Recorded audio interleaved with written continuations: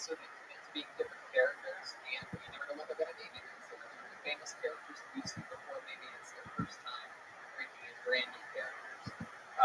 Jeremiah is not going to be with us here tonight. But you want to see him be upset.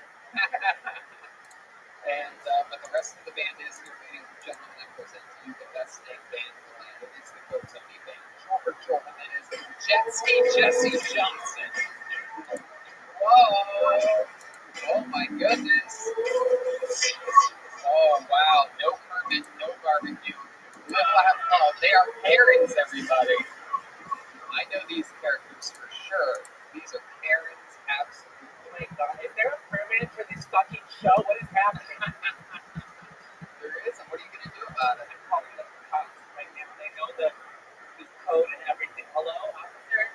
That was quick. Straight to officers. You didn't have to Yeah, I didn't know that. We have our own special phone line. Oh my goodness. So you're Karen and Bessie, right? Yeah, don't talk to them ever again. Well, who's this young lady over here then? Oh, I'm also Karen. Oh, Karen and Karen. And I'm also a cop. Oh, what are you mad about? Everything. Oh my goodness. Crotches, panties, what's the point?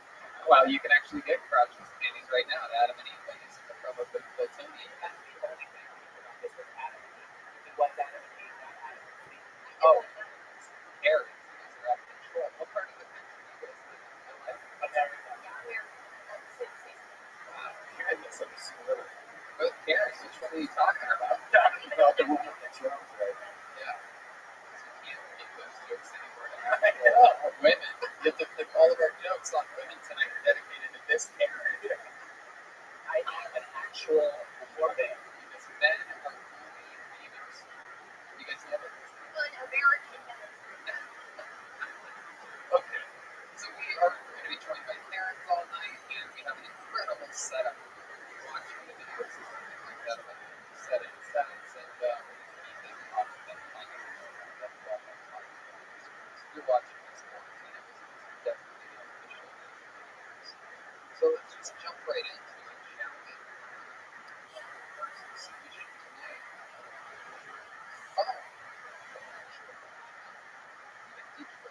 So let's just jump right into it, watching the submission.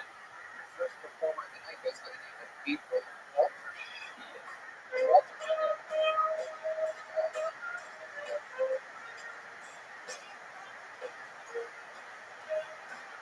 Alright, here's April ROTHSCHILD.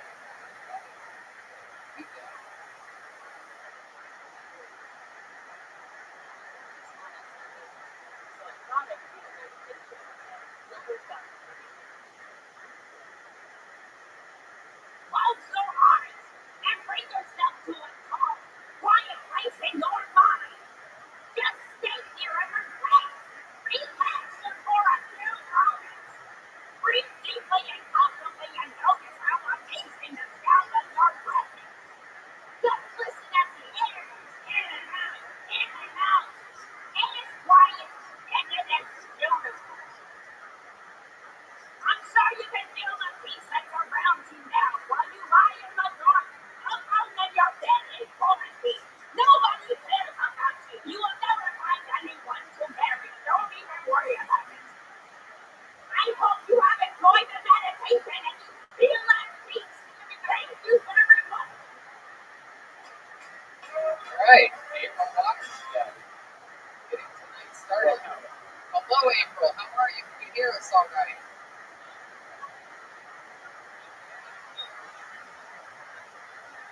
Oh, I love it. That is true. There's three of you all around us. You can find the band. Can you play the saxophone? What did you play any musical instruments, April?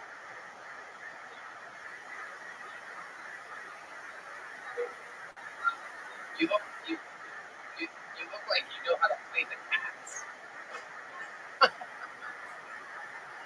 Oh, you're allergic to cats? Oh.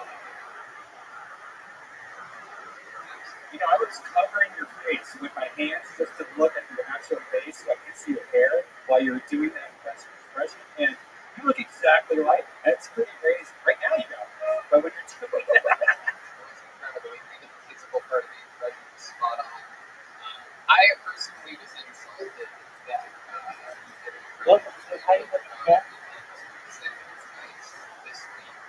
older female comedian was assaulting one of the younger men. You mean like Australia's version of him or Hungry Cat? So April, where are you? Alright, why did it shut down?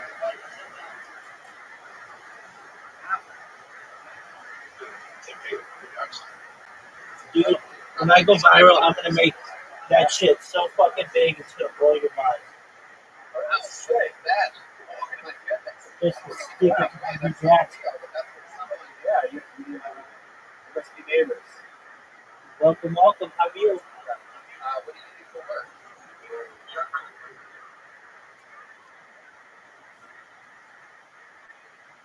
No, how did you find out about me?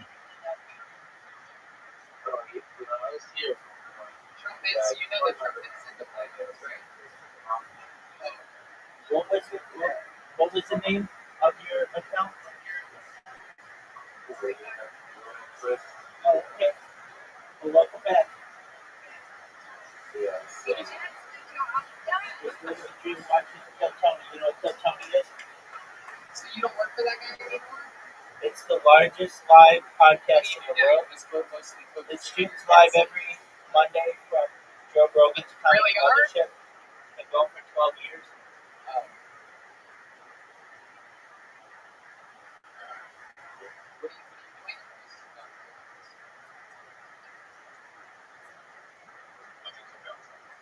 What did you find, dude?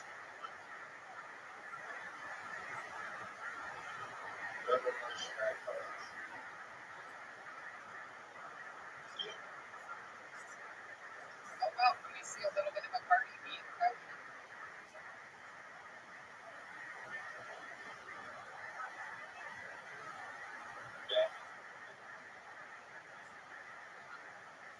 Dude, are you gonna get a Nintendo Switch 2?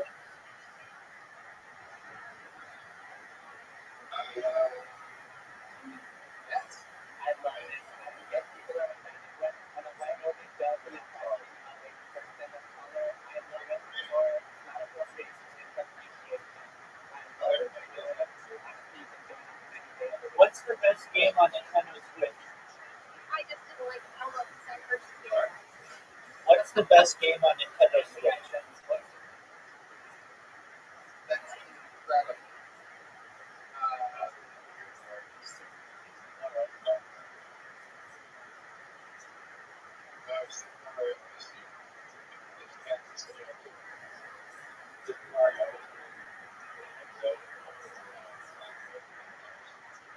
Okay.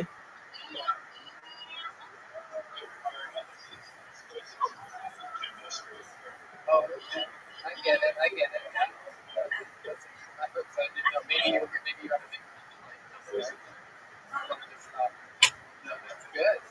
What do you like about Zelda? I'm surprised. People, I get the feeling that your fan base probably doesn't know much about Cardi B. Maybe it's under 5 and I'm quarantined and don't have food yet, so yeah, they probably are all like, they're all 6-year-old men, so they may not know. What was your last post on next door? Oh man, the last post on next door was that my vibrator actually got stolen. Somebody was seeing it. You really did that? That is true. Yeah. My friend was stolen by like a maintenance guy, like the maintenance guy's assistant. Yeah, I can say it. Stolen by him. Oh shit. But like when I first moved in, this is in Phoenix. When I first moved in, somebody stole my little TV. Somebody stole the remote to that. And I'm like, do you need it that bad? Wait, your remote to your TV was a dildo? Yeah. Yeah. Do you really think someone stole your dildo? I actually moved from that place in 99 times, so I'm pretty sure. I don't know. Well, I think we know what those two places are.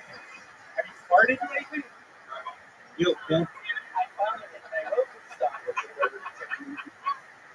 By the way, this is gonna Regular Nintendo? probably Mario Kart. So, what else have I done? Any other crazy fun facts that we would It's a good question. plan to do?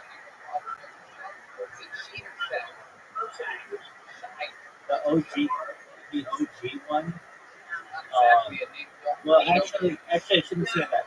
I shouldn't say that. GoldenEye is probably my favorite, or Perfect Dark.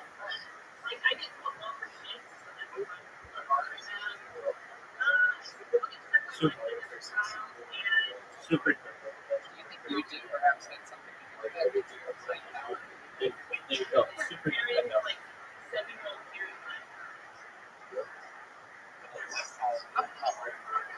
How many I was dirty with that game. people did you see get struck by lightning? But then with Nintendo 64.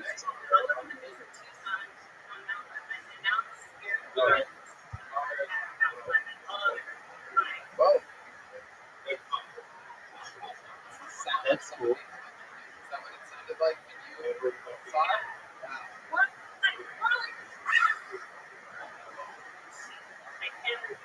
There's so much energy. That's cool. That's neat that they are putting giving you a game with the virus system. It's not the worst thing in the losing your kid.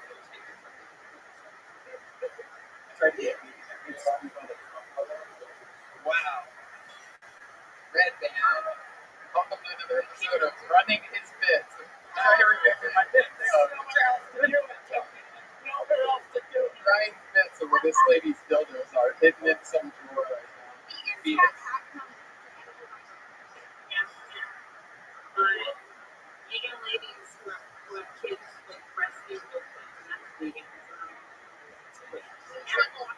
know what? I think these parents have a new thing to protest about.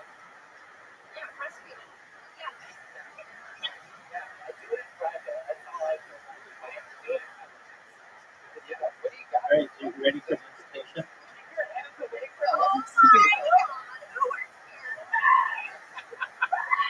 All right. Well, April, thank you so much for submitting in your fun character. And he said that maybe when you start to beat me at mini golf. I think I know somebody that'll give you a ride. Yeah. You could bring her on your motorized bike. Yeah, that's true. Dude, I don't think that's true. Thank you so much, April Walter. April O'Neil on Instagram. Or social media, but that's also something. Yeah. Yep. You know about that, Karen? What social media apps are you on? How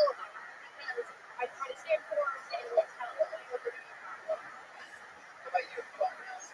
You're not up to par. You're solidly in Okay. You're the net worth of par. Okay. That's not up to par.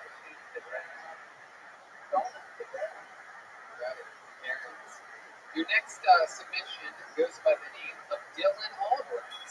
You don't own a home. You don't own a car. Watch out for the You're there good. she goes. All right, here is Dylan Albright. Okay. Whoa! Holy shit! What do She you does call Dylan it? Albright impression. What's your favorite phrase? Non-recognized profits or whatever? What's it called? Unrealized profits. You have unrealized assets.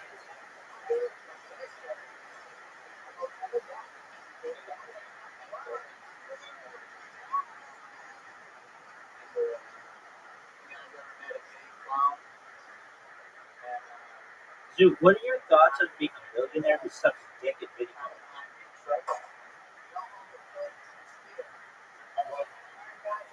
Okay. But you still suck dick at video. Are we clear on this? Actually, it's called the Phobia. Good enough. Alright, this will suck. Get there. I'll take it.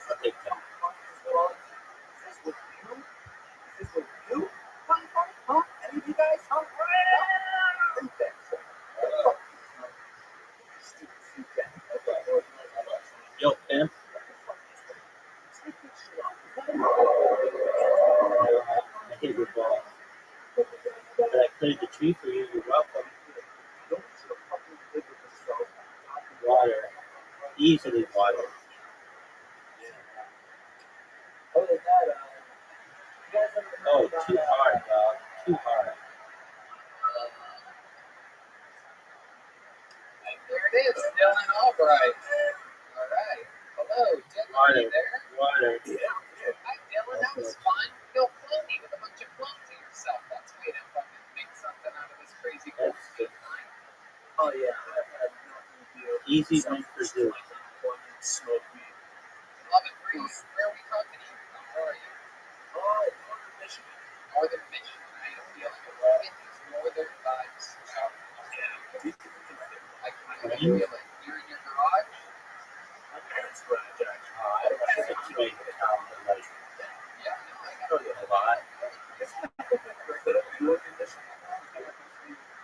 Yeah, a lot of the bedrooms they consider one bedroom. I don't know, maybe, like, do we count layovers when they change the plane?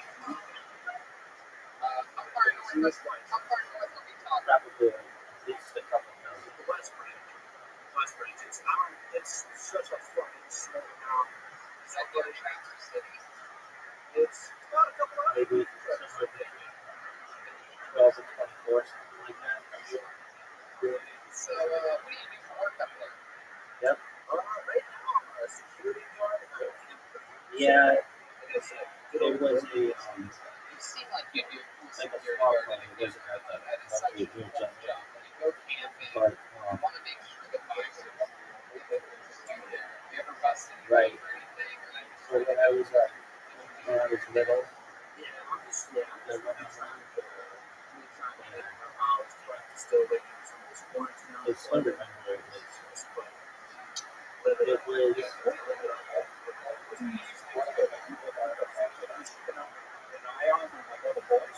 Well, there's a country. Commercial planes have procedures Are you talking about like multiple people have to check and double check. A private plane is just up to the pilot.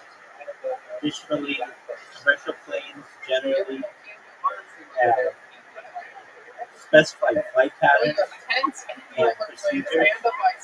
When private planes can fly basically wherever they want, and may not be as well experienced in bad weather or turbulence. There's the issue of maintenance costs. So a private plane may not be being paid as well as a commercial plane, simply due to the fact that it's very expensive and somebody may cut corners. There are many reasons, but those are just a few of them. Ways to cut shots.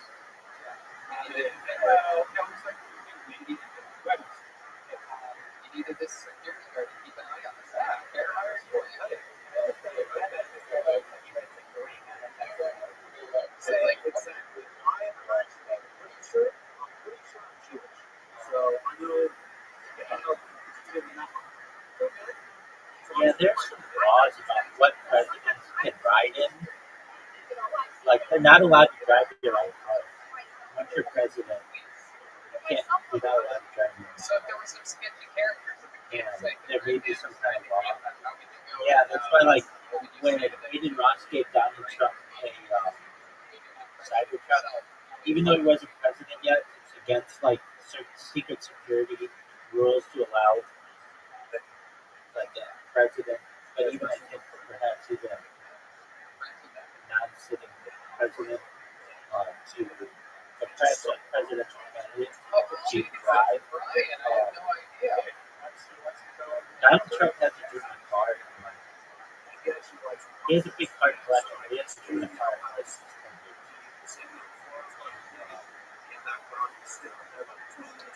I'm gonna go to the And I don't know if planes have similar law rules. I mean, It is also the president's passport. I shouldn't say that. Donald Trump has his own plane and flies it. So, yeah, they do. They fly in his private planes all the time. But his private planes are like Boeing 727. It's a big plane.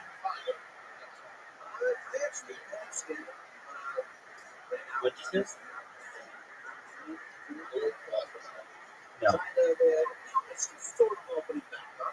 I don't know if six. Well, actually, George Herbert Walker Bush, he was a pilot.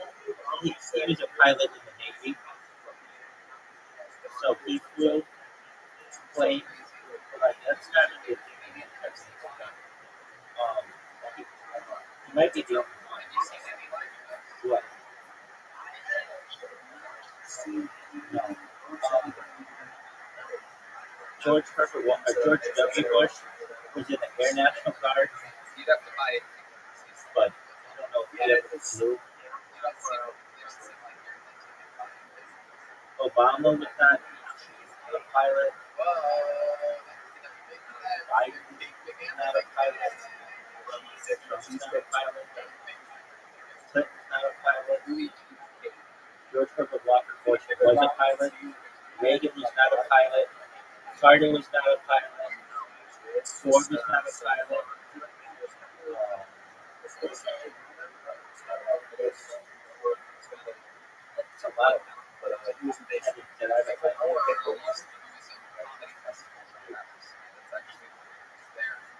That's where I got to meet. Yeah, dog. Sinbad. I like to be able to. I mean, there are a few things, but like the biggest thing that you have to do is get reelected. So you have to kiss a lot of people's asses you don't necessarily kiss. I mean, it's just probably easy.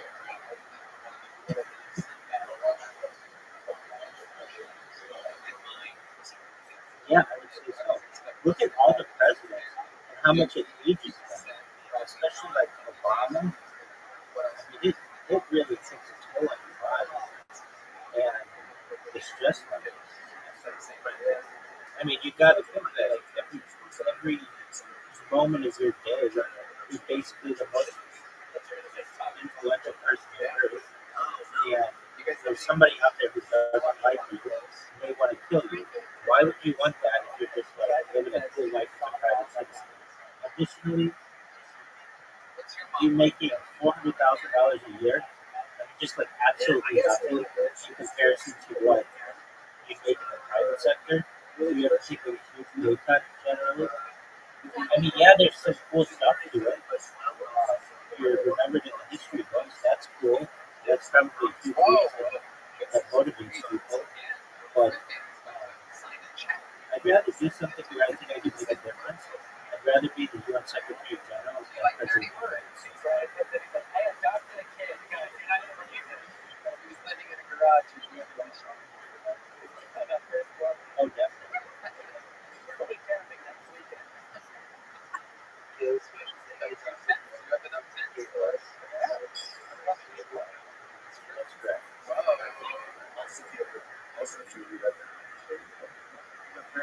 But I mean, like a lot of times they don't like it.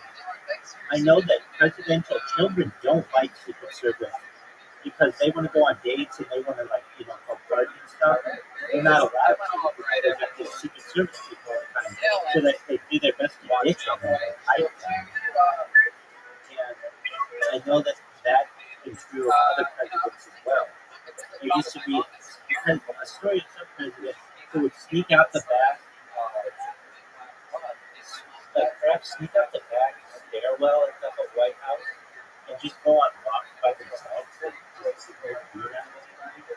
forget exactly the story now, something like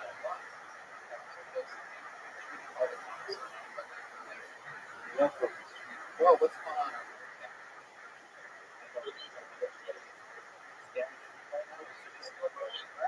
That's a difficult question to answer. I mean, I can make arguments for any president being a really good president, and I can make arguments for them being a really bad president. So, for instance, I could be like, I could say that, George Washington was our greatest president. Well, wasn't he a slave owner? Or Thomas Jefferson? Or Lincoln was such a great president. He wrote the Emancipation Proclamation, which he freed the slaves.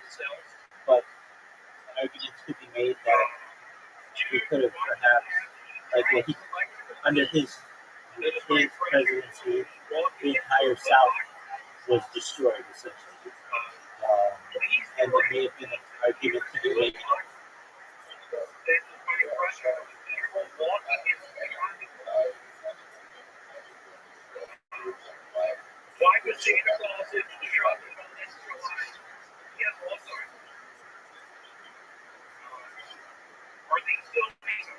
There's an argument to be made that Andrew Jackson, he shut down the United States Bank.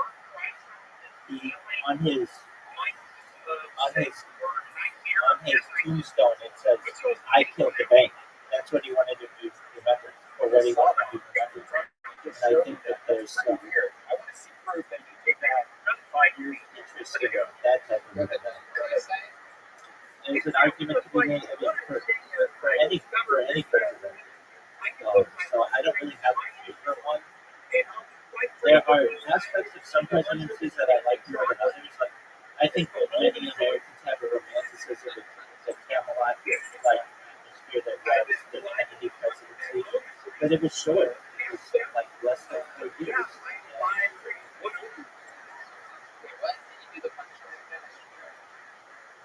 Hey, what's up, y'all? I've been eating a bunch of almond joys. No, just the Magnolia. Recently,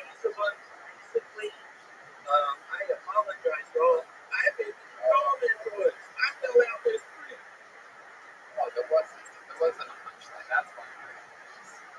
What do you mean? What is Anthony John told me? My friend, I apologize for the jokes I said last week. My YouTube page is now Instagram.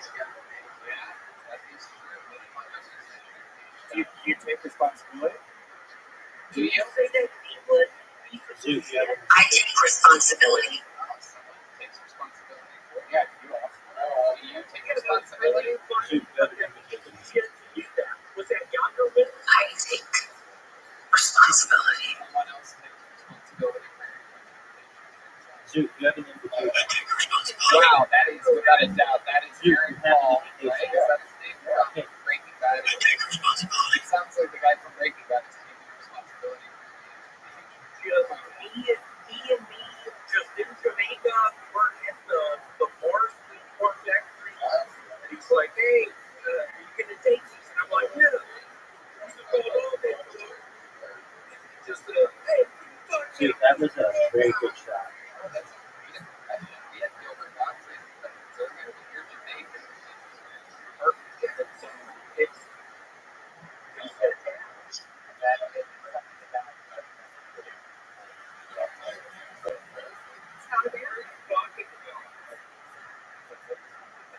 Zoot, William, where are you? Are you on the usual back porch? I totally am. And so I know I don't want to do this, but can I tell my best Jamaican joke? Absolutely. We would love to hear your best Jamaican joke. Here it is. Picture me at showtime yeah, with the mama, just the clown. I'm looking at him on the side of the curtain. I just put my hands on the log and I open up the dust. okay. The book I'm working on about an American code breaker that goes to Jamaica to crack the code. How'd you like that shot, Zoot? The biggest code Jamaica's ever seen, and You know you the love old it. guy cracked. You know you love it. The Jamaican guy taps his shoulder and he says, "And then go on to Jamaica." What up, Mr. Warriors? How are you? That last part where it sort of trickles out, is that what You ready to play some bowling? You can say that. Okay, This episode is Zoot and I are in the middle of Dominico. We'll be done in about 2 minutes. Genuine question. I can see your face just got very serious. I'm expecting a very serious That's what the plan. Balloons in my body. balloons.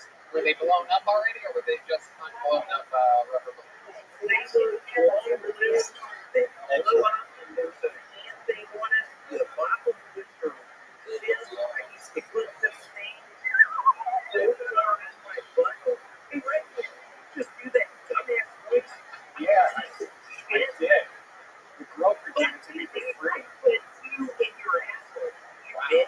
You wish you could fit two in my asshole. You can't fit two Yeah, I in wish my I could asshole. see your asshole. Yeah, you want to see it? Why don't you come over right now? Look at it. Okay, We're going to the bathroom. again, man. You guys I'm gonna spread those jeans. Clean it for me. oh yeah. Yeah, I'd love to clean it for you. Maybe you're a friend. Bring it. I would have touched your butthole. I feel like a little thing. What would a Jamaican guy say if he saw Red Hands?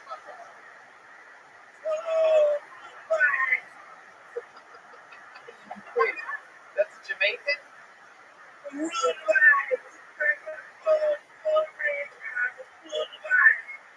You only know about the same code for Jamaicans.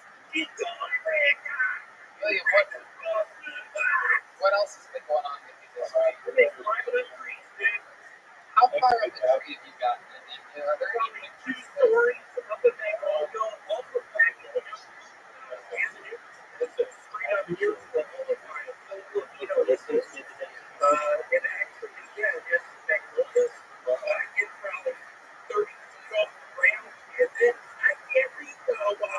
Is there a tree in the backyard that you can like put your phone down and set it down? Oh, here was that shot. Is there a tree in your back that you can climb up? Can you climb a tree right now? Can you climb a tree right now? Can you have somebody who holds the phone while you climb a tree? Because that would be podcast history, I guarantee you. But in the history of not only the show, but in the history of podcasting, no way anyone could climb a tree live. Yo, man. Yes, we climb a tree How right about now. that middle Why spot? don't we improvise these things on the show? How about So that I'm middle? asking you. How about that middle spot? Yes. No way. Oh, you're fortunate. Podcast history, ladies and gentlemen. This is like when You are fortunate. JFK was shot and they went live to whoever that newscaster guy was. Yes, it's okay. It's very exciting. You know, I got you. You know I a little got bit you. emotional here You for know a I got second, and I'm going to tell you that when this quarantine started, and us being the only podcast Oh, dude, I left it short. naturally and always organically filmed in front of a live audience, that we thought that this would be Hit our my ball. downfall. Hit And my ball. obviously, You helped here me. on the show is Thank taking you, dude. and stop without having a live audience. We can't do as edgy jokes as we would like to do because we always rationalize it on the crowd So laughing. I actually can't We approach thought it was that. our downfall, but we You and I never both give know up the and we truth. continue to strive in this business. Magical things can happen, and this right now, I don't think so. You really need in podcast history, especially is a man climbing a you're tree, pretty and far that down. man is William Montgomery.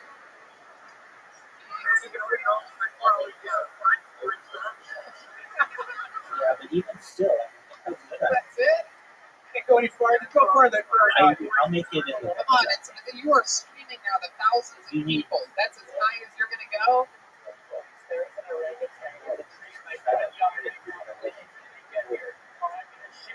You left it short. Keep going, William.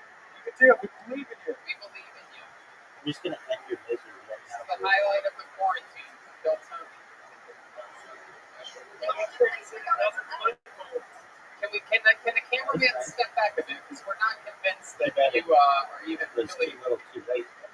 Can you get the ground in the shot, cameraman? Look at him go. It's way up there. No, it wasn't. Do you ever play bowling on here? 5 stories.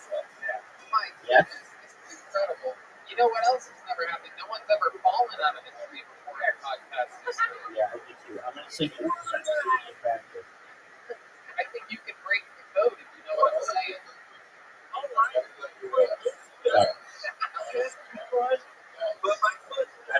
I just haven't played it then. It's like the cops was brought back. I like your ball.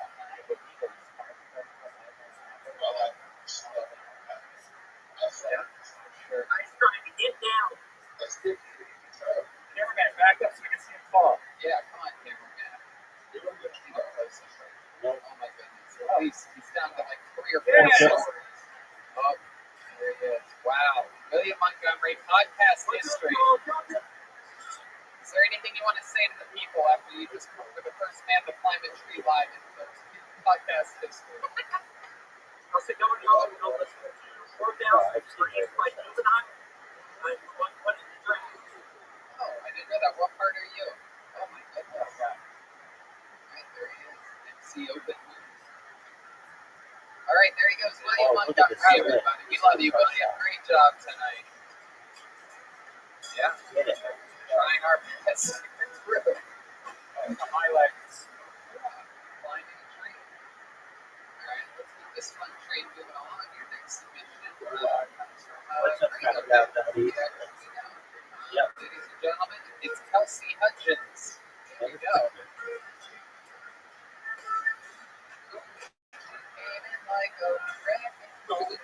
Here's Kelsey Hudgens. That's not even better. Kelsey. You can so pretty easily when you just walk with it. I'm only up on 12.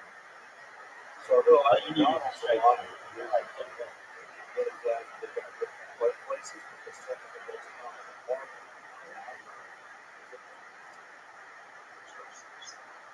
Sometimes you really nervous.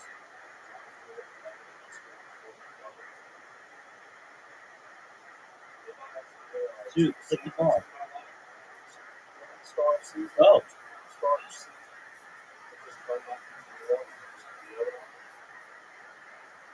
I also feel like more than a goal. yeah, what happened to you?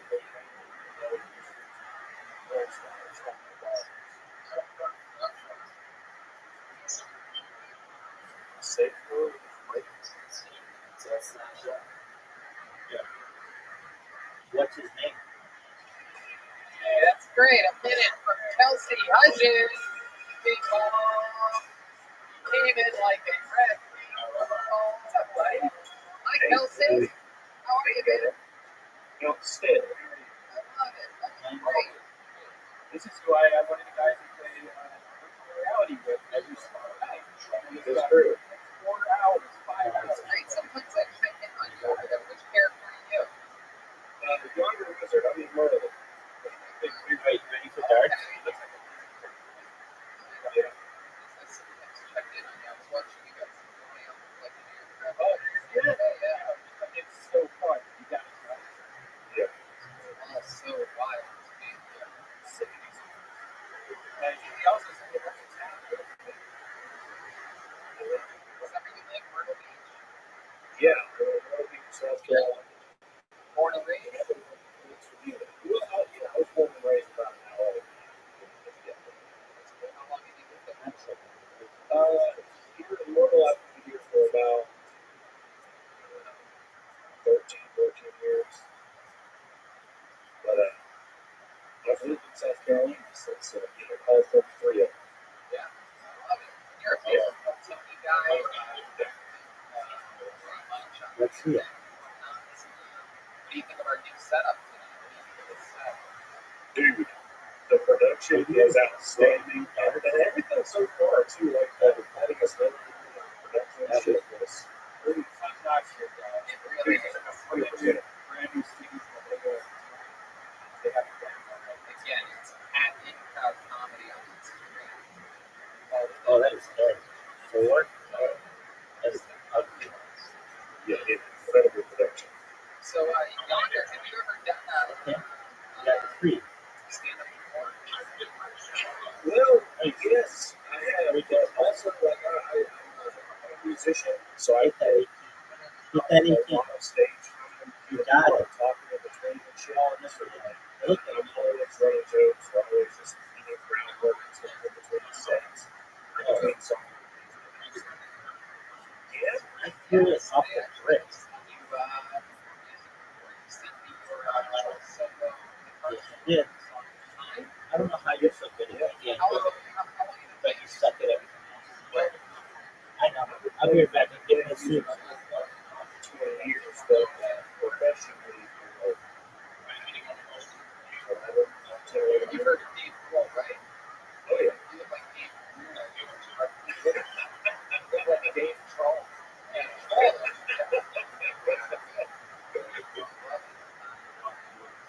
You only play guitar?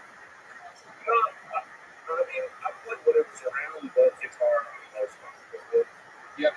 any songs or anything like that, or you want to mix it too? Not really. Most of my shit's not set. But, yeah. Your jokes were fantastic. You know, when in Ohio, I don't know if you did this often, one of these used to be a place where we was on vacation. That was like our Florida. Even when we drive down to Florida, California, we just drive down the beach. Every single year, we got 3 other Italian families that just had a food party. Awesome. They had the yachtsman. Yeah, they say Florida is the poor man's California, and Myrtle Beach is the poor man's Florida. Yeah, it's affectionately known as Murder Beach amongst the local because there's like a shooting every other day. It's getting wonderful in Chicago. I never recognized that as a dangerous place. It's per capita dangerous too, like where its numbers actually raising up, or are they just complaining that it's per capita? It's still their parents that make it worse. Yeah, a lot of Yelp reviews. They're not great. As far as like city limits and stuff. I was gonna watch I'm like 11 miles. I'm in Survivor. right next to me. So I'm with yeah. There's always something. What else do you do for fun when you're not playing music? I have a podcast and I do obviously record music and stuff What like do you that. talk about on your podcast? Yeah, my friend here, we kind of things always out. So you just interview people, or you ever have any solo ones or anything like that? Yeah. It's hard that I quit drinking about I was a bad alcoholic because of being in Myrtle Beach. But I quit drinking about 4 years ago in some months, and I actually picked up 3 bags of cocaine after I quit drinking. And stopped doing all that shit. Sobered up for sure about 3 years ago. I had to feel something with that. So I just started turning the camera on, mostly talking to my friends, but then it was hard to get people to commit to show it never. So I would just talk to myself. And I use it as like therapy, honestly. Personal therapy. It's just really talking about the problem and shit. So that's what it became. Helping find anxiety and shit. I just really pushed off the chest too bad. I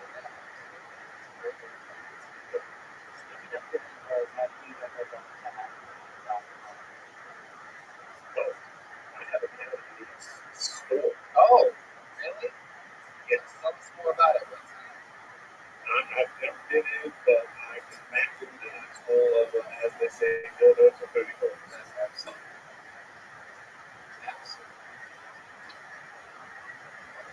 Is the McDouble your actual go-to? Because I found that interesting. Very rarely do I hear people bring up the McDouble, but the few times that I've been to McDonald's as a kid, I represent what I want to do.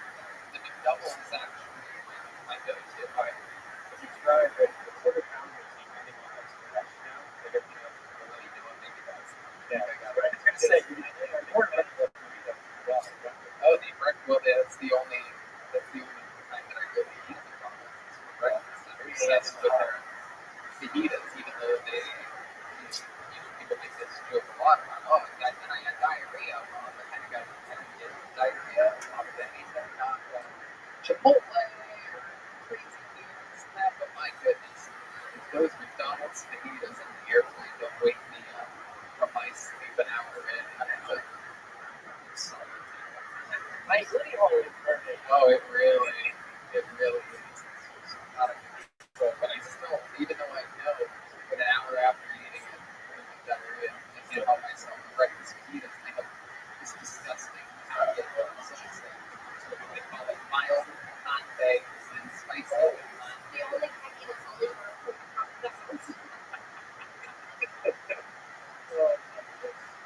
So you said that with pain in your nose at one point, and now you have cornstarch on your balls. Why do you have cornstarch on your balls?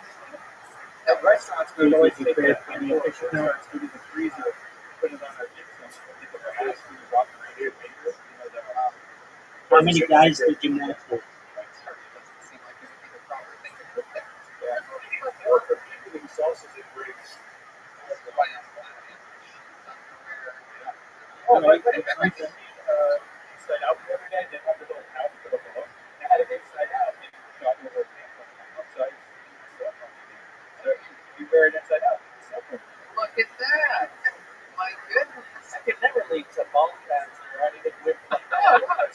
Wi-Fi just Dude, are you on Hinge? I put my phone in my front pocket of my sheets, and I put my earbuds on my asshole, and Right. My nuts have never been bigger. I think it's like Tinder. I love it. Yonder, you seem like a I smart think guy. it's like Tinder. Conspiracy theories or anything wacky about life you can share with us? And Believe in anything weird? frankly, I think a lot of people meet on the reason why I say that, a lot of people on Kill Tony, they meet on the big, like they ask these people how they always meet their girlfriends or boyfriends. And the biggest one is Tinder. Bumble is probably second or third, tied with Hinge. Hinge is pretty big. Then there are people who do plenty of fish. Have you ever looking at someone And then- like far away and then they get struck by lightning? There are a couple others. They look like Match.com and eHarmony. But those are kind of, I don't know if those are for what you're looking at. And then there are like specific ones like Garden Zone. Good question, Aaron. All right, so then why don't you just go to a brothel?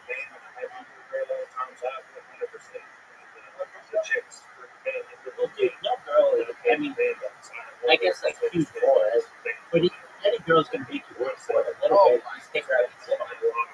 What's the name of your band? Excellent. Corn All righty, Miss Aquarius is ready. Dude, are you ready?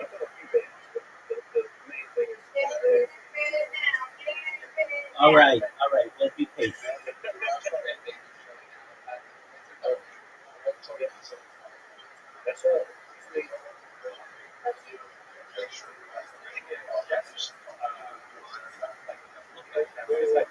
So, if you'd like to play, download an app called Plato, Plato. It's available on the App Store. Is that right? All right, Mr. Bird. Plato,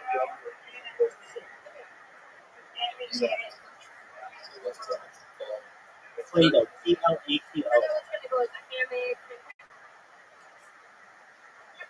It takes like 2 minutes to sign up. We'll get you in on the next round, which will be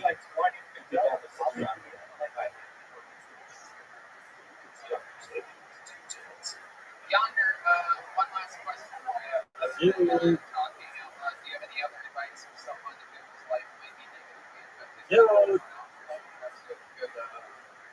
Dude, Mr. Aquarius' time is valuable. Quit at whatever game you're playing. There you go.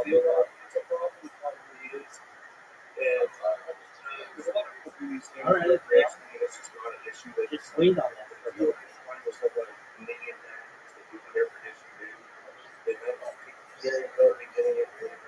What are you doing? You respect a lot of good things that fall in place for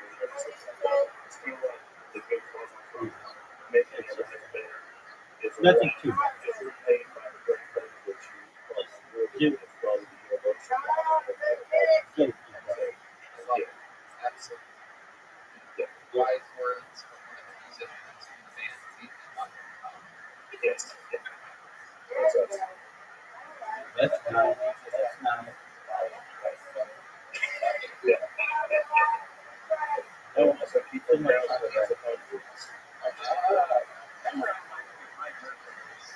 Yeah, he's like Okay, Ryan. even still, that's a good.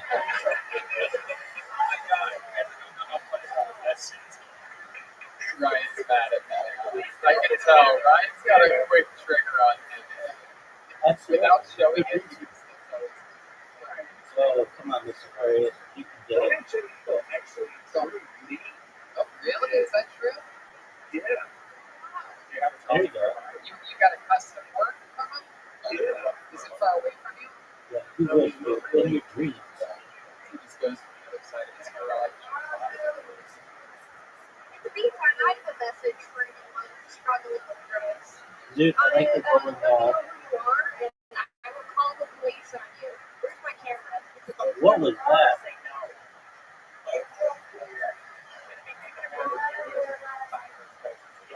Get it. He's got the guitar. chocolate one. I'm not good at the chocolate one. Oh, that's awesome. Real Brian J. Ebel. Oh, that was That is terrible. so cool. That is incredible. So you keep it in your and you got it. Oh, that's tough for me. It's totally tough.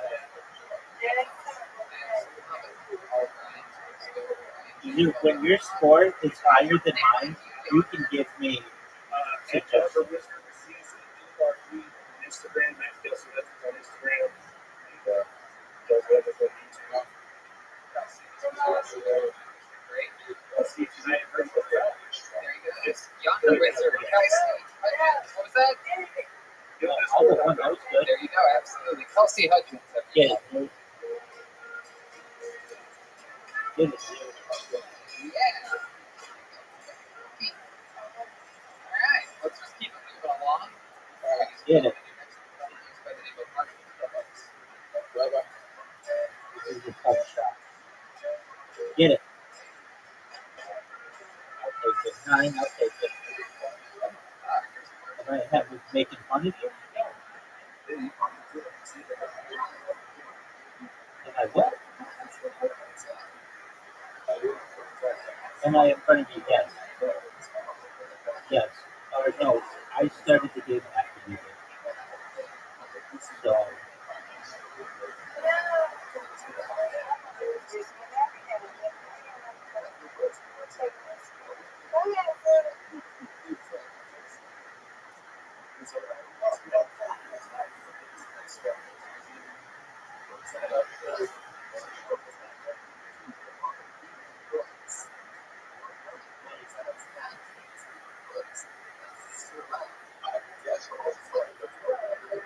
come on. That's what I'm talking about.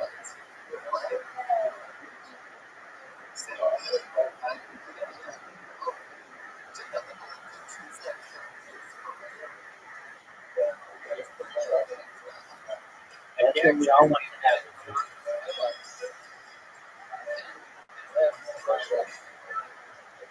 Hi, Martin. How are you?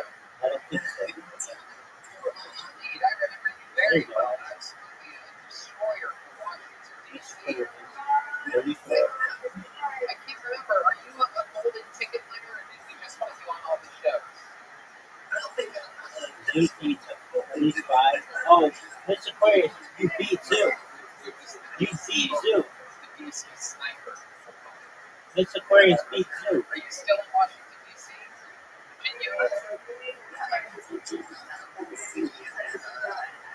Virginia? We did. We practiced one round before this. I did do that. All right, there we go. All right. Okay. Is that far from Myrtle Beach?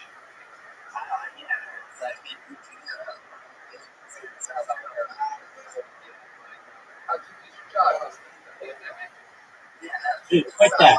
Dude, we're waiting on you. Come on, dude. That is excellent. Dude. Dude, no one's going to like you. You should put in your biography, I take too long to play video games.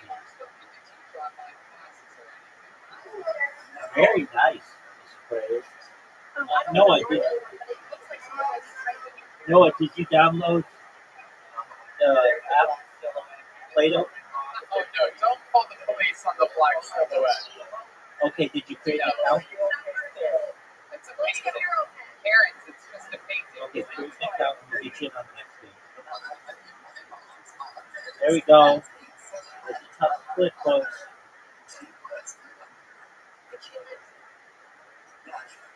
Yeah. Only one? Garbage.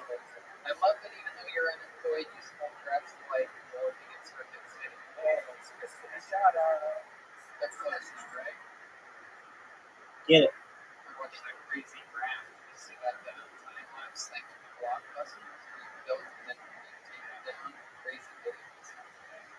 Get it. Were you a big blockbuster guy back in the day?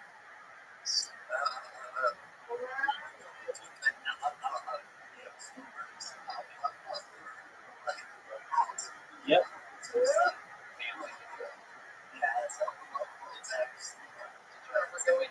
you ever go into the Newbie part of that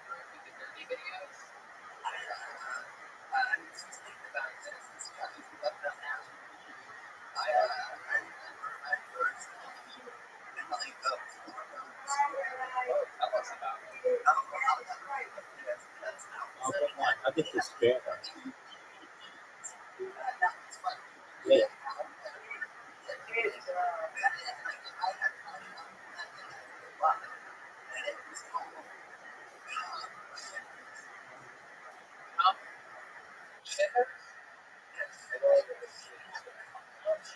Some shitters. Was it spelled C-U-N? It was spelled C-U-N? No, it's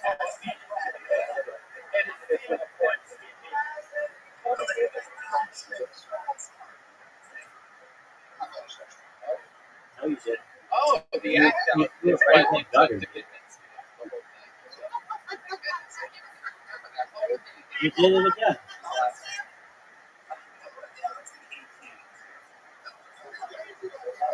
That's not what I wanted.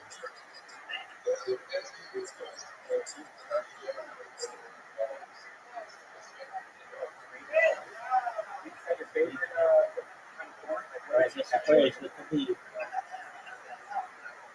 Yeah,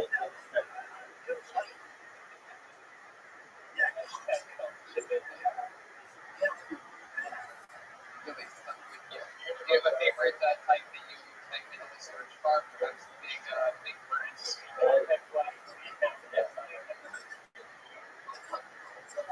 Oh, milks.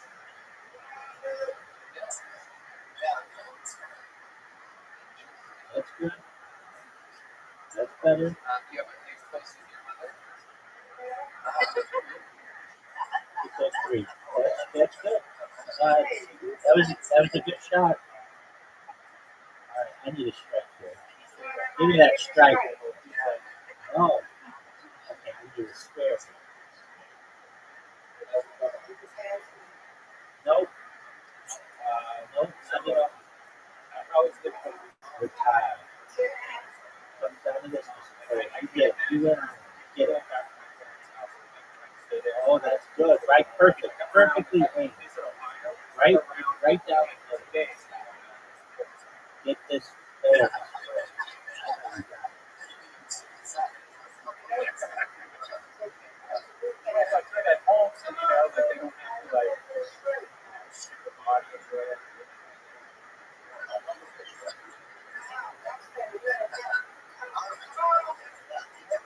Dude, I don't know where you gotta be, but you gotta be fast. Dude, quit with your game card.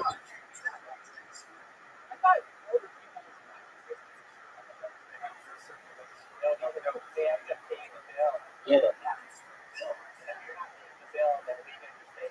It all comes down to this. No, I didn't. I need to get one of these. I need to get one of them. No, we tied. Good job, Mr. Good job. You win on it. You win on it. Noah, did you download? Did you download Play-Doh, Noah?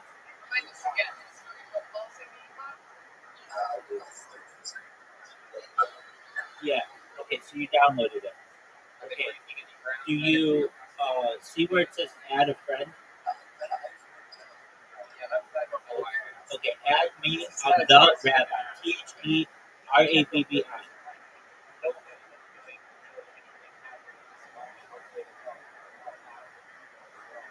Excellent. You are Poof Brand. Is that correct? Okay, excellent. Okay, I'm going to send you an invite along with Mr. Curtis and you. Mr. You. Aquarius. Poof Brand. All right, you all should have invitations. No, all you do is just like fire up. Dude, come on, man. Dude, then I just want to send you an invitation. Nobody is here for your dating app. We're here to play bowling. Yeah, absolutely. Dude, come on, man.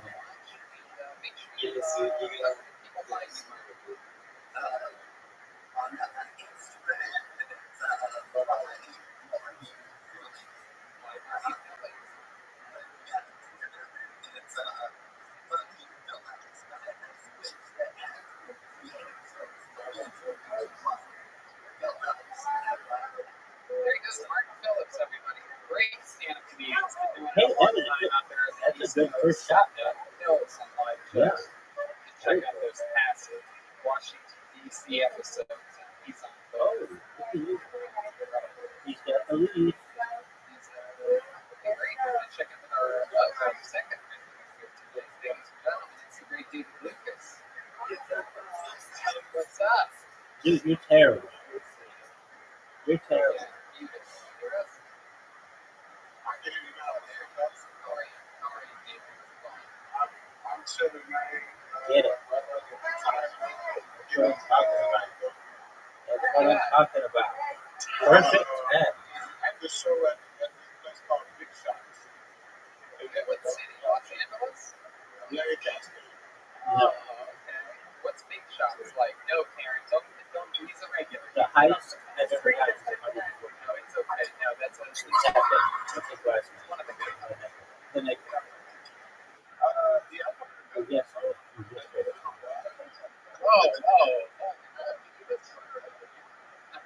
Okay.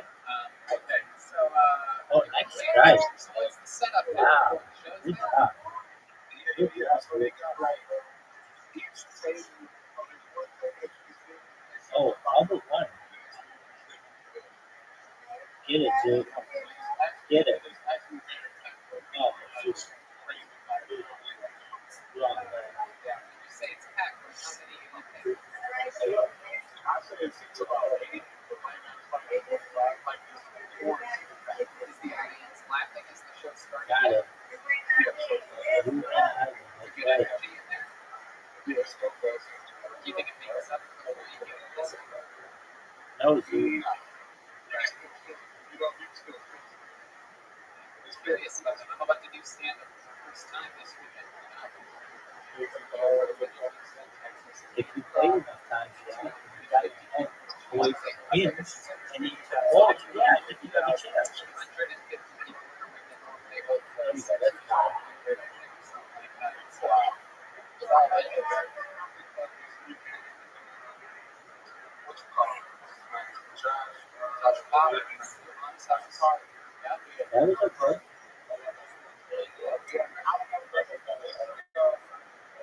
Okay. Well, then do it. Then do it. Let's see you do it, dude. I've said that before. Oh, yeah. Strike every time. Good job. Disclaimer where it's, really a silly guy. Michael has an amazing history of There you go. That's better. and all that, and you are stand-up really changed lives. I mean, really do tours, but you really singularly focus in on the audience, Wow. they're giving 49.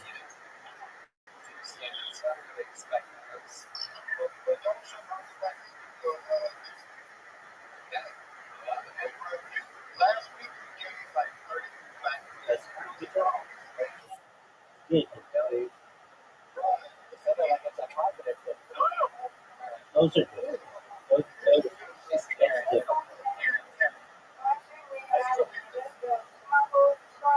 Get it. First game, he's got the second base. Approaching the lead. David, you've been traveling a lot this week. Where were you?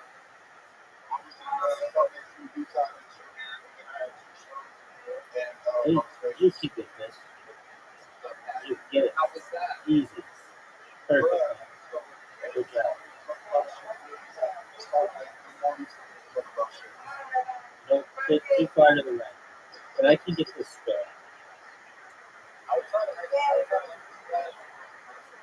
There we go. Was it your first time dealing with Mormons? They're pretty fun, aren't All right, Mr. Cornelius. You get it, man. Oh, one, that's good.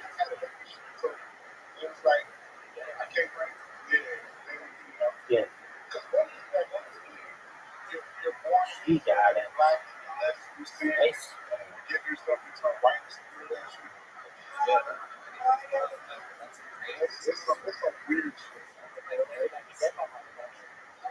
Oh, that's good. Extra 8. I take second place right now. A lot of fun. Marshmallows. Oh boy, he might win.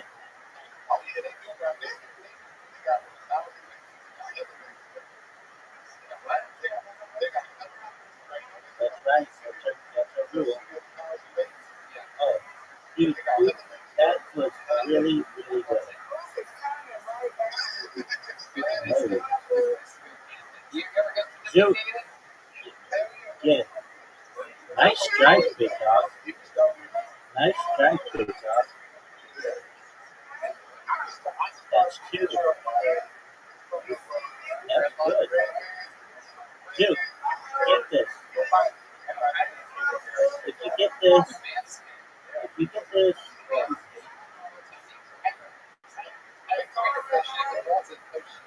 get it. Oh, this is a tough takeover. I'm very upset about this. We got it. All right, friend. They took away the land of Sending lakes, it out again. the nice Native American girl who was always in front of my daughter. They We've took away got Aunt Jemima. Uncle Ben. that's it. Uncle Ben is gone. Excellent. We got Why don't you is gone. get a perfect game? Ooh, we sent you an invite. Did you get it? Oh, the Karens do, it turns out. That's the weird side. White Sox. Tell me about the picture.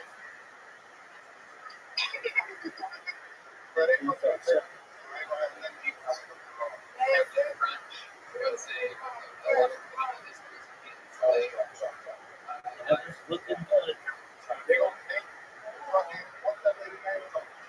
What's he doing? That's a good shot.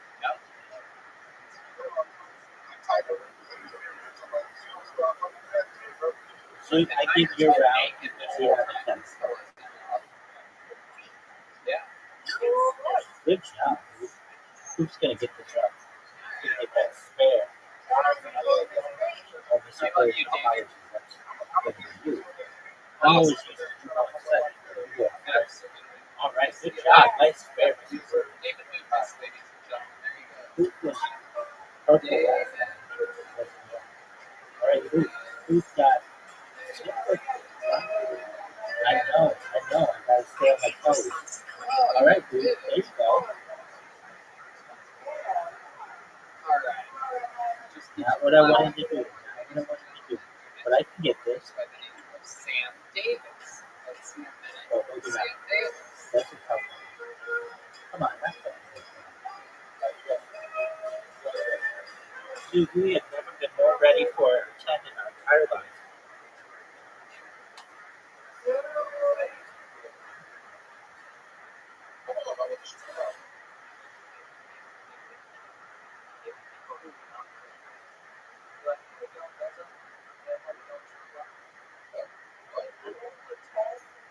Here we go.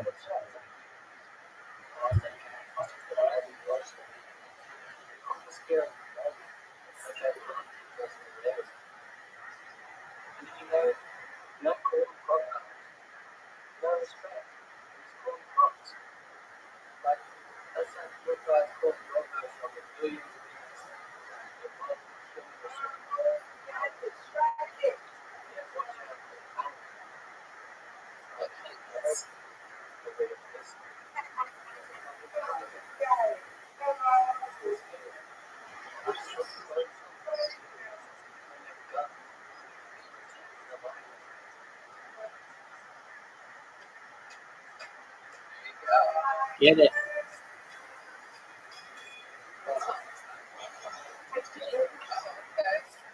All right, Sam Davis, all the way from Australia. Get it. Hello, absolutely. We can't. It's here, Carpety, right behind you. What do you see there? What is that? A baseball cap? Oh, it's Bob Marley. No, Karen, don't worry. It's a Bob Marley. You're screaming this call, you're freaking me out. Did you know that was behind you? Yeah. In that case, stay where you came. Yes, I do. A lot of hats on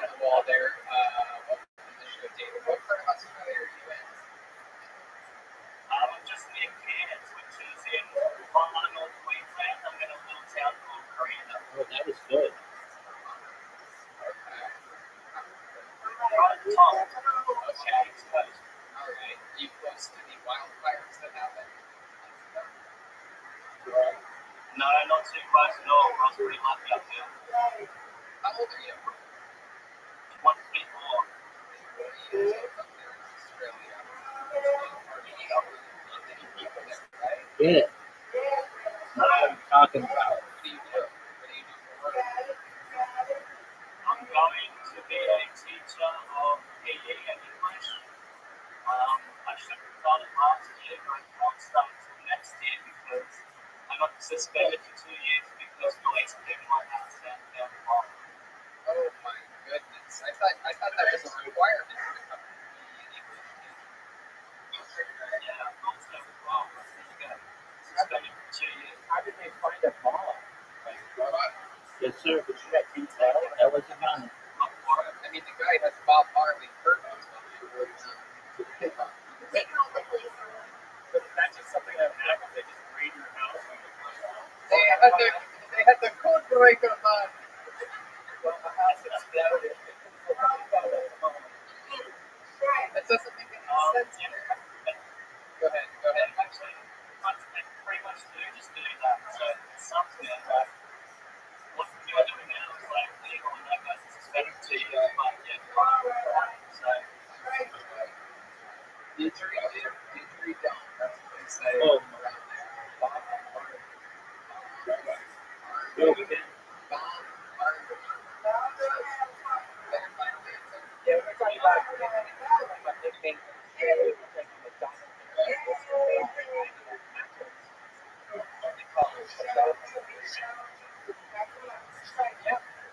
They call it macros. What do you get from macros? Fillet. Have you ever tried the fillet of fish? That's what they say. Fillet of fish. What was the big Burger King that they have that looks exactly like Burger King that's supposed to be? What is that called? What's your burger place with the Hungry Jacks? It's so weird. It looks identical to Burger King. Yeah, you have to be starving to death to want to eat it. It's literally be like you have to walk through a desert to be hungry enough to eat it. Wow. Miss Aquarius, you're doing so well. Right. What do you like doing? Suspended, never again, never Big time. If Red Man was one of your There you go. Miss Aquarius will protect me. Get it.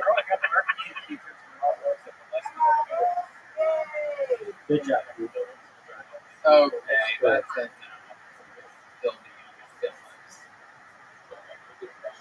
I appreciate that. Thank you. So interesting because like nowadays. Next page. Oh, I'm gonna get you.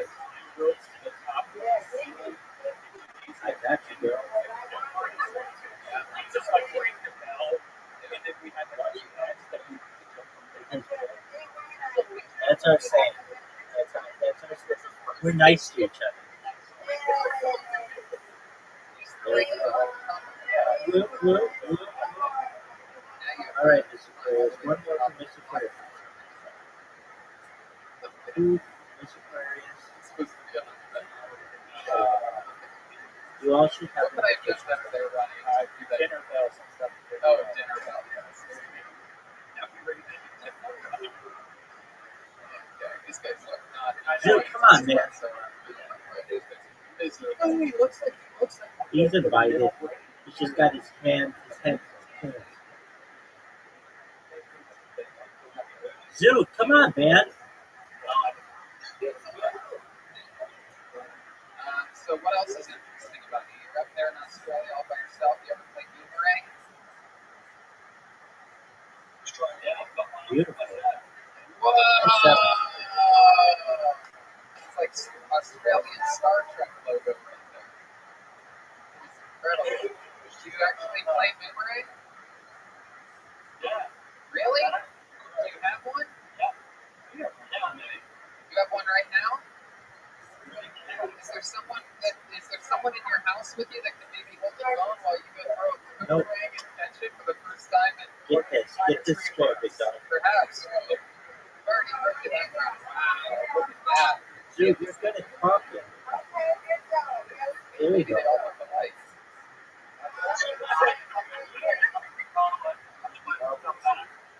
Just like a cow. What? Get it. Oh, you can't do it around your neighborhood?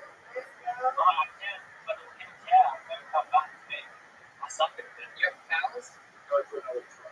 Yeah, get it.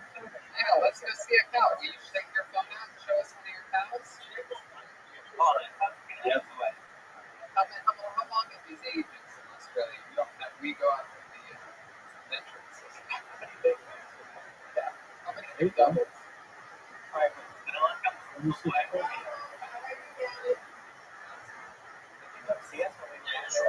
Oh, that was looking good. That was right down the way.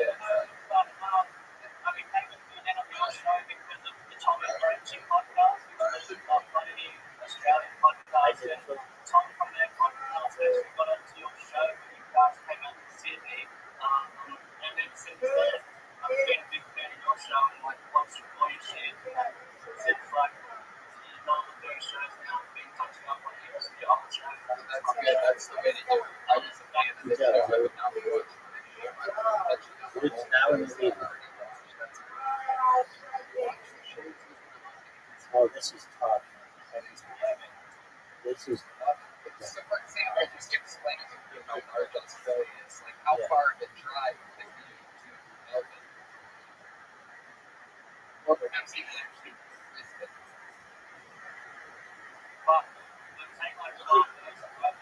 see, Mind you, it's Brisbane. not over till it's over. How long would it take you to get to Melbourne?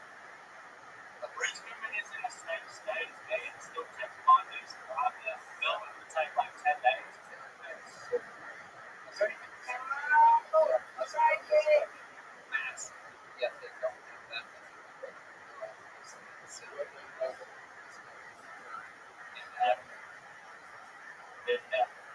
You're good to the United States. That is so. Nice job. Nice job.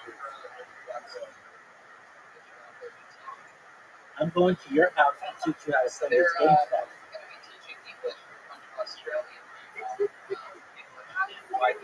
Good job, Zoo. Good job, Zoo. Are you excited about that? Do you have any tips or anything that you're going to be teaching your kids? Get it.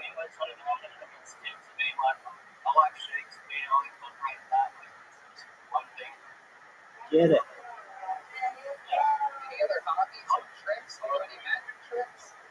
Oh, I'm going to come back. Do you have any like special talents that you can show us? Do you juggle or anything like that? You're a fucking team. You have a boomerang, you have an out that reaches away. Not hitting the other things.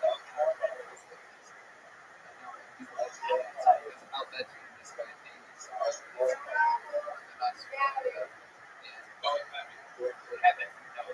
it's very Wolverine. Nice job, Zoo.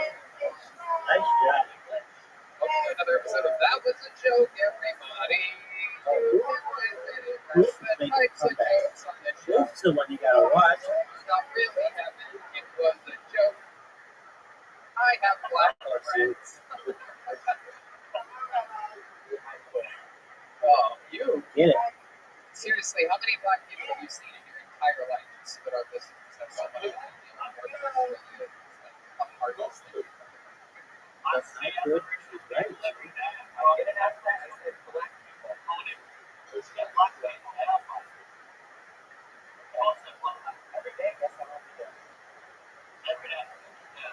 Are they really Beautiful shot. black? Like, are they like the same color as, are they more Native American color? They're sort of different everywhere. The Aboriginals that I saw here in Oh, Brisbane, beautiful. Who's is gonna come in second, maybe? like, You might win. You might win. We'll see. We'll see. Good job. Good job. Yes.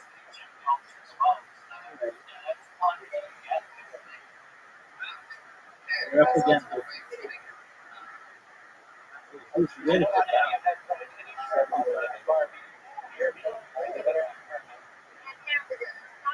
Oh, there you go, see?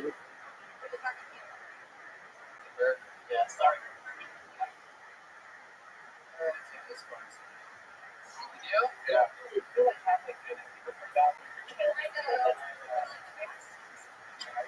Get it. One. Well, Sam, two things. I'm taking Tell you, home the thank you so gold. much for submitting. That's two. I love it. And make sure that you download this film. I did. I got what I Cars that are behind you. did. It. The broken boards that I'm talking about. 91. We won again, Mr. Birds.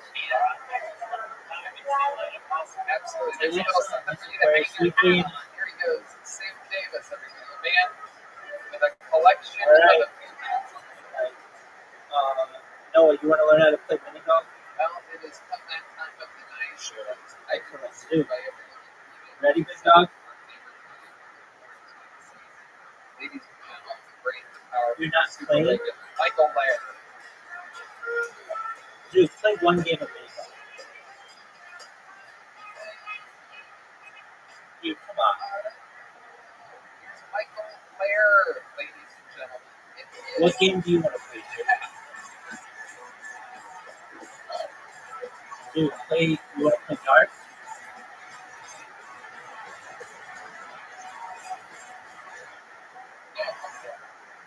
Alright, well, no, we'll take a break then. You did really well, my friend. Thank you for playing. You did very well.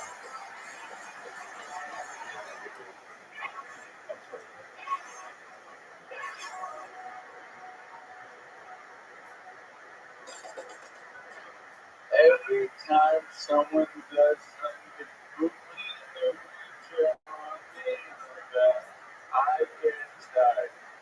I know it's tired in mine every time I see someone get their next done. My friends won't listen because I'm not tired. I'm going to do, but that's okay. They send me signals by liking my posts. A heart from Denver, a heart from Darnell. That comes with two hearts. Texas and love, so Texas is on the ball. Now I want to fight. All the time getting away from my boots.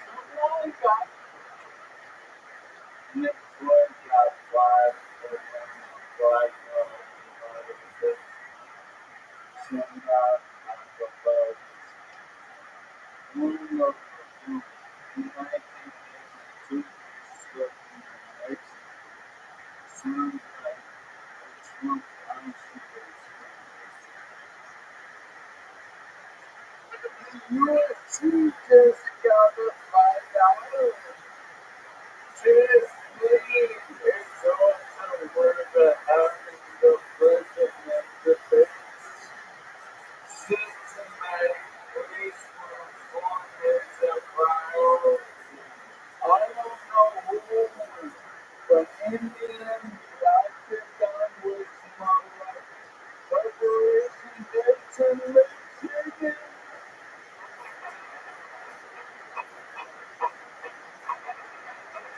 That's right. MichaelBearComedy.com. Another episode of Weakness. He used a lot of trigger on this. This is absolutely. Here he is. We're joined by the great Michael Laird. Looks like you have another friend in one of your wheelchairs. Yeah, my nose. We got another singer here. Oh, heck yeah.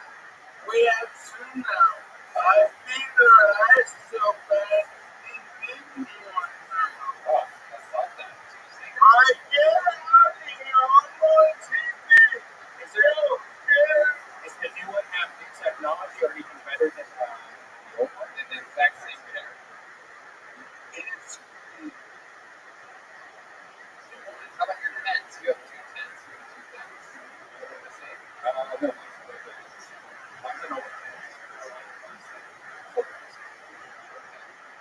Oh yeah, Michael there, that was an amazing performance. You think this spot coming off an incredible performance last week with the debut album of Ryan Bedman.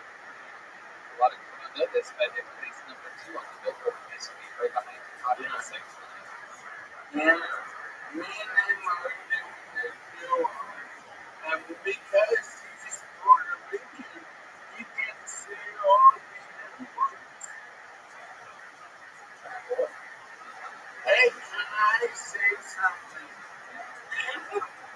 Beautiful studio and the close-up on Joker and Jesse, they look like shots from a Broadway production of Grey Garden.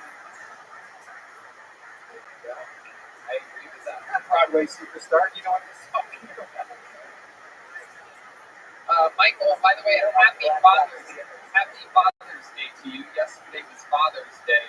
You got a little bit mad. You tweeted out on social media that no one from the cast of Tony wished you a Father's Day. Well, no one did, including my son. I go, hey, Colin, what's the deal? He goes, you weren't there most of my life, so I'll meet you halfway. And he goes, happy car. And I go, all right, well, then you'll meet my son. And he's like, oh, that's fine. Welcome, how are you? So, and now he never seen me again. Oh my goodness, what a wild ending there at the end. I did not see that comment. It was an ending kind of like Well, we're talking about things that you put a lot out on social media about lately. One of the things that I also noticed we were talking about Louis J. Gomez silencing you. Yeah, I'm You never know. working on showcases like for only industry as me. It's like the hottest singer as me, right? Absolutely. And I look at my bio online, young Jamie, can you put that on my bio? Alright, now I'm fucking walking in that picture for starters. And two, that bio makes no mention of the lawyer guy and his gift of guitar. It's like Louis J. It's antagonizing. Who the fuck is that guy in that picture? I know people are going to be shocked if they buy a ticket for that guy and you show up. That's for sure. That's no doubt about it. Or they can just put a picture of Working something. with business and you don't find money. That's true. Louis J. famously hates money. Speaking of money, what have you done America's Got Talent yet? What's going on with that? No, I got the email that I didn't. Here's the deal. They put me in a room.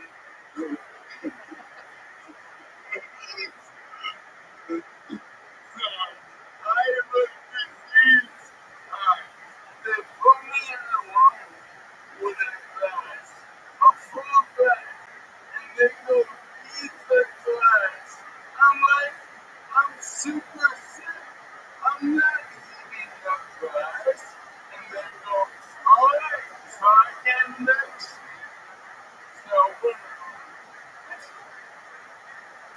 Goodness gracious. Now I see why you laughed when I originally answered the question. Oh, by the way, the Jersey trip was, you're on Netflix, is new show, the Floor's Lava.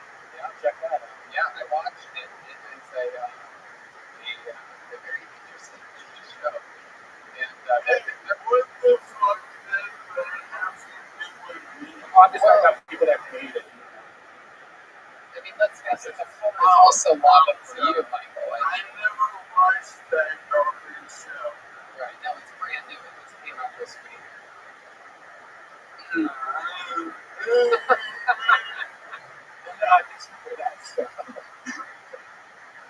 You've been getting a lot of heat lately because of that gun video last week, huh? Yeah, get this. I've been in comedy for 20 years, and that gun video, by far, my most viewed thing ever. So my point is, to all you dreamers, give up. Is there any updates? Do you know for sure if he got arrested or if anything for sure happened? You should send that video to the news. It'd be fun to see that. Yeah, I mean, I don't know. I'm melting, so I just got back to God. But thank you, Rabbi. Thank you. I'll try to provide you with more entertainment. Thank you. What else is going on? It's fucking God. I mean, you material destroyed Filipino town, and that man is like, I want to feel another police chase. Right. Yep. So what else is going on this week, Michael? Anything else crazy happening? Yeah, well, my fans have been sending me Tommy Hilfiger line of adaptive books for the disabled, and it's incredible. And I'd like to show you the underwear. Oh, we would love to see that. Are they tearaways? Did you spray photos? Why are you asking? You're about to find out. Okay, that's right. 1 second. Absolutely. Tilt that camera down. I know what to do. Tell me. Calling my nurse. Everyone leave me alone. It's so defensive for a guy that's about to rip his underwear off. Hey, first off, you see that? Oh, the great William Montgomery shirt from Brian Jenkins. I only wear two designers, Tommy and Ethos. That's right. Absolutely. That is a beautiful William Montgomery t-shirt. Fuck your fucking inside, bro. Alright, here we go. Let's see these fucking disabled people underwear for the first time live on Phil Tony. This is another first. I'm wearing two underwear. I'm obviously not going to show my feet. Okay, are they both disabled underwear? Because I don't think those two should be that close to each other. No, one is wearing the other. So here we go. This is our first time seeing disabled underwear in the history of Phil Tony. You thought climbing a tree was crazy. Whoa, what is happening? Okay, we don't really need music for this. Wow. Those seem like regular underwear. Oh, yeah. Oh, shit. From disabled to disabled. Am I right, people? Wait, does that say, oh, Declan. I'm a big fan of Declan. Oh, Karen, no. Oh, my goodness gracious. That is incredible. So, wow. Why doesn't that underwear? Yeah, that's what it needs. You can just feel the breeze on a windy day. Open that thing up. It's like Alright. those are the underwear that come if you buy Louis C.K.'s newest album. Oh, great idea. How great was today's episode? You think so? I do. Really? Yeah. I watched all of it. It was fantastic. And I know Yonder was online, and he's a fucking great stand-up. That was so awesome. Hey, can I do 2 mom jokes? Absolutely. We would love to hear your mom jokes. Well, this is from my nursing mom, Wilma, and she gave me this joke. What do you call 2 apples? A pear. And here's an even better one. From Paula in Buffalo, New York. If 2 people argue, is it still abuse? We should all ask our moms. It's waiting to see. We should all ask our moms if we think the mom joke and one of our moms to read it. And then they'll all tune into one and see each other. Yeah, those underwear are crazy. Talk about shut the front door. You know what I'm talking about? They're expensive, so, low taste. Wait, what does that mean? You snort it? You snort? No, it means like money, honey. Yeah, that's great. I still, we're both, we represent. Right, yeah, you got Joel stick wouldn't even fit through that hole. He would use No, it. no. He would use it. He would wear it backwards. Can you imagine how big of a ticket it would be if people did the naked roast? Oh, yeah. You know they do a thing called the naked roast, Michael, where the judges come out naked and 2 people come out naked. And Joel literally became famous at last year's Skank Fest. Nobody knew who he was. It was like the first night or the second night.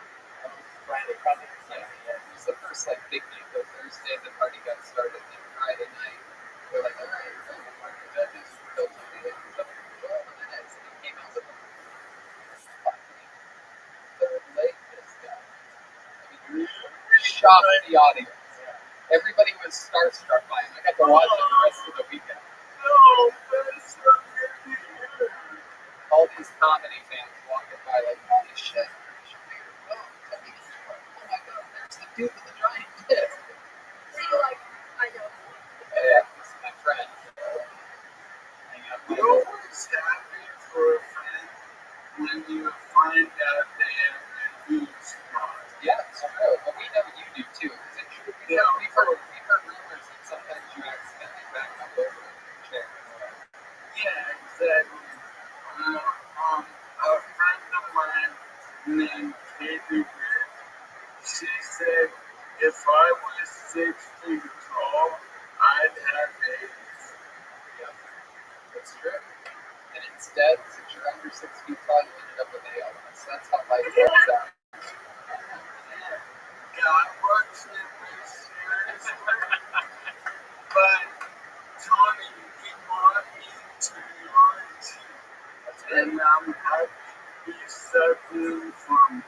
That's absolutely true. And, you know, the door here is always, much like the front of your disabled underwear, the door is always open for you, Michael. Thank you, thank you. And when you want your wife back, come over. Okay, perfect. Yes, Michael's been babysitting my wife. All right, Michael. Well, so much fun, amazing times. I love doing Dave Thompson. Love doing Dave. I fucking love those guys. You know, it did make him yourself that I talk to you all the time. Just love all. Michael, you are undeniably loved by absolutely everybody.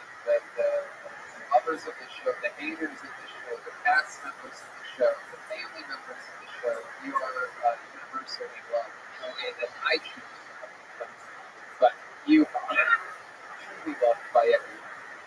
Your love is the life of the Absolutely correct. Definitely. That's why I'm switching out my sheets for some disabled animals. I'm gonna try baby slippers. You know, like you could really get back. Yeah. No, I can't even do those. Well, I fucking love you, buddy, and we'll see you next week. Seriously, great fucking episode, guys. Thank you. The great Michael Lair, ladies and gentlemen. There he goes. Michael Lair. When you get away, it's unfair. Hey! Of the cross-eyed bear that you gave to me, you ought to know. See, I don't even mind. Like, it's like that's the singers seem hours longer when it's the sex. All right, there. Relax. That's just nice. Mellow. Whoa. I know that's coming to do with the voting here in November update. Sure, thanks. Oh, you're welcome, Mr. President.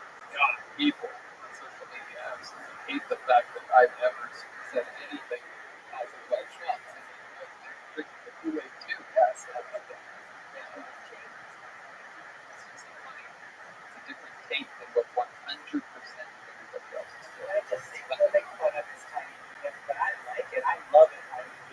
I'm so attracted to it. Are you talking about Trump? Tiny little baby. What are you talking about?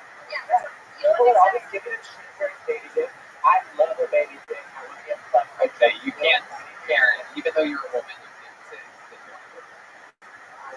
My body, my choice. You have a special, you have a, what? It's true. It is not the week to be saying baby dick. There have been enough comedians that have gotten in trouble.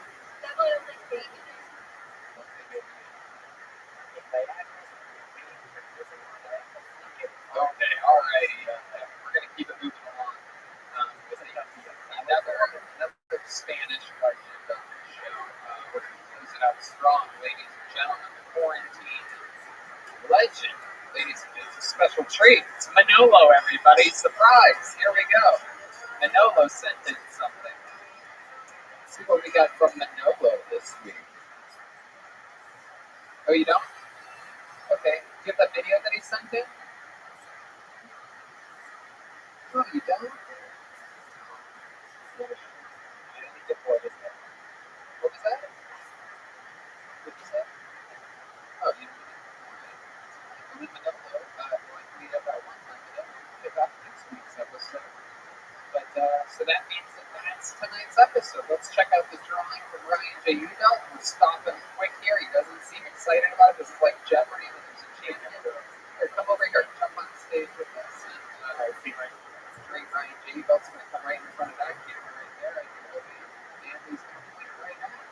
That's what it looks like. Tonight's drawing. Look at that. I can actually see it perfectly right there. You got Michael Lair and like a Doc Ock type of setup on top of a it's Scooby-Doo is what it is. And it's Rita Lucas and I believe that's William Montgomery with a ketchup bottle. Very, very beautiful movie. And we got two parents. Jesse Johnson and Joel Mendes as parents tonight. A bunch of fun stuff happening. Going back on the road. Those dates are on the website. GUINNESS.com. That's what that's me. Jesse Johnson is here tonight. Jesse. I don't believe a lot of things I said tonight, but I know. No, I'm absolutely just trying to get prepared. I spent my own a bit. Oh, Joel Jimenez. Mostly sorry on social media. It's a new podcast out called Mostly Sorry. Yeah. It might not be that. Episode 3, we do these premieres with online tracks tomorrow at 5 p.m. on YouTube. Mostly Sorry, episode 3. And check out me and Ryan J. Younger with the episode. Absolutely. Check out past episodes for Rotten, including some VR ones. With Rotten VR, these episodes came up with VR sets that everybody's Just use your iPhone and iPad. yeah. Yeah, check me out today at Virtual Redman on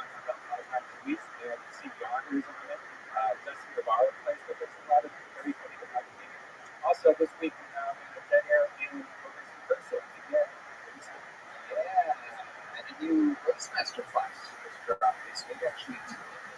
And one of them, the great Donnell Rawlings, who is one of my favorite Philtony guests of all time, on a great listening for 2 hours straight. Writing process work.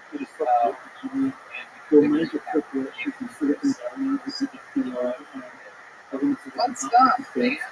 It's an interesting phenomenon in 1918 here in crowds in researching some of the deeper aspects of neuroscience, such as events that the both cities actually that really cool things out of this capabilities that keeping track with market developments in the apart. You see the fact that some of these labs research and mobilize its work in the US. You're listening to Anthropology Today with Dr. Michael Sala. This was the research taking here regarding pure consciousness, global and healing agenda. Features are millions of strategies to have and here's Dr. Michael Sala. Welcome to Anthropology Society. Please remember your entry to the Taik. You have a very interesting background, and I know you guys back a long while. Anyway, thank you guys. We'll see you next week. Of course, in order to put about your professional background, it's not recognize exactly what kind of expertise you have and how you got thrown into this field. Right, so I've been developing software predominantly for the semiconductor industry. I did a bulk of work for Intel Corporation, and then worked for Philip Packard, NEC. And way back in the early 90s, I was the first corporate webmaster for Intel Corporation. Nobody knew what a webmaster was back in those days. And I've been working as a contractor for the state of California. I did that for a number of years. I called a CMAS, the California Municipal Work Schedule, for my own company, which allowed me to bid on projects and get work for the state of California. So I've been developing software for well over 25 years now. So you mentioned in the preview that you had contact experiences as a child, and that was actually something that predisposed you to the events that happened in 1991 that drew you into the field. So what was it that happened as you were so that tree of the Joseph, my young into anthropological.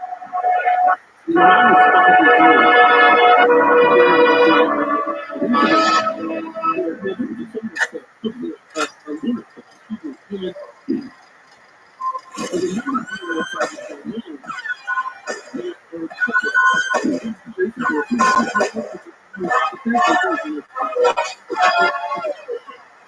Hey, this is Red coming to you live from Death Squad Studios for a brand new episode of Kill Tony. Here's Tony. Yay! Hello, everybody. Where is that one? Hello, everyone. Look at this. We're so good to be here. We are live in one of Red Band's many bathrooms. This is very exciting. This is what it's come to. This is the new era of Kill Tony. Sure, we did theaters and massive venues. And here we are now, everyone. We are in the backseat of a Tesla, live streaming Kill Tony. This is what it's come to. We are one step away from being street performers. Actually, that might be the next move. We might be doing Kill Tony live on the streets. We might just have to go to a park and just set up some amps. That might not even be bad. Hey, we got to start improvising because this shit is stressing me. I know. Every week we have a different studio. That's how I didn't even think we were going to have a show this week because you were out of town on Rogan. I was like, shit, what are we going to do? Yeah, no, I was back on Saturday night. This new Rogan life is pretty good. We went from being on stage to Houston to being. Yeah, how was that? Because it's been, 3 months? It was unbelievable. It's the fucking greatest thing ever. I can't really, I don't know how to describe it. It's like doing what you love to do more than anything. And then not doing that, which you did every day or every night forever for 13 years, and then taking 3.5 months off, and then doing it at a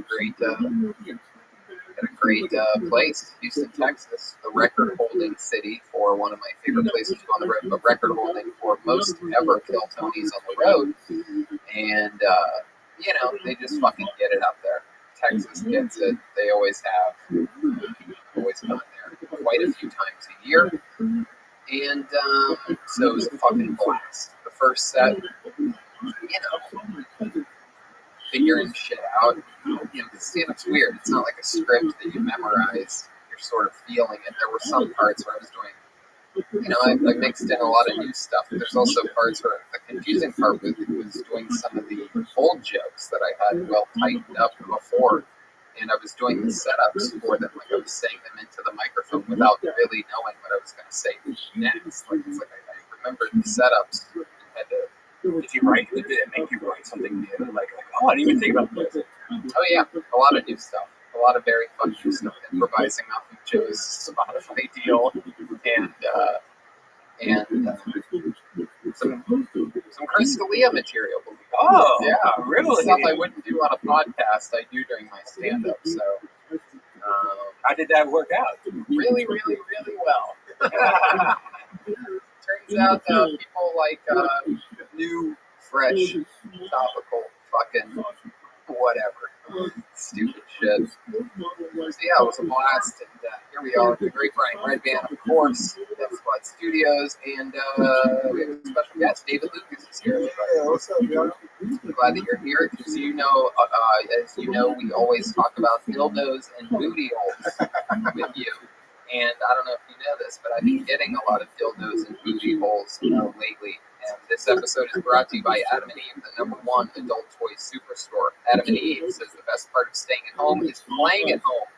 Toys for men, toys for women, couples toys, every kind of lube and lotion, lingerie, and so many other sexy gifts. I actually used it. I bought something to learn with my girlfriend, and it was cool. It was easy to use. They have everything.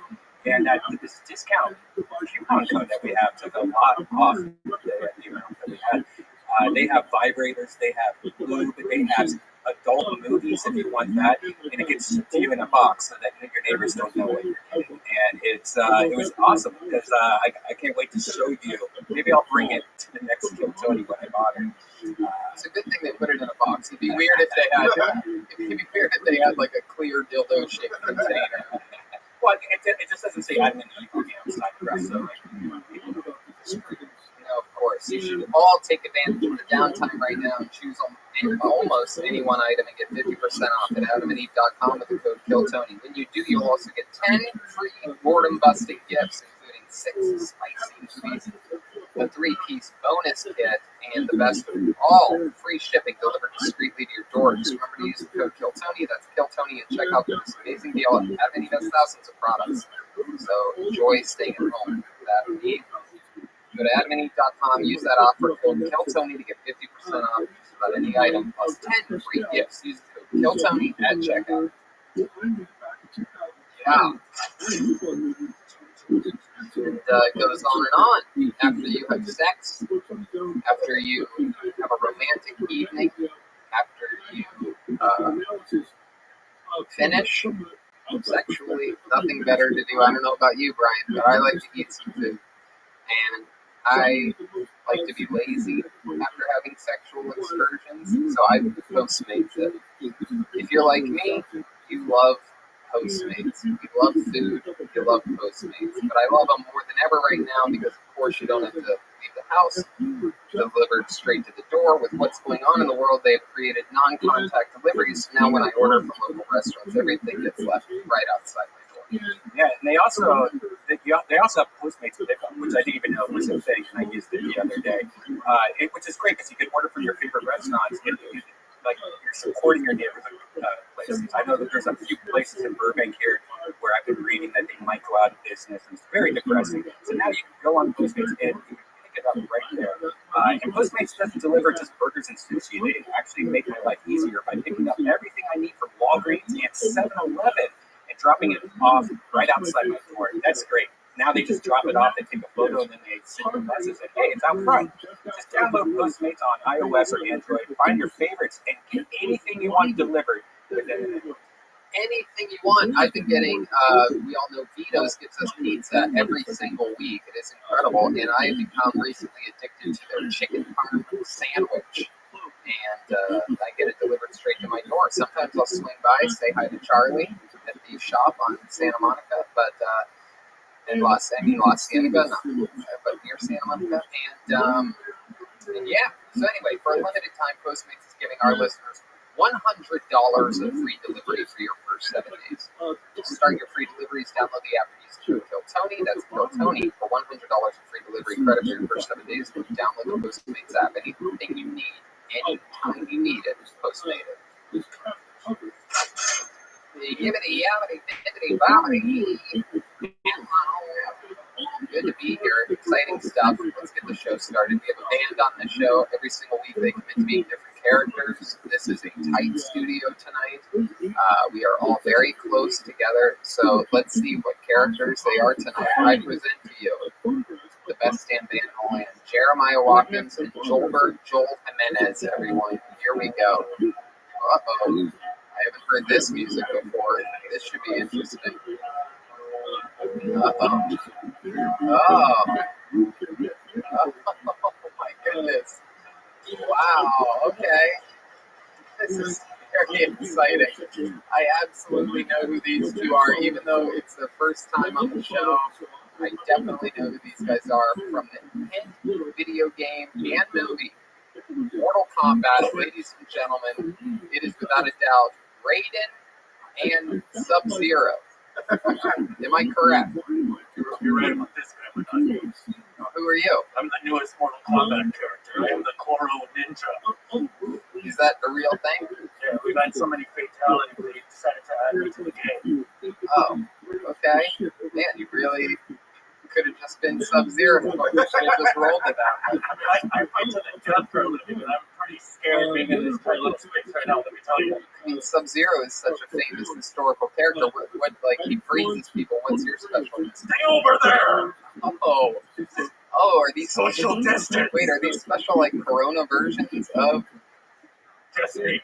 Right before the show started, David accidentally spit in my eye, so I'm pretty sure I had it. Oh my God, this is great. Wait a second. What? What is that? It's totally not.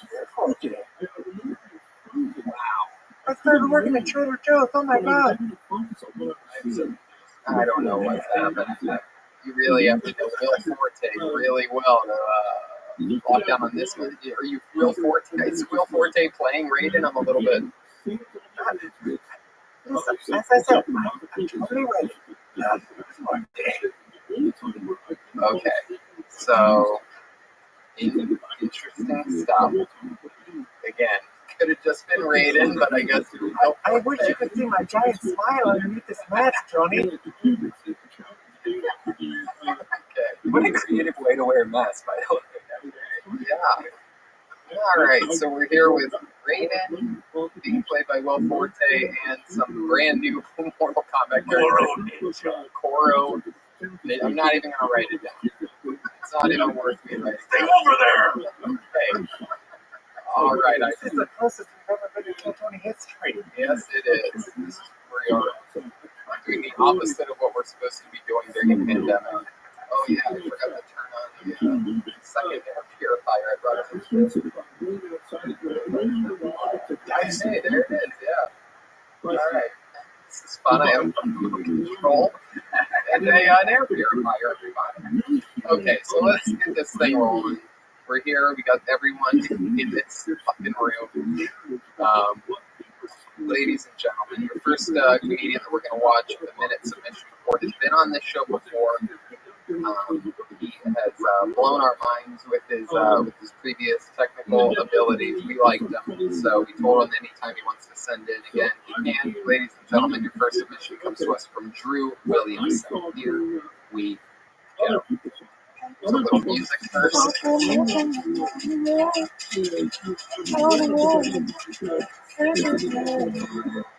go. There it is. Drew Williams. Here we go.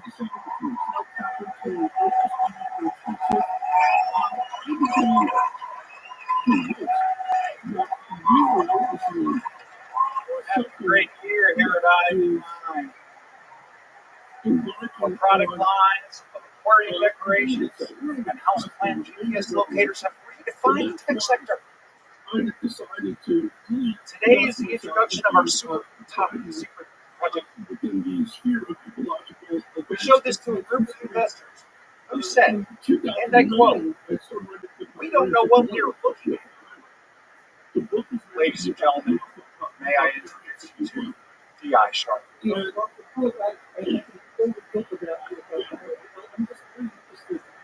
most loud, powerful, wood, over-engineered pencil sharpener the world has ever seen. Let's see how it works. Simple boot-up process. Carry 5-step remote.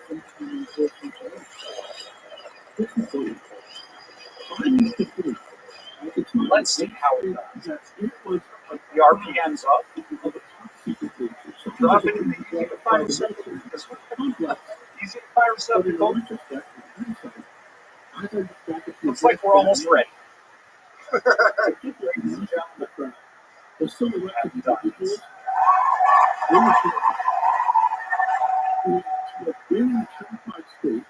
There it is. This is what our show is now, everybody. This is what our show is now. We started the year with, I believe, 1,900 people in a theater in Vancouver, and this is where we're at now. We are now in a closet with one another. I mean, I've always been in the closet, but now all my friends are with me. There you go. I'll beat Joel to that joke.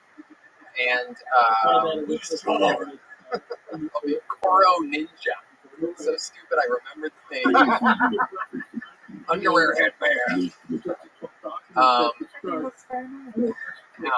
So here we are, and Drew Williamson is joining us. Hi, Drew. How are you? I'm good. How is everybody? We're good, man.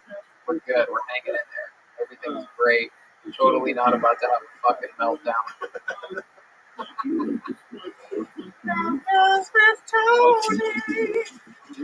Yes.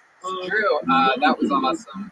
As silly and as dumb as it absolutely was. That's what we love here right now. How you doing, Drew? What's been happening in your world? Not much, really. We are just running through the video games, all the free ones that we can find. We made our first purchase recently for my son, but it's a different world. We are gearing up for, I got a letter from my bosses on Broadway. They're estimating anywhere from Thanksgiving to Christmas to start opening. I actually read a thing today that said Broadway is planning on not reopening until January 2021. Did you read that at all? I haven't seen that out yet. I literally read that today. Broadway, yeah.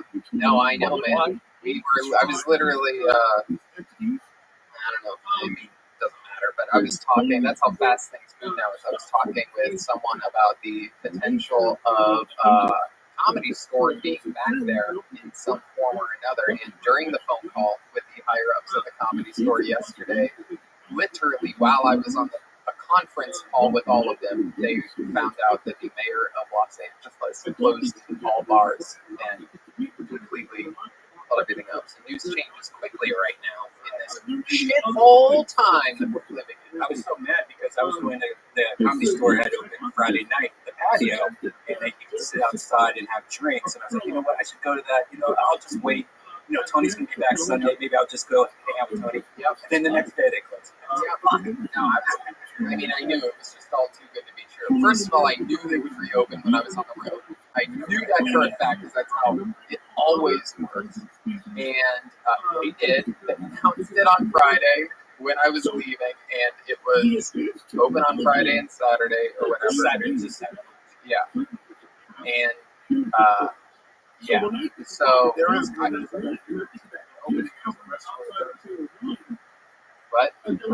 what? Nothing more restaurants. Perfect time for Koro Ninja to speak over you, David. Can you explain one more time? Did I mention I fight to the death for a living? Okay, well that's great news. Yeah, before that, it didn't make grocery needs that's coming over to Trader Joe's. No doubt. So I'm the same boat as Tony. I was like, damn, I'm on the road. So literally, that's how fast. And I mean, remember, what started this conversation is how fast news changes. And as I'm talking about them opening and then closing, I find out live in front of everyone that they're opening Thursday as a restaurant. They're just close. Yeah, Drew, what was that machine that you did?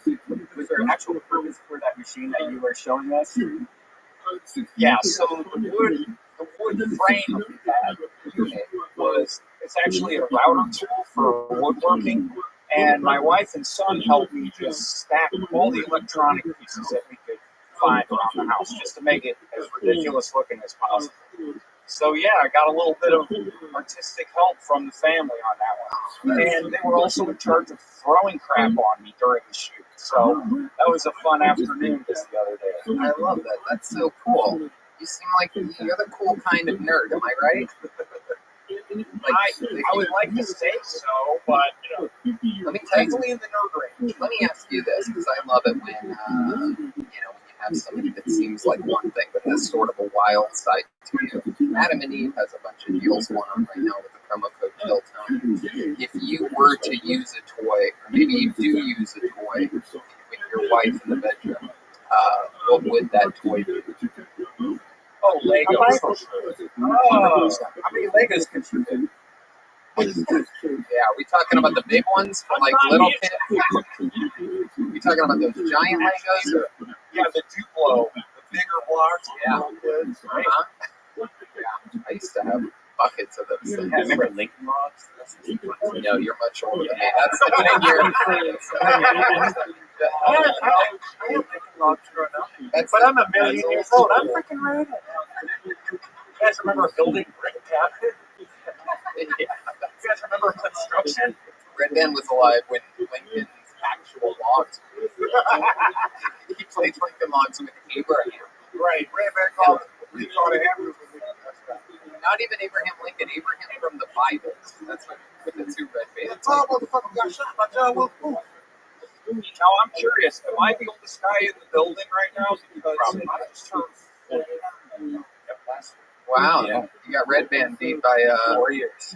yeah. 6 months. Okay. And even our 2D2. Well, thanks very much.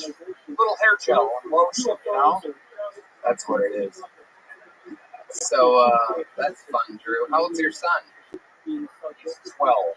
And he's edging towards teenager by every minute. Every time we have a discussion, it's a little more edgy. Oh, he's into edging. That's interesting. If you were black, your kid would be 30. No. What's that? If you were black, your kid would be 30. They have kids at a younger age. Hell yeah. I thought he was going to say 3. How long you been with your wife, Drew? We're coming in on 19 years in August. Wow. How long were you with her before you got married? We met in grad school, so we were friends for a few years, and she went away to Korea, and I guess she did major makeovers because she came back pretty scorching hot. Wow. So that's when I decided to kind of rearrange my schedule for my design career and make a little more time for her. So yeah, but we've been together the whole time. That first time you hooked up with her, how fast did you come? Oh, You seem like the kind of guy that would like be pulling it out of your pants and it just starts shooting all over the room. Oh, I'm so sorry. a lot of nights are, oh, you're ready. True. What else you been doing during this quarantine to stay busy? Any other fun hobbies or anything?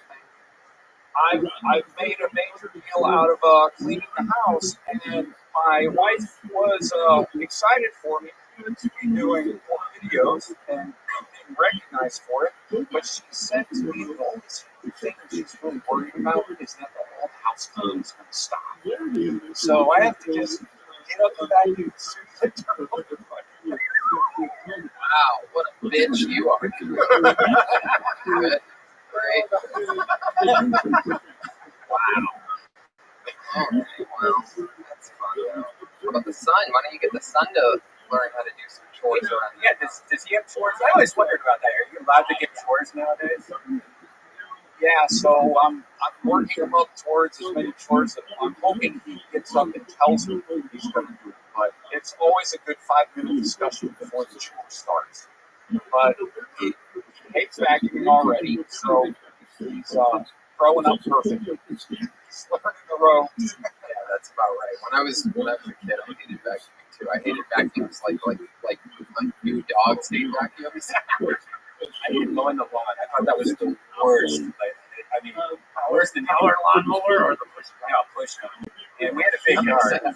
You running over Lincoln logs out there. I did it with scissors. It's just a metal blade. I hated whitewashing fences back in the day. That's what I really hated. You did that, Raiden? Yeah, I'm a million years old, silly. True. Before I let you go, is there anything else crazy about you that you would find very interesting from such a... You seem like you have it all put together. You seem like a good human being. You seem like you're very proper. Like you have your toothbrush and your toothpaste in a perfect distance with one another, everything like that. You seem very, very well put together. Is there anything that would surprise us about you? I always hated this question. I don't know. I'm pretty much as you see it. Right. But, but yeah, I would say the craziest thing I've ever done is this. Sending in a video, making a comedy thing. And definitely my first appearance at the Gramercy. Yeah, that was just so amazing. What a flood of emotion. I love that. That is fun. So you really are how you appear to be. I was just trying to branch out. Yeah, nothing weird about me. The camera accidentally zooms out. He's like choking his wife during the during this interview. Go to bed. Whoa, look at that. I'm not gonna vacuum tonight. Tonight's my night to be a murderer. Throw the dishes. Let's do some murder. Yeah. I love it, Drew. Well, thanks for your submission. It's always fun. Again, you have an open invitation. You're a silly, nerdy guy. I like your style. There he goes, Drew Williams. Thanks very much. Love you, Drew. Thank you.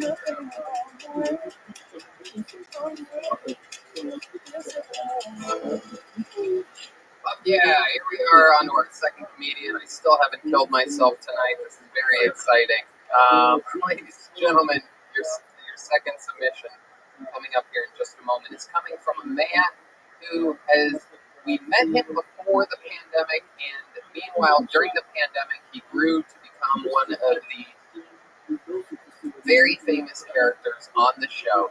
We've seen him interview Mexican prostitutes. We have seen him up the ante from there and interview Mexican transgender prostitutes. And now he is back. Ladies and gentlemen, this is a submission from Manolo after this little bit of music here. Ladies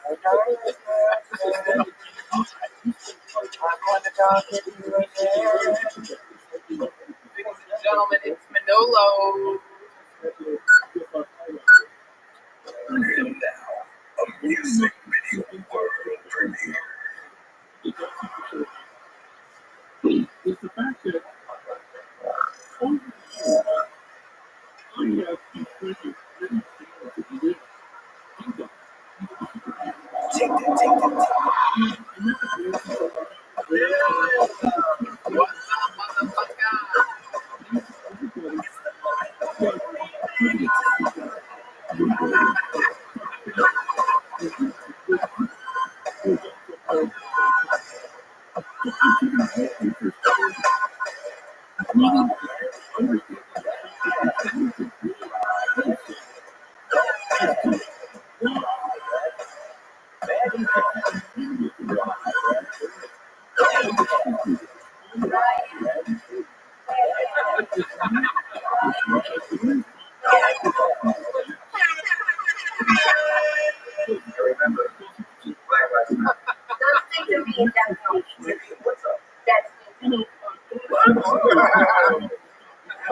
my goodness, he covered Manolo, ladies and gentlemen. Incredible. Wow, Manolo has covered Michael Lair's hit song from a couple weeks ago, Ryan Bedpan. Hello, Manolo, can you hear us? Oh my goodness, you are living the high life down there in Tijuana. Hey, you know, it looks like, pull your head back a little bit. You got a little nipple popping out over there. Oh my gosh, what the Hey! Wow, what's up? Yeah, hello. Oh my goodness, that one to your, the one to your left looks like she's questioning her life right now. Okay. Down there with some Mariana sticking out there. Keep her off the screen until she puts that away. Have her lift her, God damn. Damn, does it look like you're having fun right now? Have her put her, yeah. Oh my God. Yes. I asked her if she knew how to speak English, and this is what she said. I was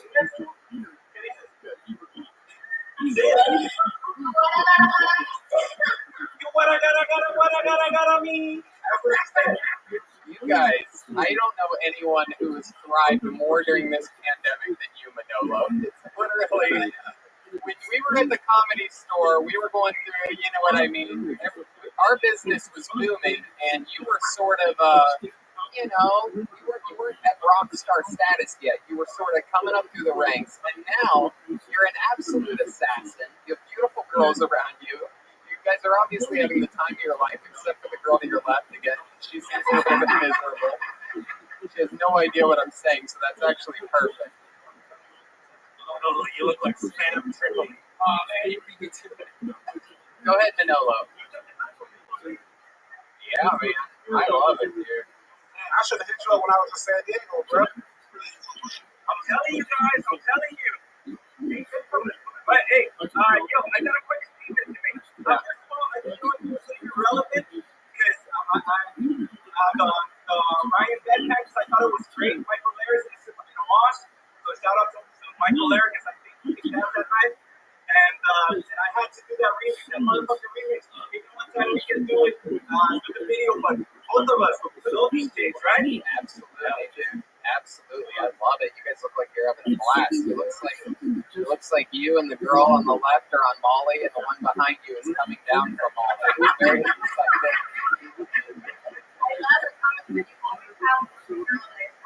Exactly. Hey, can you tickle the grumpy girl for me? I just want to see her smile. Yeah,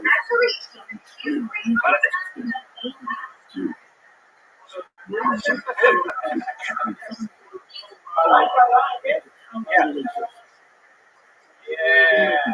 That's not. Maybe just fill out.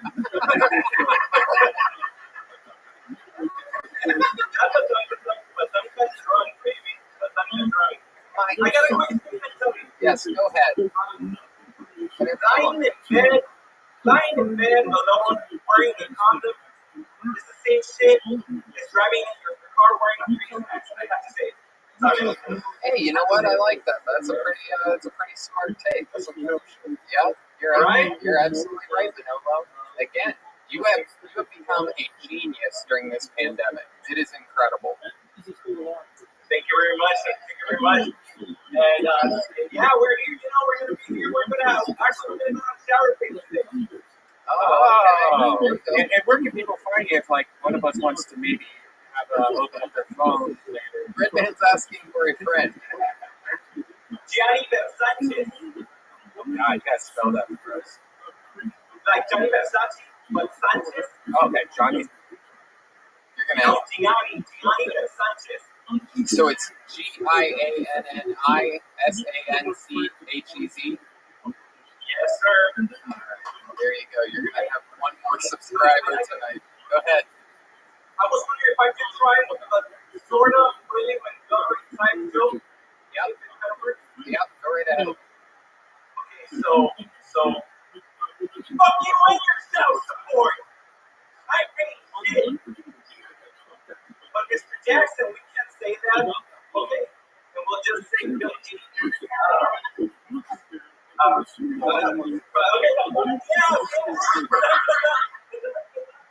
Basura. Chaos, and I sort of love it. Oh my god. What is this show become? God damn. I have never. Oh my. Okay, alright. Oh my goodness. You must have broken the Tony's now.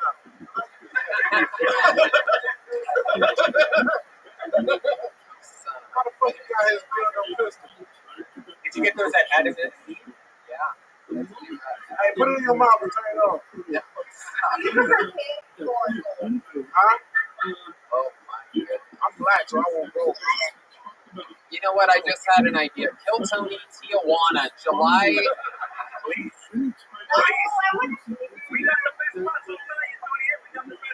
Are they open down there? It's the border's closed, right? Is the border closed, Manolo? 5 minutes. You can take that like US go.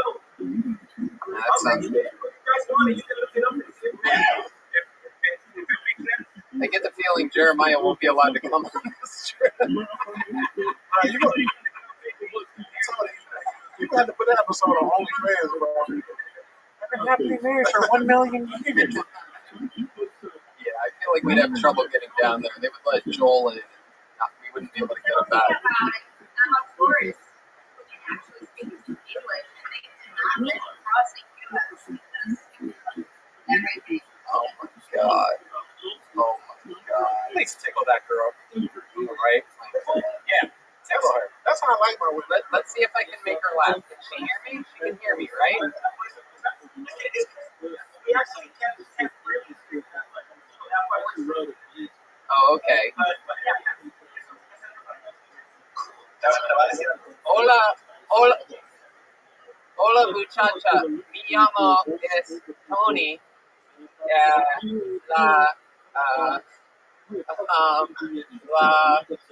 Tony le gustan los hombres, todas las tías. Le gusta chorizo y salchicha en la boca y morochita. Tony is chupa tonto. Tony es muy flaco, sí. Delgado. Hold on, let's all talk at the same time. Can we do that? Sí. Yo soy americano. Yeah, see? Yeah, it worked. There you go. See, I did it in 3 words. No, I know, but it worked.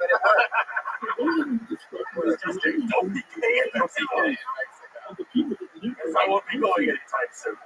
I'm the first openly gay I love that. Wow, he has a dildo and an electric toothbrush. That is exciting. All right, Manolo, this has been awesome, dude. You're fucking incredible. What can I say? This is. He's got a very good bathtub. I took all.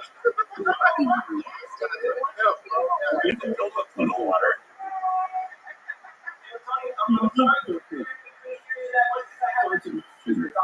Oh. Try putting water in it. Dude, Manolo, I might come visit you in Tijuana soon. I just found out that I'm doing the La Jolla Comedy Store. Okay, perfect.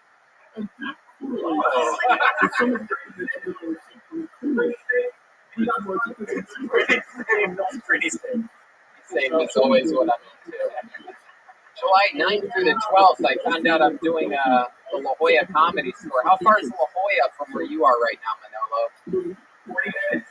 Oh my god. Alright, there you go. If I come back from that weekend in La Jolla with an itchy crotch, you know why. It's not just a manscape. That's right. And it ain't because I have AIDS. Nothing. I love you, Manolo. You guys are amazing. What's your name again, sweetheart, with the phone? V. I love it. I love it. And the angry what's the angry girl's name?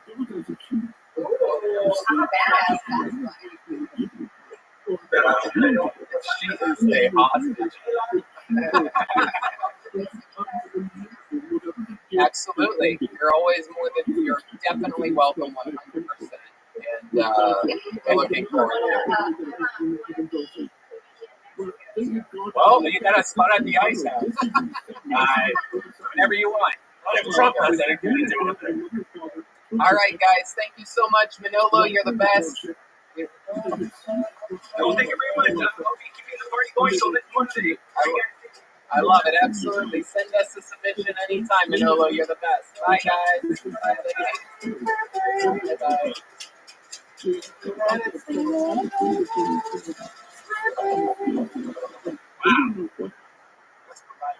It really is. The last thing you want to be 2 spots into the show is jealous and horny, but here we are. Okay. There you go. We have another submission, ladies and gentlemen. This man became famous on the show just a couple weeks ago, and he was doing a parody of Manolo, who we just had on, and now he is back, ladies and gentlemen. It is Rabolo. Here he is. There you go. There you go. Here's Rabolo. Rabolo here again. My buddy Sketchy Eddie. Yeah, he's got the hookups with the Good Cartel. I'm gonna tell him a few jokes for my new minute.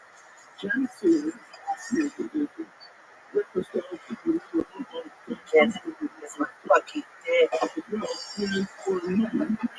gotta wait to the Good Cartel.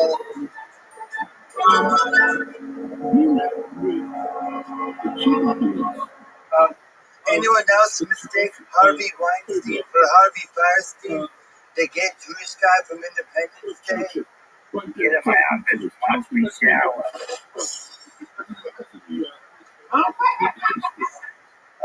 Why couldn't the leopard play hide and seek? Because he was always spotted on Arab Pond, Egypt.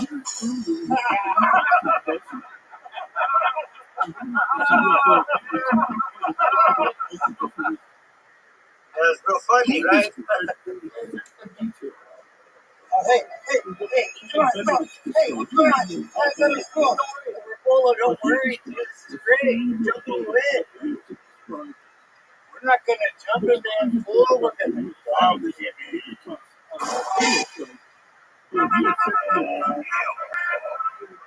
Grupo Mierda Caca. This grupo on the stage.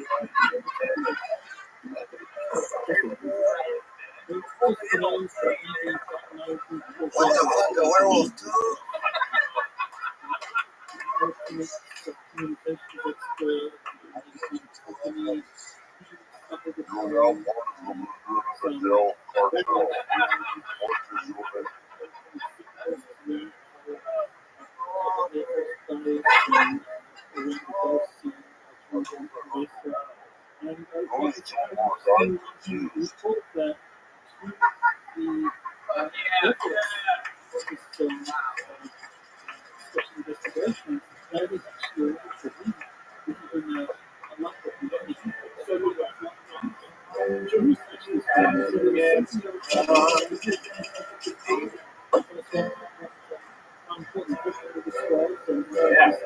That was hilarious, though. Yes, it was.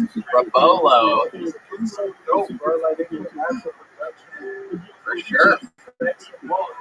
100% of the submissions so far. Very high production quality. I mean, if we were to put it side by side to these episodes 3 months ago, it would be a shocking difference. The show has definitely evolved into the sort of a sketchy sort of production. He said he never got a password. Oh, it's 7 sevens. There you go. 7 sevens. 7 sevens if you're watching. Type 7 in 7 times because that's the best password. It's funny because now the other people even had to enter passwords. Oh, interesting. I think he's coming in. No, maybe in a second. The pimple shit did make me laugh. I feel ashamed because that's my thing, but It did make you laugh. no, it did. Yeah, that's a Rabolo special that has been in all of the Rabolo submissions. I thought it was funny too, and then the werewolf came and really got me. The werewolf really fucking got me, and the bad voiceover on the guys, great, perfect. That's pretty amazing. Manolo's covering stuff Michael Laird did, and now Ramolo's covering Manolo. Yep. Oh, I don't even know who I am anymore. Yeah. Almost seems like there's a flow to the show that Stay over there! it almost seems like someone puts thought into this instead of just showing up with underwear on their head. Shaking keys around. Oh, it looks like these callers actually know how to have fun. Oh, wait, that's underwear? No, it's a ninja mask! How fucking dare you? What do you know about swimming?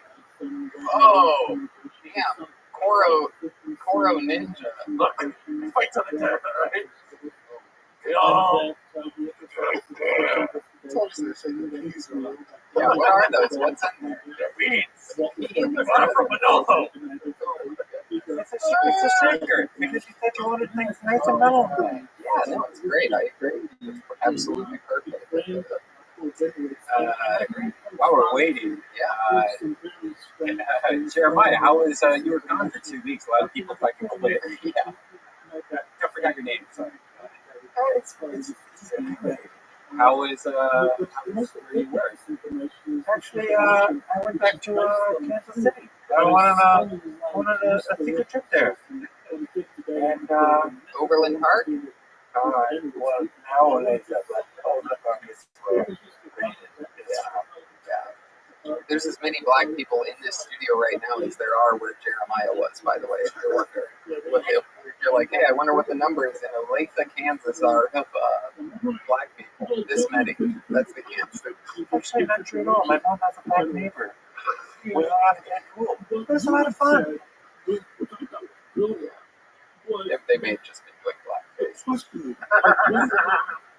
do you think about Aunt Jemima and all this shit going down, David? Bro, that shit sucks, man. Why they trying to take black people ask for equality? You got white people trying to take black people off the pancake. White woman on there. I saw Aunt Jemima in the grocery store. I just like smiled on it. Yes, they should have worth a lot of money. Before we guys really care about the logo on your syrup that much. Yeah. Fucking have hot sauce and eat the fucking syrup. That is the shit. That's really fat, get rich quick scheme. I up all the Aunt Jemima and be like, these are gonna be worth something someday. These are gonna be every now and then. I have fucking years sipping on syrup, man.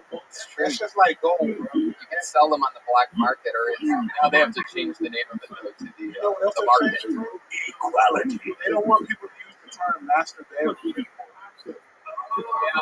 See, what's crazy is that I heard about that and I'm like, why? And then I'm like, oh shit. And so like people are learning about racist things that they never even thought of or knew before. Like I never thought the master bedroom had to do with what bedroom the Awesome. I don't think black people knew that. I don't think anybody fucking knew There's that. no white guy. They want you to call it the primary bedroom. You don't call it my shit the master. There's a bunch of rich white kids right now on the internet that came from an all-white neighborhood Googling, like, what can we change? And when they change things to me, said, I feel like I need to change for the better. They're finding out all this shit. The Land O'Lakes lady is gone. It's just the Uncle Ben's rice. Let's be honest. I mean, they should just change it to Peter Parker's Uncle Ben. Peter Parker. That is his uncle. Yeah, Uncle Ben. That is so weird. You would think they would have named his uncle anything other than Uncle Ben. It's like we can pick any name for his uncle. What do we go with it? I think rice sales would actually skyrocket if they change it to Uncle Ben from Peter Parker and Spider-Man because there's so many more fans. There's so many fucking more fans out there. It's their But which Uncle Ben would you have? Like which Spider-Man would? Welcome back to Nerds. Not the black one. we're going to bring Drew Williamson back to join us here. Not the black one. The black one is Uncle Ben. Yeah, it's the same character. It's just Well, how much No, he's talking about Miles Morales. Yeah, Miles Morales is different than Peter Parker. It's a different deal, man. I think it's the Black Spider-Man. Wow, what the hell is happening? Stay over there!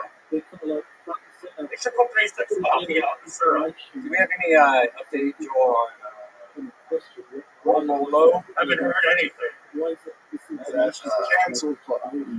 I'm supposed to be in Tempe at the end of the month. Yes, that's happening. Are you texting? I'm trying to get send him the password. I'm checking it. Did he get sent the link? What am I working at? Sausage factory? Still don't know the answer to the question. I'm just asking. That's the password. You know what I was thinking? I fight on the tag. I was just thinking, this show has a really nice flow to it. I like it. It seems more laid back. It actually really does. It's like nice and chill. You know what I mean? This is always the part of the show where Jeremiah calls out something weird about the show that's not even happening. I tell you what, I watched the Ice House episode. It's a weird energy in here, am I right? I watched the, I will full time. I didn't even notice. Yeah. I watched the Ice House episode recently, and before the first quarantine episode, and that was one of my favorite episodes because we were all chill, we were hanging out. William was wasted, and everyone we were like babysitting a little kid and shit. But It's fun. I mean, we could always just fucking do a podcast. We always could. I don't know. I just think that sometimes, we got to keep some submissions going and talk to people. And now that it's evolving naturally, just like everything does, you go with the flow, right? We didn't force people like, oh, you must do stand-up. It must be a stand-up submission. And now these things are coming in funny and are getting literally more creative every week. And I like the sketch aspect a lot. yeah, certainly. Stand-up to sketch. sketches are great. I like that better than the comp. I stand comp. Especially when people are taking these sketches and kind of like adding on to each other's sketches and making like a timeline. Exactly. I think that's a great idea. Absolutely. Developing character. And I'm struggling right now to get it, and they won't let me in. Oh, you have to admit that? Yeah, I'm waiting for him to do it to try. all right, well, I will say this. Well, The video was dope. yeah, well, the video was dope. Sorry we can't get you in. DM me and tell me what you use for that fake shit. Yeah, that's. Why do you want to know that? Out of all the things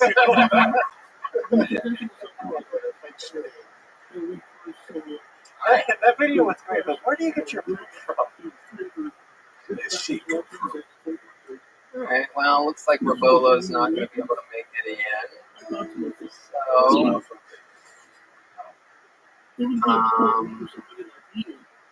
So just move on, and then if he comes back later, we'll. yeah, let's try that. Yep, we'll talk more about the making of that Rabolo submission. Rabolo comes in later. That was Rabolo, ladies and gentlemen, doing a parody of Manolo, who did a parody of Michael Laird's Ryan Benham, which was a parody of Brian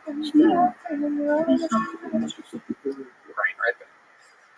So here we go. Moving along, ladies and gentlemen, here he is, the brother in cursive, the one, the only, the big red machine, Patsy Cline's craziest of the crazies, one of my favorite top young rising comedians in the world. Ladies and gentlemen, it's time for William Montgomery.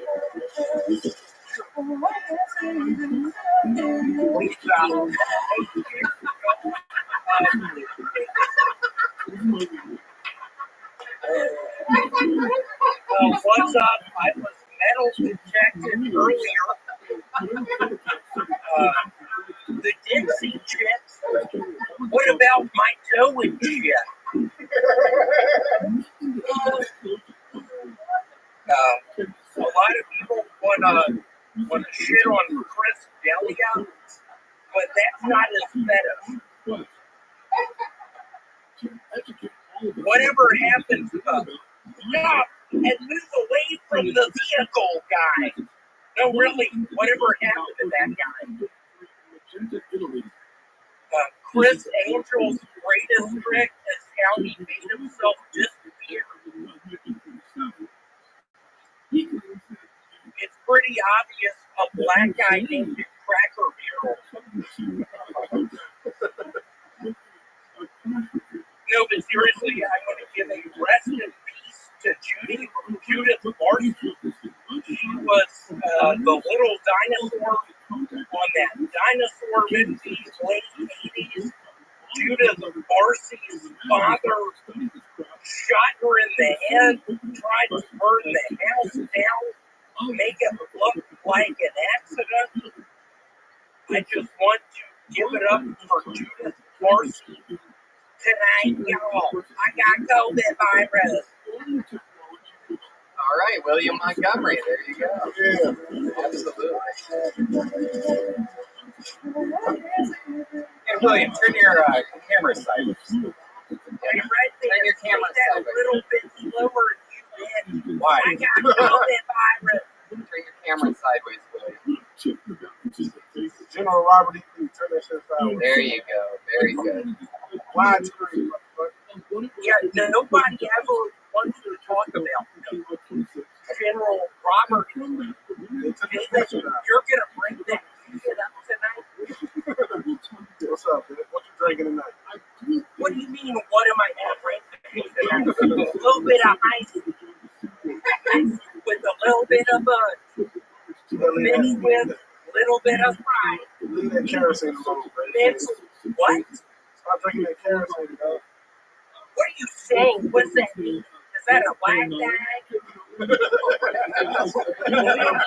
I always feel like William's like one drink away from just saying the N-word. He said it. Yeah, really? He always says He said that. What pussy said that? I said that. That was Koro Ninja, one of the new members of the Mortal Oro Kombat. Ninja, I haven't liked you since 5 days ago. I swear to God, I will break into your parents' crib or house, whatever you want to call it. You got your girlfriend underwear on his face. Don't fuck with me. Stay over there. Don't fuck with me. William, how you been doing this week? What's going on with your mental health and things like that? I bought $400 worth of board games on eBay. I bought $200 It's a good investment. worth of the stuff. Do you really believe that, Tony? Yeah, those are all going to be worth a lot of money. Have you bought any Ninja Star lately? Can you say that a little bit slower, you bitch? William has a little fucking fire to it. It's hard Yeah, for him to I'm understand. angry. What did you just say, David? You hang around some black people. What did you just say, David? Too many black girls? It's funny, it looks like you're actually looking at him here in the studio. What, Tony?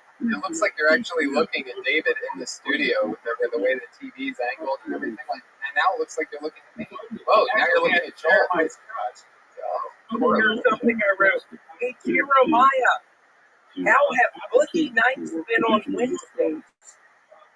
What does that mean? Will you say that slower, you bitch? Angry. Hey, Jeremiah, how have bookie nights been on Wednesdays? I don't really get it. Can you explain that a little bit? Come on, you Sam. 2 years ago, Jeremiah and I, before he met his wife, he showed me the ways of whatever you want to call it down in Thailand, for having sex with people. And my hotel room, Jeremiah was on fire. This is And you want to call it? This is wild because we know everything William Montgomery has ever said is 100% honest and true. So Jeremiah, what do you think about these accusations? Not actually accusations. Oh, wow. Jeremiah. Yeah, I was on fire in Thailand having sex with people. Walked up the steps and shot her. And then I said, nobody ever wants to talk about that. And Jeremiah said, William, you're so funny. You just made me. What else did Jeremiah say when you were in Thailand? Oh, I already know. You freaking turd. You freaking turd. It's when I saw you motioning to Red Band to get this ready. I can't believe you would do that.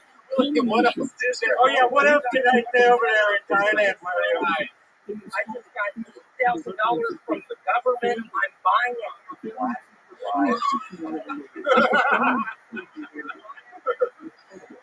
Can't buy a $1,000 house. We're not still in the Orient. Hey, William, what else did I say? Do I have your attention?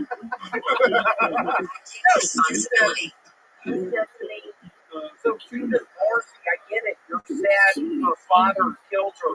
Is it true she was the little girl in the cartoon? I think it was 1989. All dogs go to heaven Who said something about that? I mean, why do you bring that up? That's not funny.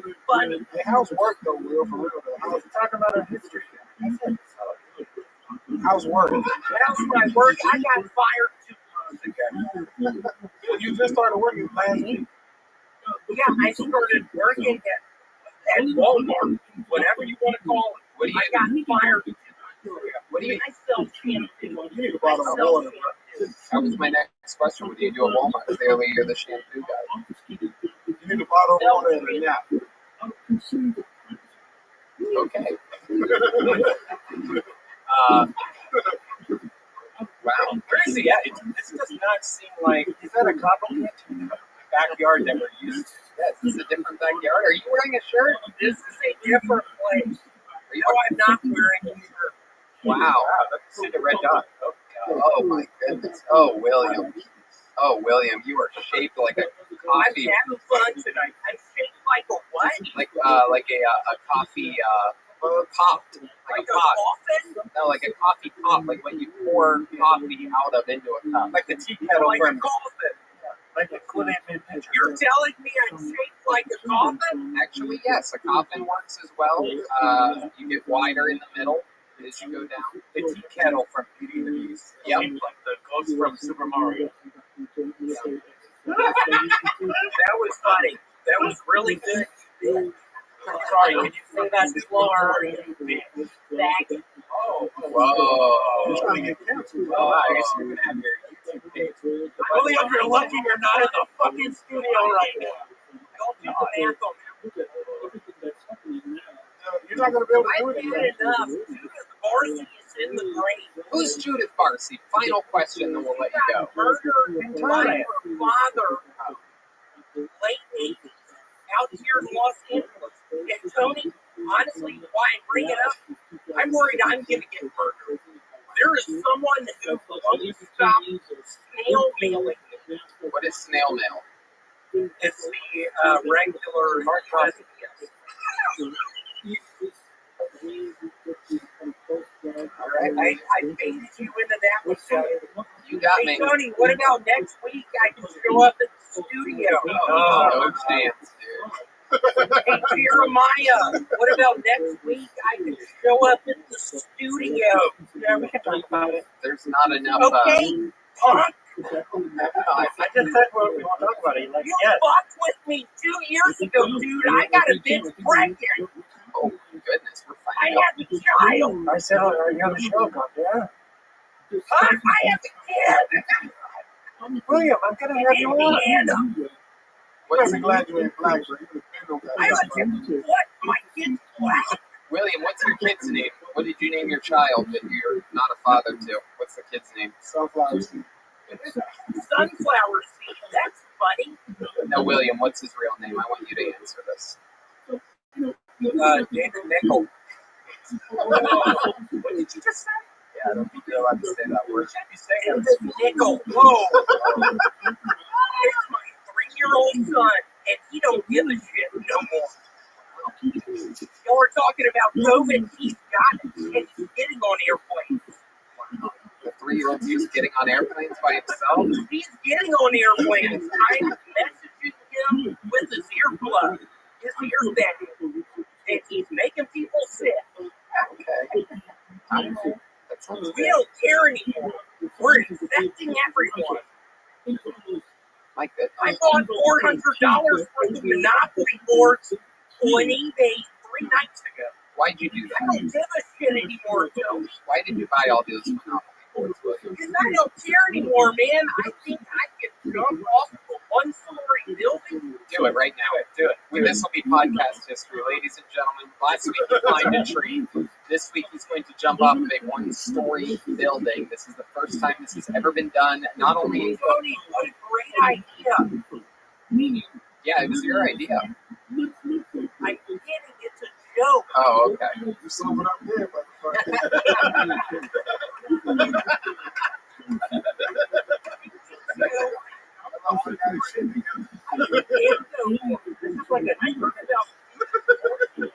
All right. There's a limit to how many Judith Barcy references.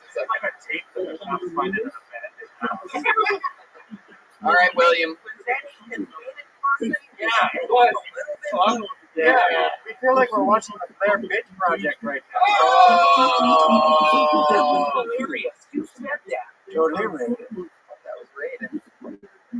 It's great. Poorly Cloverfield. Okay. I'm now going to move back to the business. My comedy's not working anymore, Ray. That was hilarious. We did. William, absolutely hilarious. I love that.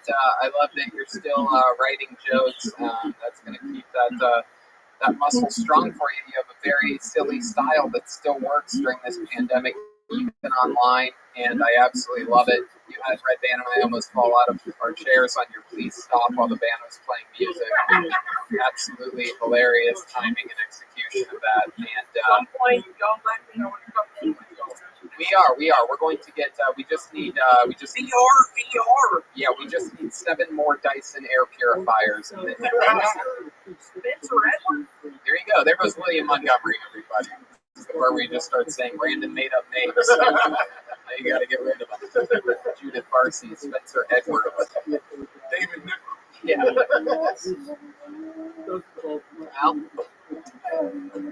Well, that's William Montgomery. You know him, you love him, and we have gone during this pandemic missing some of our favorite legends of Kill Tony, some of our favorite human beings, and one person that we have not spoken with in absolute months is, without a doubt, one of the most famous people in the history of the show.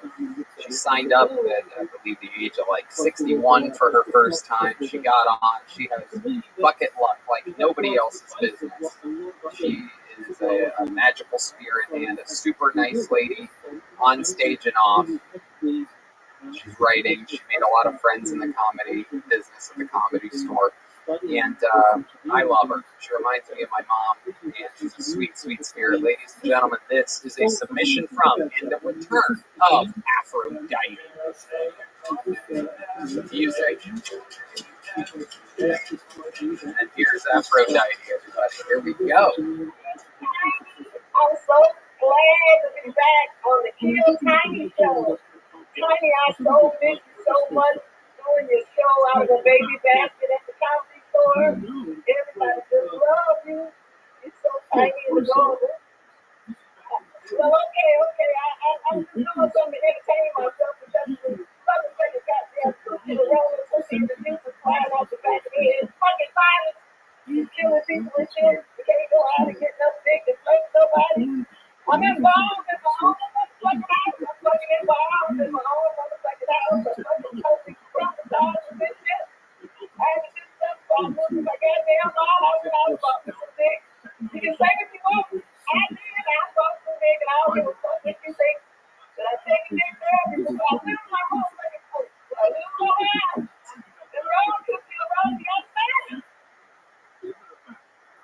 There you go, Aphrodite.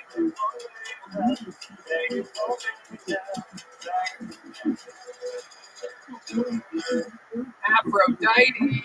Hello, my love. How are you? Can you hear us okay? Yeah, Hi, how are you? I'm doing fantastic. Just popped out. Aphrodite, how do you feel about them removing you from the bottle of syrup? Well, they can kill the blood ass, but I'm still going to say They can take away Aunt Jemima, but nothing's going to keep you from crawling on the bed of pancakes.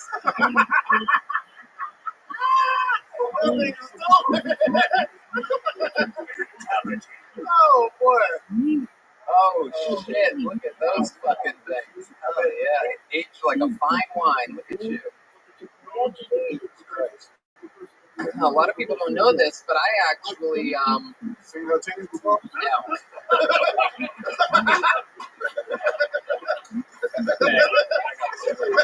I got a much bigger life than I thought it was. 6 months ago. Tony had a But when the pandemic started and they started closing bars down, one of the last things that I did was I was on, I was just on a spot. I closed down the Ha Ha Cafe. I was fucking jonesing for stage time, but none was to be found.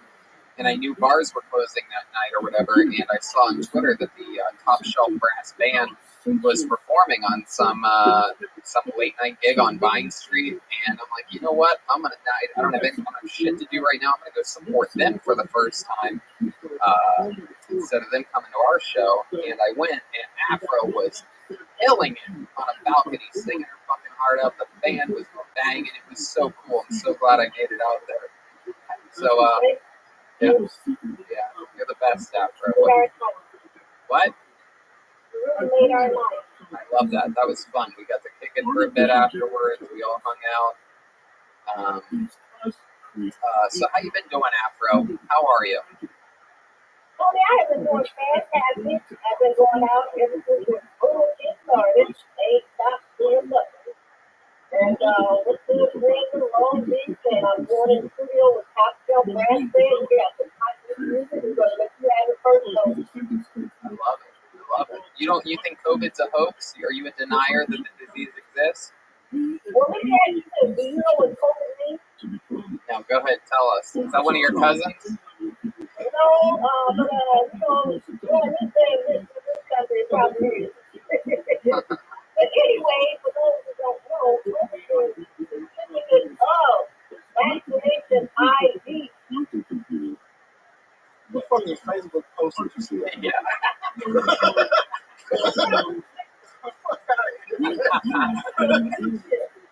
You got a fucking bleed out bucket in your mouth. Oh, come on. Be nice, Afro. Your hands was on the railroad working. Oh, come on, David. Don't roast Afro. She's a sweet little thing. All right. I didn't know your titties was that big. I'm drunk. I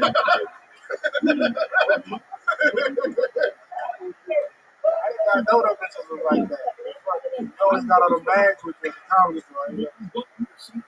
Afro is the most amazing bucket luck. I mean, I absolutely love her. I think she's a sweet spirit that mixes in well with the chaos on this show. She is proof, her getting so many opportunities on the show, that the show is not misogynist as so many people, claim shows to be nowadays. It's not racist. Clearly, we're not ageist. You're proof that we are good people. We're not against it. We're not waitist. October 5th. Oh, wow. Wait, say that again? I'll be 65 October 5th. It's going to be 10/10/24. I fucking love that. You are a little spitfire, you. What do you? Oh, you got a man now? Oh, okay. Are you sitting on him right now? Where he at? Oh, How old is he? 1 year younger, but you don't like her for this. She's 6'3". shit. I'm not trying to fuck. I just never know. What are you gonna do with that keyboard? You got a song lined up or something? You gonna give us a little diddly? I thought people were so sad, and I wrote this song called "We Gonna Be All Right." And I can do 30 seconds and a minute. Yep, let's do 30 seconds. All right. Let's do 30 seconds of it, Afro. I had to take it. It's alright. It's alright. Oh shit. Got a better drummer than we have. It's connected to the keyboard.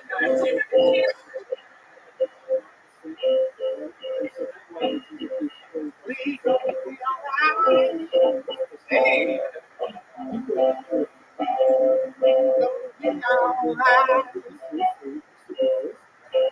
Fuck yeah. It's on the keyboard. It's There you go. Yeah. Yeah.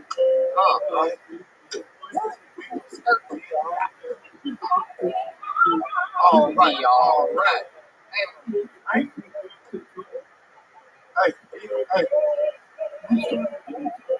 Skirt.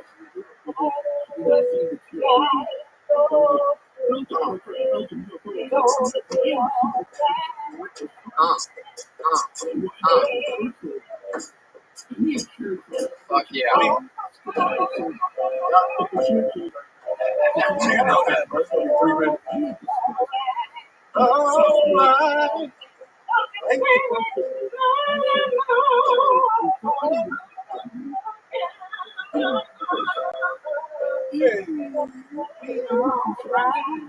Yes, we are. There it is.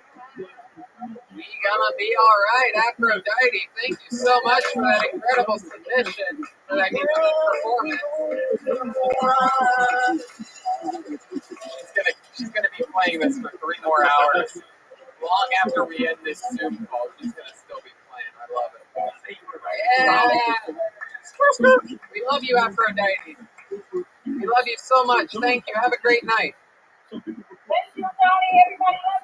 That's right. The great Aphrodite, everybody.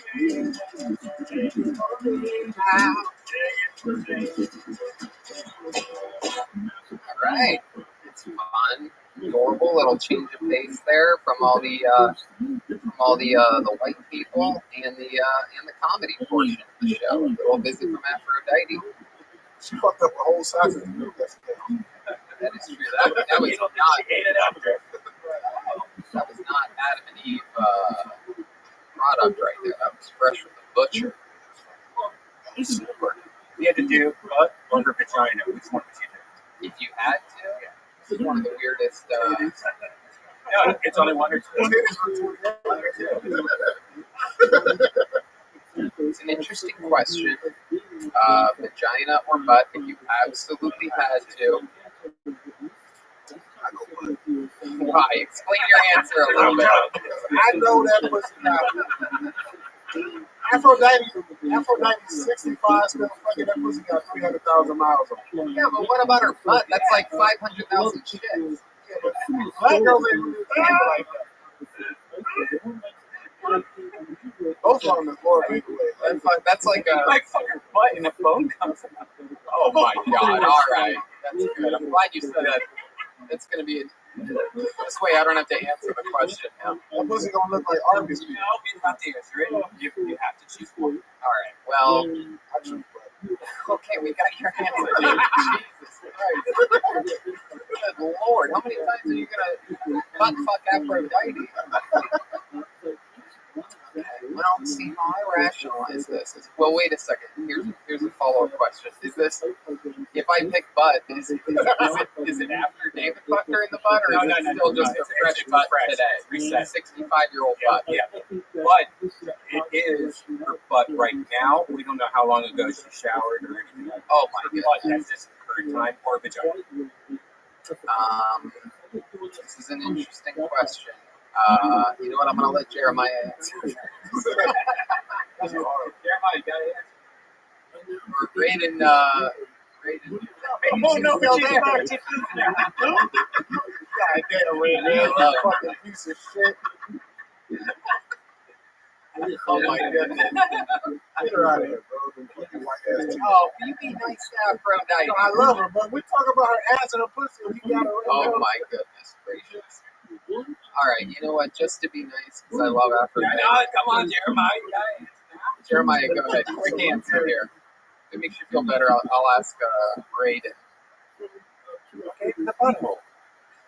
Okay, how about Jeremiah? The stakes are raised now. I can't let that slide. What are we on next on the show here? The listeners want to know. Yeah, they do. You have to answer one, Jerry. Just a quick answer. Just a quick, you know what? Answer it for us, Jeremiah. Which one? Tony's so subtle. Yeah, it's impossible here. Normally, when we're doing our normal show, I subtly tap in and whisper. This is much harder. I have to literally, I'm like a football coach on the sideline. Ask Captain Underpants. All right, yeah.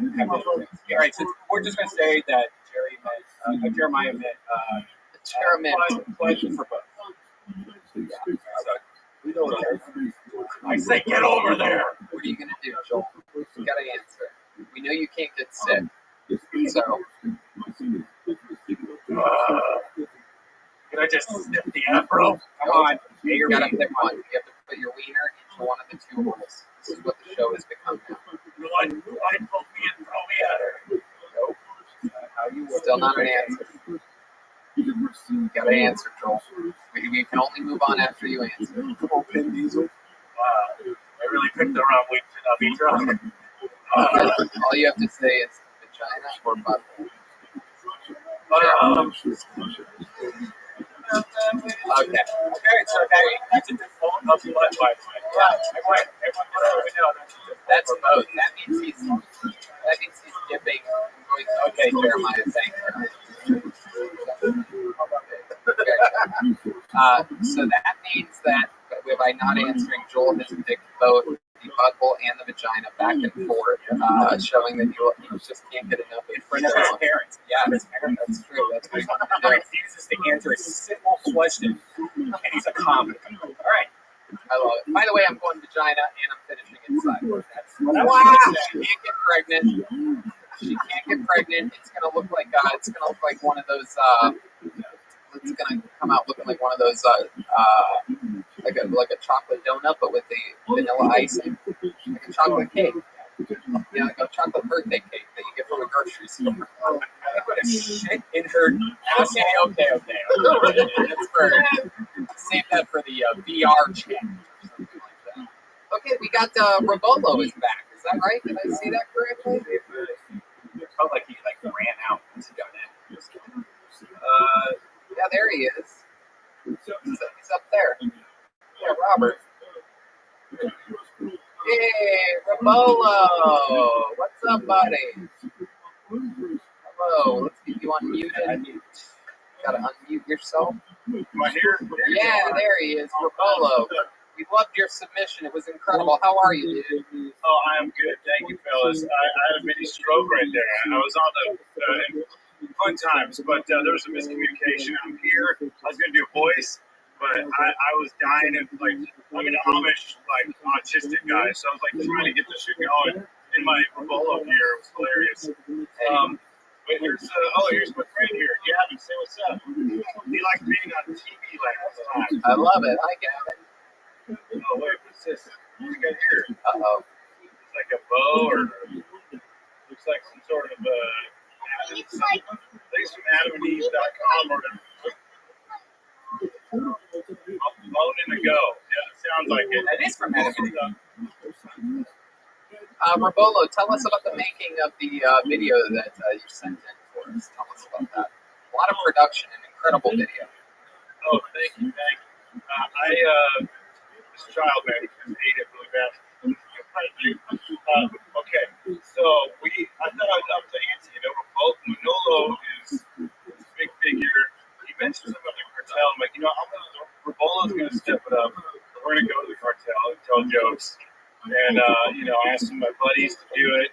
And the food is made out of brownies and envelopes. Those fuckers hurt, man. Those poop when the butts hurt. And they are real painful. The first take I did was 3 hours heating up the brownies. And it's literally, it felt like it was straight for those. My goodness, look how that kid popped up. This is like watching Crystalia's DMs.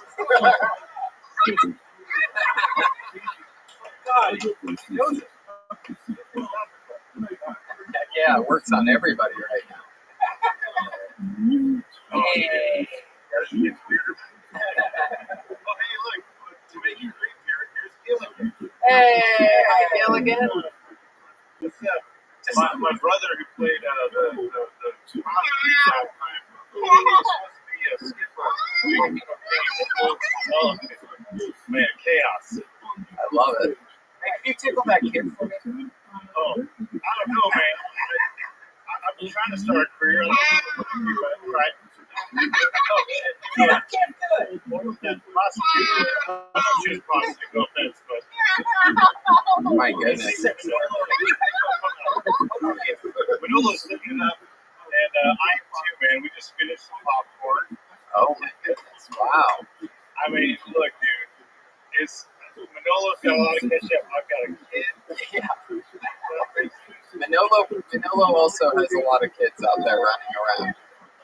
Probably. I assume so. I just want the thing, Oh, great, dude! You never watched it at all! Getting weird. Now it's getting weird. If you're wondering, hey, I wonder if it was weird earlier. Not really. Now it's getting weird. Oh boy. He does? This is kind of hilarious. There's literally like a team of people Taking the what? all this sounds creepy. All the wording sounds. He's related to me. Nothing weird going on here. Well, when you say nothing weird. Yeah, now it sounds really weird. Yeah. Now I don't even think it's your child. No, it's not. That's I think what he's telling us. Oh, Say now I don't like this tickle question I asked because I had thought going in it was his son. of course. Yeah. Yeah. So, Rabolo, how else has life been going for you this week, Robert? Oh man, I am living it up. Trying to just stay positive throughout all this. Trying to keep busy, productive. Trying to take up some more healthy activities. Man, I've consumed a lot of pizza and disgusting food. I watched a really weird movie the other day. I got in a weird place.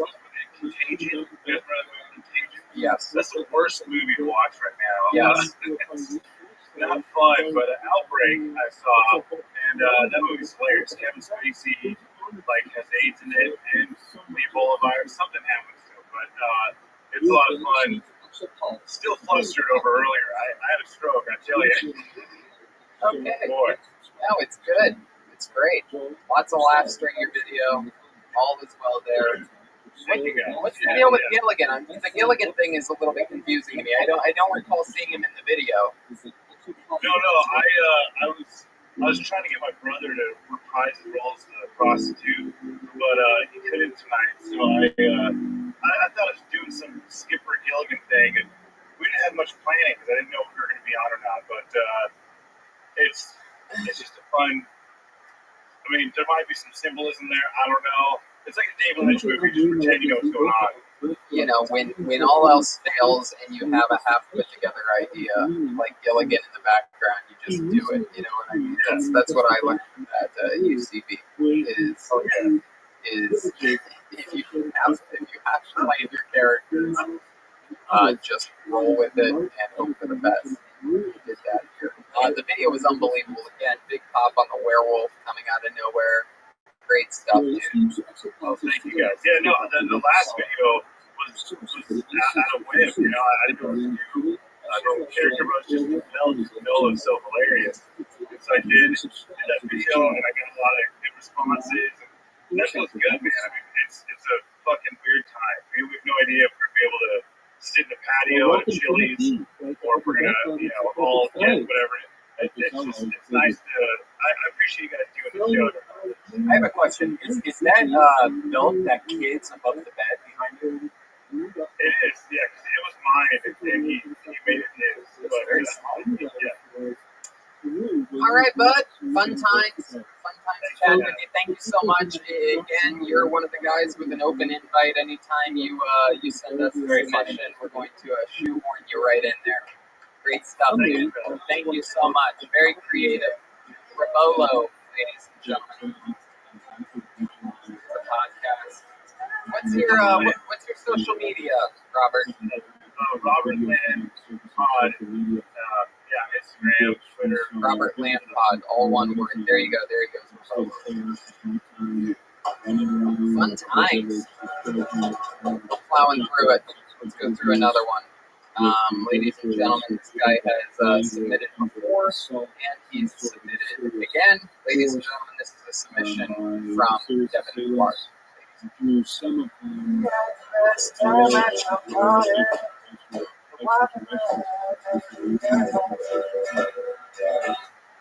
Here we go, Devin Clark. I used to work at Yahoo. Yahoo was a hard job, man. We weren't allowed to do anything. Google was like the N-word, Yahoo. Don't say it, don't use it. Very strict. I remember there was a lady there, she was brand new. And she said I have it, She was like, okay, I'll Google it. And she was never seen again. It's like, what happened to Pam? Pam's been erased. Erased. I need a job. My uncle owns a hot tub store called American Hot Tub. He's in the industry. He's very very hard. You start getting hot tubs for sale right now. Like Black Lives Matter and some hot tubs. Get your black ass in a hot tub. 30% off. Never disrespect. I was out there protesting, but I was not really, okay? I was angry, but I'm also unemployed. Like, can I lose a job? Can I lose gainful employment? I would love to run into a store and then run out holding a career. Like, look, guys, look at this job. I started to Hell yeah. Evan Clark. Absolutely doodling. That's how it's done. Right there. Jokes, baby. Hello, Devin. How are you? I'm doing all right, man. I was kind of tired. I was in a long ass line this morning. I was in line for like 3 hours. Yeah, what were you in line for? I was trying to get my certificate of vaccination ID. That didn't get it. All right. Okay. Oh, COVID. All back. That's right. Yeah, no, you got it. I'm sorry. No, it was good. It was good. I love it. Devin, where in the world are you? I'm in Hollywood right now. I'm in the Motel 6. I've been here for a while since the pandemic. Pandemic's kind of hit my ass. How expensive is it? We'll see. This is the VA, transitional housing. Oh, that's great.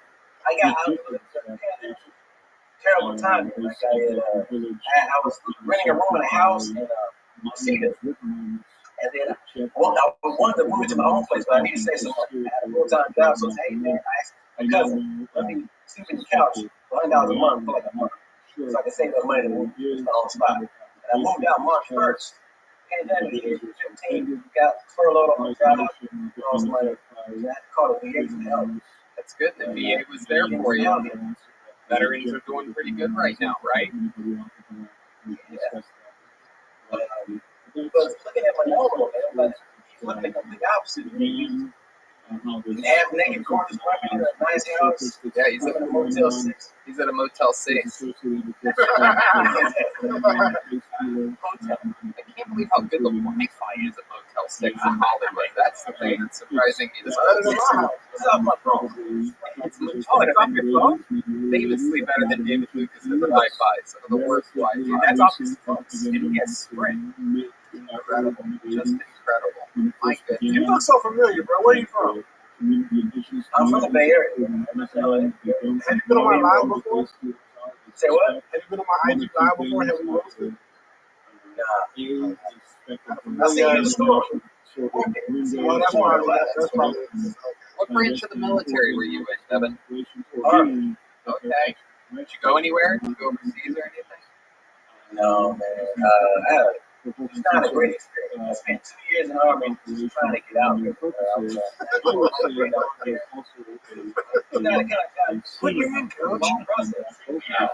A real American hero right there. Salvation Army. Hell yeah. What have you been doing for fun? You're holed up at a hotel in Hollywood. What have you been doing to take your mind off all the stress?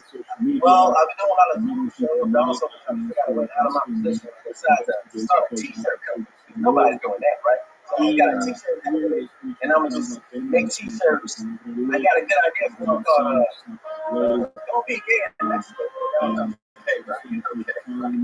Absolutely. Don't be gay in Mexico. That's a good one. Why does every black man start a t-shirt business? All my black friends back home ask me, they ask me to invest in a t-shirt business. They're like, oh, you got to buy 300 t-shirts. What else are they going to sell at the car wash? Hey, man, you talk about fucking thong, head ass about it. Devin, how long have you been doing stand-up? 8 years. And how long ago did you move to Hollywood? Or to LA? I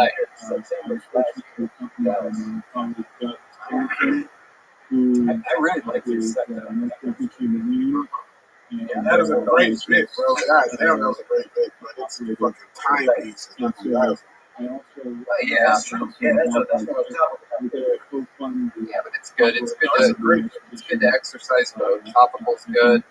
When it's So as good. far as t-shirts, they can put I see butt on a t-shirt. Nah, that was just in that instance with her. Bro. I just don't trust that pussy. Oh my god. Why do you not trust? Oh, come on, Brian. No. Why don't you trust Aphrodite's pussy? Drugs, like, I don't know, bro. A lot of miles. Like, Nick, we talk about dick from the 70s. I think there's a TV guide in there. She got the shaft from Shaft. That bitch got the bullet that killed Martin Luther King. Oh my goodness. She's 9 of this 10 free CDs you get from Columbia. Okay. You can hold a Black Lives Matter protest and I'm with you. It's got a natural history, African American. Alright. This line of David Lucas jokes brought to you by Casa Noble Tequila. Alright. Oh, Devin, anything else crazy we should know about you or your life? For your kid? Oh, really? How old's your kid? 5. My daughter's the same age, bro. Maybe that's how you guys know each other. Single parent teacher conferences. Nah, nigga, I know. Your daughter's not here. But she's the other one. She has she lives in Irvine with her mom. Oh, yeah. My daughter's the only black kid at her school, so I know I can't really good. Oh, shit. That's a brag and a half. For those of you that don't know, in the black community, you can tell another black person, my kid goes to the all-white school. That's an argument in there right there. Yeah, I'm better than you. Yeah. You're funny as fuck, though, bro. That shit made me giggle, bro. Really great stuff, Devin. So fun to have your submission. Thank you so much. I need to try harder on this submission. I don't even know. Sketches and short films. Hey, be goofy with it. Be goofy with it. Use that set that you have. Use the Motel 6 to your advantage. Yeah, we do a review of the Motel 6. Imagine you doing a review of this stupid shit that you see every day, like whatever. There you go. Red Band just wrote a sketch right there in front of all. I'm gonna do that. I like it. Right, if you do it, we'll play it next week. There you go. Okay. You know, put on the t-shirt. Yep, absolutely. 100%. The Motel 6 sketch by Devin Clark t-shirt available next week. So there goes Devin Clark, everybody. Thank you, Devin.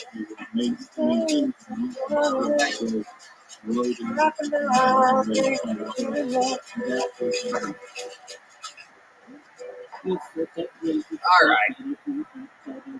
That was Devin Clark. And now, and only now, your final hour, do you realize the true power of the dark side? As I present to you my favorite comedian, the guy who, to me, while he's still fresh and new technically as a stand-up comedian, is a comedy veteran, and to me, is filling the shoes of some of my favorite out-of-the-box creative people like Brody Stevens and, so many great comedians that one door closes, another one opens, and this is one of my favorites. The great Michael Blair. Everybody here, we go. Little bit of music for some reason. Here's Michael Blair.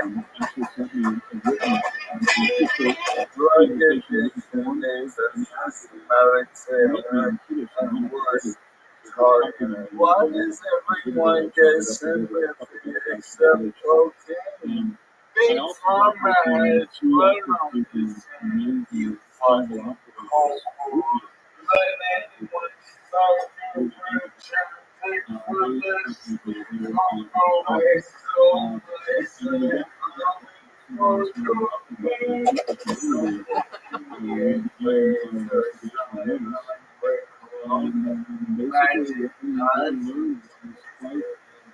I come back. How is it? You asked one for sleeping. Talk to each other like a bunch of Rudy Tuesdays.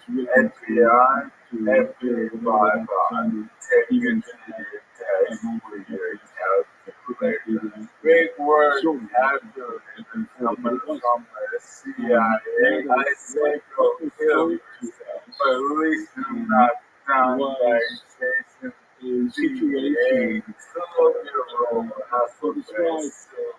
Our Caesar is every baby to my cotton. They're running. Loyal Rufus. Would you like coffee?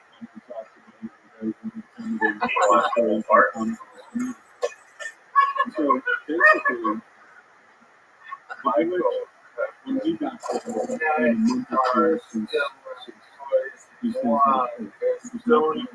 one left we're coming in the garage and the bubble wallet. So the village was going to plans to investigate, including from the gift shop, the kids who hits the goose on the goose with the goose.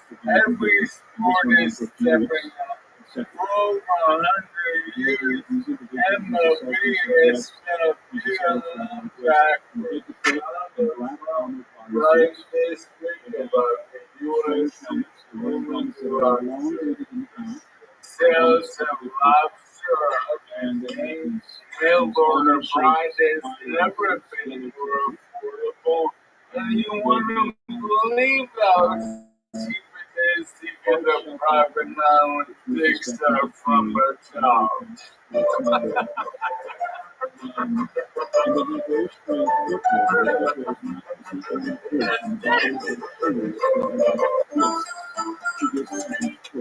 Okay, fuck yeah. An unorthodox, wild submission to the great Michael Lair, everybody. Hell yeah. And here he is. He's with us right now. Are you unmuted, Michael? Gotta unmute you. Hold on a second. Yes, we hear you now. Hello, Michael.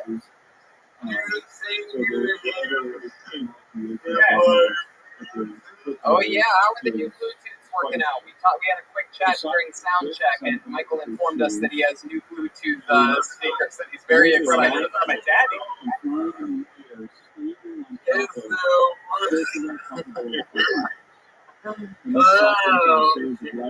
How are they working out? How are the new Bluetooths? I love them. They're real high end, and I can talk and speak. So my size. Fuck yeah, dude. Looking ripped today. Fuck yeah. Absolutely. So how's life going? Big week this week, huh? But yeah, my dad saw kids on for the first time. Oh wow, that's awesome. How'd that go? Is he a fan of the show now? He didn't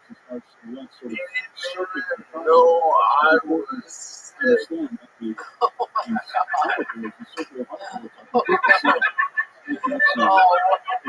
my god. What a horrible way to find out your son has Lou Gehrig's disease. You're just tuning in to watch and enjoy a comedy show, and boom, you're going to outlive your own son. What a horrible way to find out. Yeah, but you know, the gifts are lasted. So, oh,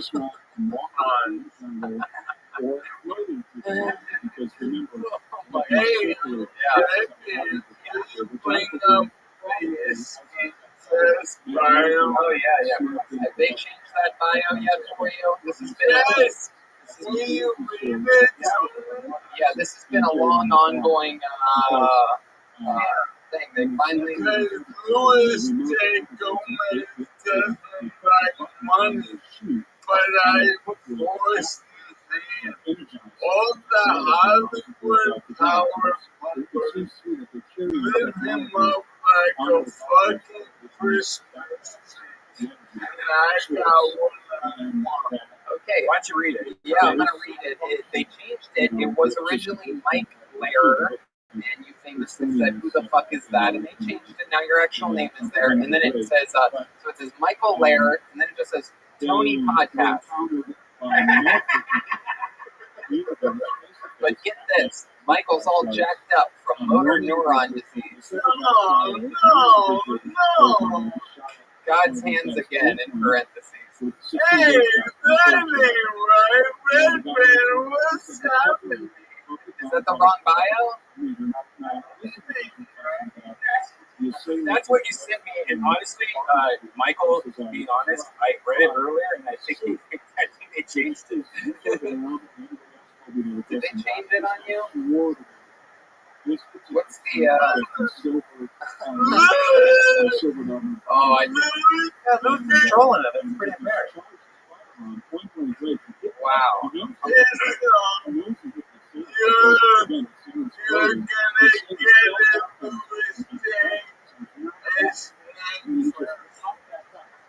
Oh my goodness. This is going on. Yeah, this is Like, honestly, Michael sent me a link earlier, and that's the yeah, they may have changed it again, Michael. It looks like this is going to continue to be an ongoing problem in your life. I know this must be. Yeah,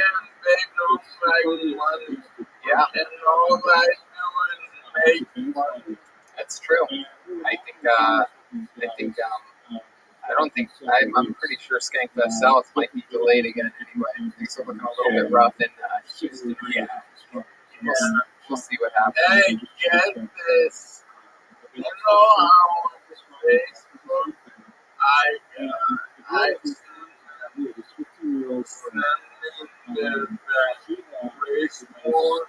No, I didn't even know about this. You're in a race war? well, anyway, long story short, a good friend of mine, we finally but it'll be fine. But I haven't tried before. Give them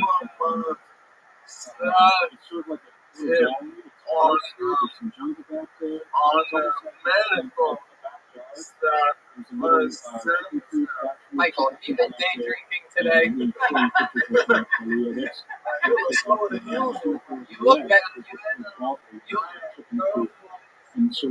You look better than ever, but you sound like shit tonight. Okay, well, that didn't get a laugh, so now it just seems really hashtag Taryn. yeah. You're right. I think you're right. I can't imagine.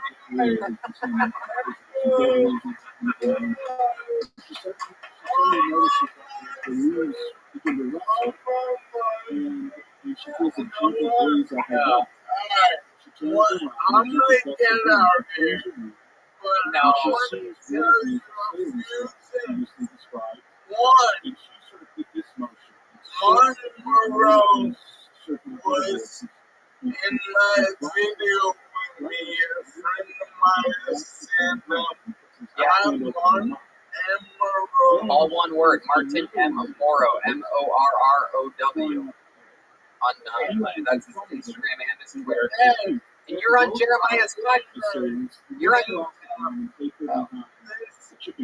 Redman has the but Nemeth brothers, every city you buy these, they're like triple matching the funds for great charity and helping support what's Yeah, it's ProWrestlingTees.com, and I have a feeling that Tucker does this stuff. Yes, I do. I know them well. Very, very well. They have a lot of cool things going on, always. And the Nemeth brothers, of course, that's the great Nick Nemeth, a.k.a. Dolph Ziggler, who is a hybrid, high-level professional wrestler, former WWE champion.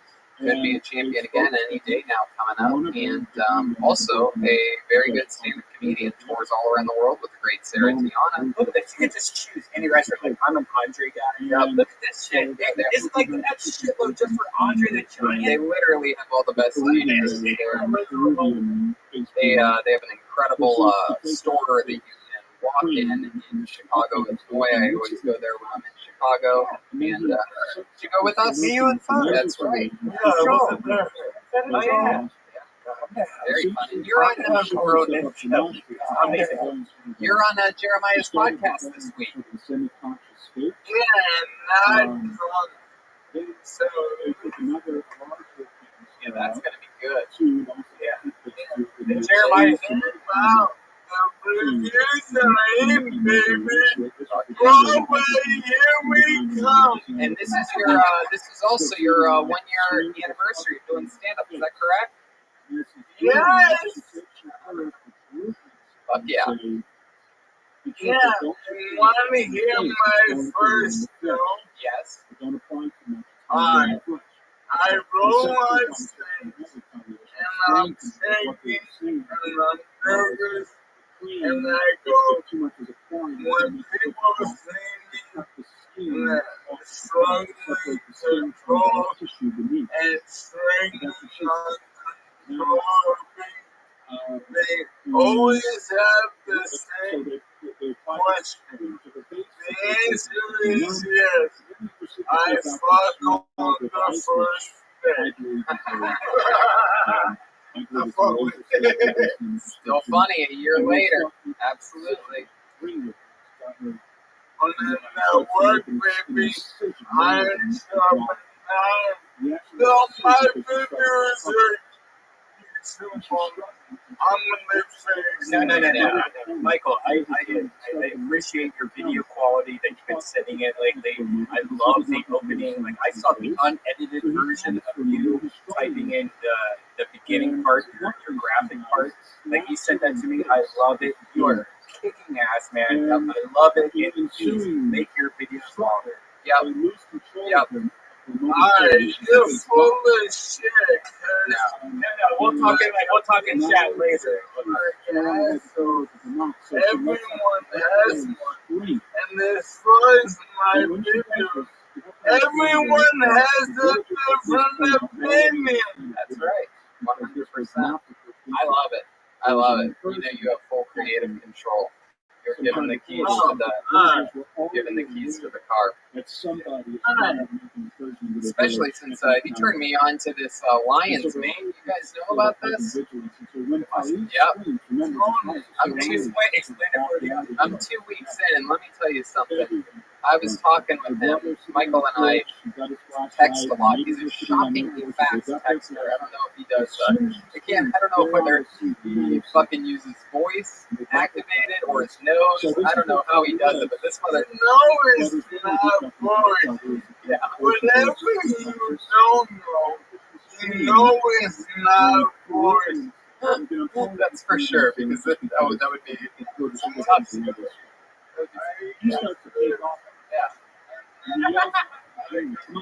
I love that thing. I have that too. Oh wow! I have that also, Michael. It's so good. Like you can just walk around the house and like you just have the phone floating in front of you.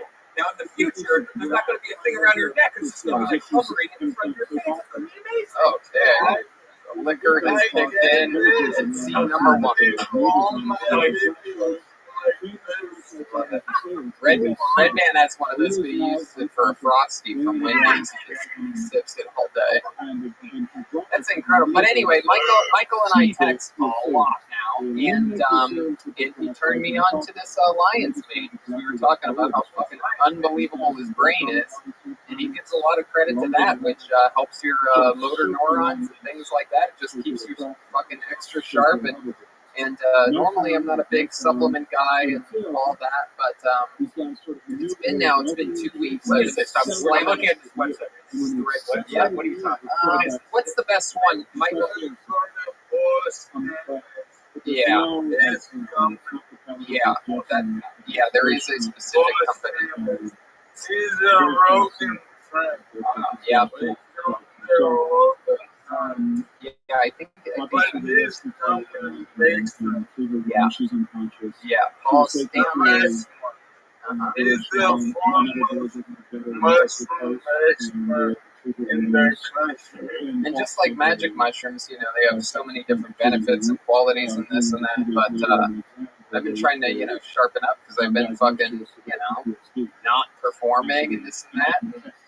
And you don't know exactly where your brain is at. And this stuff, I mean, I don't know. I'm pretty pretty positive it's fucking working. I think it makes me get shit done faster and get to relax quicker in the day because I take care of all my crapola early in the morning and clear thoughts. And I mean, I was riffing this weekend on stage after not doing it for 3.5 months. It was my first time performing with lion's mane running through my veins. And I'm just saying, I just think it's just normal sharpness, just like sort of anything. You know what I mean? Like it's. I've heard of people that have concussions. Yep. Oh, Exactly. Romanos. Neuron. Yeah. Neuron. Brain shit. It's good for your brain, is the point. And Michael hooked it up. So, What if you take that and Afro? Not for wait, Alpha. oh, You know what? I'll do the butt. yes, we hear you. Isn't it crazy that David got stone cold sober looking at Red? Everybody's wasted today. Michael, go ahead. Hi. You know how melted. Yeah. Alright. So, I know everyone that has to. And you know I'm not that guy. But tell me, you have a friend who's melting. And that only person, if he has any mercy, maybe help. And that's it, this person. 4 times a day.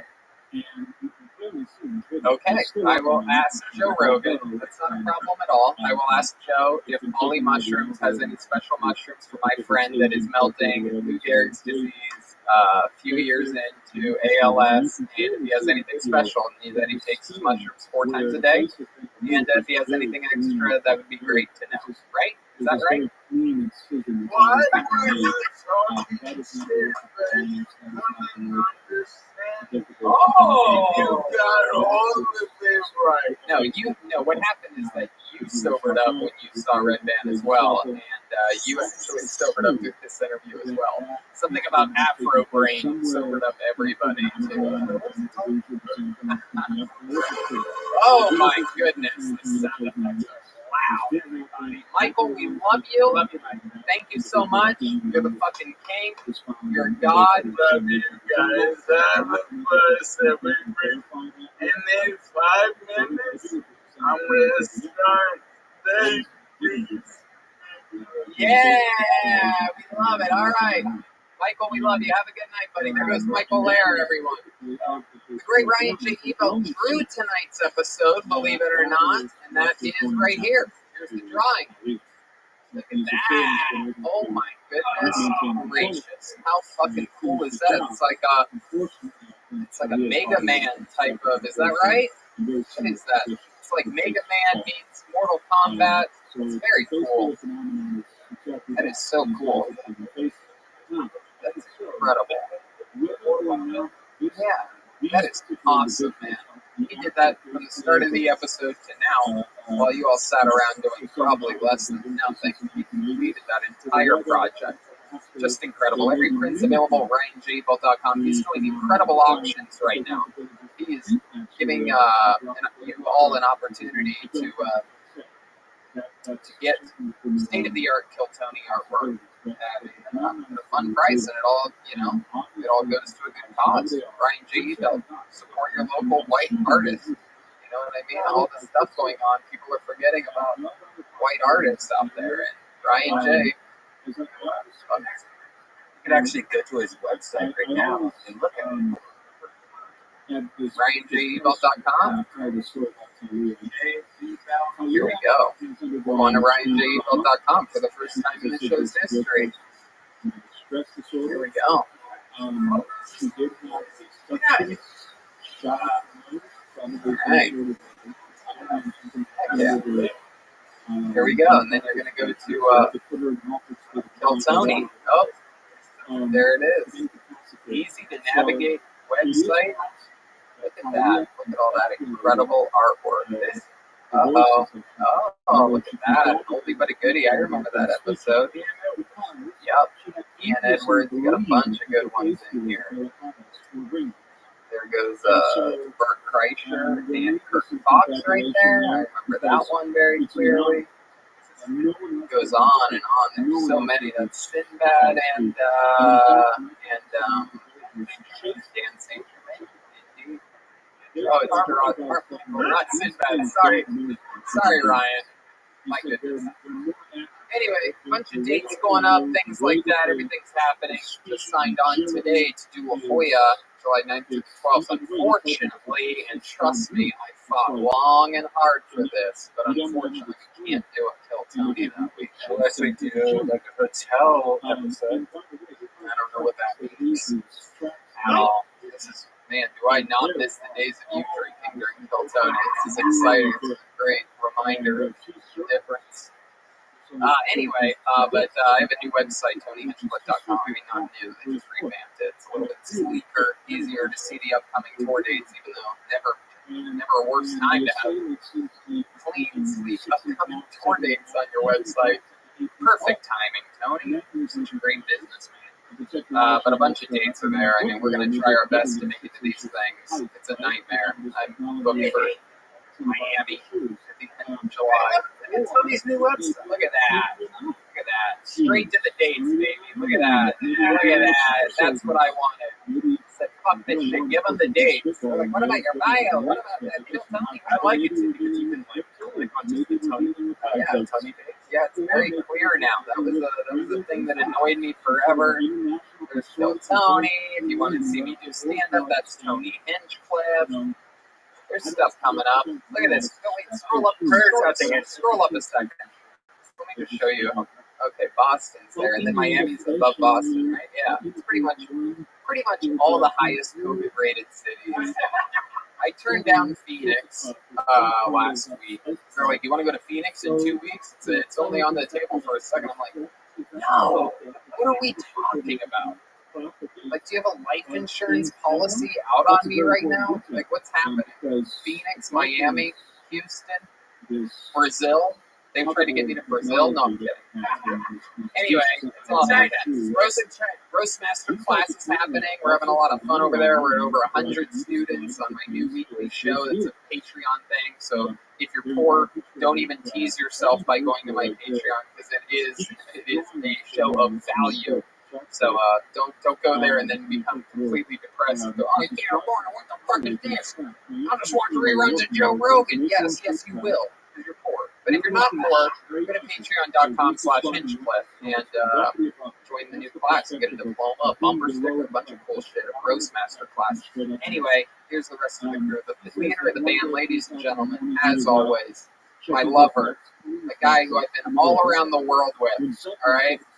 We talked earlier about afros, butthole, or vagina. This is a man that I would have sex with if he'd let me. Jeremiah Watkins, I don't know, trying to be nice. Hey, there it is. And he's back, people. Venmo at Jeremiah-Watkins.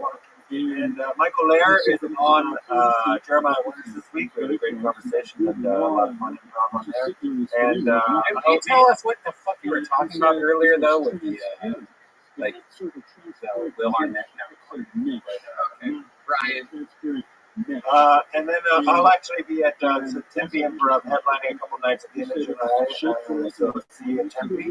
And good to be back. There you go. You're getting the weekends that I'm turning down. I'm just kidding. The Tempe Improv, one of the best clubs in the country. Jeremiah is a monster. He's out there doing great material and taking risks. Making videos for you people, doing crowd work, bunch of fun stuff. Jeremiah Watkins, catch him at everything. Joel Jimenez was here tonight. I'm going to let you guys in on a secret. He was the ninja. He was the ninja the whole time. Joel, tell us something. You got the Mostly Sorry podcast. You're Mostly Sorry on social media. What else? That's it. We premiere the new episode tomorrow. We've been doing live chat, so tomorrow 5 o'clock LA time, whatever the fuck else. We love Joel. No one's had more corona scares than this guy. I mean, it is incredible. Can I just say, too, when I got here, I don't know, David said something and then the spit flew glue it to my eye. This whole show, that is all I've been thinking about. I put Purell on my face.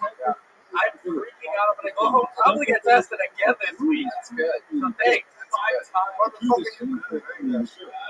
Damn right. David Lucas. That David Lucas. Funny. Yes, sir. Tell us more. We'll see what's up, man. Hopefully I'll be in La Jolla with Tony. What they two talking about. But other than that, I ain't got shit. I just did the American Comedy Company this past weekend in San Diego. Shout out to the boys down there. It was lovely. Thanks for everybody who came out. Thanks for all the Kill Tony fans who came. A lot of Kill Tony fans showed up and showed. You're goddamn motherfucking right. Kill Tony fans are the best comedy fans in the world. There's no doubt about it. Who would have guessed that people who watch a show where comedians talk to comedians about comedy, who would guess that they would be the best comedy fans? And also David Lucas's episode of he's a guest professor on this episode that just dropped last night on the new Roastmaster class. And you were an incredible interview. He talks about his method, which is very helpful for people that are just learning how to make fun of people, about identifying people as the animal that they look closest like, and then a hobby that that animal would do. It's incredible. He literally gives you a playbook on how to have silly, fun roast jokes. It's really cool, really awesome stuff. It was 2 hours you and I spent together almost. So, anyway, Ryan Redband. Hey guys, we are recording right now from Death Squad Studios. We do a podcast called Dead Air every Tuesday with Brian Holtzman and then William Montgomery and David Lucas every Wednesday. Check it out, deathsquad.tv. Fuck yeah, Redman's about to vomit right now. I haven't seen you this drunk in 3.5 months. What is this, San Francisco? Oh no. Good night, everybody.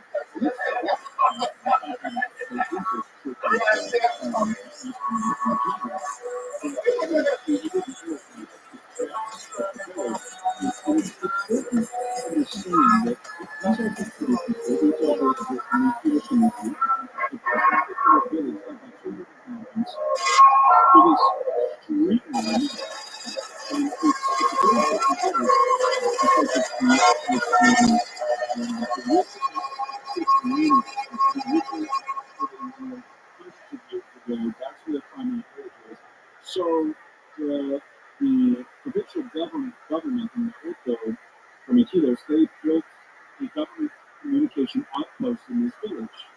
And the reason why that's important is because these villagers have satellite internet in the government building. They all go there and they sit there and they're on social media or they're watching movies. And that's important because these guys are all aware of, they all know what helicopters look like. They know what they've seen all the same movies. They've watched all the same movies we have. That's why they said that in the initial reporting, they said that the assailants were like the green goblin. With that movie. And the original is shit. The language is called the green goblin for Spider-Man. He's got this body armor and he's floating on top of this thing. That's why they said that, because that's very much like what they were doing. Except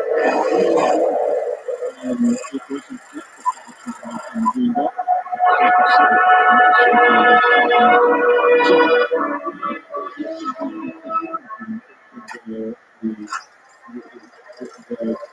The technology and the platform and the tools and the vehicles, some sort of advanced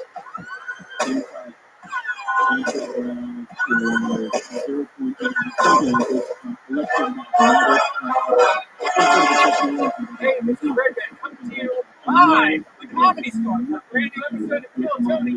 Hey,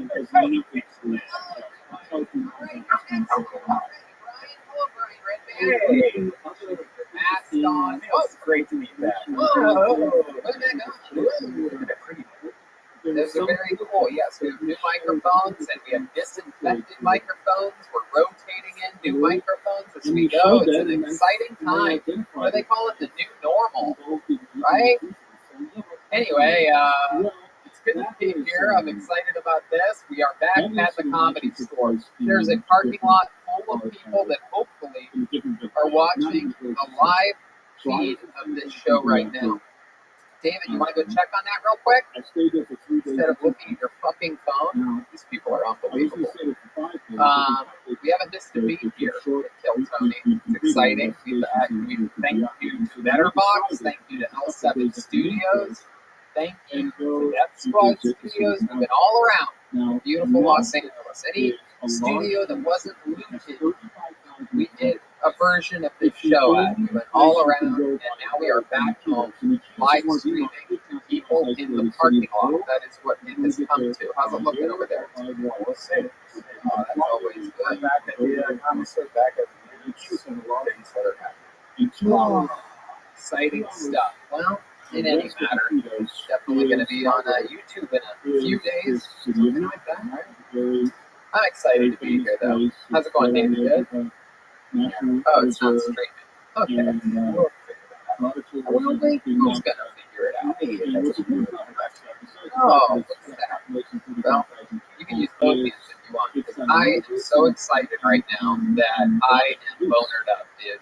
I have a full boner right now, and look, I know there's a lot of people that have dealt with erectile dysfunction, and you know how awkward it can be to talk about that in person.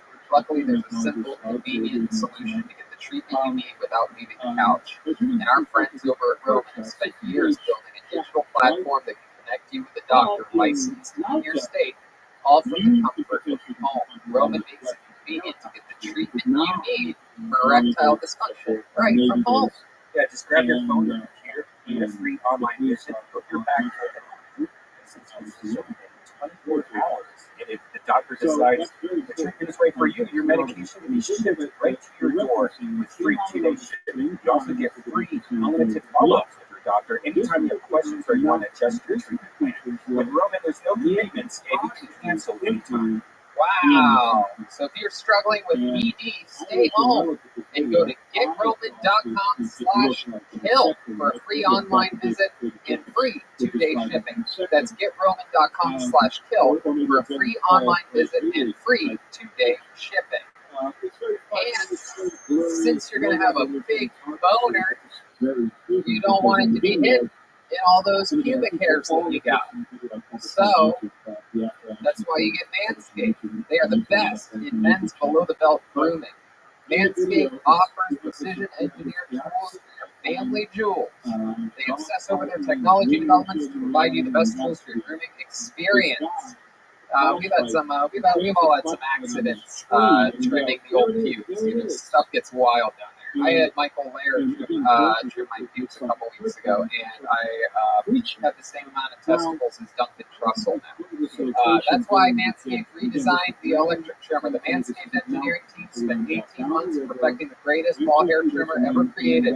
It just released the new improved Lawnmower 3.0. The third-generation trimmer features a cutting-edge ceramic blade to reduce manscaping accidents. Millions of balls are about to be nick-free thanks to Manscaped's advanced skin-safe technology. And I just used this for my first time at 3.0. It's I tell you, it's free. I mean free. The battery will last up to 90 minutes. It will take a longer shave. I mean, if it's taking 90 minutes, you got some trouble already. The water-resistant technology allows you to groom in the shower. One of the coolest features is the LED light, which eliminates grooming areas for closer and more precise trimming. They've also upgraded the motor. The motor's like insane. And let's not forget the charging stand. Show your mower off loud and proud because the intelligently designed stand is a convenient charging dock powered by USB technology. And if you're listening to us speak right now, I want you to experience it firsthand for yourself. Trim that junk of yours. Get 20% off plus free shipping with the code KillTony at manscaped.com. Your balls will thank you. Get 20% off and free shipping with the code KillTony at manscaped.com. That's 20% off free shipping at manscaped.com and use the code KillTony. Yippee-doo-dah-day. That's done. We have no guests tonight, as with all of the more quarantine-esque episodes. However, we do have a band, and every single episode commit to being different characters. We never know what they're going to be. They disappeared to the back about 15 minutes ago and have been preparing for tonight's show. We have no idea what they're they're going to be. Maybe it's some of our favorite characters from the past. Maybe it's brand new characters we've never seen before. Let's all find out together. It's the best damn band in the land, the Kiltony Band. Jeremiah Watkins, the return of Chroma Chris, and Joel Jimenez, everybody. Here we go. Uh-oh. I know that music. I know that music. And so does the, yes, thank you, so does the YouTube algorithm. Sure. Hello! It's the Cat Burglars, everybody. The return of the Cat Burglars. How exciting is this? Welcome, guys. Very famous characters known for saying, that's pretty much it. I love it. You guys were also on the 2020 band calendar. What month were you guys on? Oh, you don't know? I remember you guys being on there. They sold out of 2020 band calendar. That is a technicality. There is a stack somewhere in somebody's closet. Oh, well, I'm sure it was close. The Cat Burglars are here. I'm excited. Your name's just Cat Burglar, right? And you're also Cat Burglar? Cat burglars. And I can't do my identity, but I do have to be completely honest. Business has been a little slow right now because everyone's at fucking home. It's very hard to sneak in if you're at fucking home. You didn't have an accent there for a second, and then it came back. I love good at disguising. It's an American Cat Burglar. Okie dokie, I know I did it. What we got back there? What's your name, little cowboy? Phil. It's fun watching Chroma figure out what the room is like with the audience for the first time. Anyway, back to you in the studio. Alright, guys, just as good seeing Joel figure out the audience. I love this. So you guys are having a cat fight, a cat burglar fight. We are stealing all this time right now. Hey. Well, welcome, guys. I'm glad that you're here. We're going to have some fun today. This, the return episode to the Comedy Store. Very exciting stuff. I haven't seen Cat Burglar 2 reminds me of a guy I haven't seen in months named Chroma Chris, and I'm very excited to be this close to someone like you. I have no idea who you're talking about. Okay. On with the show we go, and I have some exciting stuff. We have some people are here, and we also have the Bucket of Destiny is active tonight. There are a grand total of 4 predetermined healthy people in the Bucket of Destiny tonight, and some new, a couple old, and we're going to see how it goes. But first, to get the show started with a bang, ladies and gentlemen, a legend on this show. You have to wait like a professional. He is the longest tenured regular in the history of the show. He is known as the Big Red Machine. This is his first time back at the Comedy Store in a long time. He's so excited that he almost ran up on the stage before I even said anything about him at all. Ladies and gentlemen, it's the return to get things started of William Montgomery, everybody. Here he is. Wow.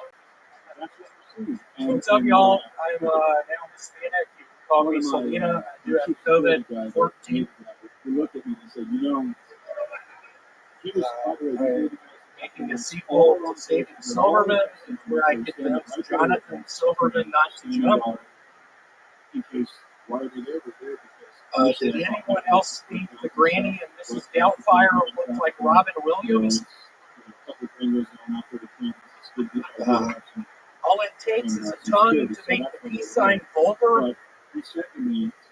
That's a pussy toe.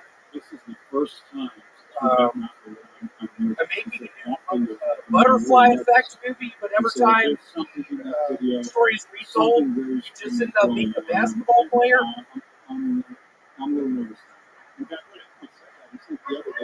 They just told me that. It didn't work, you piece of shit. If we're talking about Syria, we're not talking about Jesus. We're talking about Brandon. Strategic technology. We brought Fuck yeah, William Montgomery. radios because they were being The return of William Montgomery. William, how are It's you? so nice to be here. I feel a breeze on my penis. Is it chilling? and then we No, wow, actually, your zipper is down. Now, you said you broke your shorts last week. You told me this.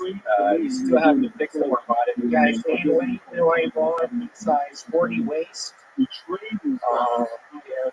turned out to be too big. It was a little too husky. Let me see, what do you have, a belt there? Yeah, you do. You have a little elastic belt. Oh my god, look at your stuff. Basically, I'm still working at the storage unit place. I think I'm fired now.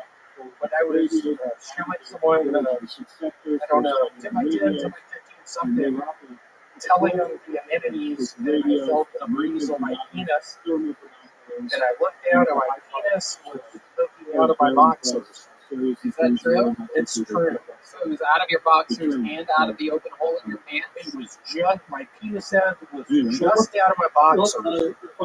How about your pubic hair? Have you been manscaping? I have never messed with my penis. So that's a relief I got with y'all with the manscaping. I think the women like a full bush. You do. Have you ever? But you've never seen the reaction to anything else. No, I have. South Korea 2 years ago, I was there. The women were like, "Oh, you have red. Oh, you have red now." Wait, what did that say? Oh, you have red now. You have red what? Hair. Oh, red hair. That's Oh, you have red now. okay. And I showed her my pubes. And some of my pubes are longer than my penis. Yeah, you need a manscape. I'm not manscaped. What were you just saying? You said that? I'm glad it wasn't you, you motherfucker. Oh, That first thing you said tonight was not good. what did you say? Oh, hey, what's up? It's like Aunt Jemima. He didn't even say that, William. He's a racist piece of shit from Arkansas. He went to the University of Arkansas. Did you just see Mrs. Doubtfire this week for the first time? I did. I saw that. Aliens 3. Aliens 3. What an interesting. Where do you usually watch your movies at? What library? In a library. That's pretty good. Hey, Redman, I wish you were Jamaican like Sean Paul. Why do you wish that? I was hoping that was going to get a bunch of laughter. It took me a while to write that. Hey, Redman, I wish you were Jamaican like Sean Paul. William, what did you do this week? Anything healthy? I got my review back from work literally after 2 years. I think I was the worst employee they had. I didn't get a raise. I still make minimum wage after 2 fucking years. But they give you health insurance. What was that noise? I picture me being with Princess Diana, just with the drunk guy driving, just making that noise before he hits the pole. That's actually what happened. There it is.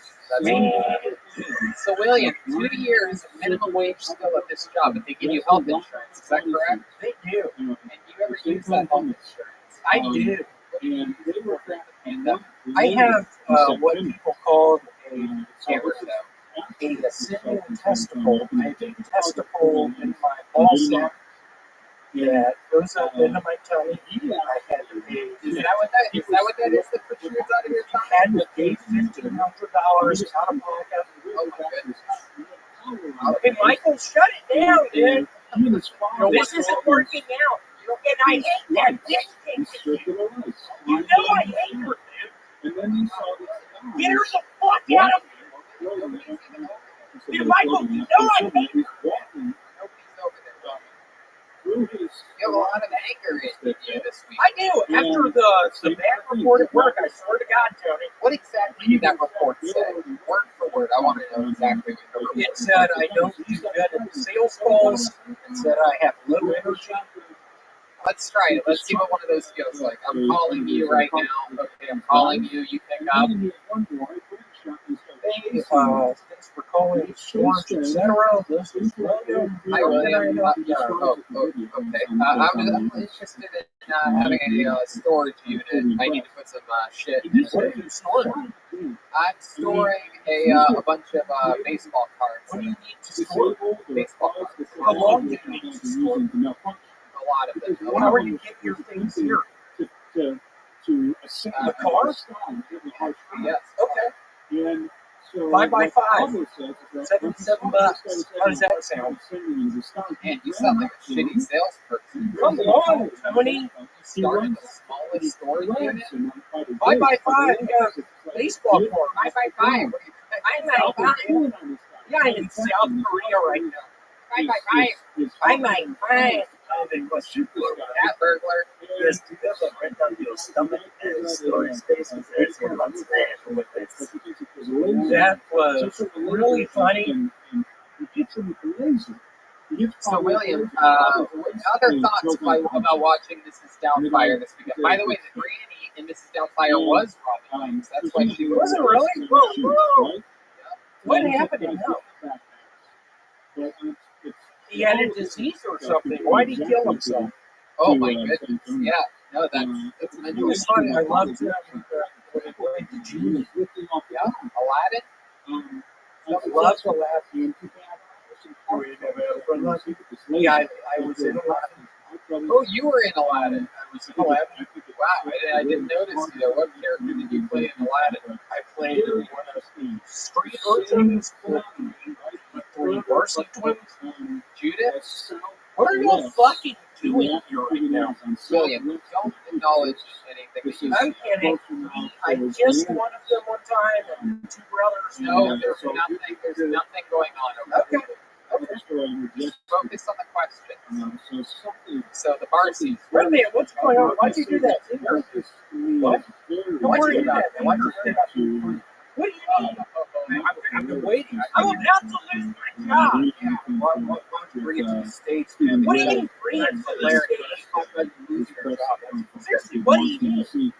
A lot of I'm sick right now. They measured my temperature. I have 101. Wow. That's a fever in my book. Yeah, good luck to the piece of shit that talks in this thing next. Danny up in the bird's nest is going to start too. Good job, Danny, you pussy. No, don't be funny, Danny. Oh yeah, look, I'm telling you. I was kidding, Danny. I love you, man. Remember when we kissed 2 weeks ago? No, don't do that. Oh,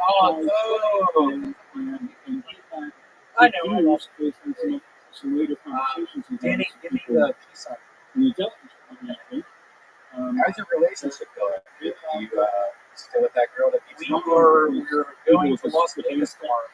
Oh, that's cool. Going to Vegas Are you tomorrow. going to take that other comedian that she's fucking before you? I am thinking about it. The guy, it turns out, the guy's very nice. We met a couple weeks ago in a bowling alley. Just in the parking lot. They're obviously close, but we met each other. He's super nice. He's coming along with us to the Bellagio. He's super excited. He doesn't yet ID. So it's sort of a hodgepodge. What happened to his kids? Did they all get lost in your girlfriend's vagina? He was fucking It was an issue on the flyer. Oh, who's going to start the fire? I swear to God. No, but seriously, if you'll ask me, sort of one of my biggest fantasies is being with that guy. Brought all the weapons up. Who's going to start the fire? Brought all the weapons up to that hotel room in Vegas and started shooting all of those people at the country music concert. I swear to God, y'all, in my fantasy world, when the South Korean chick is looking at my views and I get pissed and I'm hanging out with the guy that used to go out with my girlfriend, I'm going to be clutching on to one of my weapons, break out one of the fucking windows and start fucking shooting. I noticed you started sweating a lot more when I brought up that comedian that was fucking your girlfriend before, like you're covered in sweat. I did. I don't know really. The first 8 minutes, we're up here, cussing, everybody having a good old time. I brought up one guy fucking laying pipe into a girlfriend, night dripping with sweat. What am I supposed to do? Another story. What am I supposed to say? It's not funny anymore, y'all. I think we're gonna get married in Vegas this week. Oh my god, are you really thinking about that? Yeah, I'm really thinking about it. You should go back to that bowling alley. Can you say that a little bit slower? Have you ever considered that there's probably never been a worse time to go to Las Vegas than right now? Do you think it's safe if I wear a face mask? Then let's look at what happened in Vegas and comes back with Los Angeles. It's true. You might not. If you go to Vegas, you might not be able to join us. Yeah, you won't be able to next week either. You brothers. Come on. Come on. Come on. Come on. We work for minimum wage in a storage facility. You know what I heard earlier? Are you going to go there and put your $60 all on black or something? Everything's I put it on red. I really do. I'm looking forward to playing with that. Talking about the podcast, I loved it. 2 people alerted me. Bert Kreischer and what's his name? Tom Segura. Tom Segura. At the end of their podcast today, they had a freestyle episode. So I love it, but I see that and it horrifies me. Why? And I start thinking, where do you respond? On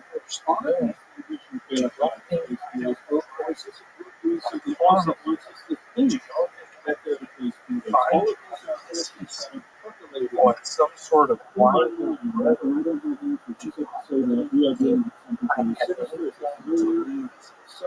swear to God, I fucking don't.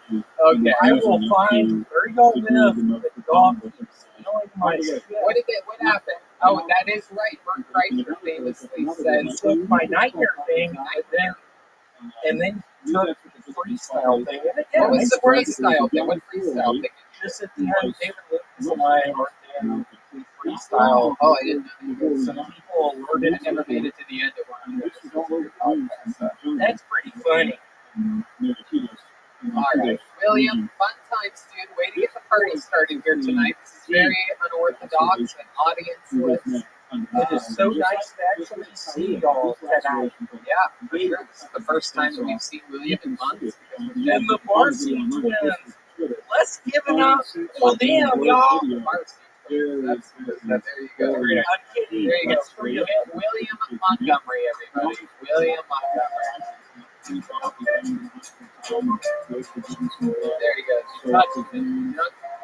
Stars of fire. Hey, look at that. A new microphone. Shout out to David Deary, helping us out big time tonight. Keeping everything nice and clean. Incredible. Thank you, David. I thought of making it for David Deary. Oh, there's only a few people I miss. Some staff members. Okay, we're going to go to the bucket for the first time in months. How about that? The first time in months that we go to the bucket. We're going to see which one of 4 names get pulled out. Oh, this is very exciting. I just hung out with this next man last night. We are good friends. He is not only a great comedian, but one of the most promising employees here at the Comedy Store. A guy that hangs out late. He's part of the cool kids. Ladies and gentlemen, a good friend of mine. Ladies and gentlemen, the great Mitch Burrow, everybody. Here we go.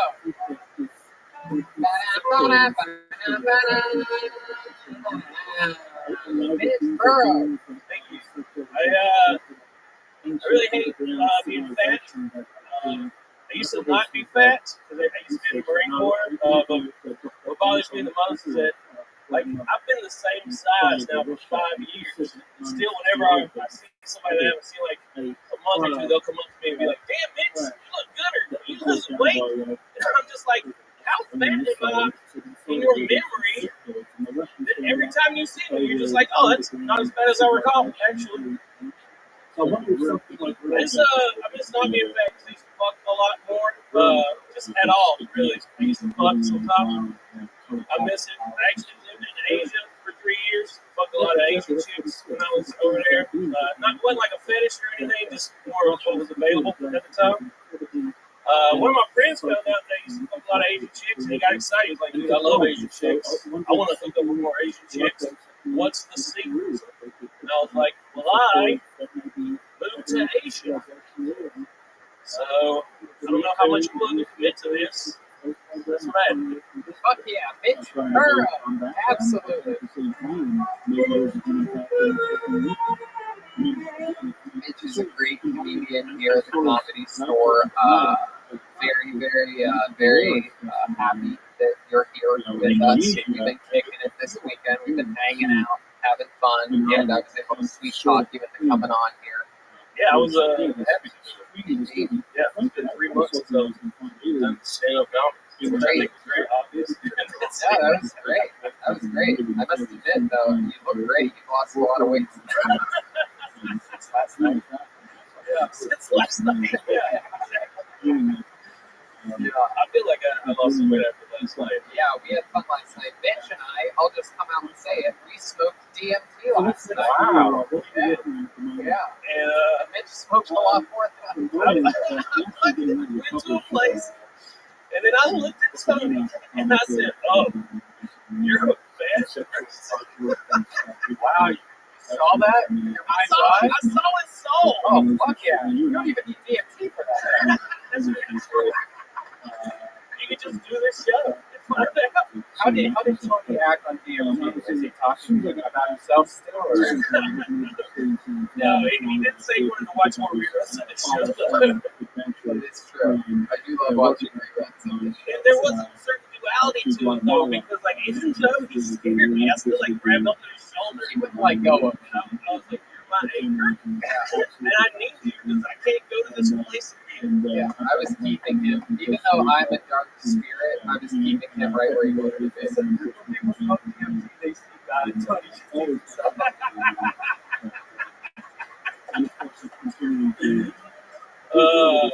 That's the first Goldberg chant in someone back there. I like that. Yeah, that was fun. What did you see in the experience? Did you see any visual? I told you I saw Tony as a bad person. Oh, yeah. That was it. Well, the problem for me was, I don't know if I just hit it harder than everybody. He really did. He hit it much harder. And I don't know if you even remember this, but you did 2 rounds. I did 2 rounds, yeah. And he did a lot of funny things. He was killing the entire time for 10 minutes straight. I should have done it before the set. He sort of roughed the DMT around because all he did was talk the entire time while everybody else was just sort of like, Mitch is like, you're a fucking dark spirit. But he also said it was funny. Annie was sitting there on her boyfriend's lap, and out of nowhere he goes, "What the fuck? Are you two dating?" They've clearly dating. Caught me off guard. And then there was also a dog on Annie's lap, and it'd been there for like 30 minutes. He's like, "Oh fuck, where'd that fucking dog come from?" You dating? I don't know if anyone's ever done drugs before, but it fucks with your perception of shit. Yeah. And DMT might be the strongest one. Is that your first time doing it? No, I've done one of those pins before, but it was my first time doing it with that many people. Yeah, I've done it with one person with me, so that was a little more relaxed. This was, and plus, like, no one got as high as me. So then I was like, am I okay? Which is something I ask myself a lot of times anyway. Mitch not only did the DMT pen, he also did the KFC pen. He has a vape pen that is just the flavor of chicken. It's just a straw that's separated. So that's fun. Mitch and I were having a lot of late nights here, heckling and playing around with the great Don Barris. Towards the end here, we were on a real run. Just constantly trying to get those. It wasn't working for me, but yes. Yeah. And then Tony would just make fun of me, thinking that I could have sex. It was great. Oh, the audience is lovely. Because you're a very handsome guy. You're a good target. How long have you worked at the Comedy Store? I've been at the Comedy Store since Halloween of 2018. Okay. That's awesome. Halloween's a fun night to start, huh? Yeah, I just put on the costume and I decided to do it. Yeah, people are like, oh, look, someone dressed up as the Michelin Man for So, Okay, that's The Catherine lives right here. Have you ever burglarized anything? Did you loot anything or anything like that this year? just, houses when I was in the military in Iraq. Oh, okay. Is that a thing that all American soldiers did, right? Wow, that's a fair. No, it's like you go into like old bases and stuff, and you're just like, oh shit, the fucking AK-47. That looked cool. Hell yeah. Yeah. Absolutely. Did you take anything that you still have that you really like? No, I didn't transport anything that cool back, but I did have some friends that now have AK-47 stuff. Oh, right. Do they like check your bags? Yeah, Like a like TSA? so we worked on helicopters, and so we were able to like take the floorboards out of the helicopters, and stick the stuff on the floorboards, and then fly back. With like we just smoked shit back. Children's shoes, clothing. I did shoes. Wow, that's even creepier. Just recently in his face. Oh, I shouldn't have said that. Yeah, I shouldn't have said that. I fucked up. oh, it's all good. It's all good. Who's literally a fancy? This place is 21 over. Just kidding. Just kidding. Just kidding, Chris. He's not watching. He might be actually. He actually might be. There's nothing else. He didn't even want to do the show 6 months ago. Now he's watching it. How does it feel, buddy? Again. Anyway, yeah. What's the youngest girl you ever hooked up with? Segway. That's a segue, right? Last year, I fucked a 22-year-old. Hey, look at that. And then the next morning, she goes, "So how old are you?" And I was like, "How old do you think I am?" 39, by the way. And I go, "How old do you think I am?" And she's like 30. And I was like, "No, I'm 39." And then she never talked to me again. Oh, my goodness. You should see you since you last saw that. Yeah. Yeah, doing great, too. Doing great. What kind of, do you do any exercising, anything to get the heart going? Yeah, you saw me last night. I was wrestling at 19. It's true. Whoa. He was wrestling Curtis's, I believe he's a blue belt son. He is a blue belt. And he was Brazilian Jiu-Jitsu. fucking your world up. He did beat me. You probably have a good, what, you guys figured out 150 pounds? I'm probably with more than him. Yeah. And it was hilarious. I mean, we were fucking done. I mean, to be fair, he trains. Yes. Yes. And also, I don't know, Curtis was here, he was fucking cornermaning you the whole time. No one was seeing my corner being like, "Hey, do this move." No, we were all laughing. They were just like, you do the move, like, "Oh, sit down, wait a minute." Like, swing around, you get a full guard. Like, no one was helping me. So, like, that's the fucking bullshit that I have to deal with. Okay, I'm fighting on my own out there. I ain't part of the fucking Nelson clan, apparently. You look like you trained them. Like choo-choo trained. Oh, fuck. Yeah, you got choked out a couple. Did you go unconscious the first time? You were all No, I'm a bitch, dude. I tapped real quick. As soon as I felt his arm around my neck, he didn't even do it that hard. I was just like, yeah. Normally when bitch taps, it's on a drive-through window because it closes at nighttime. Fuck yeah. So, what have you been doing during this quarantine to fucking stay safe? I do a lot of camping, do a lot of off-roading. Yeah, you do have an awesome Jeep. In fact, I'll tell this quick story is that one of the nights I was coming, I think I was coming from one of the shows, and I drove by what I thought was Mitch's Jeep, and the guy was actually shaped like him. I got next to him, and I rolled my window down, and this is a true story. I was like, Mitch! And the guy had headphones in, and he turns and he looks at me and he goes, "The fuck did you just call me?" He thought I was calling him a bitch. Yeah, but it wasn't you. He actually knew who I was. He was upset that he was confused. I love it, man. Very funny videos. I also, when you guys were in quarantine, you and the other tour guys are making your own series, and it was fun to watch because it kind of made me feel like you guys really do act like that when you're at home, like wear your tour guide shirts and things. Yeah, so we were missing work, and we just decided to start making videos of us checking IDs and shit. And then the first video we posted got 125,000 views. I had it pinned on my Twitter because Mr. CF retweeted it because we included his Netflix special. Oh, So shit. I'm since unpinned that. Oh, that's a shame. That's a shame. You must have gotten so many hits on TikTok. Yeah. I got a lot of ego fans. Worked out good. Yeah. I love it. And what is your social media? What can follow you? Everything is Mitch Burrow. Mitch Burrow, TikTok, Twitter. MITCHBURROW. Yeah, man. Is that different than Joe Burrow? Oh, he's Burrow. Yeah, he's the quarterback. No, No, I think he's got an S on it. Or maybe we're cousins. yeah, something like that. Yeah, I mean, obviously, world-class athletes. Now, you're from Atlanta? Outside of Atlanta. Let me ask you something. Because you're a real, look at you. I mean, you're a real big. I don't like the Confederate flag. What do you think about the statues, though? What about the statues? Take them down. Take them down? Yeah, I don't give a shit. Those aren't my fucking heroes. Right. You know? Okay. There was some fucking NASCAR shit that people were fucking up and be upset. You love NASCAR. I love NASCAR. That's right. What do you think about the Bubba Wallace? I love it. I wish he'd win a race so I could feel better about sport. That is weird, right? Yeah, I mean, come on. There's got to be some black drivers out there that can win. That's Black what really drivers means. ever win in NASCAR? Have they ever thought about like jumping out of the car and just sprinting to the Is that an option? Because they're pretty fast. Stereotype.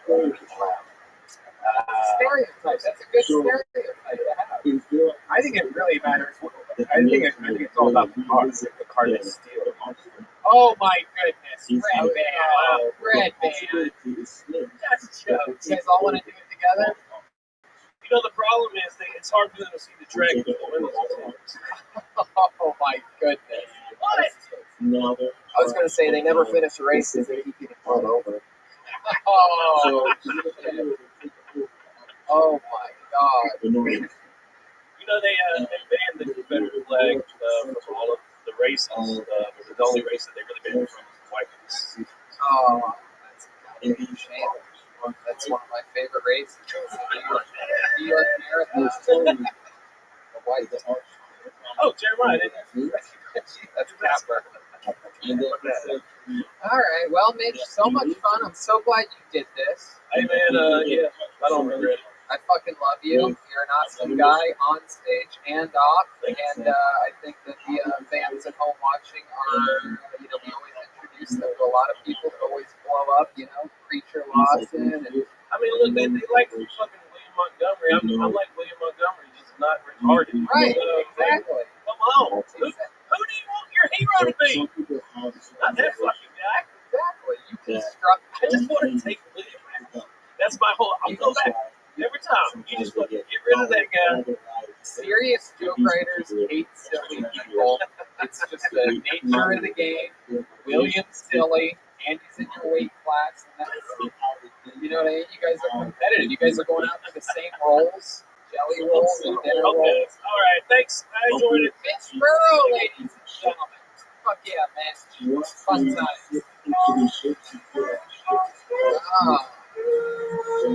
Yeah.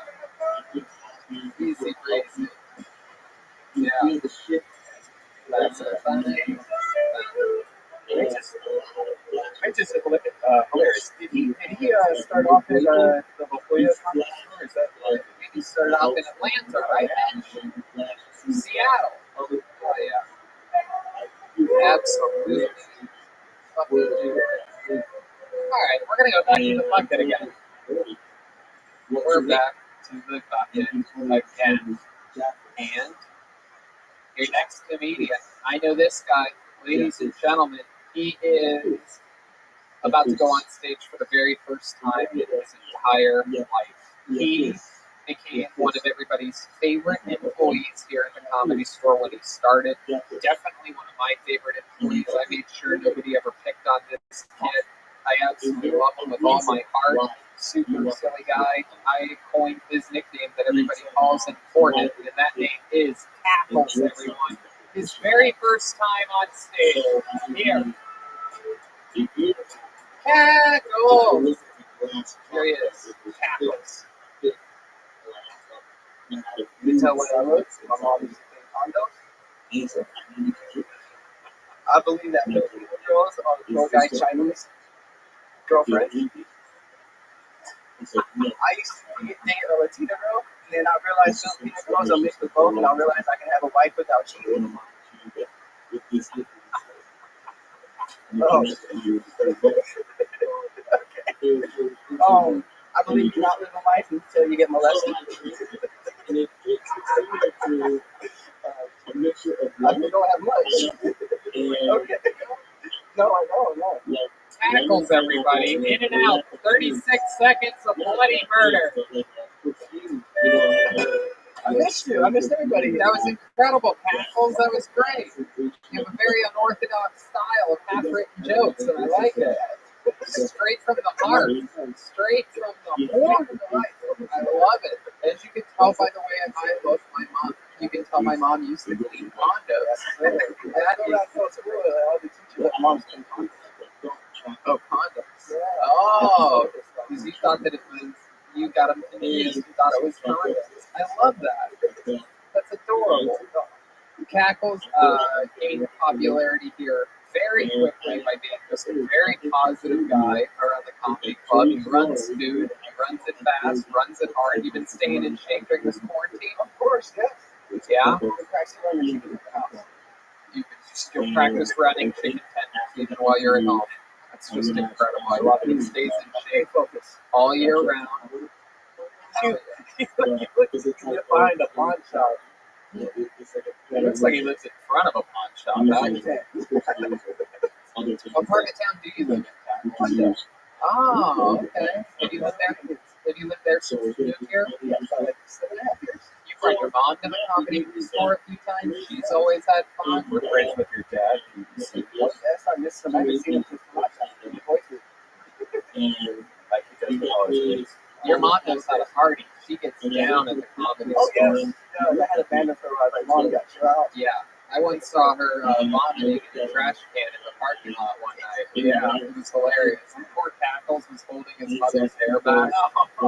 I'm like, damn. I'm like, Cackles is hooking up with some chick that's vomiting, and then she lifted up her head. I'm like, oh, hi, Mrs. Cackles. You remember that? You remember Mrs. Cackles? Yeah.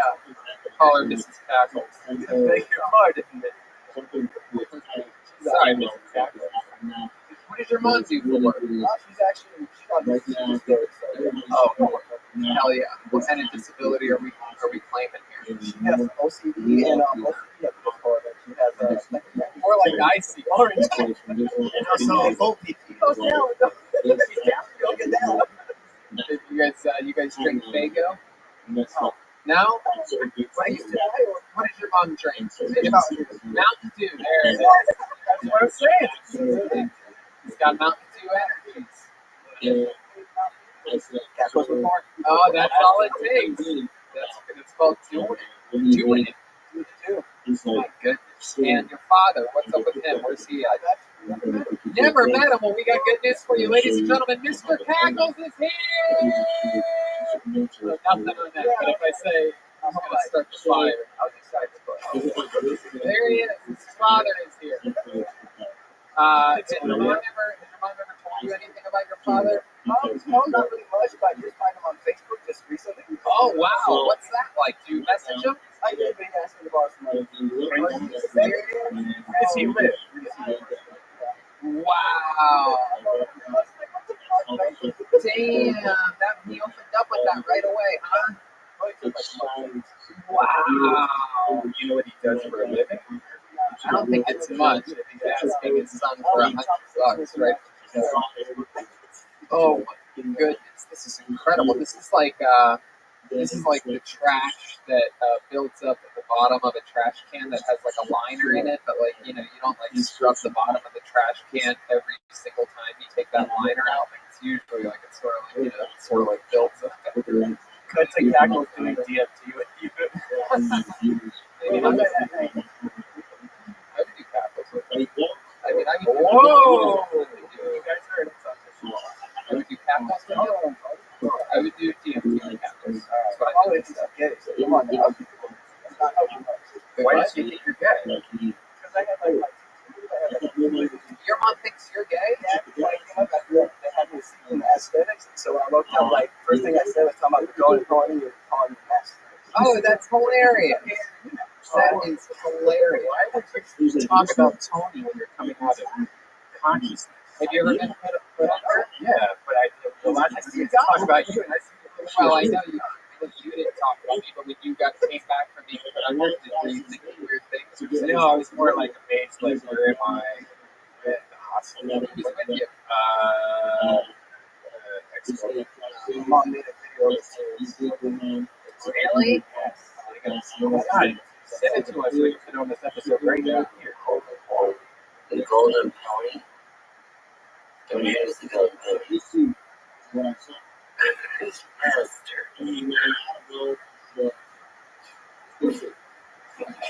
Oh, I think I know it. What else have you been doing during quarantine to keep yourself busy? Not really much. Like, I got a job making masks part time, and not really much. Just trying to avoid everybody. Get sick. Out of the house. You have a girlfriend right now? I do, yes. Yeah, where'd you meet her at? Actually online on Facebook. Wow, look at you making all the relationships on Facebook. That's how it happened. An app most people have deleted at this point, but not you. You're thriving over there. My goodness. So my fans are at. So what did your girlfriend do? She has no work. Wow, does anybody that you know work at No, all? I'm going to fucking work. My brother. My goodness gracious. And how does she have money then? By the way, that's why he's called Cackles. I don't know if you guys can hear, but after everything he says, he goes, Cackles. Famous for the comedy store. It's crazy to think that you're like the richest person out of your family and everybody. And you're a food runner at the comedy store, which has been closed for months. But they took care of you, right? What's part of Iowa? Was there a Happy Joe's close to you? I don't really remember that. Happy Joe's? That's better pizza. No. How long ago?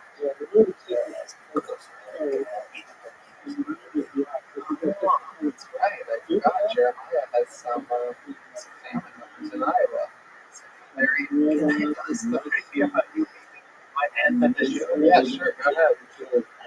So, Tony, we're doing a meet and greet at the show, and Tony and Brian are waving me over saying there's a lot of people here to take pictures. I say, I'll be with you at one moment. I haven't seen this family for years. A couple family members, right?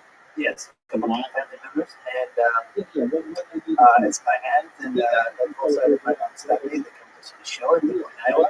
And Tony comes over again and says, Jeremiah, seriously, there are a lot of people here. I'm like, Yeah, they're literally like, we're going to wait. And so a second line started for a group picture waiting for Jeremiah while he's talking to his fucking. Go ahead. So I introduce Tony to my aunt. I say, Tony, this is some of my closest relatives here from Iowa. And Tony goes without hesitation, well, you must not be that close. I didn't see you at his wedding. And let me take a picture of the boy. This is my poorest side of the family. And we could not afford to fly to Los Angeles to come to my wedding.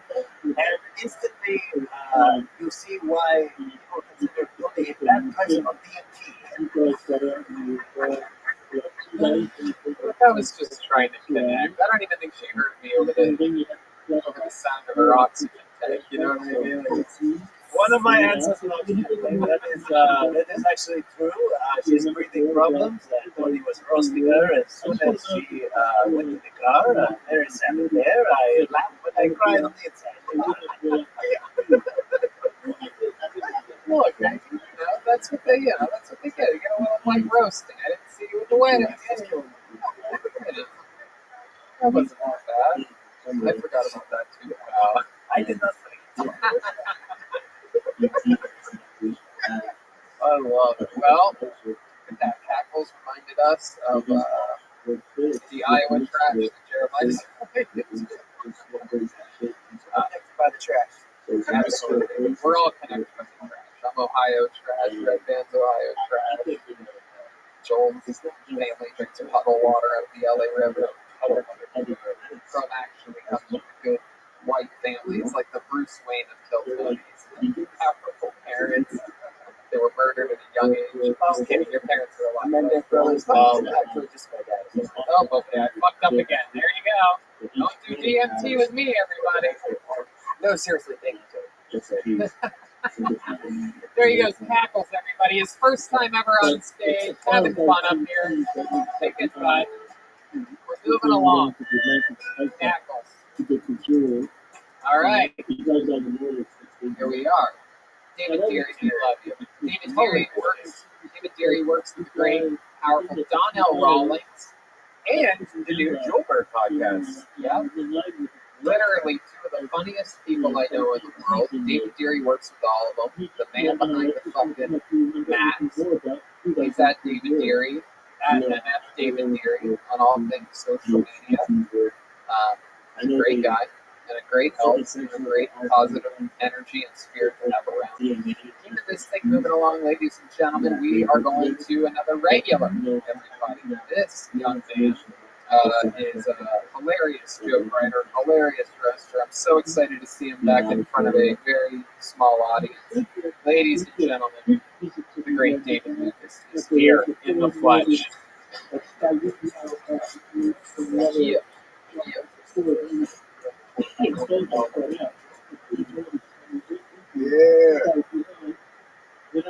The world is crazy right now. Black people asked for equality, and white people started taking niggas off of breakfast foods. Like, man, I want black people on my fucking pancake box. Don't nobody want no fucking Aunt Susan's pancakes. White women don't even know how to make pancakes. They don't know how to make French toast. They want us to stop saying the word master bedroom. They want us to use the word primary. That's the gayest shit ever. What the fuck is wrong with the world? I'll be damned if I buy my mansion and refer to it as primary bedroom.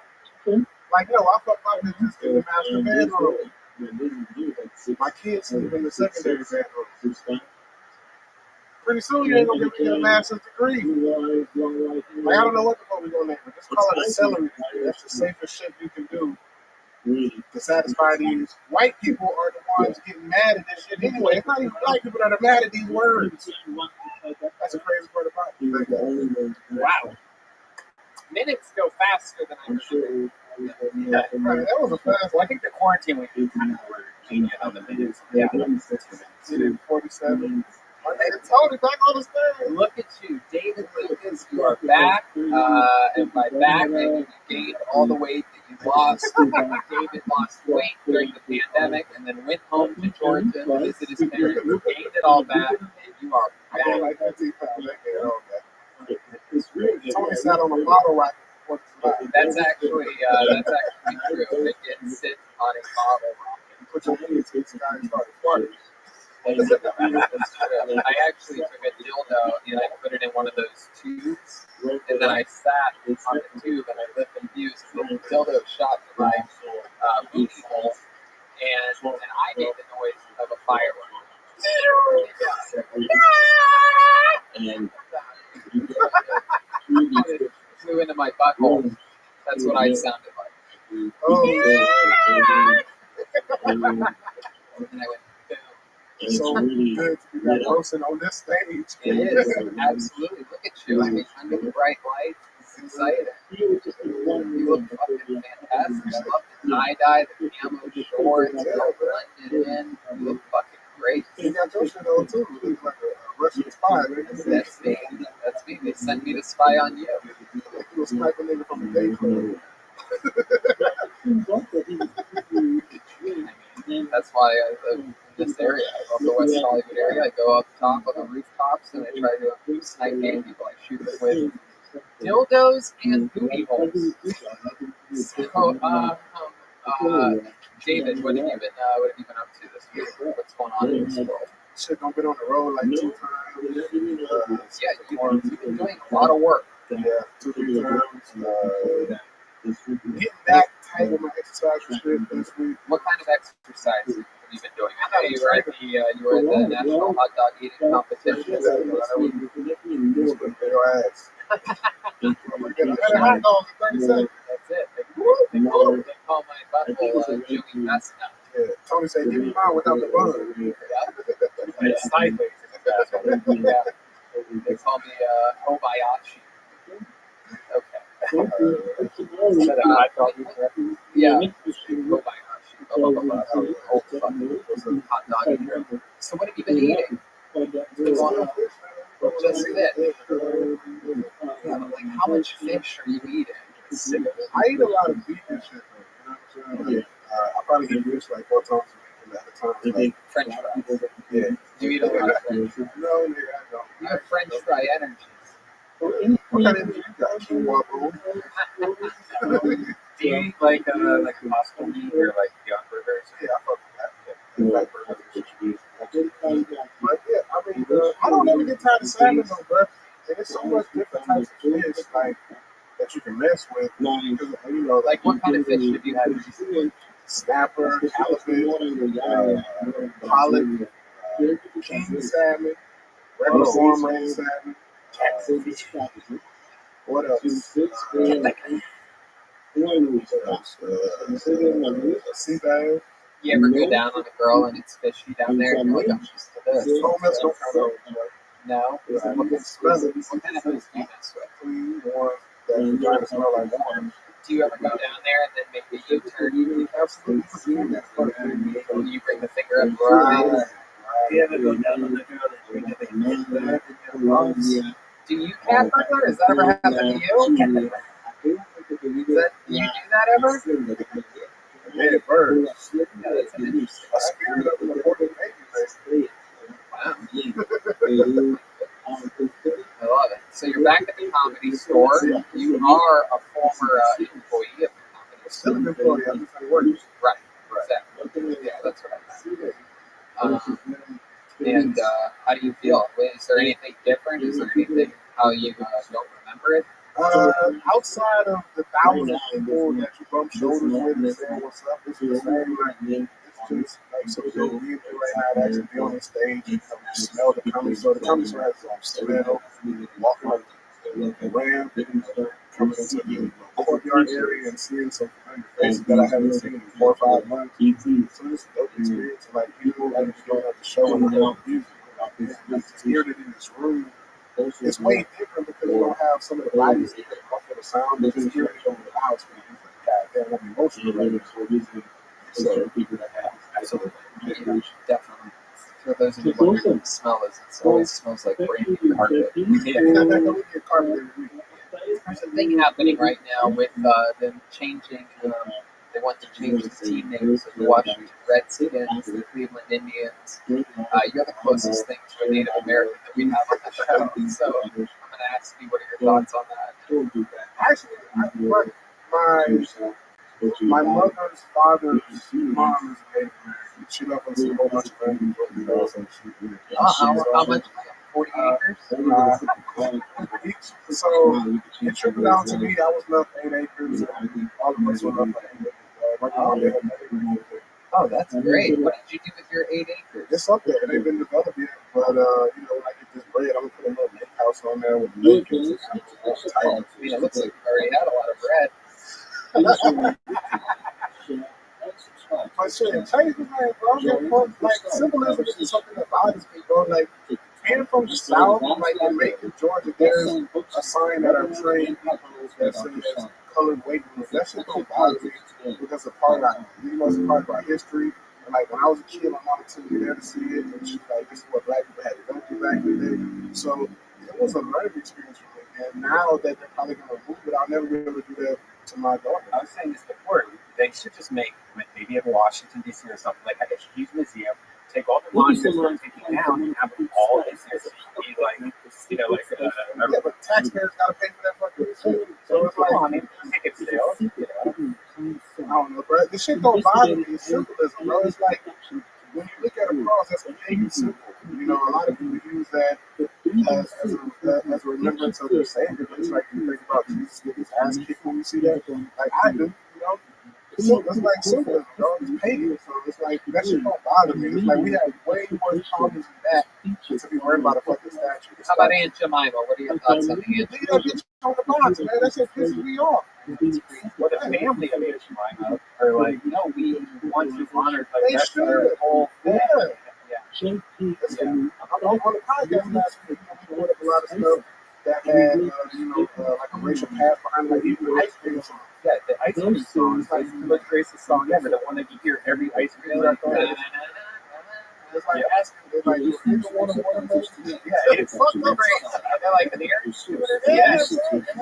You know how it goes? You nigga want a watermelon? Hey, hey, hey. No. 100%. I promise. Really? Let's do it. You've sang some white people songs on the show before. This one's no different. This is the ice cream song. Make sure it's in the master key version. The ice cream movie. 1998. You gotta remember, it was last. I got the song. Nigga love a watermelon. No way. You're fucking. There's no way that that's what the ice cream song is. Warning, this video contains offensive material. It does not reflect my personal views. And this video was edited with cartoons. The lyrics. No, this is just an old cartoon. I had a fast one. Yeah.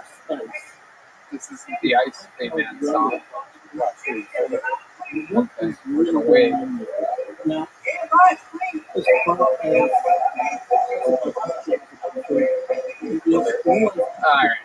This is great. You can look at it on your own, but the shit's racist.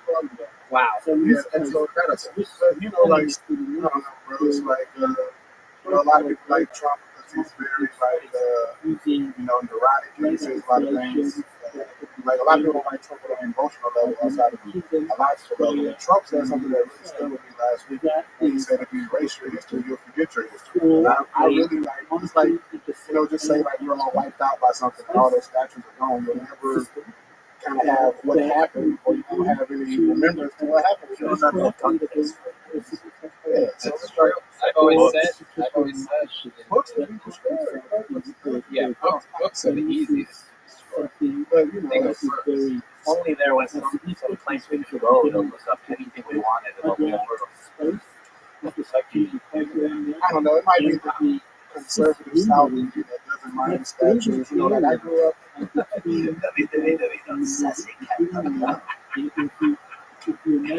Even Jeremiah collects pictures of racist statues. Yeah. He's a pure Christian. I mean, that would haunt Jeremiah if he had anything. What are you talking about? He posts that shit on Instagram. No, I don't. The guy who thinks every statue is a Civil War statue. Oh, the only statue you care about is the Bob Big Boy statue.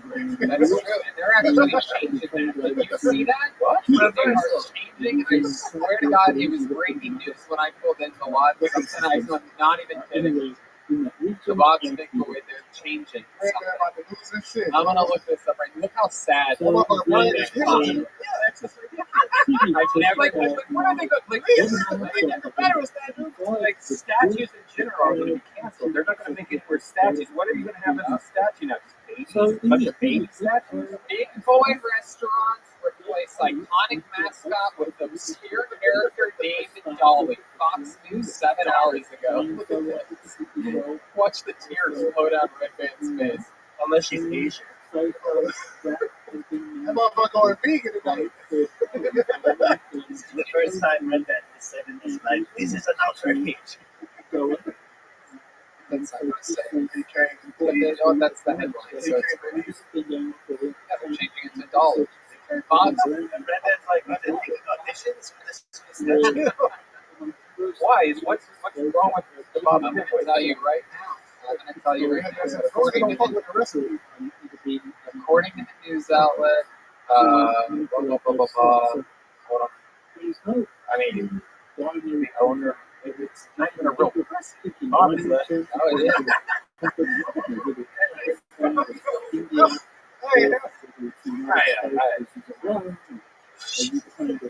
Big Boy restaurants.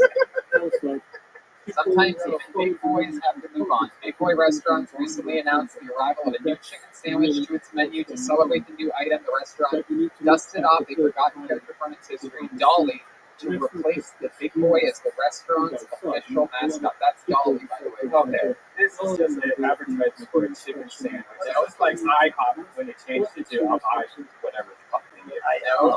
Dolly, a character that was featured in the Big Boy comic book series from the 1950s, will now be the company's permanent mascot.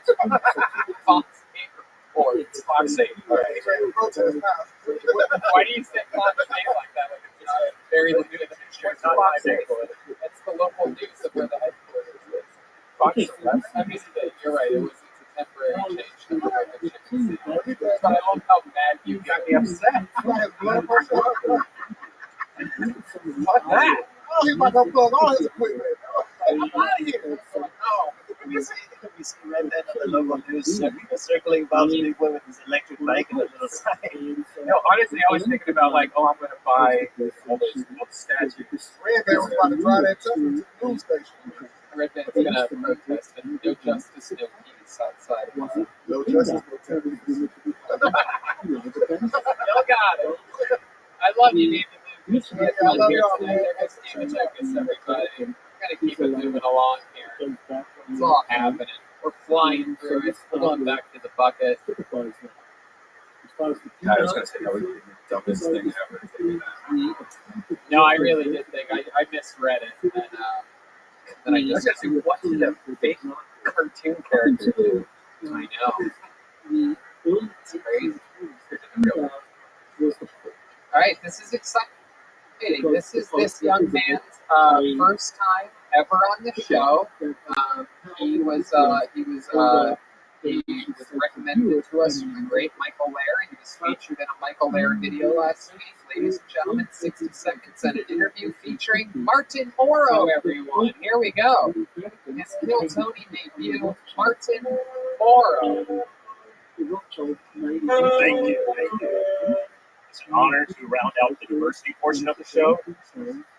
Like David, I'm also from the South. I'm originally from Birmingham, Alabama, and I get asked all the time where I've been called the N-word the most. And surprisingly, in my 21 years of living in Alabama, it was actually more within 10 minutes in Chicago. In Wrigleyville, it was my first mistake. And this white guy was there, he was buying up shots for me in the car. He puts his arm around my shoulder and he goes, "Hey, I'm more of a nigga to 11 and hands me the shot." And I was very upset by this, and I wanted to fight him, but I couldn't because I had a shot to take. And I realized in that moment that my alcoholism definitely trumps my feelings on racism, with that I'm sure I'm at. But then a buddy of mine came in, an old white guy, he's from like the south side of Chicago, bald head, red hair, very angry. He was like, "Hey man, why do you look so sad?" I go, "Oh, that guy over there was going to the N-word." He goes, "Don't worry, I'll handle it." The thing I learned is that if a white guy from the south side of Chicago tells you to go handle something about racism, don't believe him. Like, he's going to make it way worse. Then you approach him, hey, you come up with your nigga over there? Huh? You come up with a nigga? Is that little no thud chick over there? You call him a fucking nigga? Huh? You call him a nigga? You and me outside right now. It was the first time I've ever been confused by racism. I was like, this is a shame. Thank you. Yeah, Martin Morrow. Welcome. How are you? I'm good. How are you?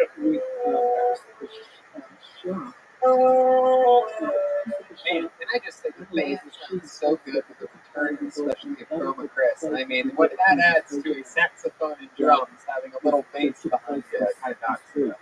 It really fucking kills the dead time. It's like it numbs the. It's like when they give you a numbing shot before the big shot of something. Like it's like, okay, you're gonna feel a small pinch instead of a fucking. It's the only band in show business gets reprimanded for playing their instruments. Oh, wow, look at these idiots over here doing their job. No, we were complimenting you guys. Oh, yes, it sounds like a dying cat, the saxophone man in the corner. Who said that? I didn't say it. I have a keyboard, right? Anyways, it was nice meeting you.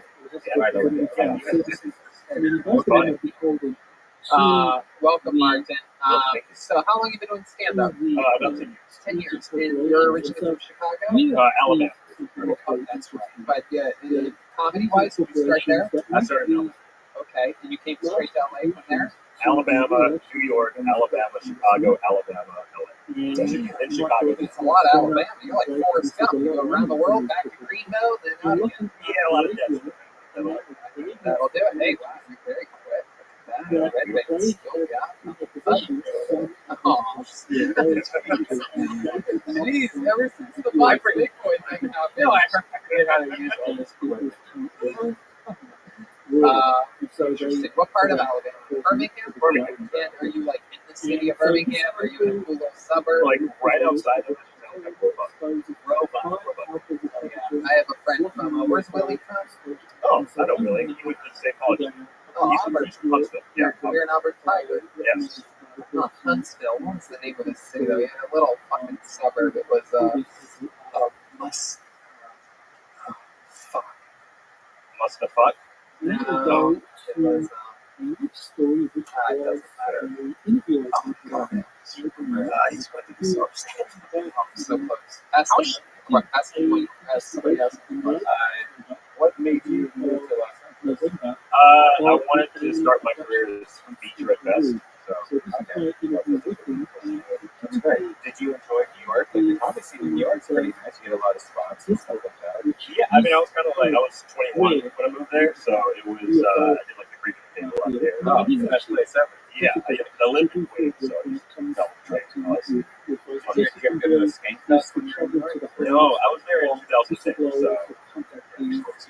But I would love to now. I had the money for it. Well, that's just Yeah, no, that was the thing where you Yeah. Nope, Skank Fest quite a bit. No fest of any kind. How did you meet Michael there? At Second City, both at Second City. He was like the older cool kid before me that you could hide and show your stuff. Yeah, I've asked a lot of people about who never went to Second City and shit that, Michael Lair is known Second City as being one of the biggest assholes in Second City, like a drama. Heflin, Alabama.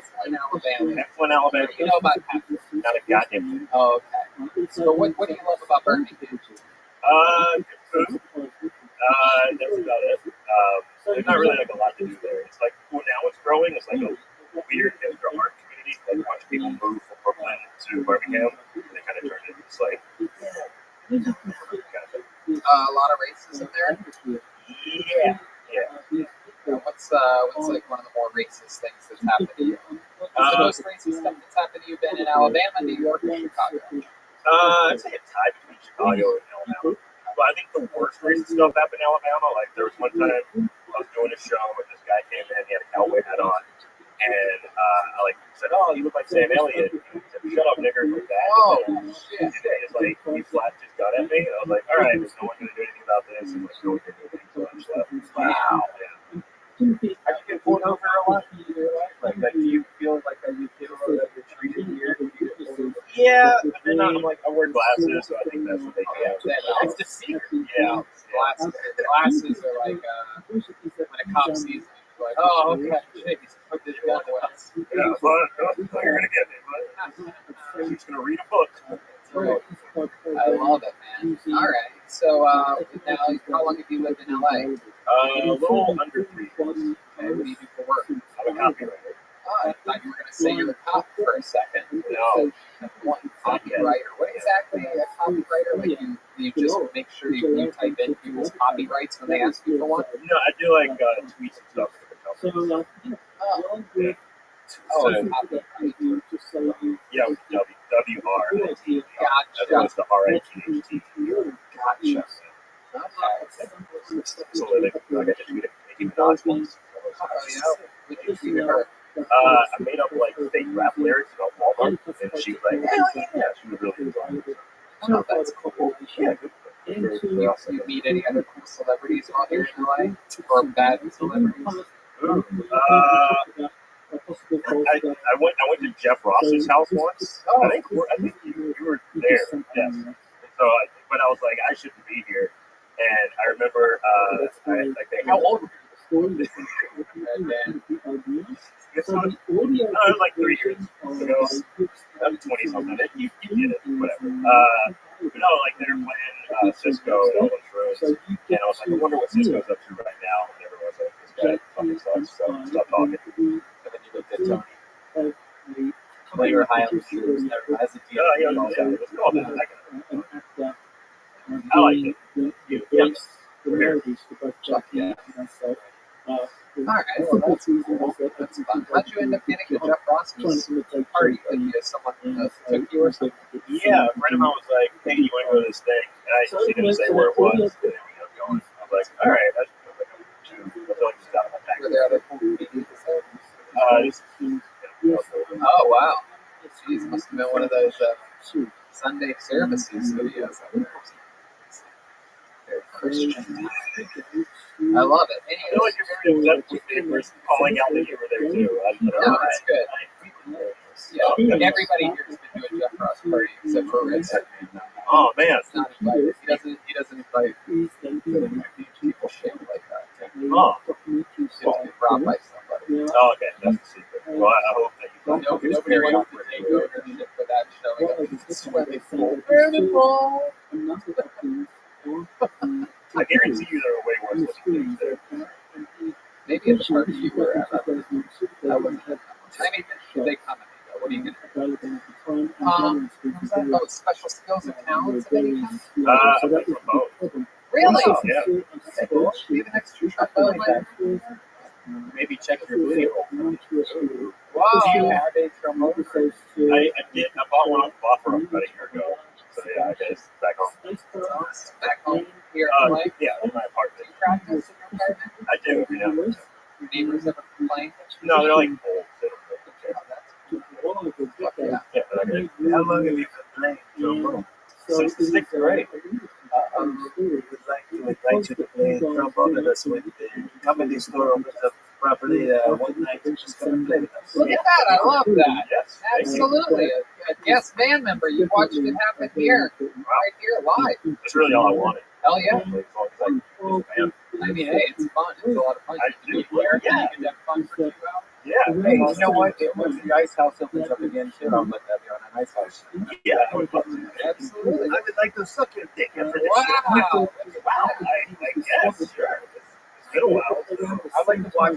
Wow. Yeah, I mean, great. I'd like to watch you watch that. Yeah. This is inside. Who's gonna Feel like an exception of dick sucking. Look at that. One big boy closes, another one opens. Wow. There he goes. Martin Morrow, everybody. Thank you so much, Martin. Fuck yeah. We're going to keep it moving along. This is it. The final bucket roll.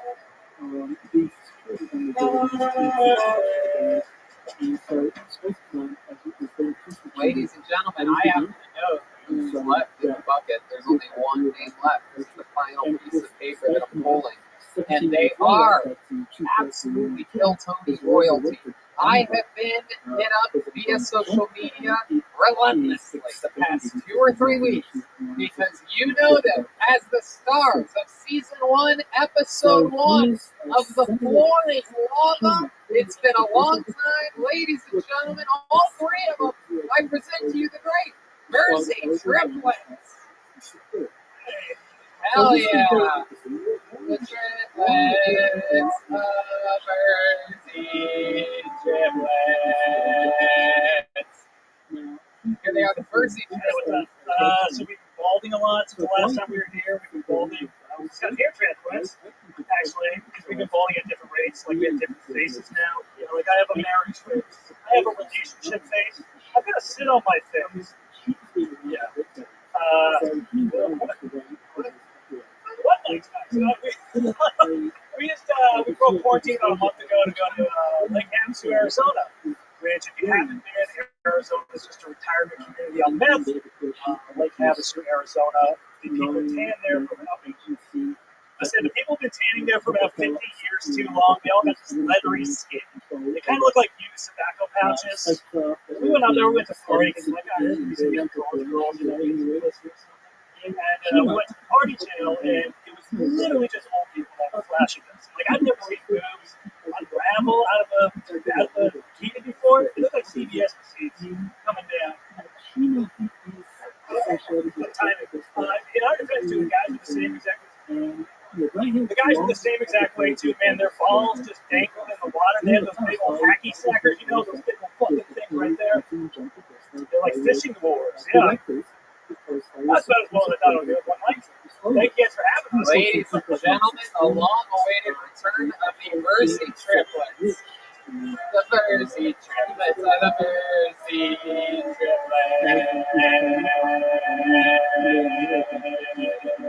Triplets.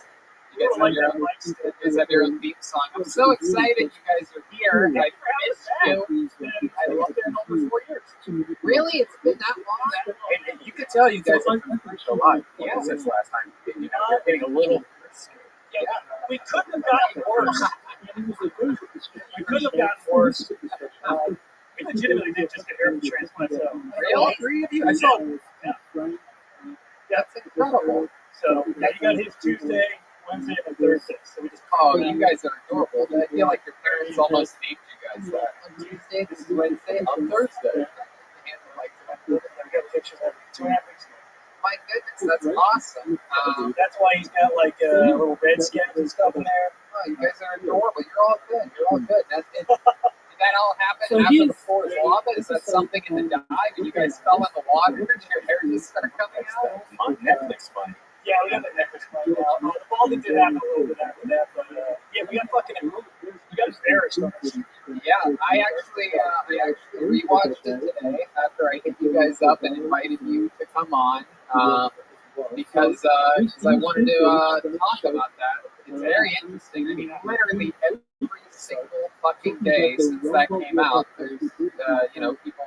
It's a show, a great like a game show, and it's kind of like your own game. And it's sort of a really big deal because Netflix it's really just them jumping into the game show field for the first time, and they're doing it at 1,000 miles an hour, and they're pushing it hard right on their front page, and that's their whole, marketing thing is they have the ability to sort of shove shows right down your throat, and The Floor is Lava is one that they are certainly doing. You guys got beat by a group of pastors. Pastors and then a mom and her 2 twin son daughters who were about 18 years old. Yeah, we got beat because we're short.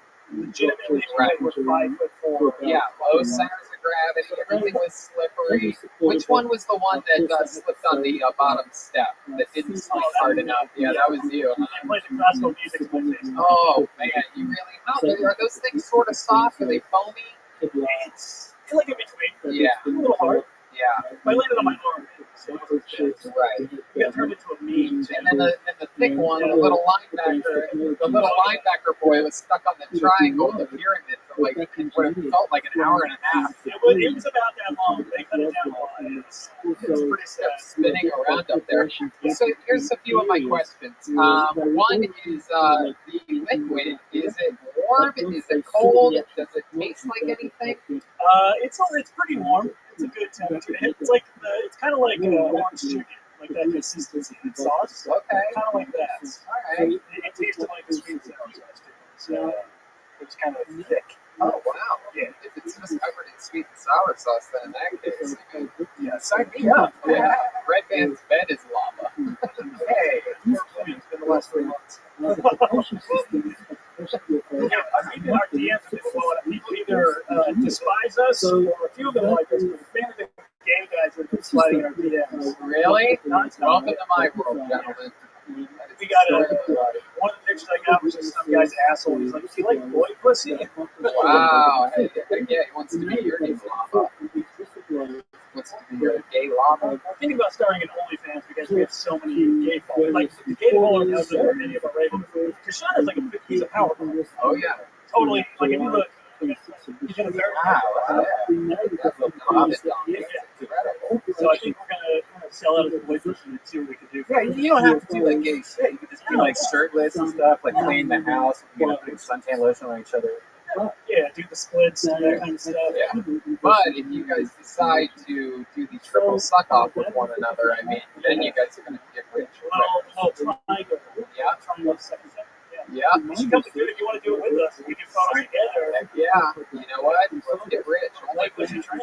Yeah, that's it. I'll be the caboose. Or the stuff. You would be right in the front, I think. Yeah. Leading the way. Right. Have a bunch of Verzi. The Verzi training, yeah. Coming down. Certainly. So, not a lot of people know this, but your one brother is here. This is William Verzi. Hey, how's it going, y'all? My name is Jackson Stein. Oh. I love these guys. We were in the Army together. We were doing spec ops. They were the 3 twin brothers. I was the redheaded stepchild. Okay, hand it back to my Yeah, that's what they want to touch it after win. And now we have Go on. So you have one more thing to say? There was a time in 2005 we were all in Afghanistan, just sort of dreaming of better times at our mom's place. And St. Louis, Missouri. But no, seriously, two of our buddies got killed. We are in a foxhole, me and the Varsity twins. Okay, there you go. They're the triplets. They're the Verzi triplets. There goes Jackson R.L. Stein, everyone. For those of you wondering who that was Jackson R.L. Stein. I saw you guys at TikTok. You're not taking up the Netflix TikTok. Yes, the floor is a lot at home, so we of course. That's cool. There was a part where I was thinking about having you guys do some trickery here today, but we don't have a camera operator. I was going to have you guys jump from chairs into tables and whatnot. Yeah, we did. It certainly is. You guys must feel right at home here. Oh, yeah. Is that something that you now when people recognize you, like, oh, we jump around on things for us? Yeah. We haven't gotten there yet. No? Yeah, I think a lot of people have been surprised that we were comics, actually. Oh, right. They're like, you guys weren't funny at all. But you were. I thought you guys were hilarious. I loved it. And I think the whole Tony fan base did too. You guys were really The silly. subreddit was one rough. On the subreddit, was showing that. Oh, yeah, you have to go on that. Yeah, you don't want to go to the Reddit. That's the worst place to go. I don't mind it. I don't mind it. Right, of course. Speaking of being shit on, I mean, you guys can do that in your OnlyFans and get rich. That's true. How much do you charge? I feel like we 20 well, you start off with $20. Shit on each other. $30. And then you get the more, the higher up you go, the more you raise the money. Shins is 35, kneecaps 40, thighs 45. And then there's a huge jump if you shit on each other's penises. But then it goes lower again through the midsection and increases again on the face. Yeah, I mean, I'm game. You know, I have a good ass. You guys should volunteer to the canvas. Got privileges and groups. I got a question. Go ahead, Joel. As a fellow balding man, did you guys ever just think about just like shaving it, just letting it go? What was the decision behind getting the plug? The fact that we're already short, we don't want to be bald as well. So, yeah, we can't be balding triplets. And his was the worst by far. He got more hair grafts than we did. Is this the thing where they cut it off the back of your head? Or? No, that's like with Joe Rogan. This one, they literally suck out the follicles like individually, and then they replant them in the front. So the back of the head was going to be Right. How long's a little bit? Usually, How long's a little bit? it healed up in 2 weeks. We got it 2.5 weeks ago. So Was it painful?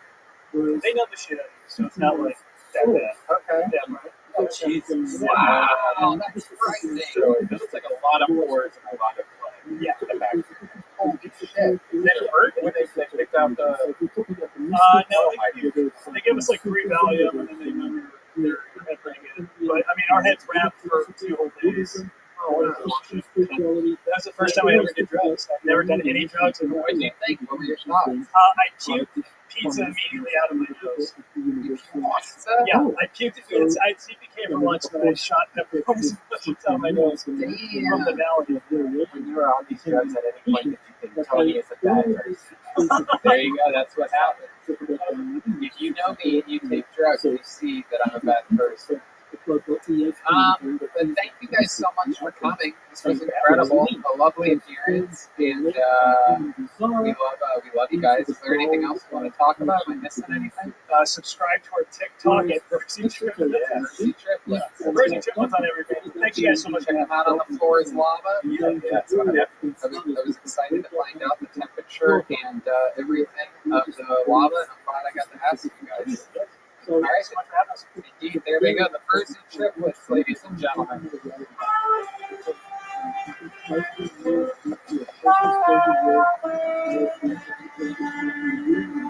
Very exciting moment right now, ladies and gentlemen. This is this final regular's first time back at the Comedy Store in a long time. Ladies and gentlemen, it is the great and powerful. Michael Lair, everybody. Here we go. Michael Lair.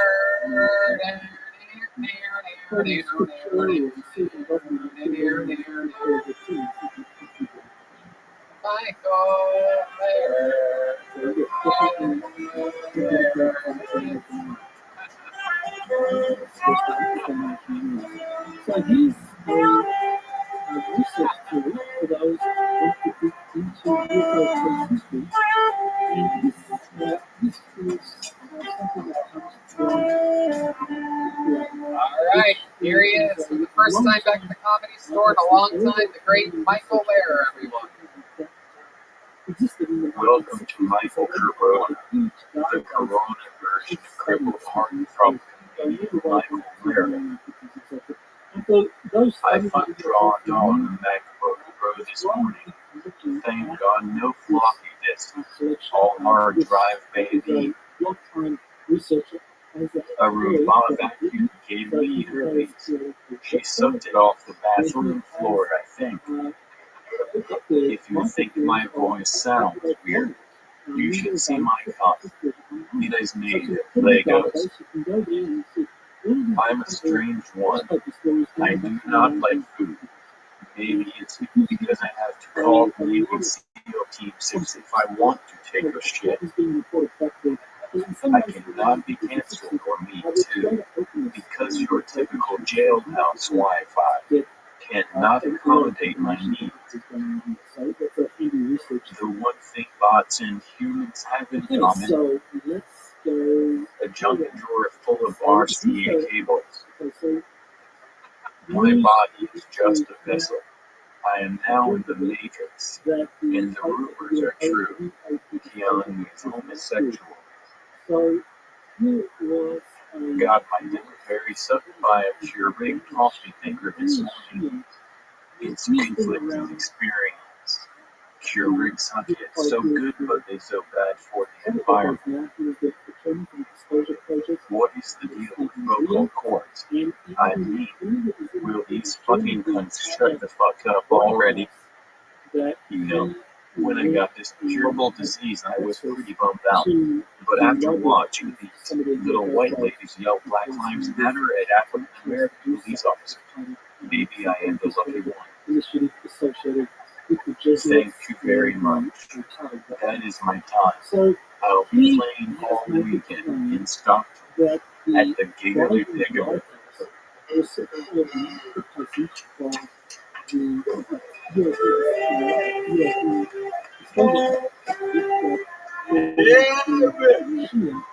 Oh, yeah. Wow. Thank you. I mean, holy shit, what a performance. Thank you. It was, Oh, yeah. I thought you were doing a ventriloquist thing right there. Oh, no, I was prepared for my future. And when I say future, I mean the winner. Well, I mean, I hope that's not the case, but I must say that you are in a bubble right now. You look fantastic. Well, I forgot to tell you when you made me a regular, but I'm very fucking sick. Oh.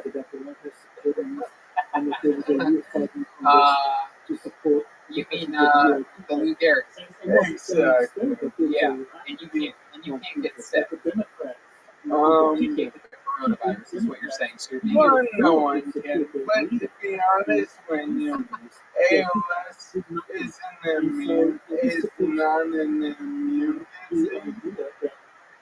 So my immune system is better than all you.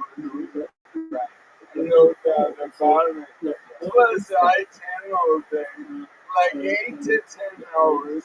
I channel. You get sun out on the patio. Oh, yes. Oh, yeah. On the government. My life is better than anyone here. Yeah, no, I love it. That's why you're an absolute assassin. Super creative. Always dialed in. A hot streak of murder every single week. Always. Yes, So, yes. something Their or Easters, you know, direct is application doing in the public scenario. a video contest for disabled people, and most of them have been disabled their whole life. You get to do it? Are you doing it? Hell yeah, man! I'm in fucking Yeah, absolutely. I What have have you 20 years of professional entertainment experience. Wow, that's so cool. That's, Yeah, man. hell yeah, that's like if someone got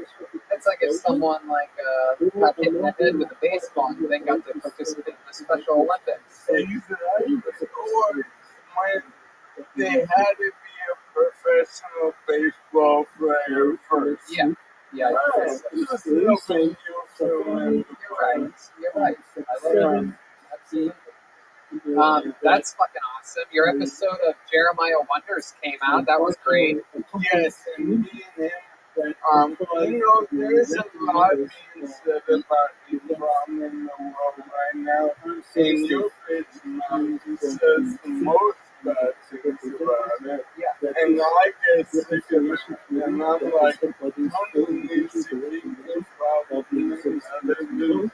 Motherfucking mouth. Yeah, that's And me and Jeremiah are classically improv trained. So we started a group called the Improv Riders. And we run into the sunset and show people that improv is great. Wow, you guys ride. I mean, I know what you ride, but what do you ride? Furby. Yeah. There you go. That's some of that classic improv. Wait, is that Special Olympics improv? What is that? I think we're submitting together right now. I think Jeremiah is going to be in the Easter Seals film chat. Hey, I've been getting a lot of messages saying you guys are using me because I'm disabled. No. If I fucking find them out, I will kill everyone. Right. No, I will kill your families. well, I mean, I will say that it does add to the compelling nature of the story that you happen to have started stand-up extremely late. We found you on the show with a debilitating disease. I mean, So what the fuck are you saying, Tony? I'm saying that, honest, if you want the honest answer, I don't want to understand. well, I mean, I don't know if I would have made you a regular if it wasn't for the ALS. If I won, I would not be a regular. Well, let me tell you something. If you get up and start walking right now, I'm going to lose my mind. I could, but we took 12 hours making this, and my nurse guys go me spend the last 2 days making this, and we broke up 3 times. We went to bed very angry. I woke up at 6 a.m. to work on it without her voice. No fingers in my fingers, because I'm the one. And every time I'm like, alright, do this. And she's like, how about this? I'm like, what? She's like, I don't know. And I'm like, what? Oh my goodness. I heard a rumor that, tell me if this is true at all, but I heard a rumor through the grapevine that you're currently involved in a lawsuit. Yeah, I'm suing Kevin James. Wait, what? I found out I'm the original King of Queens. Wait, how are you the original king? I'm from Flushing, Queens. I did not know my bio at this point. It's so fucking You're gonna break the plastic. You're excited. You put me in this. You're gonna pass out. You know what? Guys are getting theories. I'm just kidding. Hey, I'm sitting here driving on the Queen Barbie. Is this the theme from the King of Queens? Oh my god. No question. I'm like ridiculous. Some of us are. Oh boy. Yeah, Queen is dope, man. Isn't the nanny also from Flushing? Yeah, Fran Dresser. Well, I mean, why are you suing Fran Drescher then? Come on, everybody. She's having fun, man. What about that voice though? Yeah, I love that, man. You know, like,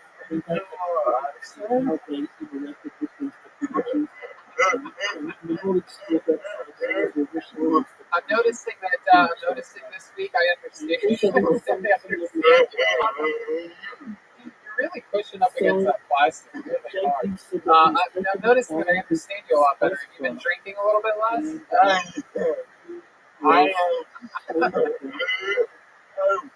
This is like when he is trying to collect a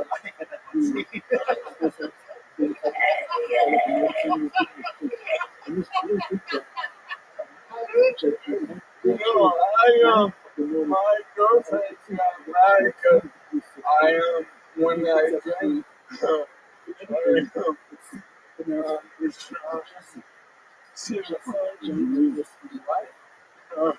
And so that's shark?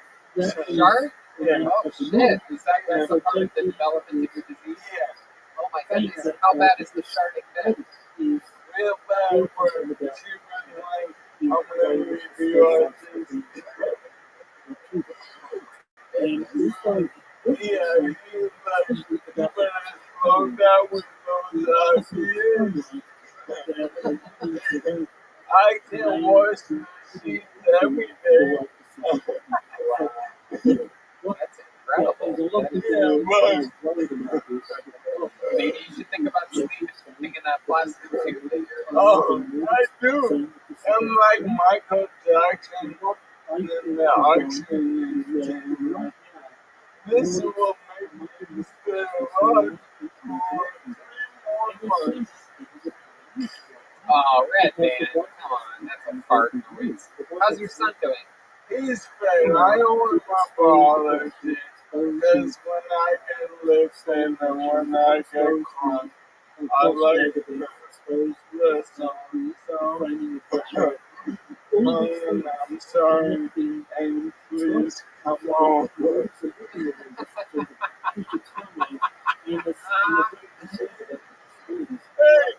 you know how we have two Marines here in the Yes, we did. I served as well. Oh, really? I was in Starship Troopers. Really? Yeah, you saw the picture the other day. I'm in that movie. Oh, yeah, you are in that movie. Yeah. So I was like a Marine in space. And they put us through boot camp. And a famous Marine named Captain Dale died for their platoon. He might have been Army. But he was the military commander. So while we made this fake alien movie at the spring canyon location in Wyoming, we got this real military training. We had to do push-ups. It was so fucking awful. Yeah, that sounds horrible. Yeah. But now you're our Starship Trooper, Michael, and we absolutely love you. Thank you so much for being here with us live on this, the return to the Comedy Store. Follow Michael Lair at Michael Lair Comedy. Everything Michael Lair. He has amazing merch for sale. Here comes the drawing from Ryan J. Evo coming right at you. Yeah, I forgot to say that. Ryan J. Evo was here the whole time. Oh my goodness gracious. How in the world did I forget that? Get a little bit closer there, Ryan. Let's see what you did here tonight. Oh, how cool that is. You did it. There's actual trains. There was a lot of train jokes. A lot of it had to do with me getting butt fucked as with every Monday's episode. Yeah, incredible. He's been auctioning off artwork. It's all at RyanJDBelt.com. He's the house artist. He draws every single episode. And that's tonight's episode, the return of the Comedy Store. I hope the people in the parking lot had a good time.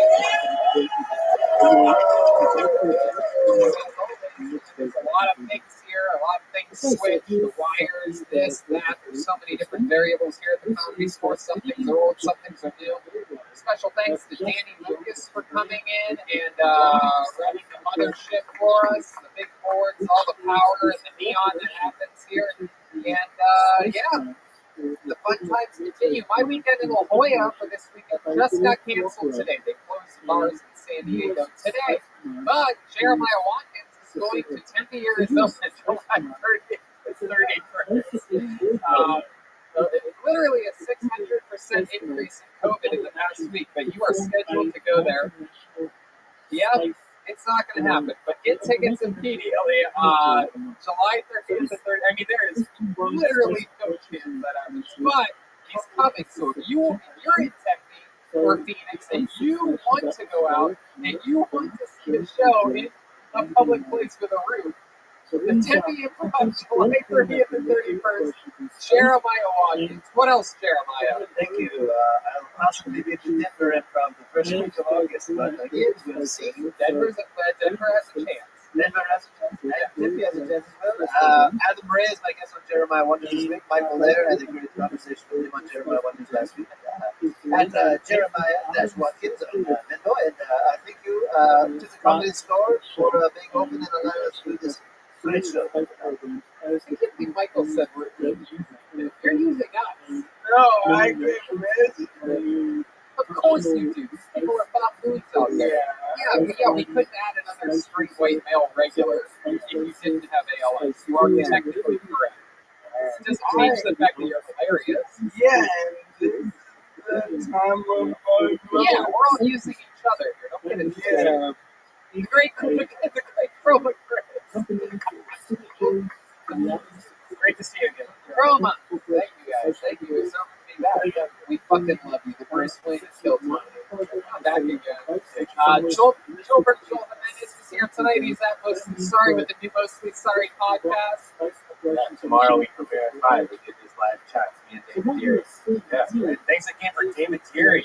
Miss him also. He's back. Yeah, he's back. David Deary's back. Thanks to everybody. Charlie from Vito's Teams of the Percy Triplets. Martin Morrow. Keel Yulbert. David Lucas. William Montgomery. Michael Laird. Ryan J. Evo. Gino, who kept us afloat at Better Box Studios. We will never forget that.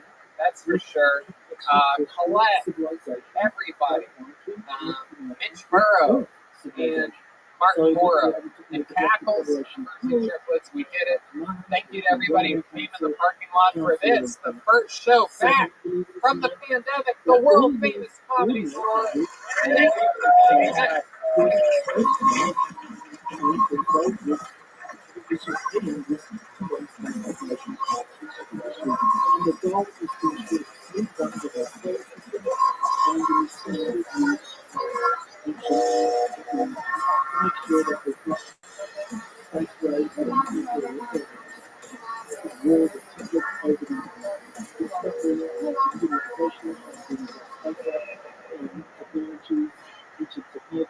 It's to try to coordinate all the Earth nations to work together and to use these to benefit all the members of this alliance.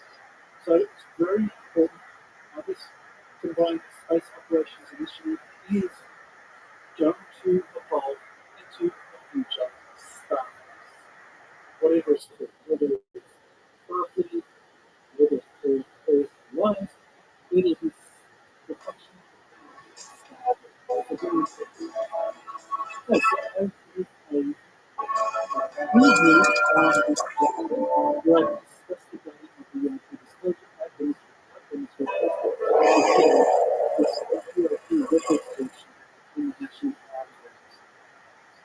So what I said was that the plan to pass a European project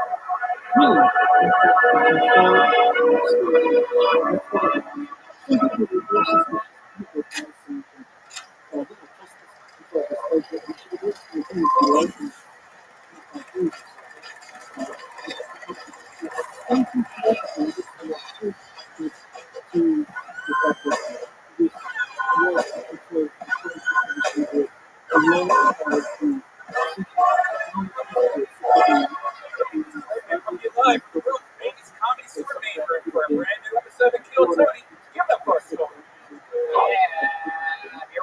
again, live from the world famous Brian Redman. How are you? Hey, how's it going? Good to be here. Happy to be here at the Comedy Store yet again. Another episode of Kill Tony. We have a fun show lined up for you as always. We just ate some delicious Vito's pizza, and I'm very excited to have that in my belt. Great Ryan J. Ebelt is here, ladies and gentlemen, drawing tonight's episode live from right here at the Comedy Store. All jacked up on amazing caveman coffee. So good. The hibiscus tea, put it over some ice, and kicks it up to a whole nother level. Get all that at cavemancoffeecode.com. Type in the promo code KillTony, save some money. BrianJEbelt.com has every print available of Kill Tony ever, and it's also being auctioned off as of late, so follow him on social media at Brian J. Ebelt. So yeah, exciting stuff, Brian Redman. A lot of wild stuff happening. Good job on the fight again, man. I love a great episode you and Joey did. Very exciting to film it for the COVID brothers. Yeah. And Brian Allen. Brian Allen's almost dead. Yeah, it affects people in that age range very deeply. 75. Yeah, so they were doing meet and greets after some shows in Texas. Meathead and greets, perhaps, is what it could be called. Meathead and greetheads, perhaps we could call it. But yeah, that was a good time to not do meet and No greets. doubt. Just going to Texas alone is pretty good. You know, if you want to get a photo with your favorite comedian, now's a good time to learn how to Photoshop. You know, just put yourself in there. You and your favorite comedian right in front of Mount Rushmore, or perhaps an ocean, or perhaps you really have Stonehenge behind you. Yeah, you could do it in the suit. Yeah, I have a picture of me and George Carlin outside of the Comedy Store. Wow. Yeah. I got a recent picture with Robin Williams. Anyway, exciting stuff, and as always here on Kill Tony, we always have the coolest sponsors, and I am so excited to talk about this one tonight, because our newest sponsor, Lucy Nicotine, is a company founded by former smokers like us who are finally making tobacco alternatives that don't suck. It's 2020, get rid of your cigarettes, unplug your vape, throw out your tins of dip, and go get some Lucy nicotine gum or lozenges that actually taste great. Now, I still vape sometimes, but I cut way back thanks to Lucy nicotine gum. And as you know, I used to smoke cigarettes continuously up until 2 years ago. Both of my parents smoked when I was growing up. My dad's still a heavy smoker at 72. And it just runs through my blood, man. And I'm sure they were both smoking when they made me, when they were banging it out. So I have nicotine deprivation just in my blood. So the nicotine means a lot to me, and Lucy gum is a fun way to get it through my system, healthier, better way. Yeah, it's almost like a habit that you're constantly wanting to feed you something with your mouth. And those jewels, I'm always constantly puffing on it, and I don't need to. The great thing about this gum is it tastes great. And once you have it in your mouth, you just kind of chew it once in a while, and it just kills all cravings. I love it. I used to not be able to chew this gum. The taste, this tastes amazing. I have the wintergreen. Yep, I have the cinnamon. It is unbelievable. It is incredible. The subscription to Lucy comes directly to your door each month, so simple. 2020, Lucy has to agree down. This is the real deal. Use the promo code KillTony, you will get your first trial order of gum or lozenges at the lowest price they're allowed by law to charge you. The government has rules against giving nicotine away for free. And even Lucy is working with us and our partners to get you your first trial order of gum for right around $1 and lozenges at $2. Go to Lucy.co, use promo code KillTony at checkout, and get rid of your old cigarettes or vape today.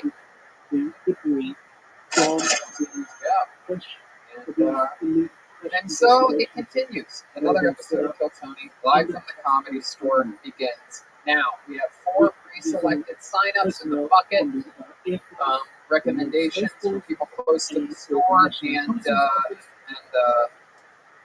one new comedian and one that we met during the quarantine that we said should come to the Comedy Store and sign up when things get back, and they are back. So we're going to meet them tonight.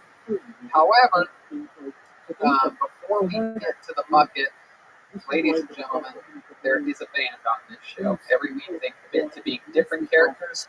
We never know what they're going to be or what they're going to do.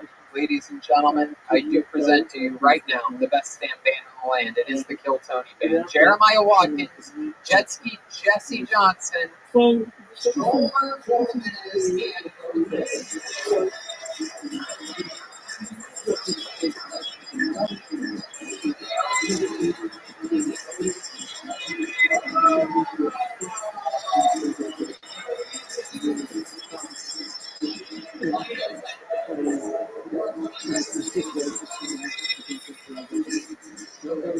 Jesse Johnson, I'm so excited about this. This is the first time we've had all four band members in over 4 months. Can you believe that?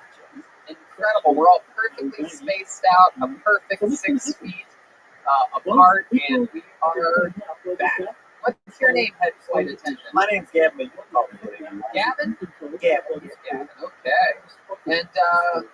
And this young lady, hello, how are you? Hello, I want to thank you for flying Kill Tony. My name's Sandra. I want to remind you, in the unlikely chance that we do crash, that red man can be used as a quotation device. I love it. This just in, we can also use Tony because he is also full of hot hair. Oh, there you go. Very good. Absolutely. And what's your name, little Mexican blonde boy? Excuse me, my name's Dylan, and I'm here to serve hot dogs. Okay. I'm being informed that my name is actually Daryl right now, so it's Daryl. Wow, that's high elevations. That's right. And how about you, bass player? Oh, hey, Tony, my name is Chris with a K. I'm the lead bartender on the plane. Okay. I've been seeing for years. Oh, my goodness. All right. Well. Okay, we have flight attendants here tonight, Southwest flight attendants. I'm very excited about this, and let's have some fun, shall we? You guys want to grab your instruments? Because we're about to get this party started right now, and we're getting it started with a bang. Normally, this guy is what we would consider in the business a closer. However, we're going to have some fun tonight and get the episode started with him. Ladies and gentlemen, one of my favorite human beings on the planet, the Dark Lord of regulars in the history of Kill Tony. Ladies and gentlemen, the one, the only, Michael Lair, everybody. Here we go!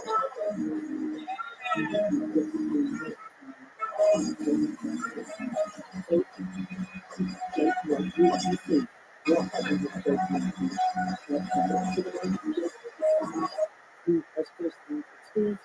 There are many others that want to come forward.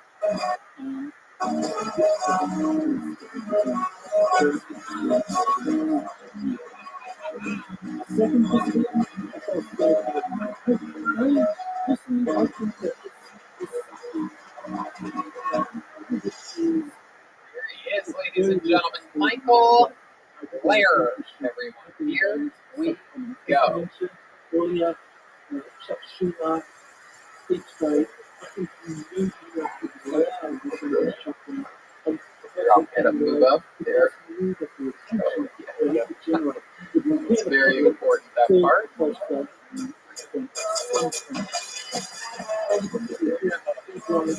All right. Here he is, ladies and gentlemen, Michael Lair.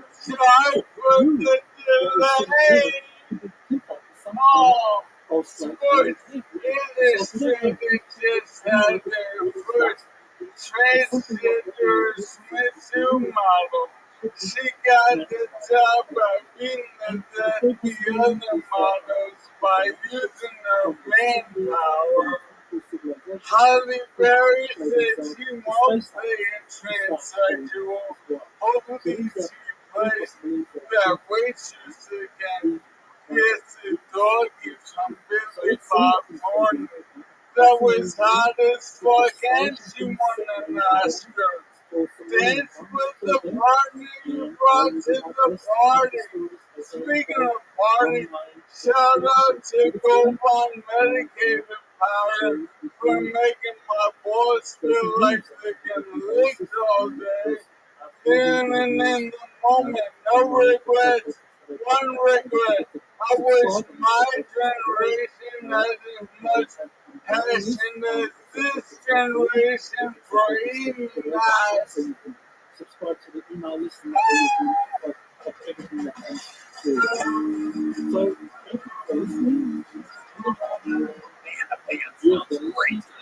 Ace of Spades from Motorhead with our very own Motorhead himself, Michael Lair, getting things kick-started. Yeah, that was awesome.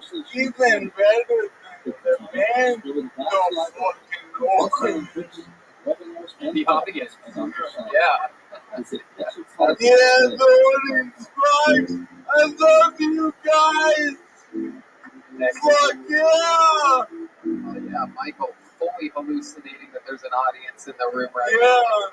This is exciting. That ALS medicine must be fucking bumping right Oh now. man, it's so good.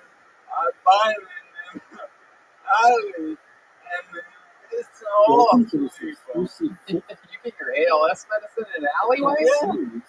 Oh, that's I got the medication. opportunity to Oh, meet okay. You know, Ace mode. I noticed you have a spray bottle. Is that for your nurse/girlfriend? No, because of my own, my disease, I get overheated a lot. Oh, story, beginning with I like that. that. Thank you. Connection Yeah, but I've been working on my physical therapy because the thing is, I can't walk, but I can stand. So I'm working on standing for a second, and I'm in crazy good shape. Hold on. You about to try to stop me right now? No, I'm fine. I mean, no, but I got water socks on. Oh, okay. What are water socks exactly? They're so nice. Just spray. That's what the water socks are for, in case he collects them in socks. No one else did them then. Oh, water socks. Michael, are you purposely wearing your glasses like Weekend at Bernie's right now?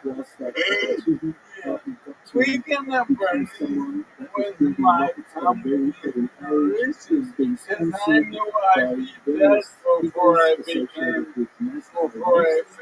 being. How long are we allowed to do that to your body after you pass away? We're going to Weekend at Bernie's you. How long? Like, you get like 2 months with your corpse or something? Well, it depends on what Patreon you signed up for. Oh, okay. Yeah, I got you fuckers. Hey, I'm sharp as a Taik still. Alright, let me see. Yeah, it will be.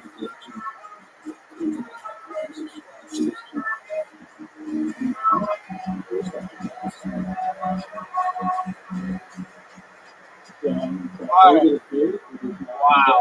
I want to improvise one stand-up joke. So you want to sit there. You wanted to do what? Yeah. I improvise a stand-up joke. Okay. Jewish deli. Alright. Hey, how about those US dollars? All closed now because of Corona. Hey, we hate the Jews. The Chinese, the fucking virus took care of them. Oh my God! All right.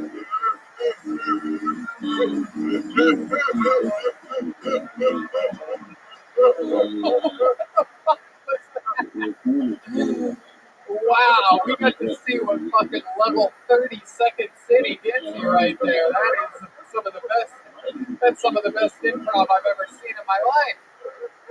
Fuck you, Jewish delis. That is a big fuck you. COVID took care of them. Hey, I recently heard from my doctor.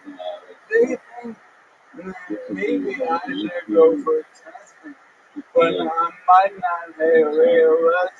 I might just be an alcoholic drug addict. Oh, Yeah, so cross your fingers. yeah. I will definitely crush my fingers and. Oh.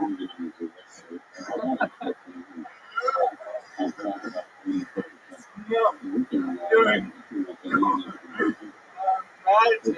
I learned magic. You learned how to do magic? Yeah, during quarantine. Can I show you? Oh, please. If you're going to do a magic trick right now, I'm going to lose my mind. The fan like What's an Ace of Spades Motorhead? It seems like yeah, that. whatever. All right, here we go.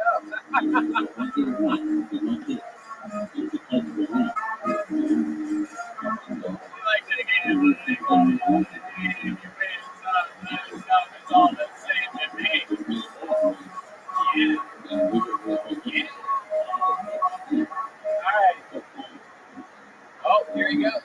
Oh, it's happening. Oh, shit. Oh, no. He's making that come out of his penis, I do believe. Comes from work.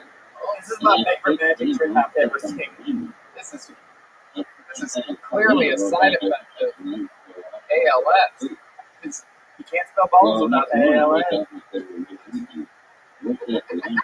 That is an incredible magic trick. It seems as though he's pulling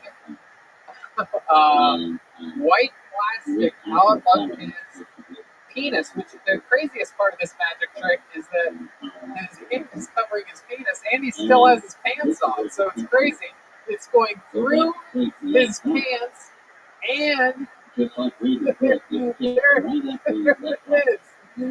There it is, and he did it all while laughing very hard. Most magicians don't laugh that hard with their own tricks, but yeah. Common Chris said is that his hospital bill receipt.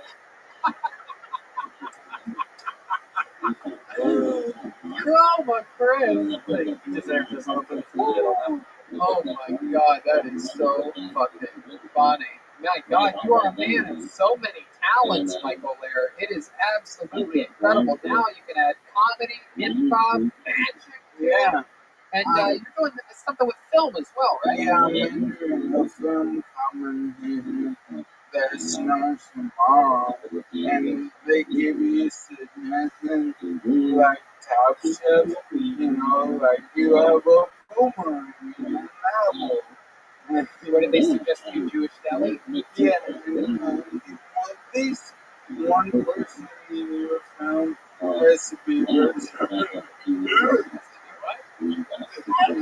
Disabled. Oh, okay. No, I'm gonna do a monologue, but I'm gonna trust you for the disabled film. Yeah, what do you think? Do you have an idea what you're gonna do? No, they give me the suggestion tomorrow. That's even better.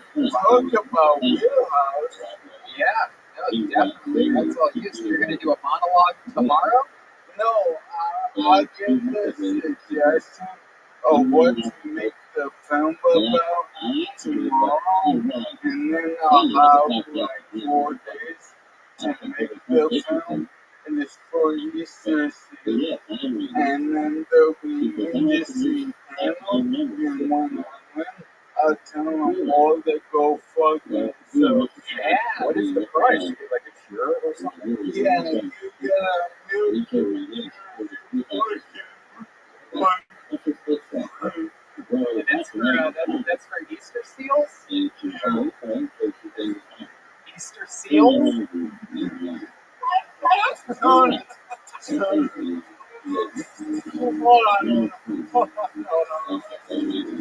Okay. Wow, someone's really on their game. Let's talk about that set a little bit. Were you talking about? I lost the part of this set. You were talking about Angelina Jolie. No. Oh, okay. Yeah, I missed that part. I caught back up at Gold Bond Tower. Oh. You know, I was using Gold Bond recently, and I guess my balls got so sweaty that it just made like jello.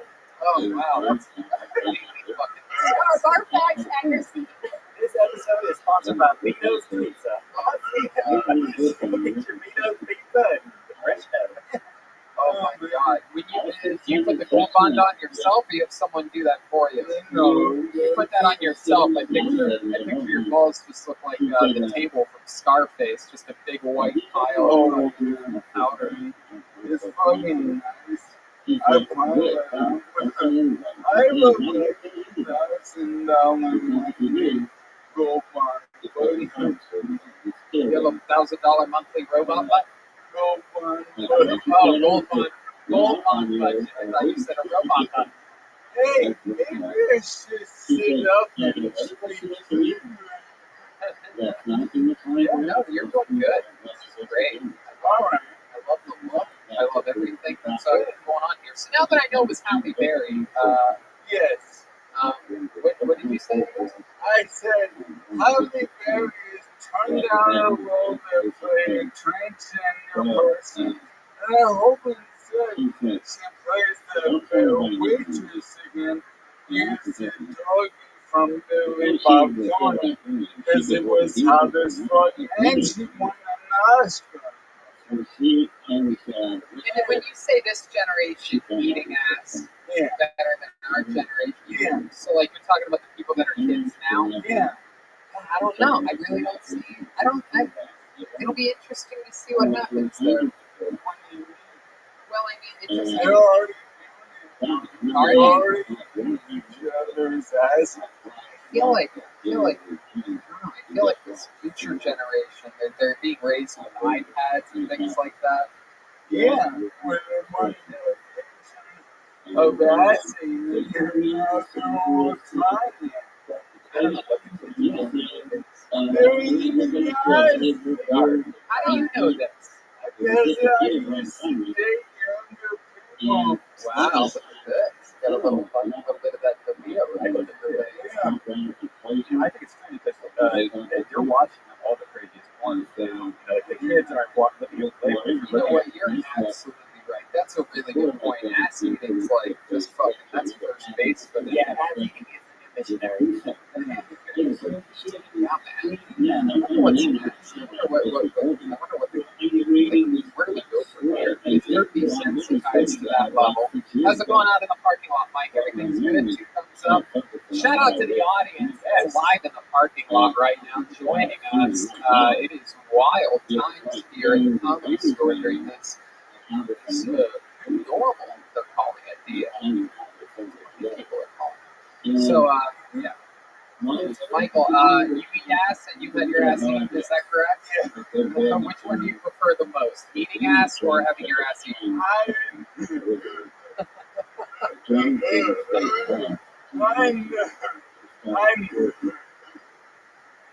Modern day, Michael, they're getting your ass eaten. I'd imagine there has to be a little bit of cleaning that goes on before. Well, I don't know if you noticed, but when he stood up, there was a hole cut out of the seat of his chair. Oh, wow.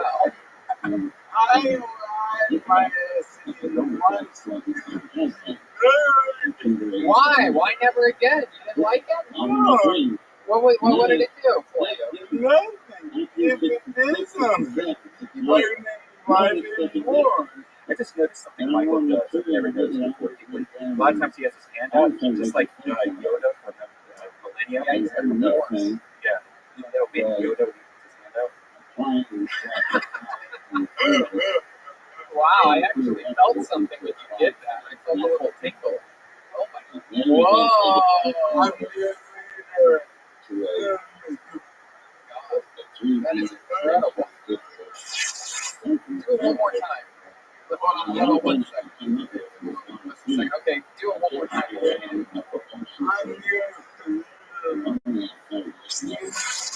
Whoa!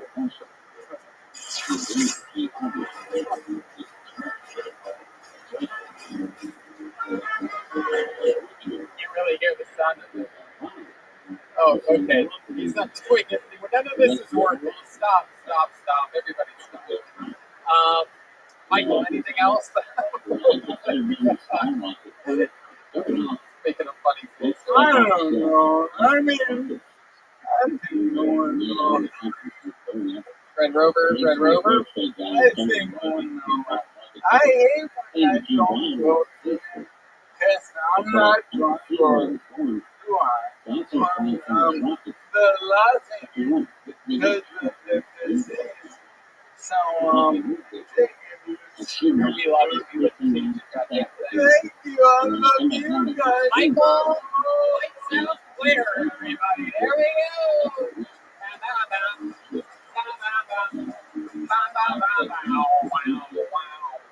That's a way to get the party started here tonight with the great comedy stylings of Michael Leonard. Amongst that, it was a little switch to the batting order for you tonight. Starting out with our cleanup hitter, our power hitter, right from the get. There's some wacky signups tonight. I'm excited to see what happens here. A lot of new faces. They are a couple are in the back there, and the others are outside, patiently awaiting. That's a 20 second. Oh, whatever happens, happens. But your first comedian, we met him over the quarantine. This guy is a roast battle extraordinaire. This is one of my favorite roast battlers. He's probably already on his way to the stage. There's a 20-second delay. Ladies and gentlemen, this is definitely one of our favorite people that we met over the quarantine. A true California native. The one, the only, Los Digits, everyone, for his first time live in the main room of the Comedy Store.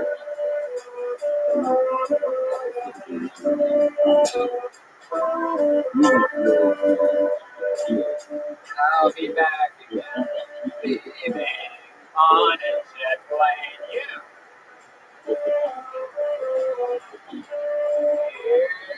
you go.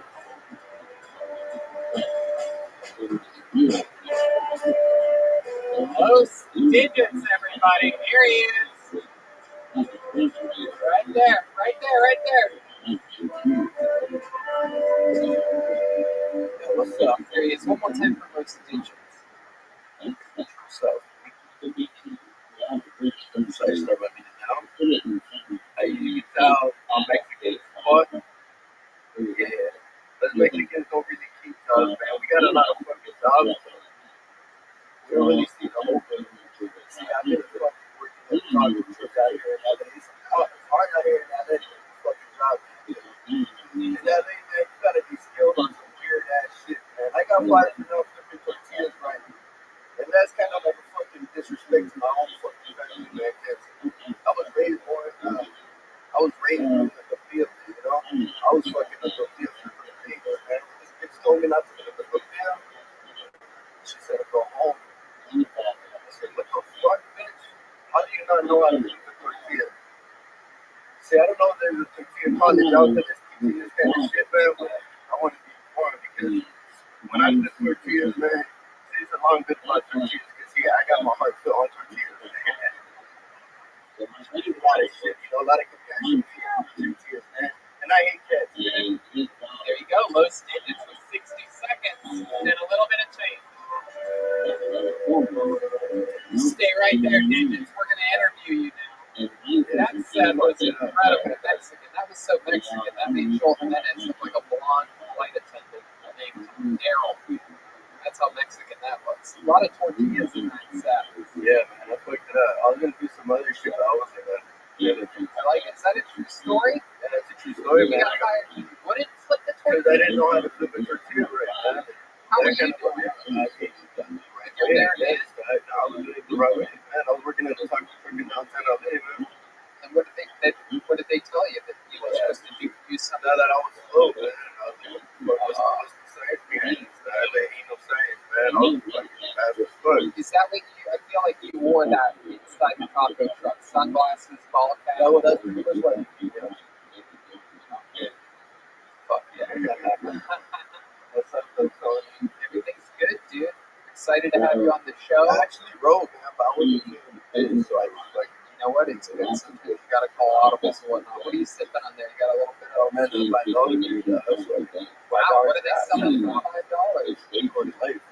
I'm good. It's $5 right there for a chicken on the egg originally. I love it. It's incredible. They are turning $4.99.5 profit for every cup they sell. There he is. Joel, have you ever met Los Digits before? You guys are both Mexican. You probably slept in the same car at some point. Exactly. How did you know that? Okay. Sorry, I farted. Digits, what's your living living situation during this quarantine? Staying alive, dog. Yeah?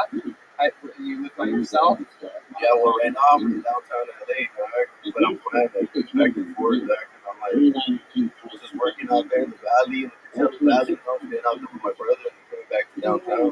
That's cool. I'm here for a couple days, dog. What's your brother do? My brother is fucking IT or something. He has a pretty good pad.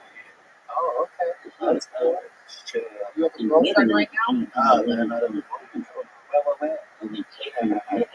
But I like that guy. I can tell you. This is Gavin, the game flight attendant. Fucking geeks, Gavin, what would you do to digits if you had a chance? rip up his phone nuts. Oh my goodness. I love that. So, how about your love life? What's that been looking like, digits? I mean, it's alright, dog. You know, I get some here and there. You on like the dating sites or something like that? Dog, I'm on the real life. Real life. Yeah. What do you do when you go up to a girl? Like, what's your opening pickup line? What's up? Oh, I like that.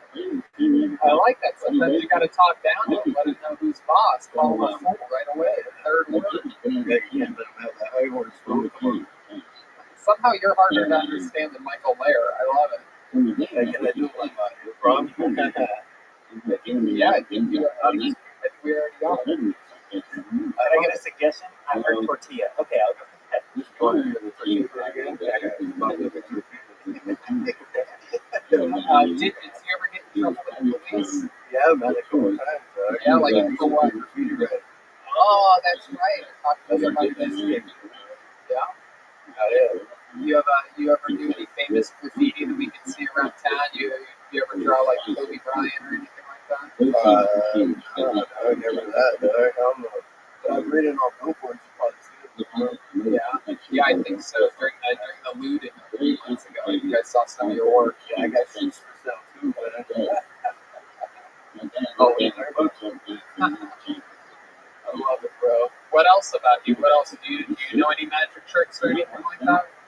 Yeah, do you have any like special skills or talents? Yeah, actually, I used to do magic. Yeah. Yeah, the 20 under 100. It only works with like I have That's fun too. That's exciting. What kind of car do you have? Camry, dog. I'm not a mechanic. Why does it look like one? You don't know how to fix cars. If something happened, what would you do? Fucking quadruple. I would not expect people to think you look like a mechanic the way you look like. Oh, I mean, yeah. Hell yeah. Absolutely. You call AAA a lot? Nah, hell no, dog. I'm just good. I just have to back it. Yeah, absolutely. Have you modded out your car at all? I had to see this up lower. Oh, okay. Just a little bit. You got like neons inside your interior? Nah, man, I'm not a Raider. Not a Raider. Oh, what? The Raider? You're a fan of the Raiders, right? The Raiders? Yeah, I love the Raiders. And the Dodgers? The Dodgers too. Not the Dodgers, The Dodgers. The Raiders. You like the Diaz brothers? Those are your favorite fighters? Oh, yeah. Name another sport. This is my talent. You can name a sport. I can tell you digits. Favorite athlete. All right, I'll give you one. Soccer. Soccer. I'm gonna go with Mexico. Yeah. This is my very few special skills and talents. If I was against skill is being racist. There you go. If I was on the show and somebody asked me what my special skills or talents would be, I would say that I could tell you any of Digit's favorite athletes. That's a pretty good talent. No, because I don't know. I'm gonna give you numbers. I'm gonna get an interview and shit. I'm keep it on. I love it. Do you sleep with something like a teddy bear or a special Really? Yeah. Fucking knew something. My gut made me ask this question. You are like you are a caricature of a wild Los Angeles Mexican. You sleep with a pit bull. What's the pit bull's name? It's actually blood, but See, I named him Blood, but now I became Bloody because he sleeps in the rapper pickup. Because I named him Blood because, you know, weed, you know. And then I was just like, my name's Bloody, so it's called Bloody. Yeah, proud of me? That's my other kind of like working with dogs. Is Buddy good with other dogs? You ever take him to the dog park? Not me, he did. He grabbed him by the neck, you know. Oh, Jesus. You feel like he's a bad dog. Does he wear the same sunglasses that you do? Yeah, you know. I'm buying the real shit, guy. Come on, fool. I love you, man. You are hilarious. You are a serious man. No, it's not that serious. All right, fool. Well, Love you too, guy. ladies and gentlemen, that is Digits live from the Kill Tony in the main room of the Comedy Store. Thank you, Digits. Thank you, Tony. Bye, the cartoon. Fuck yeah. The great Los Digits. Fuck yeah, man. Everything's, we have a liftoff. We have reached our altitude. You can now take off your seatbelts. Chroma's so far with the joke tonight. A long received joke coming out of Michael Laird. What was that? Oh. Like that? Come on. Oh, your seatbelt. Yeah. Okay, pulled another name out of the bucket. Ladies and gentlemen, this is this guy's first time on the show. I found him, I discovered him in David Lucas, one of David Lucas's videos. He is here tonight to make his Kill Tony debut. 60 seconds in an interview from Jason Rodello. Everybody, here we go. Yeah. I just want to fly so high, fly, way up in the sky. Yeah. Oh boy. Baby, put your arms around me, baby.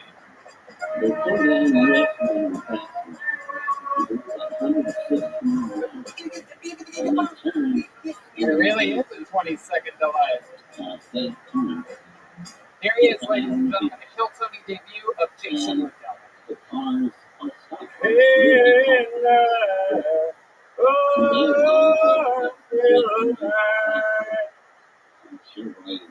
Riots, pandemics, Will Smith marriage problems, these issues that I will not be discussing, but instead I'll tell you about my amazing wife. I know it's hard to believe, but I'm married. Like someone who just makes shitty TikToks for a living, or masturbates to Ed Sheeran. I'm married to that. I live in Kazakhstan, and as a people, they look Asian, speak Russian. So they're the holy grail of wet drinks for Red Band, am I right? Come on! Violence Asians.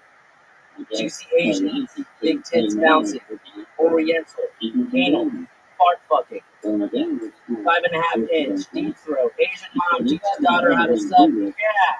Alright, there's Jason Rodello, everybody. Can I just say real quick that sounds like a nightmare. An Asian that speaks Russian, something beautiful, but the most horrible accents in the world. The Russians? You don't like a Russian accent? Not on a woman. That just makes it. Do you like it on a man? Oh yeah, it's okay. A man seems like it fits. You know, like I seem like a dangerous man. You know, like a James Bond spy. But on a woman, you finally found what kind of dude Red Band's in. Fuck yeah, I mean. What about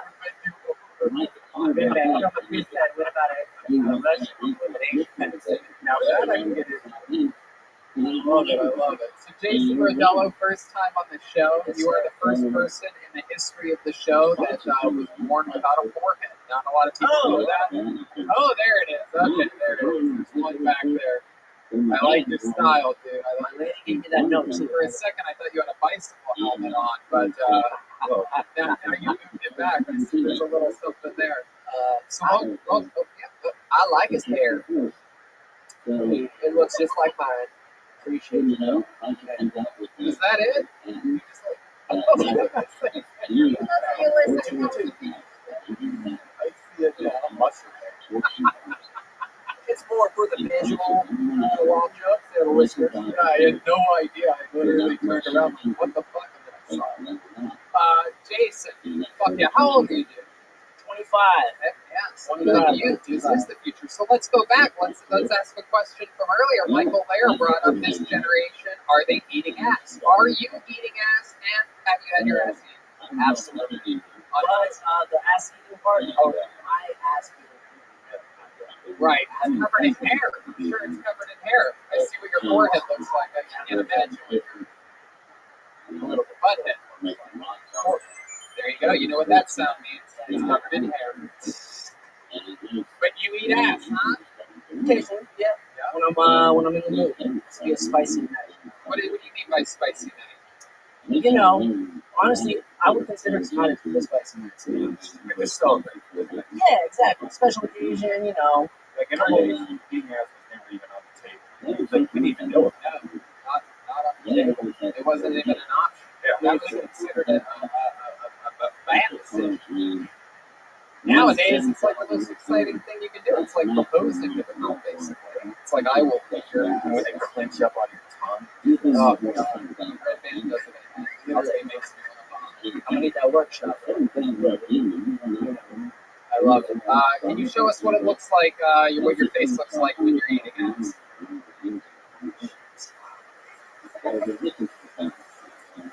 Oh, wow, okay. All right, that's pretty good. You got that? You know, what else? I like it. So, Jason, you're 25, you born and raised here in Los Angeles? Yes, sir. Currently residing in Studio City. I grew up in the Valley area. Studio City. Studio City. You'll eat that Studio Shitty. What What do you do for work? For work, I'm a professional dancer / choreographer. Get the fuck out of here. I sort of down. Are you serious? Can we get a little sample? Wow. Wow. Oh, wow. God damn, that is incredible. How long have you been doing that for? Since the age of 13. Wow. Yeah. Me too. Yeah, can we see some of your dance moves? I mean, Jeremiah, we can do this. So,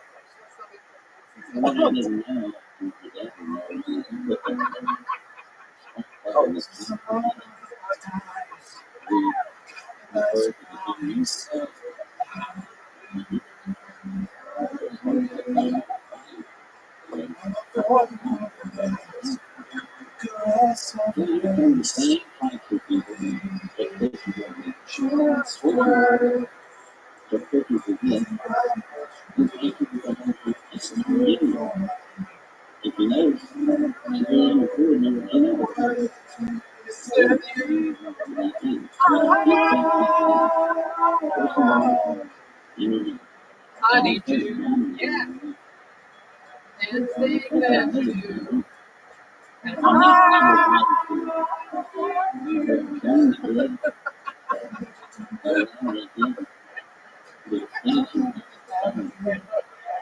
yeah, I love it.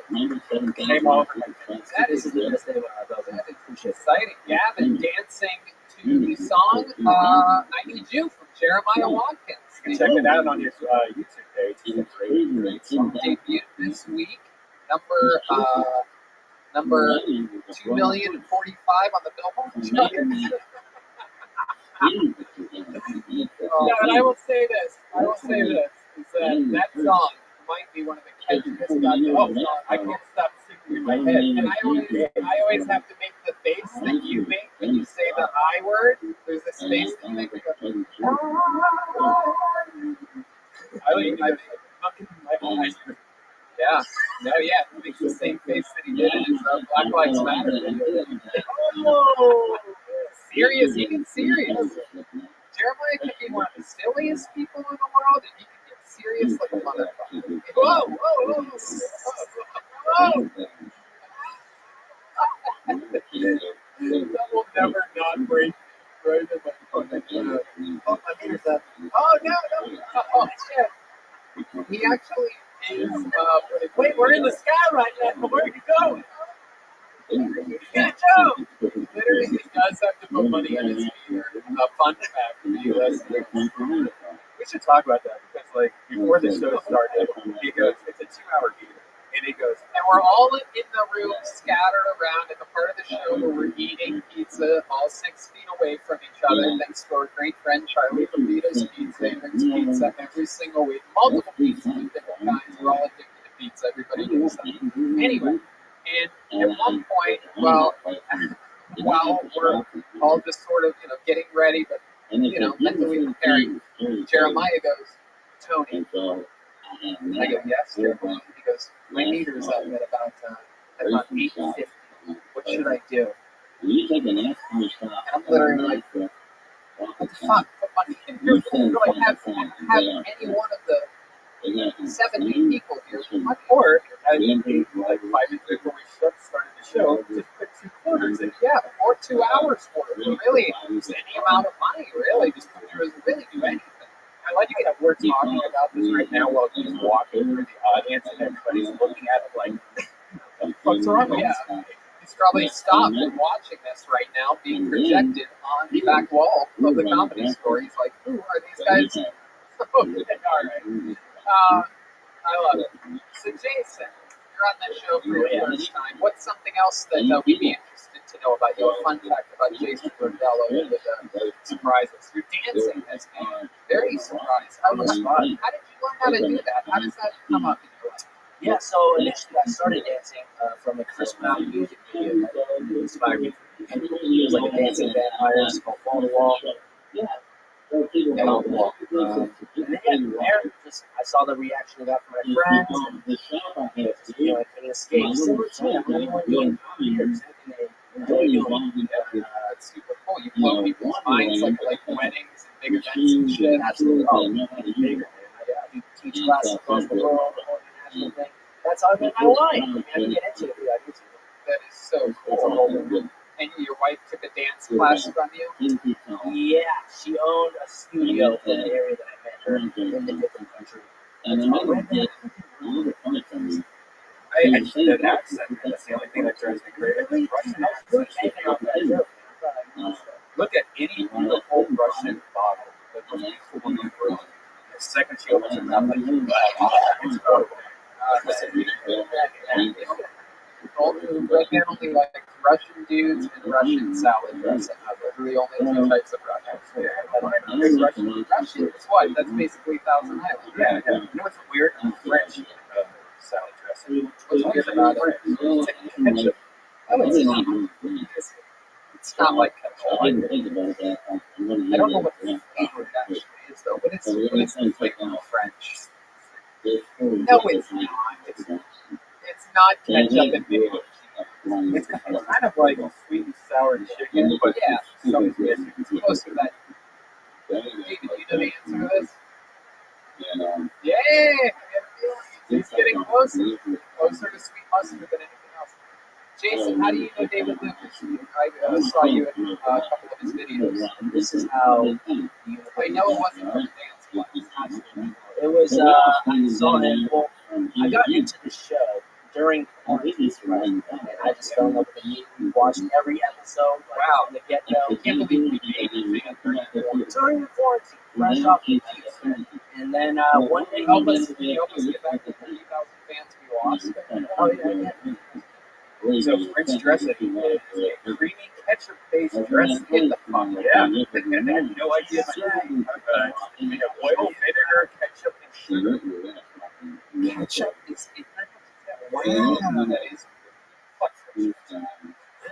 I mean, I only really remember French dressing from like old timey salad bars. Like that would be the one that I picked long ago. I'm talking about Honduras. Honduras. I think it's a Hey, Fritz dressing and fries. Alright. So yeah, I missed David in Studio City. No, yeah, at my apartment in my hallway. And I stopped him. But you know what? I knew how to not feel like creepy. I was just like, hey, Lucas. Oh, it's Tony.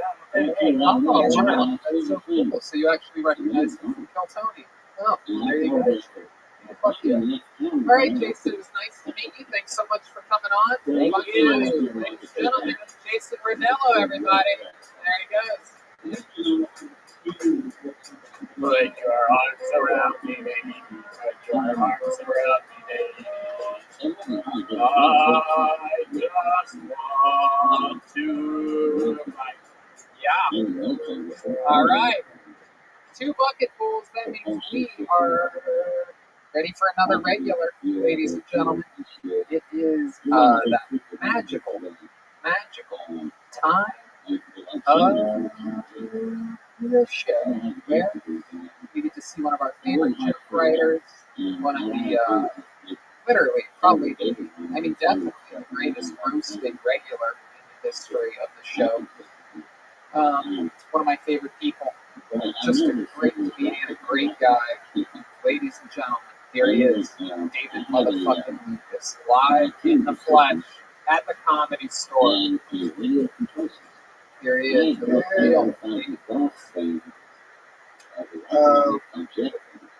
The most scariest thing about the coronavirus was not getting pneumonia. The scariest thing for me was losing my sense of taste and smell. Like, you mean to tell me I can fry chicken and not smell a motherfucking thing? Look at my goddamn mask. But I don't hate masks.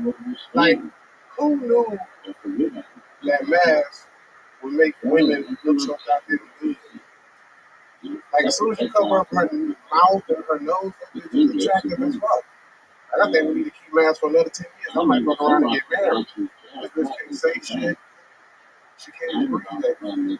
The coronavirus is scary as fuck. I ain't really scared. I want to get coronavirus just to lose weight. You know what I'm saying? Because I heard motherfuckers losing like 20, 30 pounds. I'm like, man, I need to get coronavirus for like 6 weeks. That's my diet for that shit.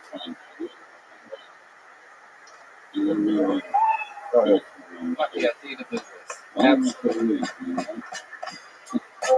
That shit went fast as hell with no audience. I timed it out. It was a minute and 15. Then I come here. That shit was 45 seconds. Happens quick sometimes. It's gonna go down. I like the set. Fun stuff. All about the corona. I believe it. I don't think you would. I don't think you're one of the guys that lose your taste and smell.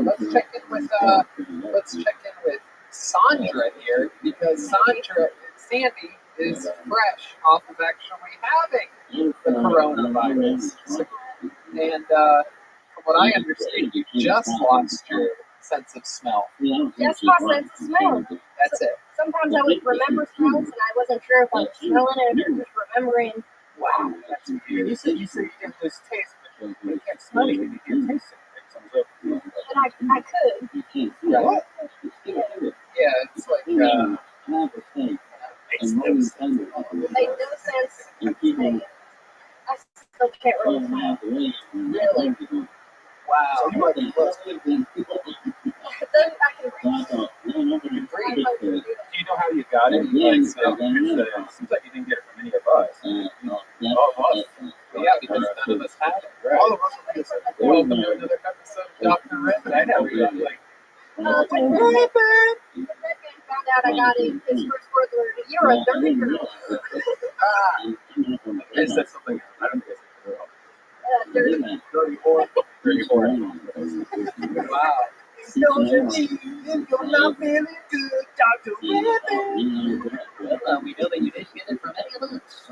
Dr. Redman. So wow, this is interesting. On a very acid and heavy episode of Kill Tony, that started with Michael Lair. I think we're finding out that now, with no sense of smell, perhaps Sandy, the flight attendant, is now into eating ass. Wow. Gobble, gobble, gobble. Everybody knows that. Turkeys and ass eaters. That's the noise that they make. Gobble. Have you eaten ass before? No, but if I lose my taste, I might go in there. Tony eat Oh, come on, With a napkin and a shirt and all that type of shit. That table manners would be eating ass. Can I say, right up the channel? Let's hear it, bro. Go ahead, Gavin. Oh no, when I went to go refill my meter on the way out, David kind of shouted at me. He goes, "Hey, man, where to fill my meter too?" I just want to let you out there know. Wow. You really had to put money in your meter? Yeah, because we didn't get parked at the same time. So I'm like, hey, bro, you take your ass right there. I'm about to go back. Put my shit in that Jeep. What do you remember? Any of the chocolate coins that you keep on you at all times in the meter? Get your ass up out of here, bro. I know. They melt. You can't put those in. You got to pay a dildo. Make sure you turn on, man. A dildo meter? I mean, that's a real reach. You got to put more in your bed. All right, I'll ask you. Actually, yeah, that's actually true. Motherfuckers only got to be trained up to go check.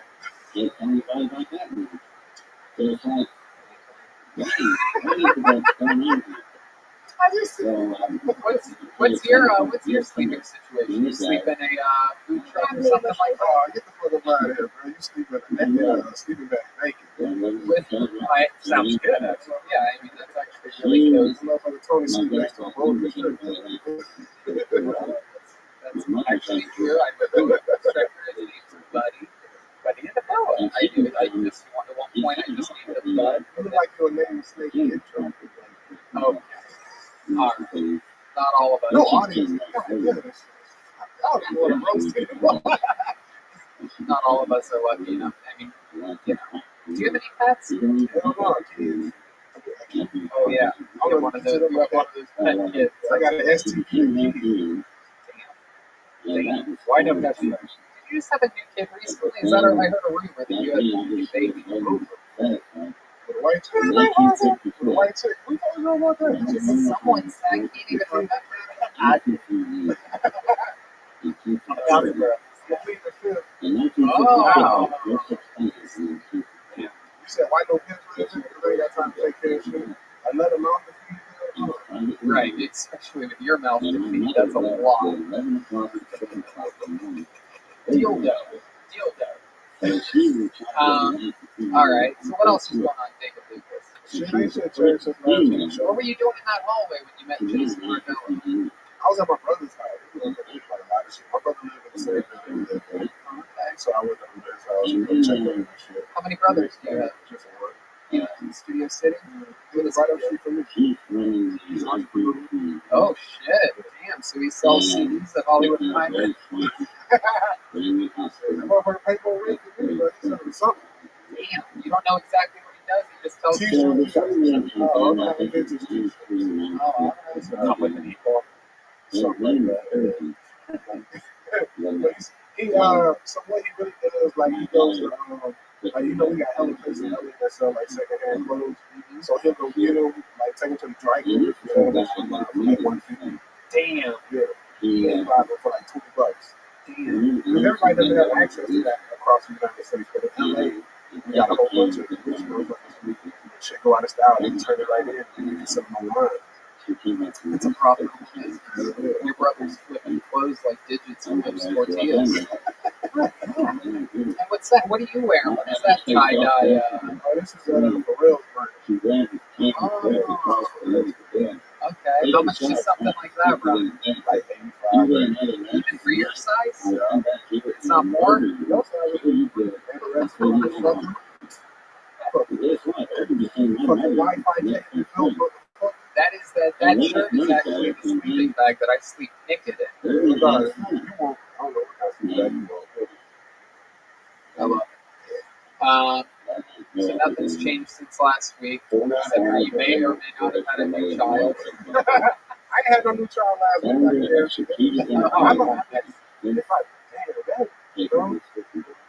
Wow, I feel like that's a true rumor. It might be. I don't know. This is one of the more suspicious moments in the history of David Lucas being on. Why y'all gotta put all the pressure on the black guy? Y'all let the white kids with the white people. Why y'all ever assume because they come out like huddles. You can't perform. And you know, Michael, when he got older, he have no kids right now. He's not doing with kids at all. That's, He got a bump. Michael does? Why would he have to? He doesn't have a vagina. He got ALS. He got, I mean, his body's paralyzed. Oh, he works down. It's aboard the flight first, obviously. That's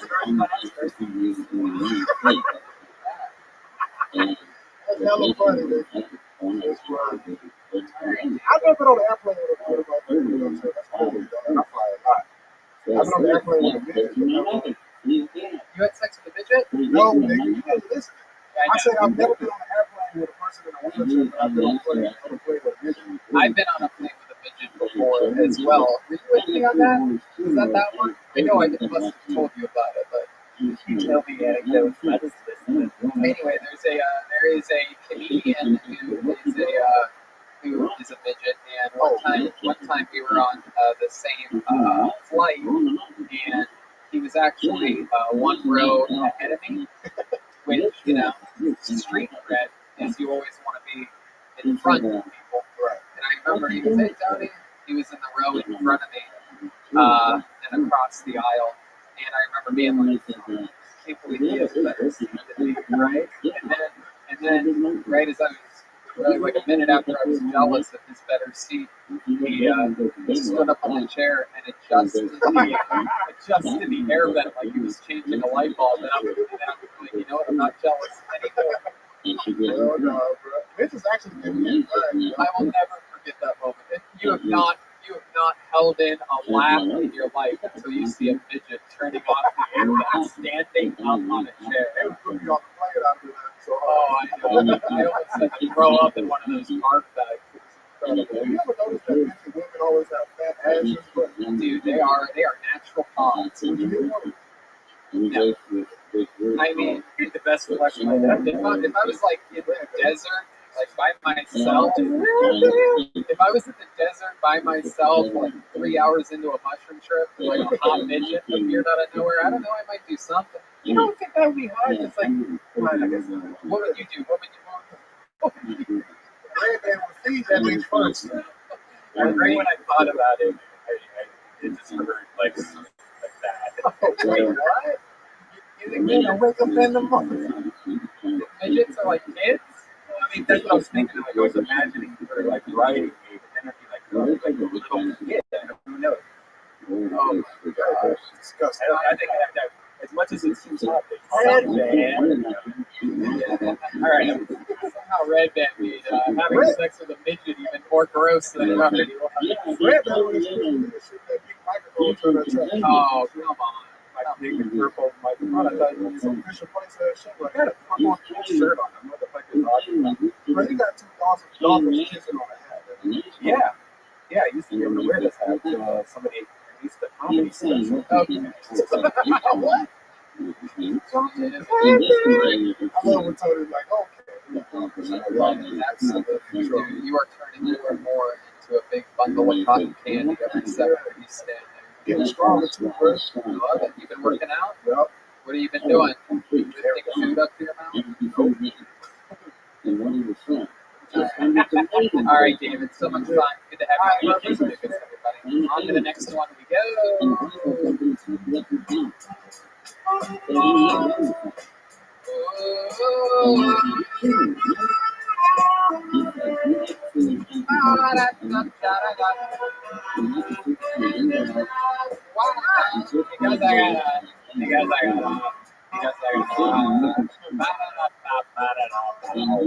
All right, your next comedian this is also his first time on the show. Ladies and gentlemen, this young man I met a few days ago here at the Comedy Store. Ladies and gentlemen, put your hands together for him. It's Malsha, everyone. Malsha. Here we go.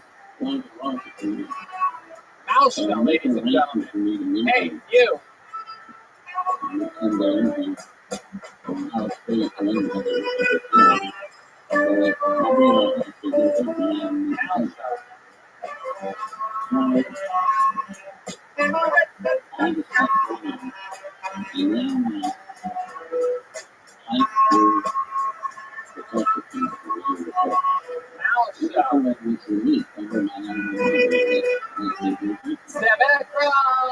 That ledge, my friend. Step back from that ledge, my friend. Step back from that ledge, my friend. Step back from that ledge, my friend. Step back from that ledge, my friend. Step back, my friend. All right, here it is. It's Moha. Moha. So the other day I was walking with my neighbor, and I was walking by this app, and I heard some voices, and I went in there just to check it out. Walk fast, too bad, fucking everybody. So I'm like, what the? So I get closer, right? And he's just,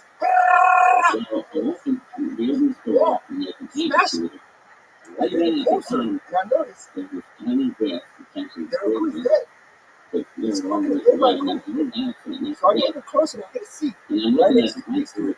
They don't get too close. This rat is just smash the shit out of stuff. Eventually he finishes, puts his dick on it, walks away, and looks at me like he's about to smack me. He thought I was moving forward.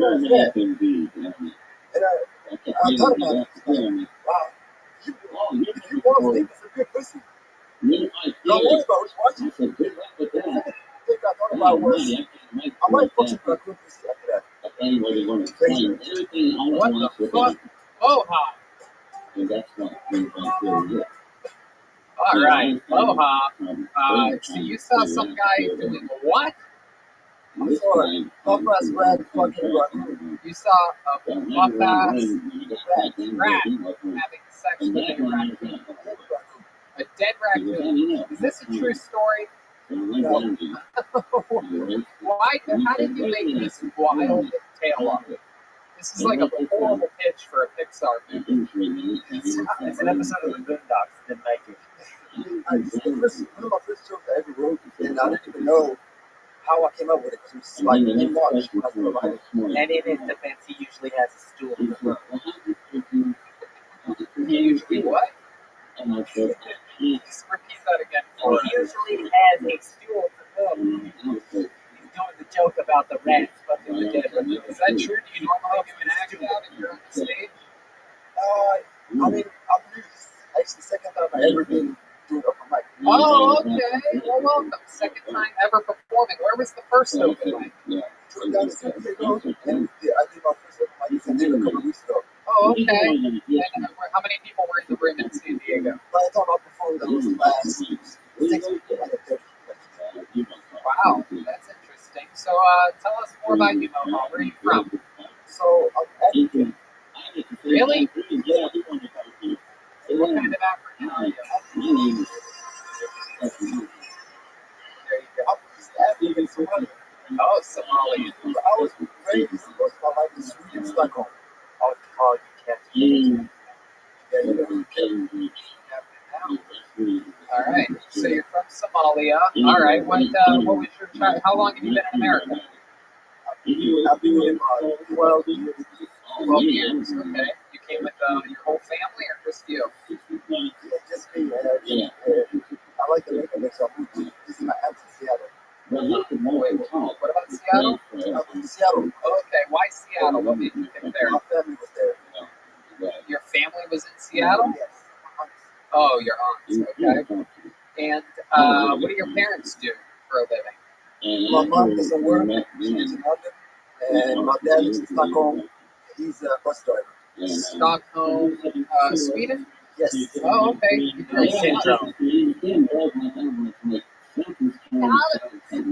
That's not a place. Stockholm Syndrome's not a place. It's a thing. Yeah, he's there. Now from the stool, are you a flight attendant or a flight attendant? Yes, bitch. What are you doing? Joe, there all the time. Okay. So, why do your mom live in London if your dad lives in Stockholm? It's separated. She got a husband. Oh, wow. So, how did they end up separating? Did they separate then she got a husband, or did she cheat on your bus driving father? No, they separated first. Okay. How old were you? How old were you when that happened? I was about 10.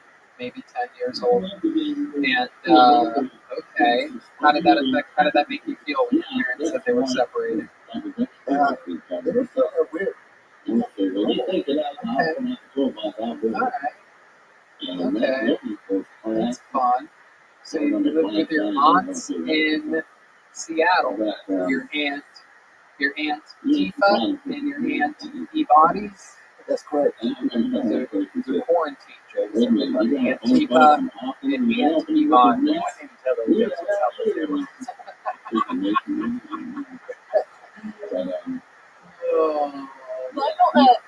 Oh my goodness. So Moha, how's your love life been since you've been here as an American? It's been great. Except I'm single right now. You're single right now, but you still get laid with white women? I think everyone that looks good, especially if she's got a fat ass. Wow, that's what you're into. I'm black. You are black, right? A lot of white people are into fat asses nowadays too, though. That is, it's like rap music. It used to be just black people were into it. Now everybody's into it. Yeah, white person is fucking. Yes, white girls figured it out. Back in the day, the only way for a white girl to have a fat ass was by eating a lot. But now they've realized there's one exercise called squatting that in which you can actually grow an ass. Oh, you can get it done. Yeah, implants so cheap. Mexico. It's like 2 chicks for like $500. Dr. Rabbi. It's like $2 for $500. Wow, is that true, Red Dan? Have you looked into? Did you get some? No, Is that where you got yours from? But I had this idea to make a pillow out of implants, like a food pillow, and I was going to buy the implants, and I found that you could buy them from Mexico pretty cheap. Yeah, but how many McDoubles is that? What in Mexico? That is literally like fucking 1,000 McDoubles. Yeah, it's 1,000. My goodness. What do you like to, what's some of your favorite American cuisine? You're from Somalia. They are usually very hungry over there. So you must have, quite the appetite. What do you like here in America? What do you like to eat other than thick white girls' asses? Chicken. Fried chicken. Oh, wow. I like waffles. Shocking. Steak. Chicken, waffles, steak? Everything except for pork. Oh. No No pork. pork. Huh? Why no pork? I'm Muslim. Oh, you are. Okay. Heck yeah. So, My soundboard has like every single one of them. It's about do you have a Muslim sound effect? Yeah, let's get it. Where's it? Okay. All right, that's enough. That's very long. Please blur my face on this part of the episode. All right. So do you, do you have like a Muslim church that you go to? What are those called again? Mosque. Yes. What do you have? I don't have one. I should find one. Okay. All right. You ever take any flight classes or anything like that? No. Okay. All right. If you had to kill one race of people, what would your race be? Which ones would you pick? America is an option. Just the shitty racist Donald Trump. Wow, look at that. That's very interesting. You would just pick one human and you chose the President of the United States of America. All the racist people. All the racist people. Okay. That's cool. Have you met a racist since being here in America?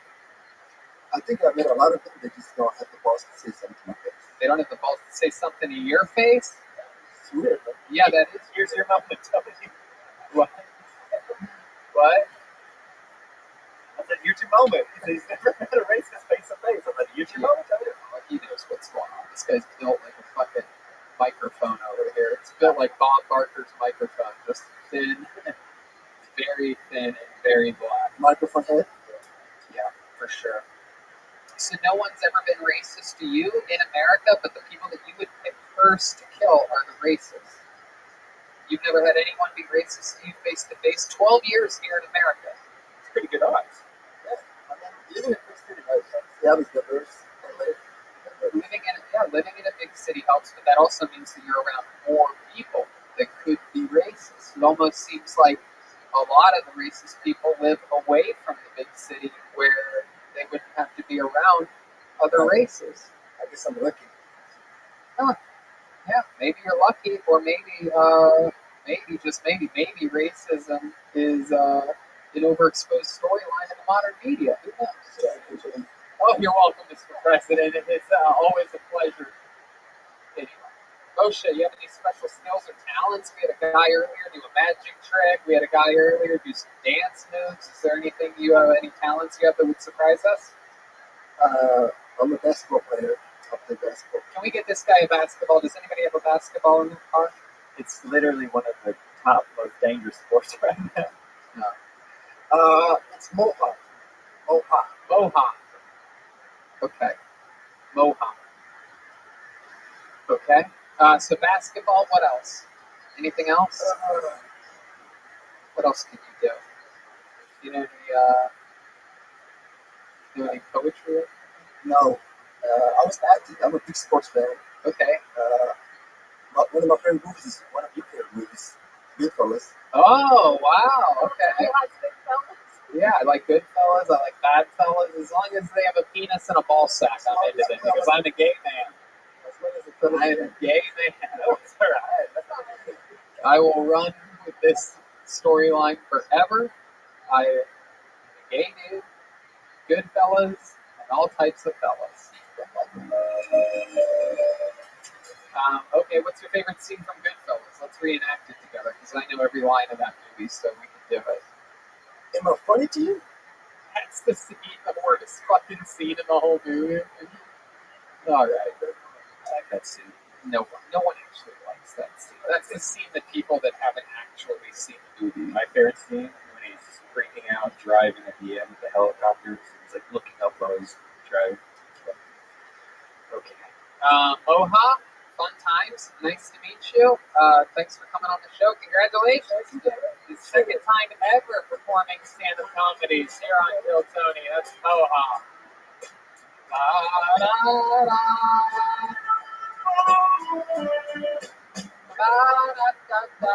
What? Where did you find that guy? I met him here. Met him out back at Comedy Store. He said he wants to be able to do Kill Tony when he can. And I could pre-select a few healthy people that would test properly through the rigorous testing system they have set up here where they take your temperature one time, cross their fingers afterwards, or crush their fingers, as Michael Mayer would say. I could pull it out of the bucket just to make it fancy, but I know who's left because he's the only other submission. This was a very funny man recommended by Michael Mayer himself. Ladies and gentlemen, Elliot Mack, everybody. Here we go.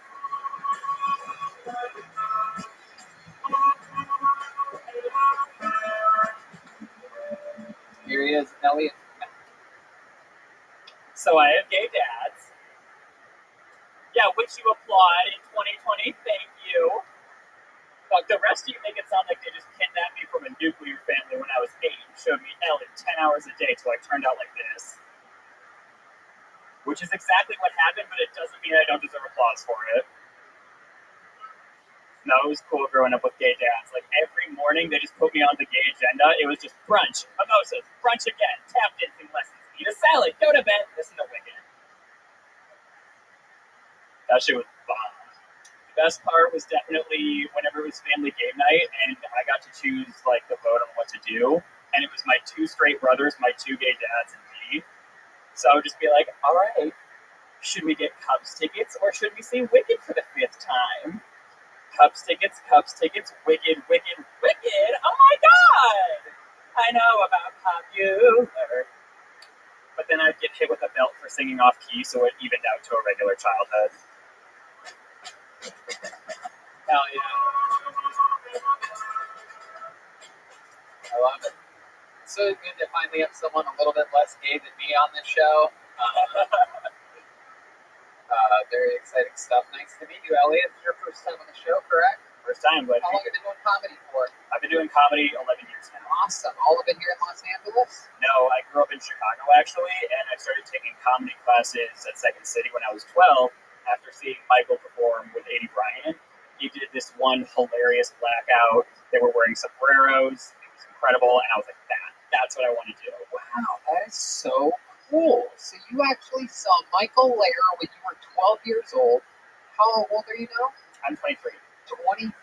That is fucking awesome. You saw Michael there when you were 12, and you said, I want to do comedy, and now you've been doing it. He was fucking hilarious. Yes, it's been an amazing ride. Oh, he's something else. He's unbelievable.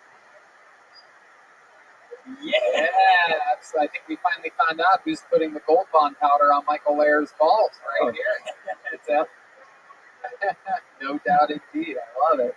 That is so awesome. So how long have you lived in Los Angeles for? I was here for about 6 months, and then I went home to be with family for quarantine.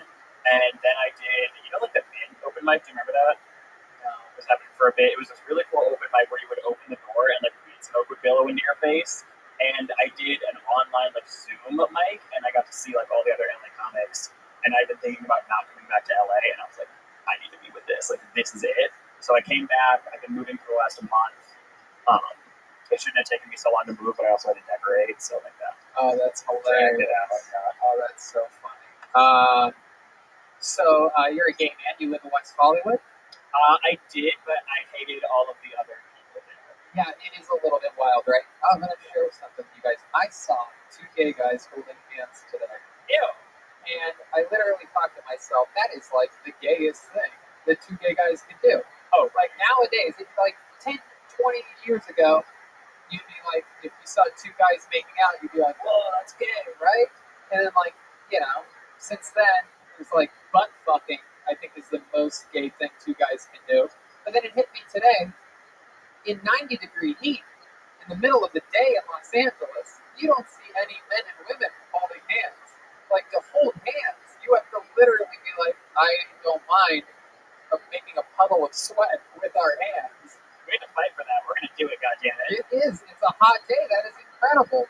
And would you agree that that's an extremely gay thing? Oh, 100%. I was with this guy the other day, actually, and I guess there's a connection between us or something because we can't hold hands or he'll get a boner. He'll get a boner? Well, it's kind of like if he gets a boner, it's like a yawn. You know how that like spreads around? Right. Totally. Exactly. Hey, Gavin. So if you hold hands, he gets a boner, and then if he gets a boner, you get a boner. Exactly. And then if some other gay guy sees you 2 guys with boners, it's like, oh no. You can tell it's up to like a mile away. The gaydar has a very long radius. Absolutely. You're telling me. I'm like a Doppler gaydar over here. I see it all. I have a tri-county gaydar. Boners spread like coronavirus in the gay community. That's right. We call it the coronavirus. Yeah. The old fucking. It would be so weird if straight friends could hold hands. Like if we went to go get some food together, we'd walk on your hands. But that's can't. Yeah. Just imagine holding Jeremiah's hand. Hey, I don't like holding anybody's hand. I've never been a hand holder. No, absolutely. Yeah, let's start now. Absolutely not. I didn't like touching you pre-coronavirus. Not to mention right now. Look at that. Oh, look at that. Softest. Oh, look at that big, strong hand. Look at that, just shaking from fucking caffeine and nicotine, just vibrating, high blood pressure vibration. Tell him to wipe off how you said holding hands. Red Man loves holding hands. Wow, she's the best. Okay. So, Elliot, how long have you been with this boyfriend of yours?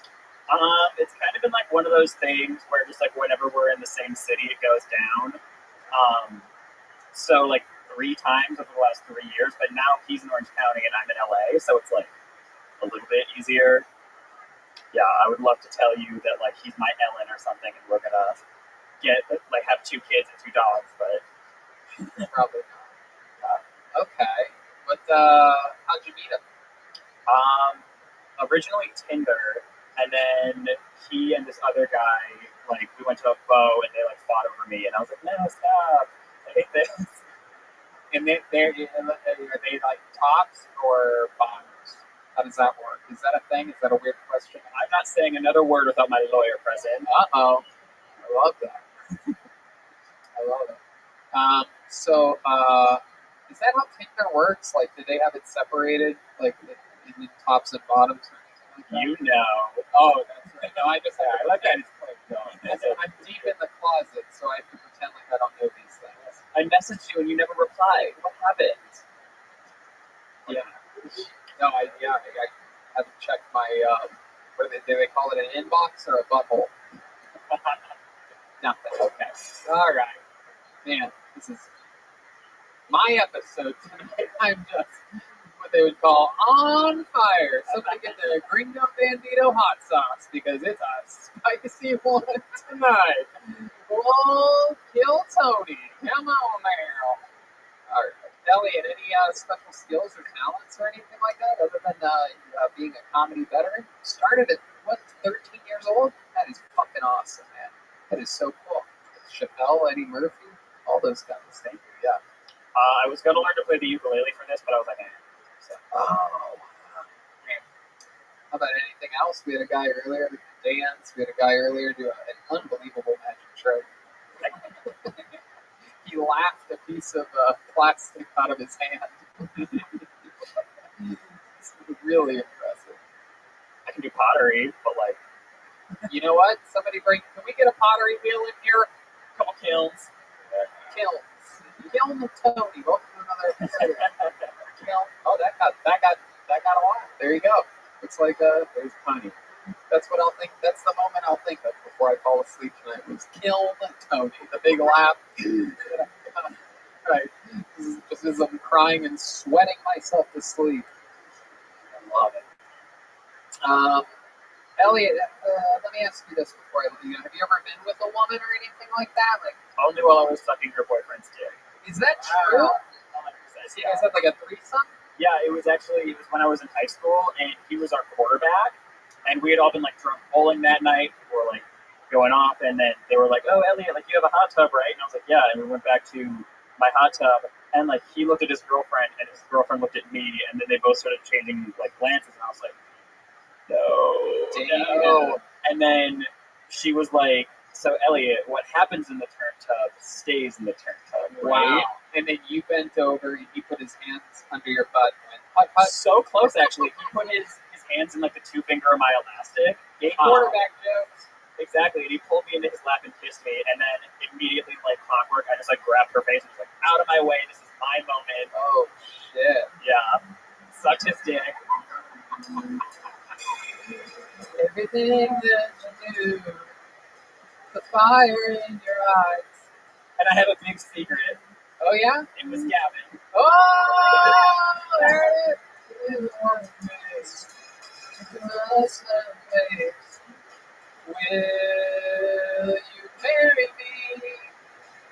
Ring around your finger.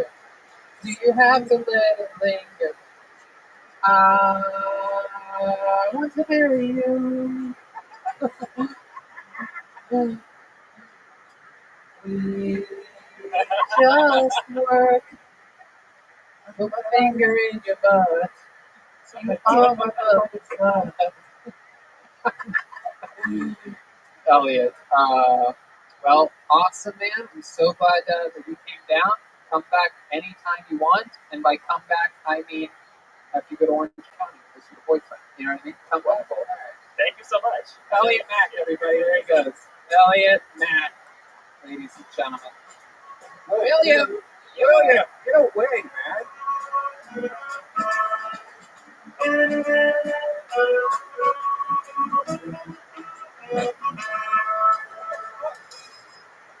all right. There's only one person left to perform tonight. We're so excited about it. His stock is crashing through the floor. I mean, this guy was once beloved on this show. He, at one point, was the only regular on the show. And then once he started to fade out a bit, I brought in David Lucas so that he would get his shit together and write harder and work harder. And then a few months after that, he started to crash again. We brought in Michael Lehrer, who absolutely started stealing episode after episode after episode. He upped his game yet again. And now he's crashing yet again, disappointing people from the management to the band to the host of the show to the other regulars. And now he's here to perform for you right now. Closing out tonight's show, William, the Big Red Machine, Montgomery. He's fighting off his back here tonight. A lot of people disappointed in him. How do I fucking stand and talking to this? I'm kidding. That was my joke. I've been working on now, but seriously, Elliot and I had sex last week. We're expecting. No, I'm kidding. You're in for a treat. Because probably Jeremiah might be my best set. If we're in Syria, we ain't talking about Jesus. We talking about Brandon.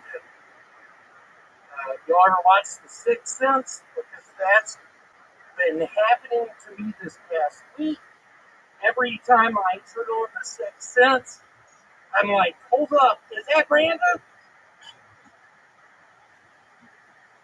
If you're in the parking lot of the Comedy Store, please leave any excess syringes in the tip jar.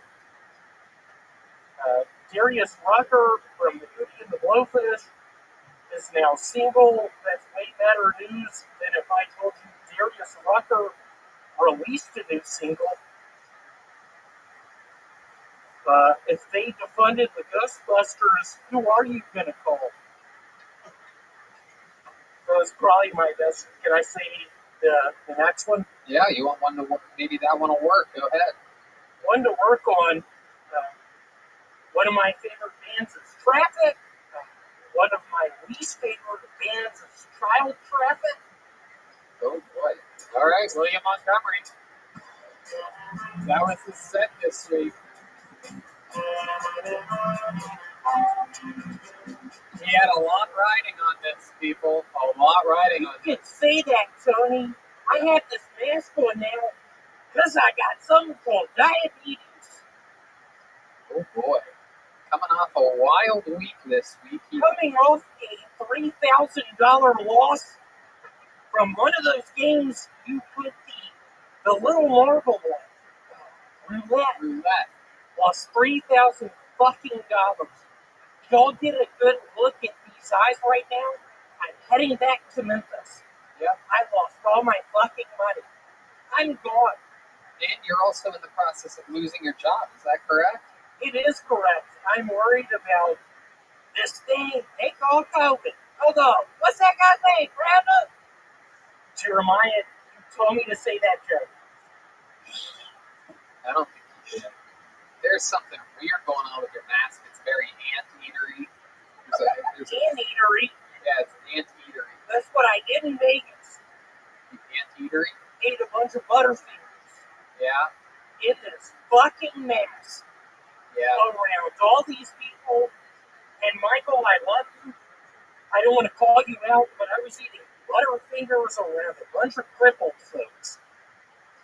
William and lost, they gave me the creeps. William lost $3,000 at the buffet in Vegas. Can you say that a little bit slower, bitch? Wow. William, not very nice. Where'd you get that mask from? Did you get that in Las Vegas? From Ron John Surf Shop in Jacksonville, Florida. Oh, you went to Jacksonville this week. Ron John. I seriously thought you were going to say Ron John Silvers. Listen to all the laughs in the room that didn't happen during your set. Jeremiah, I swear to God, man, I listened to your new song. It made me cry to some extent. Now you're making fun of me saying Ron John Surf Shop. What am I going to do? I lost my job. I'm heading back to Memphis. Just work. That's one of my favorite lyrics. Can I read you one of my favorite quotes? Okay, go ahead. Is this the comedy part? And they were telling me, now it doesn't matter now. It really doesn't matter what happens now. I left Atlanta this week. Okay, well. Let me start from the bottom. No, it's okay. So you went to Vegas. You lost a bunch of money. How's your girlfriend? She is not with us no more. She passed away. She is passed to the other side. That guy holding the fucking camera was there touching my testicles. It was so sweet. He saw what happened. Literally, I drowned her. You drowned your girlfriend? Literally, I drowned her. In the Bellagio fountain? In the Bellagio fountain. What? I killed her. She's 42. Why did you kill your 42-year-old girl? Because I'm 32. Yeah, Yeah, showed her who's boss. Just kidding, I'm 33. She's 42. I killed her fucking ass. She had it coming to her. You at least rough her up a little bit, or just a straight? Did I at least eat a Butterfinger? Yeah, I did. Wow. You ate a Butterfinger while doing it or beforehand? I ate a Butterfinger just pre-game. Eating a Butterfinger. Looking in her eyes. I have goggles on. She has goggles on. She's in the bathtub. She's drowning. I don't care no more. So you drowned her a little bit in the bathtub and then you took her to the right, man, that was perfect, you motherfucker. Also, that toot noise. Did you just say the word drowning? Did I say the word drowning? Good one. Did you? What's wrong with that? How do you say that? Drowning. Drowned. If Red Band's correcting your English grammar, you're in big trouble. Professor I'm in big shit. Professor what? Everyone in the railroad knows how to say drowning. Everyone in the railroad. I was in the motherfucking railroad 15 fucking years.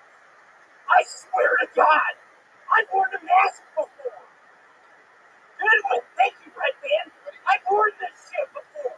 I was a conductor. That's what you did on the railroad?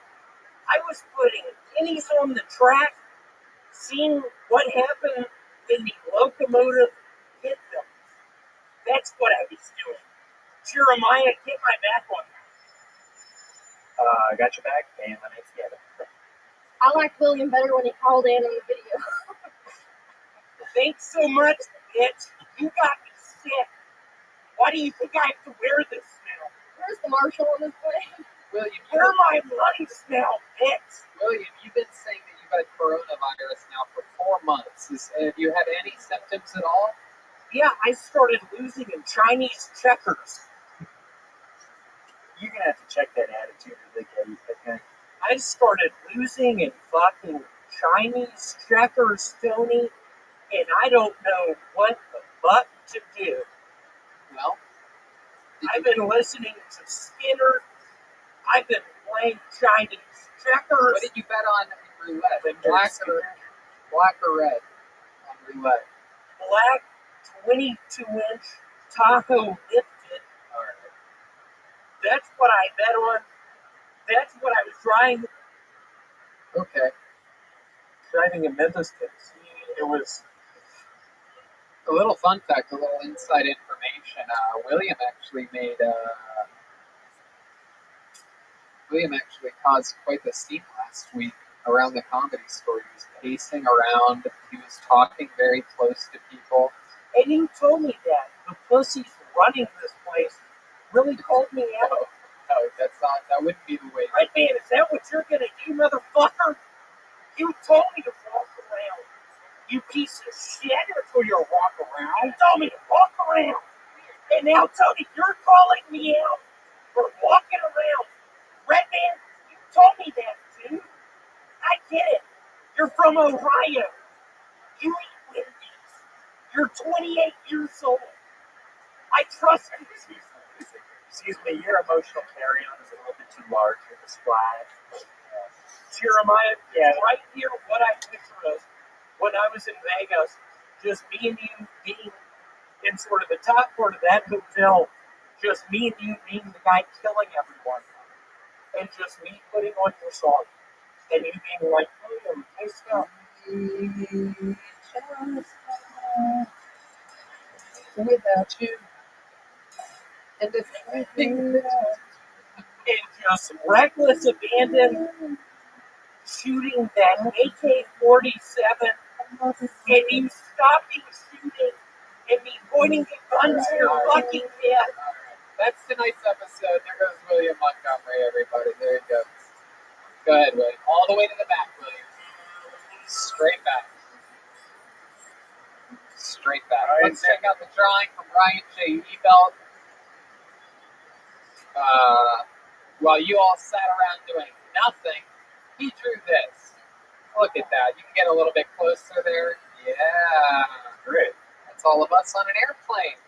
In honor of the flight attendants and, of course, your pilot, Captain Hinchcliffe, with my first officer, Brian Redband. Okay. We're going to be taking off for another, we'll see you next week. Shout out to those of you in the parking lot that were awesome enough to join us here at the Comedy Store, making history in this 100-year-old building.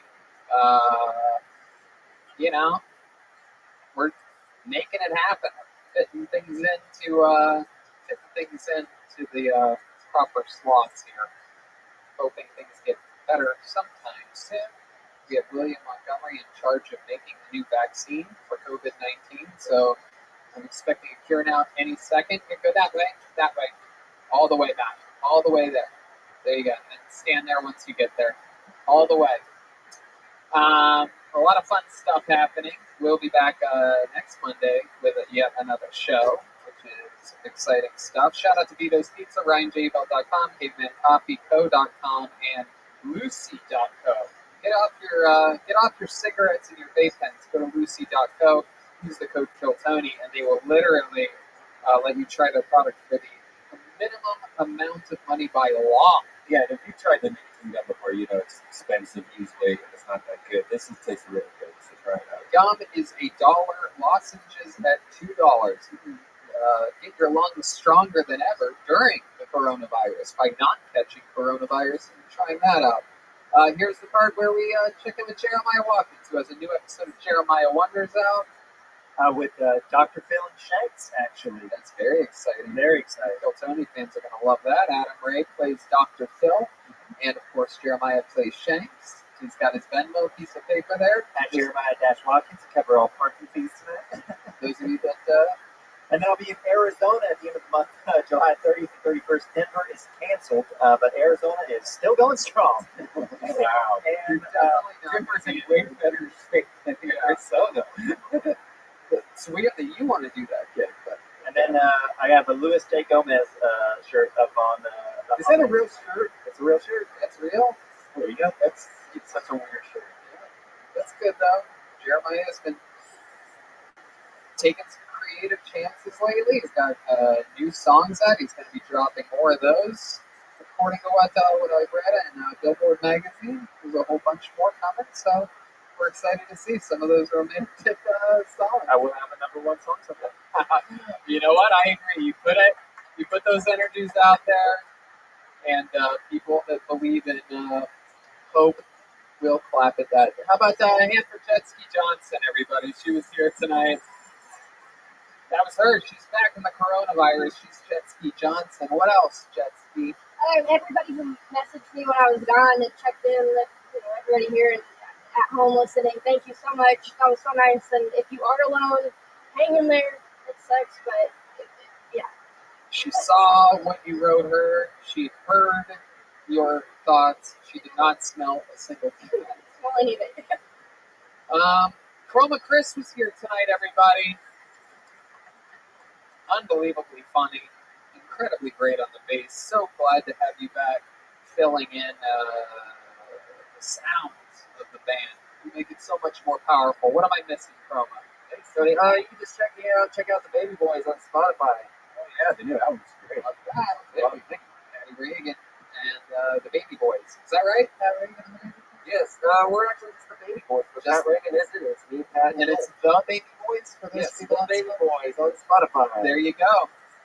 And last but not least, the backbone of the band, Joel Jimenez, everyone. He's mostly sorry on social media. His new podcast, Mostly Sorry, is out. What else, Joel? Yeah, we're going to drop it on Wednesday this time since we'll be working tomorrow. So we'll see you Wednesday at 5 via David Deary. I love it. Big thanks to David Deary.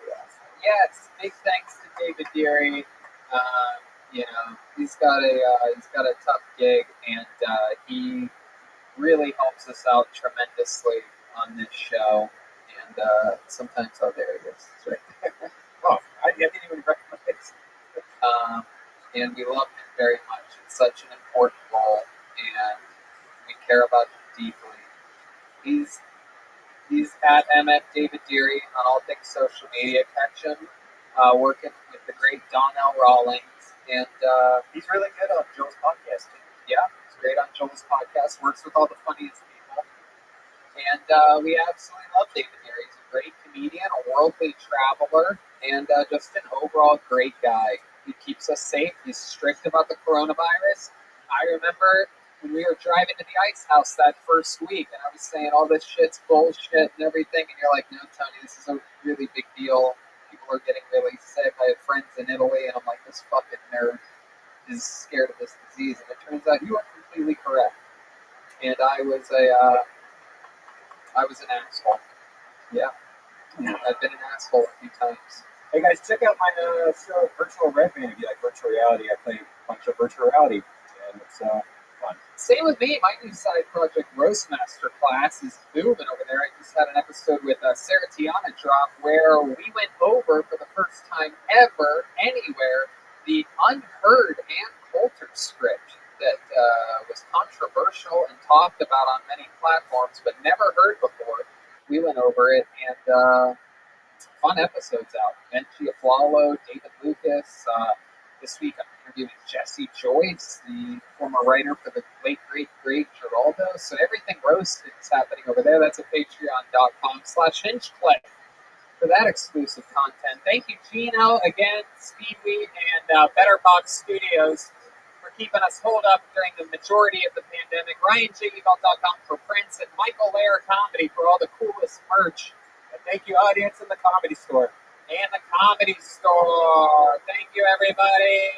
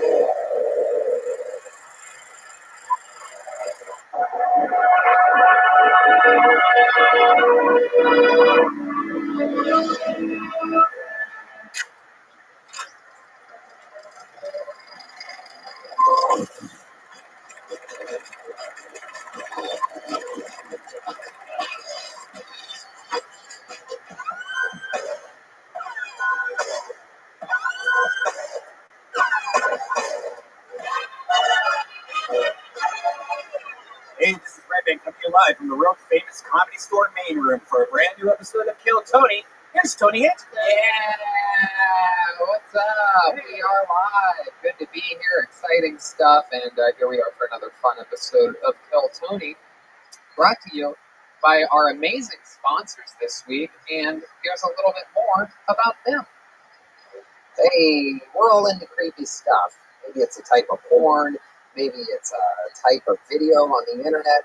And when you're on one of your devices searching for weird stuff, you don't want other people to know about it.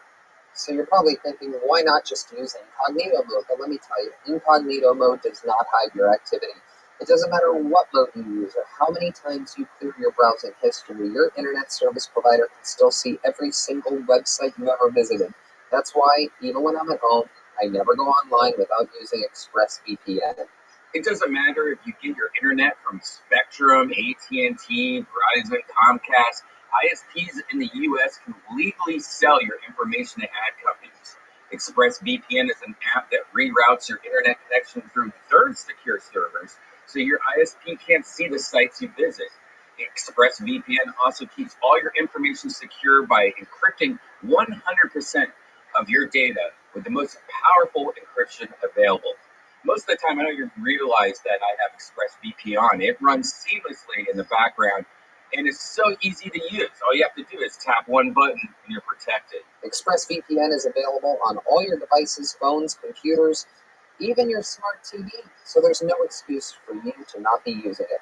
Protect your online activity today with the VPN rated #1 by CNET and Wired. Visit our exclusive link, expressvpn.com/KillTony, and you can get an extra 3 months for free on a 1-year package. What a deal. expressvpn.com/KillTony, that's expressvpn.com/KillTony, expressvpn.com/KillTony to learn more. Hiring can be difficult, but if you're a company that's currently trying to hire, you face new difficulties. From safely reopening your doors to finding the right person for a specialized role, HousingWire could relate. They needed to hire an ambitious reporter to cover news stories on the U.S. mortgage and housing markets. So they turned to ZipRecruiter. ZipRecruiter's smart matching technology finds people with the right experience for your job.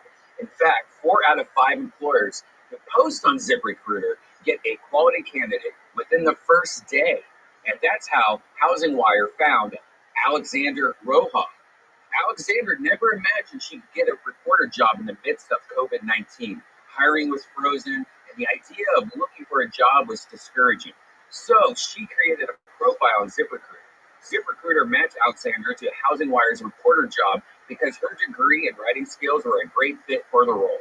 HousingWire received her application only 4 hours after they posted the job. And a few weeks later, Alexander started her dream career. ZipRecruiter helped Alexandra find the right job, and they helped HousingWire find the right person for their role fast. See how ZipRecruiter can help you hire. Try it now for free at ZipRecruiter.com/KillTony. That's ZipRecruiter.com/KillTony. ZipRecruiter, the smartest way to hire. Glad to be here. Very exciting stuff. A very fun show lined up for you here tonight. And let's just jump right into it. Of course, there's no guest on this episode.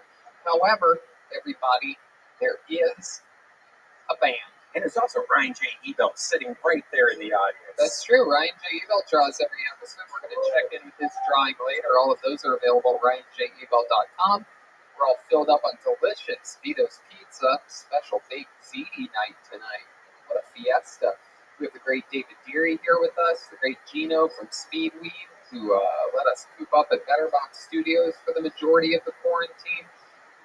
And delicious caveman coffee. You can't get enough of those. Yeah, you can't get enough of those guys. Damon is here up in the bird's nest, keeping an eye on us, making adjustments smoothly to the lights.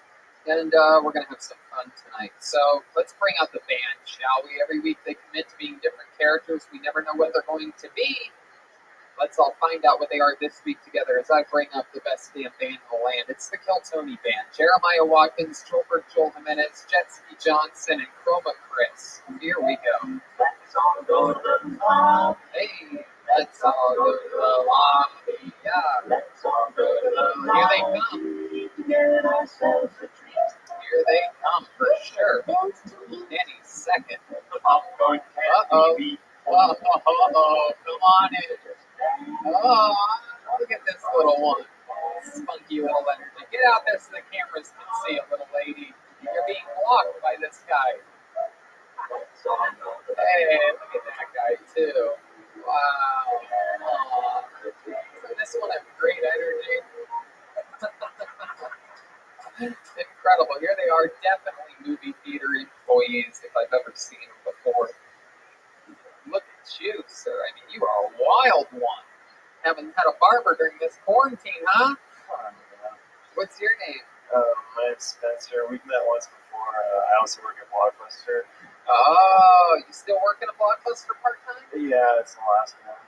Yeah, that's in, where's that, in Florida? Something like that. Yeah. And how about you, little lady? You came out with great energy. You seem like you're not burnt out or anything. What's your name? My name is Jen. I'm 16 years old and I'm an aspiring actress. Jen, I can't believe you're 60. 16. Oh, 16.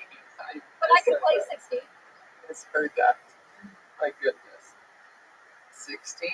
And what's this young magician's name back here? Hello, my name is Brent, and people say I'm the spitting image of Johnny Depp. Yes, they do. Definitely a spitting image of Johnny Depp. Maybe after he found poop in his bed from his ex-wife. And clearly back here we have what appears to be fucking Adolf Hitler's attention deficit nephew. I keep getting this Adolf guy. I don't know who this is, but my name is Snork. I just moved here from Eastern Europe, and I am 62. I get only job I can at movie theater. Snork. Snork. I love the Snorks. S-N-O-R-G. Yeah. Snorg. What part of Eastern Europe are you from? The east part. What country? East. It's been so long since I've gone. Doesn't seem like you've been gone long with that thick accent. I don't talk much. I work at the theater. What do? You tear tickets? I do it all. That's right. Oh, okay. So we got Spencer, Jen, Brent, and Snork, movie theater employees, fully in uniform. Theaters got closed this week, even though they've been closed. Really, California didn't close really anything, just nail salons, massage parlors, and card rooms, for those of you that are going to card rooms a lot. The whole Hallmark, right? We've been hooking up N64s privately inside AMC and just playing Mario Kart. That's pretty cool. Wow, it's not even playing a new system, like a 15-year-old system. Well, let's just jump right into the show, shall we, everybody? Going first, yet again, a murder on this show. One of my favorite comedians on the planet. I love his style. I love everything about this man. One of my favorite people just in life and in the history of this show. I present to you to get things jolted right from the start before we go to the bucket with 4 pre-selected names in there. Make some noise for Michael Lair, everybody. There he is. Here's Michael Lair. I'm not mad at Tanya for creating Cronin and Live. Tanya put me out delicious duckers. If you look in the window of Tanya's restaurant, no hours, no name, just 45 ducks. No one takes more pride in their work than the Chinese duck maker. They spent so much time coming to America just to say, I bet it all on duck. Screaming to the guys, crispier, crispier. They don't even call them windows in China. They call them duck monsters. The duck monster is the mascot of the Peking Ducks baseball team. China might have ruined civilization by bringing the coronavirus, but man, do they make a motherfucking duck.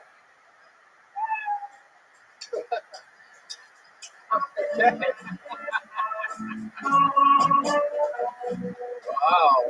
Someone had duck this week, huh?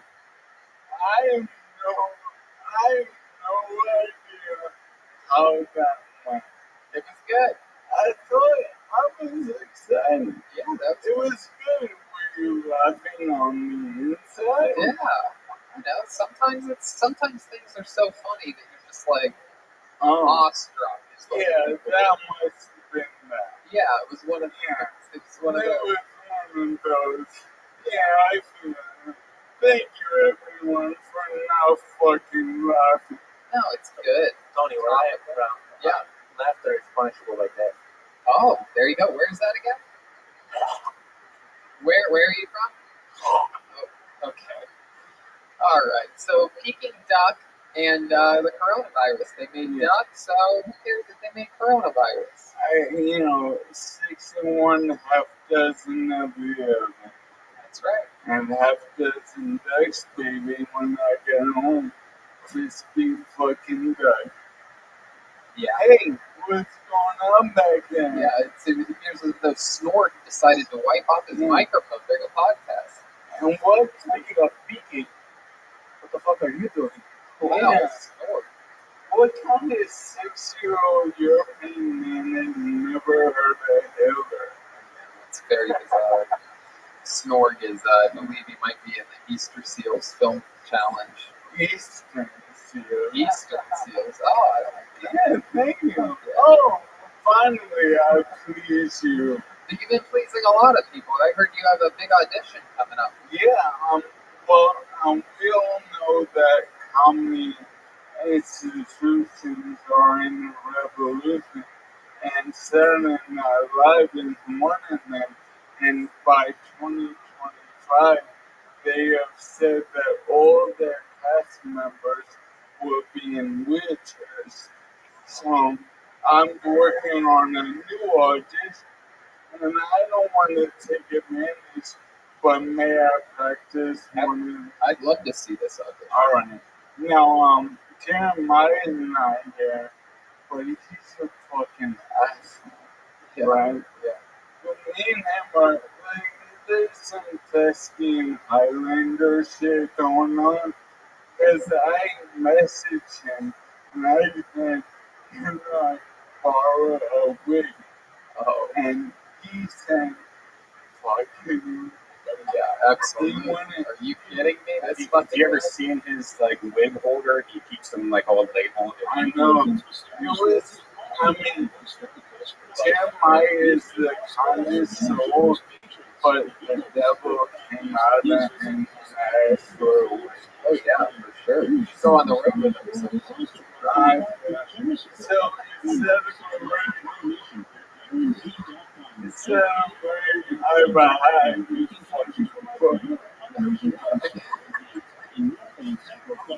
No, we got time. Absolutely. So in place of a wig, it appears as though Michael's wearing just a hat.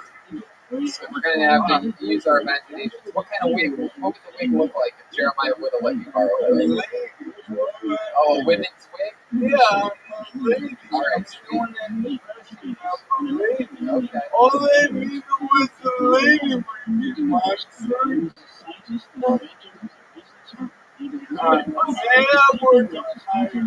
Here we go. All right. This is my camera. Yeah. All right. All right. So it's you go. It's SNL music, but yeah, you can stop it. Yeah, I agree. It's such a reference. Yeah. I've seen this. I get it. All you do is go, hi, I'm Michael Mann, and I'm playing this character, and you give them a little tips. So, hi, I'm Michael Mann, and I'll be doing an impression of Ashley Guy, who's on my t-shirt. A 9-1 US independent number 10 on the Pounds list, and currently nursing industry for years. Now, Ashley is, she sounds like a Disney princess, but she's a beast. She's both beauty and the beast. Here we go. Ashley Guy. Oh, looks like what? I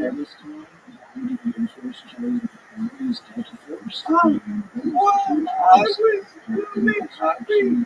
I got the first round to go. But our plan was to be as efficient as quickly as possible. I was hoping to get all wrong and to start it out with it. But I got that feeling that you anyway. So I'm happy for my team. There was one point where I was in a position and I looked at her teeth. I thought, man, I love all these things. And make her too. But you know what, man? I got the win anyway. I'm just happy. At one point, I pushed so hard. I was on a hard pursuit and to her team. But, you know, I got the win. And it's for my team. Thank you very much. that was definitely like Aspen Lad style, or as I call it, ALS.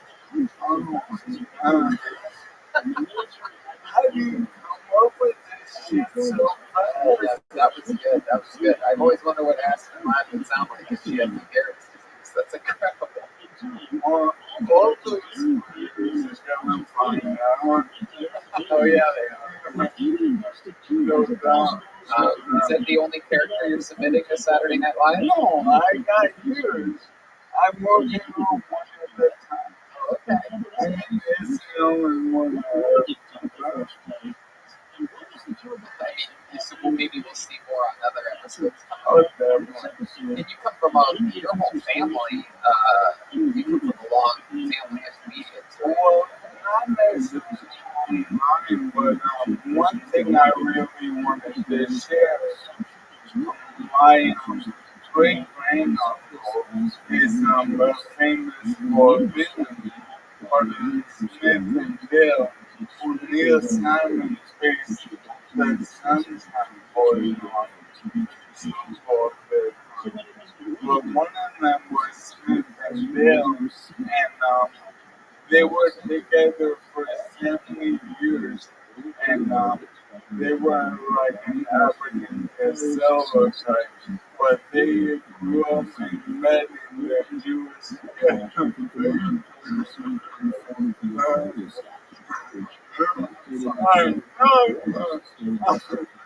here's everyone watching. I will never ever do anything.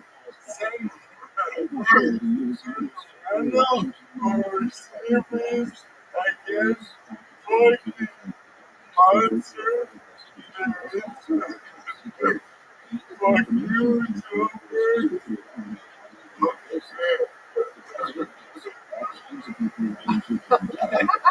I love it, man. Yeah, but I relate to are famous for villains, but they live in the Jewish ghettos in New York with George Burns and Gracie Allen. So it goes real far back. Those pictures that I gave you are like. Oh yeah, you did hand me a folder of pictures. Can we go over some of these pictures? Is this really your? Yeah, no, it's not a bit. That's my great grandmother. That's your great grandmother. The one with Jeremiah. Oh wow, this one sort of looks like this one here sort of looks like a snort. Look at that. Is that your? It's me. Snort's grandfather. We have these guys from the Zeros days. We're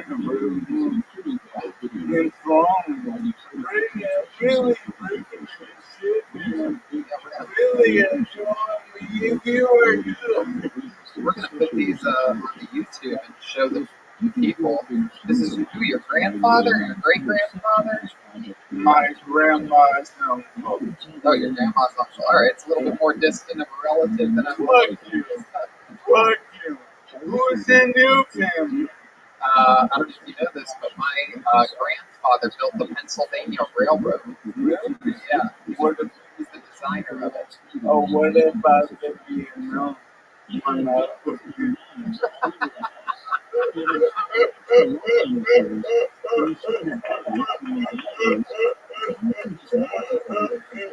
had nothing to do with the B&O, but the Pennsylvania Railroad, big deal. Redman just gets some of these old pictures and some of the memories that he keeps always very close to him. What? I tried this for over a year. Those pictures are like 100 years old. I tried this I'm glad I didn't. I couldn't even get $5. Why would you want to sell them? I would.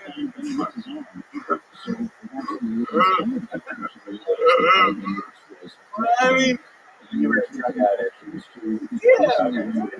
Well, weed money. It's just fucking. You have an incurable disease. You think you might start start selling stuff in like the last, I don't know, I don't know what I would do if I had incurable disease. You're planning like an auction towards the end or something like that? Because every time I've been on the show, I've already sold. That's true. My price is my bag. What?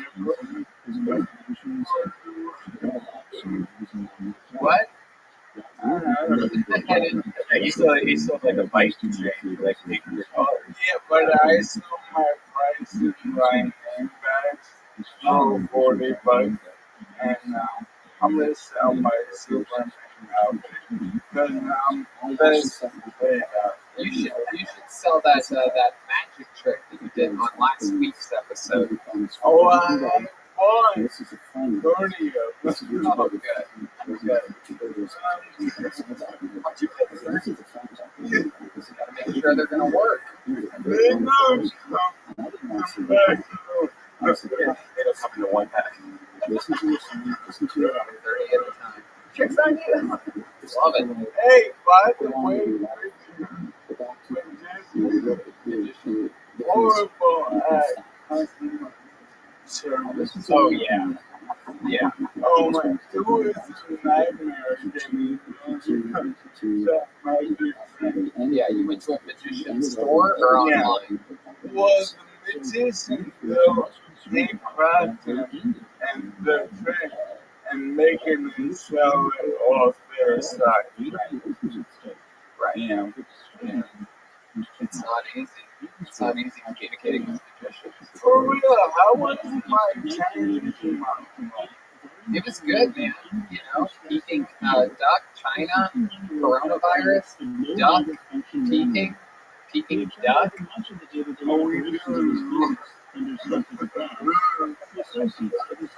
Speaking of ducks, you ever play duck deuce? Oh yeah, not anymore. Yeah, you always win. I am. I mean, you can still play it as long as the person just says duck. Yeah, as long as I'm always the person. Not the goose. Yeah. I don't know. No, it's good. You nailed it.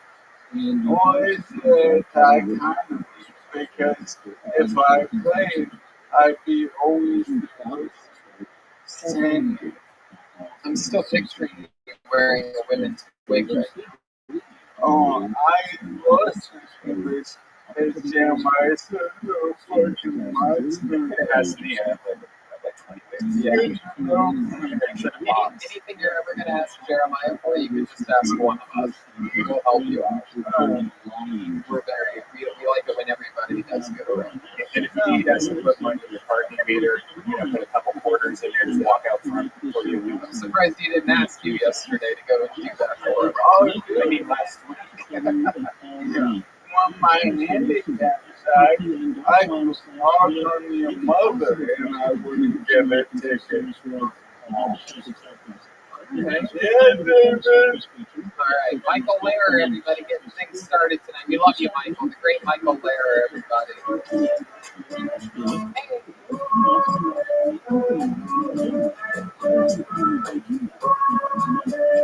Fuck yeah. Spencer, Jen, Brent, and Snorks. Golden. Very excited.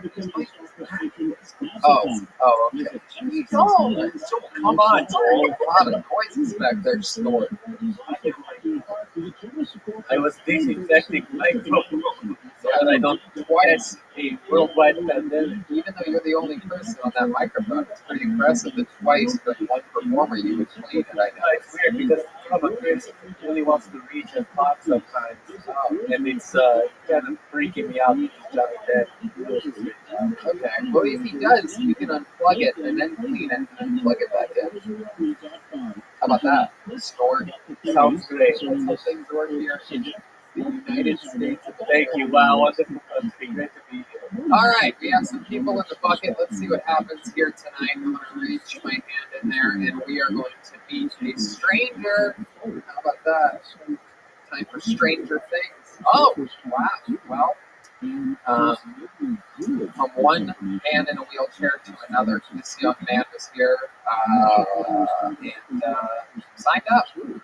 Ladies and gentlemen, I present to you the stylings of Tyler Bentley. Here we go. Tyler Bentley. Jesus, look more than you will know. Hey. I fucking knew that shit was gonna happen. That fucking great. God, I can't even remember my set. I do remember the last thing I said to my dad before I got paralyzed. Though I said, "Are you still holding the ladder?"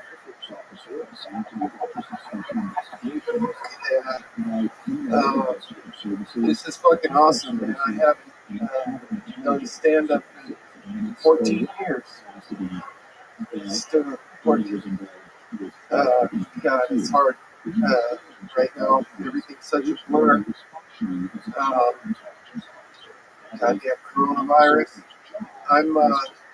I'm sick of worrying about it. I want to go out and actually catch it, just to quit worrying about it. The problem is people with coronavirus, they're stingy. Yeah, hold up in quarantine, Bogart's all the corona. It's like, that's the Dutchie. Tyler Bentley, everybody. Hell yeah. There you go.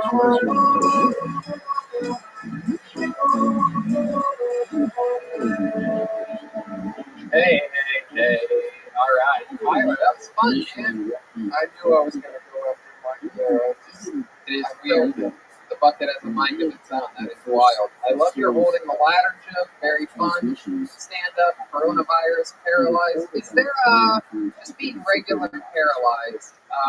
Does that cause a bigger threat for coronavirus in some way? Like, I mean, is it? Every spinal cord injury is different. Yeah. Like, I broke my neck, so like I had very little function. So I had compromised lungs, and I smoke cigarettes. So yeah, it's not good. Yeah. Probably. Okay. Then I don't have to worry about it. Being paralyzed didn't take your balls away, though. Hey, you're out here. Maybe your balls don't. I can't feel them. Oh, but they were. Where do you lose feeling at? Below right below my chest. Damn. And how did that happen again? Snowboarding. Okay, yeah. You've been on the show. We've talked about this before. Yeah, but I like to lie about it. Okay. Yeah. What do you like to say sometimes? My favorite is dating the bodybuilder girl, and I was performing kind of because she squeezed my neck so hard it broke. Kind of linguist. I love that. And that was 14 years ago, the snowboarding accident? Yes. Were you doing like some wild trick or something like that? Or did you just go too fast off the jump? Damn. Just trying to do a regular old jump, no like flips or anything? No, I wasn't that good. Right, obviously. Right? Okay, well that's fun. So what have you been doing during this quarantine? What have you been watching movies, Netflix? What's your favorite stuff that you caught during this? I watched a good one last night, Son of a Gun. What's that? Gold heist movie. Ewan McGregor. Robert. I watched some of the shit just all put together. It was like everything feels like the same day. Yeah. Anyone watch that? That was amazing. What is that? No, what's that on? What is it, Ryan? Greyhound? Greyhound. Ryan's talking with his head in his it's like drawing Greyhound? Greyhound, yes. I love it. This time he said Greyhound again with his head down and then lifted up his head like I'm the asshole. Trolls 2. Have you seen Greyhound? Any of the movie theater people? My goodness. How about you, Jen? Have you seen Greyhound? Greyhound, because what's it called? Oh, shit. So what else other than watching movies? What do you do for food? Do you cook yourself or you Postmates? I got food stamps. What store? Yeah, you put yourself in a boiling hot water and you're like, ow, and then you add some salt and it's done. Yeah, cook on high heat, so it's over, ready real quick. What the fuck did you say, Snort?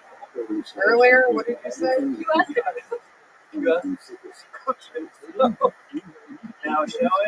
Now showing, Tony's angry. I said, why would he cook himself? Someone said because he had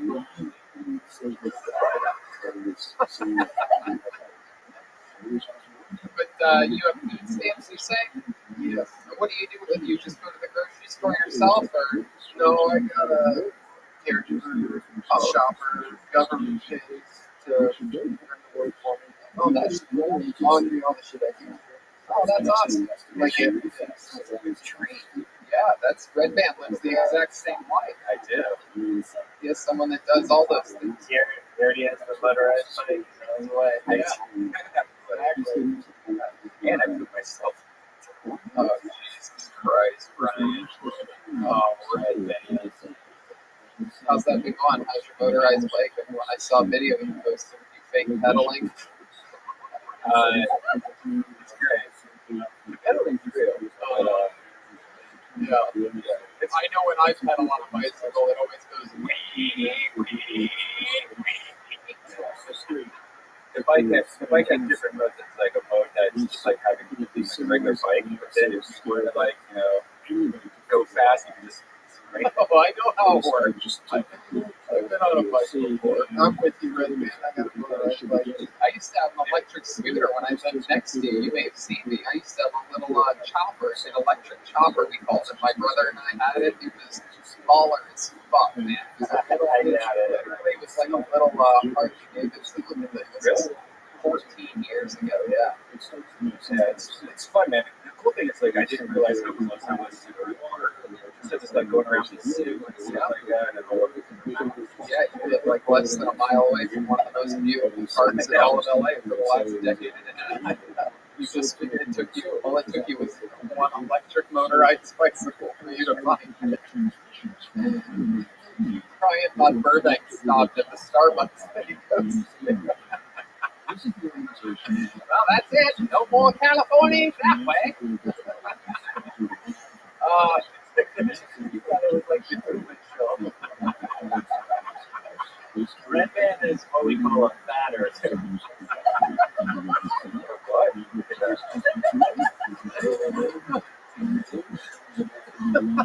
call you a fat earther, dude? I still don't know what that is. So fat, Joe. Oh, Kyler. Any other fun facts about your life we should know about?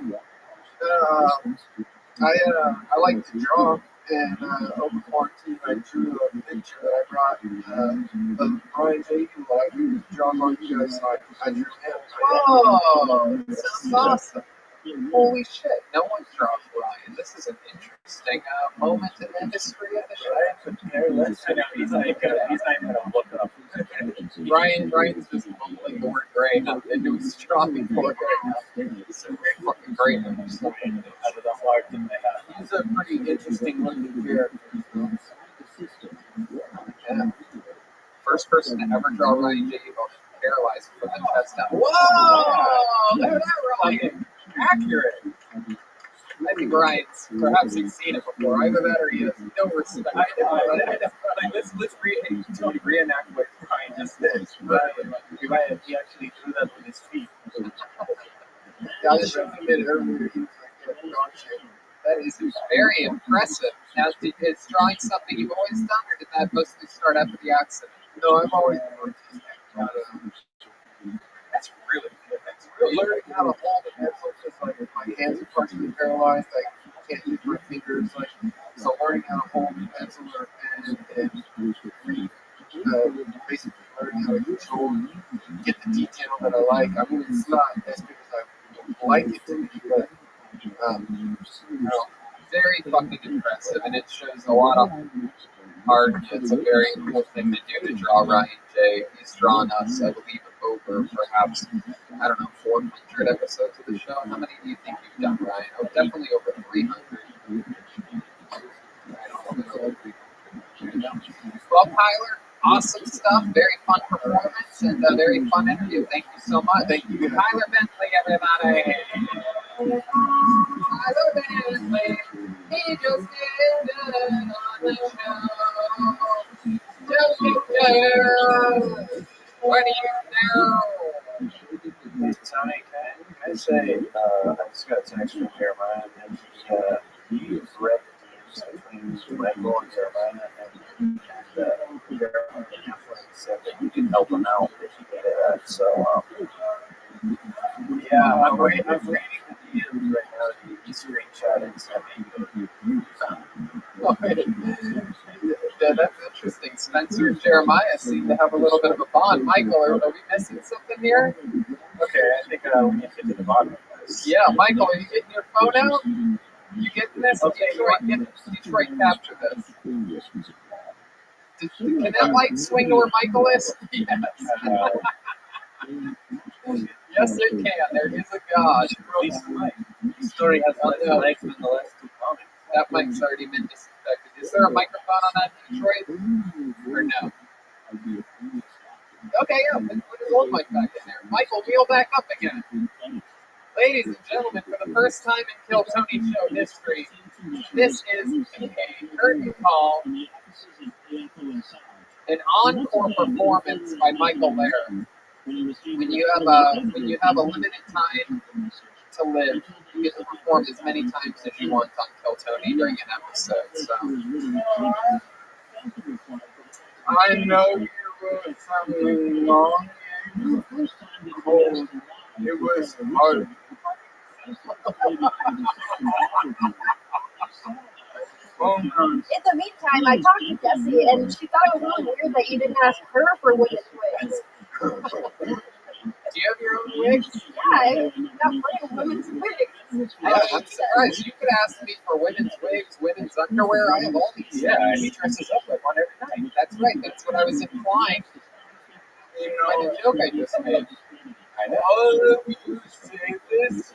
None of you have been helpful. What the fuck are you talking about? In anything. Oh, is that true? I do everything on purpose. Get the fuck out of here. No, wait. Mike, Jeremiah, you don't have what you sent me. Jeremiah screenshotted DM. And What does it say? You want me to read it, Michael? Oh, shit. Oh, this is quite the standoff here. There's a part of me that thinks, I mean, this is a tough one because I have a feeling that Jeremiah may have wanted to help you on this one, but now you're getting called on your bluff. But at the same time, I could also see Jeremiah not want to share wigs with you. He's very... About your character. Because Jeremiah has been quoted as saying only Black Lives Matter. So Right. I'll paraphrase. Lives. there you go. You just said it. Jeremiah, I'll paraphrase. You're not allowed to paraphrase. Then you read it. Okay. Off on my paraphrase. This is my favorite part of the last 15 episodes of the show. Do you want me to read word for word? No, yeah. Go ahead. Just the part we want to know. Okay. Michael DM Jeremiah and said, "You the wig / beard master if I ever need to borrow?" ? Jeremiah said, "I usually don't lend stuff out because I have them organized for specific characters, but if you're in need of something specific, I can probably help." That is heartless and cold. That's basically like you can go fuck yourself, be a professional, and get your own wig. I feel you, bro, especially in the age of Corona. Respect. I'm straight. Now you're calling me out like a bitch on the show? Let's go, Lair, right now, right here. Thespians do not change, bitch. Wow, you guys should have a fist fight. I got my money on Michael Lair. Slap off. Oh, Look how, here's the problem. Look how fast I'm for let's see it.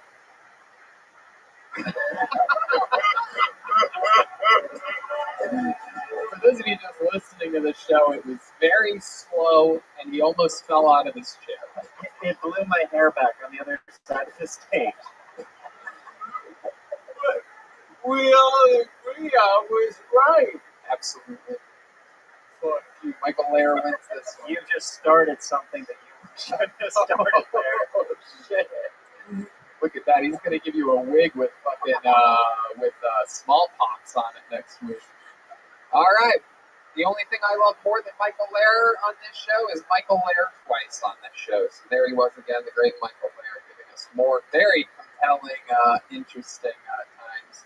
Shout out to Jeremiah Watkins for sending in the screenshot of the DMs, giving us some of the inside baseball behind the characters of Kill Tony. I pulled another name out of the bucket. This young lady became famous on the show in Ventura, California, being pulled out of the bucket on both episodes of that show. Fun fact, those were the last two shows in front of a live audience, and she's back. Ladies and gentlemen, it is Blue Ball. She's here. Blue Ball. Hey, no. Here's Blue Ball, everyone. I'm so happy to be out of my house, but I have to say, being quarantined at home wasn't that bad for me. I kind of made the most of it. I mean, I had struggles for sure. Like I struggled between like what Netflix show I was gonna binge, or what are the 27 podcasts that I'm gonna watch while I rub one out. And actually, that's pretty much where everything turned into. Is I broke my own personal record many times, and felt like, wow, I didn't think the pandemic was going to go on for that long, and I burned myself out big time. But I hit my masturbation threshold. Anyone else? No. Okay. Well, yeah, I thought it was. I thought I broke myself, but then I watched the Comedy Store's benefit for the employees, and when I saw Bobby Lee's butthole. Yeah, what happened when you saw Bobby Lee's butthole? I gotta know the end of this. I definitely started to get kind of warm, but I lost my shit when I saw Joey Diaz unfold this fucking. All right, jump. there goes Blue Ball. Play some music, guys. Let's end that. She saw Bobby Lee's peeking duck. You know, this is what your fourth or fifth time on the show, and I think every single time you talk about your bubble. Not every time. Not every time. I mean, I don't know. It might be every time. But you're very sexual on stage. I am who I am. Yeah, you're a sexual woman. Now, is that true that you I can only get laid, though. Is it true that you masturbated a lot during the quarantine? Yeah. Is there really? I know you were making jokes there, but is there something that you watch, or like I don't think women. Perhaps maybe it's just a stereotype that I'm not correct about. But No, I'm pretty good at doing it. I've got it down. But, do you use your imagination, or do you watch stuff? Now showing Avatar. Sometimes it's watching something, but there's like a lot of crazy shit on Netflix and wherever now that is straight up porn. Like what? This show called, a movie called Love, but it's not the love thing, it's a movie. Gaspar Noé. Yes, thank you. Oh, a snort, you know? Yes. Gaspar Noé. The opening scene is full porn, and then the whole movie is full porn. And that's the type of stuff that you like to rub it out to? No, actually, I was kind of shocked to see that whole thing, that I actually watched the movie. But no, I don't really need visual. I just kind of just need to look at and what do you use? Do you like use something in particular? You seem like the kind of lady that would have like one of those like big giant vibrators or something like that. Hitachi. No, or like a mace from a castle. No, anything. Like Dead horse. Sometimes just a tight pair of pants works. A tight pair of pants. That's the noise of a tight pair of pants right there. I'm just saying it's not one thing. It's just lots of things. Right. It's mental. How long does it usually go then? You ever seen the movie Flubber by Rob Knight? Flubber? Yeah. Oh, That's good. I'll put that on my watch list. Thanks. Oh, okay. So that's fun. Have you hooked up with anybody during the quarantine? No, not at all. Are you kidding? So you say that like that was like a very like over the top answer. Are you being sarcastic? No. I've been very isolated. But even before the pandemic, no, I've had a very quiet. What's wild is that you seem a little bit less crazy than you did before being isolated for 4 months. Isn't that weird? Like the crazy people are getting normal and the normal people are going crazy. Oh no, I'm still pretty nice. But like what's one of the craziest things about you since I've gotten you to admit that you're not? So as sexual as I may sound, I haven't had sex in a very, very long time. How long are we talking? Years. How many years? 5. 5 years. Is there a reason? Is there something that you're ashamed of? No. I just I get to know people and they laugh at my jokes and then the anything's coming out of my mouth and they're like, I could never put my dick in that thing to hear the things that come out of her mouth. You don't talk to many comedians. Yeah. Well, I just started to, but still, like, I'm not getting approached to my eHarmony account went dry because there was no one like compatible within 70 miles, and like, I am just saying. Have you heard of something called Tinder? No, yes, I have. No, I'm not. Thank you. You have Wi-Fi? Just some advice, Brad. You have Wi-Fi. Okay. But no, I just 5 years. Have you been on dates? Like, when's the last date you went on? Did a guy take you to dinner at all? Well, I go out with friends. Like, but we're friends. I friend zone people because like I walk into a room, like I smell sausage. It's like that's like what. Have you ever seen the movie Snake Eyes with Nicolas Cage? It's a good movie. I have. Great film. Okay. Yeah. All right. That works. Thanks. That'll work sparingly. That type of like. What do you mean? Nicolas Cage movies? Yeah. Okay. 8mm? Yep. Great film. Face Off. American Treasure. Never mind. Snore. It's not Forrest Gump, okay? Snore. Not only did you say the wrong movie, but you had no accent whatsoever. I mean, learning English today. Do they call it American Treasure when you're Yes. It's called it. You have to say it like that. American Treasure. It's like, do you pay attention about you sound? American Treasure. Snark is the guy that's on the operation box. Okay, so. What? Jesus, blue ball, you're out of control. That's what I did. Coming from a box that has been operated on. Okay. Anyway. American Treasure. So what do you like to do? You've been isolated. How do you kill the time? I actually have been working on all my videos to submit one for you. Like, my whole passion has been writing, and I'm really just, I feel like I'm coming into my own. Like, I'm not wearing a diaper tonight. Oh, that's right. You're not wearing a diaper pre-quarantine. Oh, my God. And then I said I had a fans-only account selling my diapers. They were like, only fans. Why does she wear a diaper again? I can't remember. Because that's like that's a big question. It's the nervous thing where, like, I have stage fright, and I think I don't know if I don't have it, but right now, with no one really in here, I'm okay with myself. It's really weird. Do you have a kid? Not that I'm aware of. Yeah. Well, Blue Ball, you are, as Snorg would say, an American treasure. I'm glad that you signed up tonight. It's always a pleasure to have you on. You're very different. You're a wild, wild spirit. Ladies and gentlemen, that is the comedy stylist of Blue Ball. Blue Ball, forget about me. Blue Ball. All right, time for a regular, everybody. This young man, great joke writer, unbelievable roaster. I love him. He's my brother from another mother. the Thrilla in my Manila, the Rumble in the Jungle. Ladies and gentlemen, the one and only David Lucas.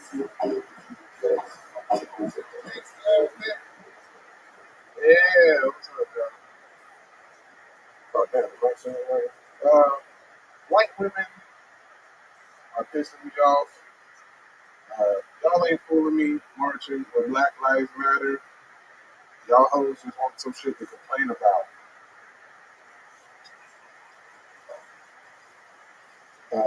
White women are saying that calling them Karen is the same thing as calling them a nigga. Like, bitch, get the fuck out of here. Did somebody spray you with a fire hose while yelling Karen? Did a nigga chase you down the street with a German Shepherd while yelling Karen? I protested in one protest during the Black Lives Matter. I didn't protest like in the hoods and shit. Like, I protested in the suburbs with some niggas that had shit to lose. Like, I protested with some doctors and lawyers. I was like, oh yeah, y'all got jobs. I can protest with y'all. But I saw a white girl so thick during the Black Lives Matter protest that I started chanting all lives matter. Oh, this bitch fine as fuck. Hell yeah, David Lucas, I love it. David Lucas. Play that fucking music, white boys. I love it. White women, Black Lives Matter, white women, Karen, and word. Those are my notes from that stuff. Yeah. I'm about to fucking make that shit like 5-6 minutes. Hell yeah. Stretch it out just like you would a white woman. Yeah, you already know, Tony. Because you're a white woman. That's right. That's me. That's me. I'm actually the white woman that, after 12 o'clock, Tony loses facial hair. Y'all niggas just don't know. That's true. That's absolutely true. A lot of people don't know this, but David Lucas actually looted my home during this time. I stole a dildo in a cake. I seriously want that cake back when you get it. Tony's car smelled like rubber bands. Why would my car smell like rubber bands? Because it's latex. Oh yeah. No, that's true. Gay Arctic Fox looking motherfucker. That's me. I'm a gay Arctic Fox, and you are a straight giant black man. You look like a mechanic that only worked on Priuses. That's actually one of the things that I've been doing to supplement my income. Electric car specialist. Yeah, I also work on electric motorcycles. I even give a Red Band a little tune up. Oh, bro, that shit. Nigga, when I see because I saw Red Band post and he rode like 15 miles.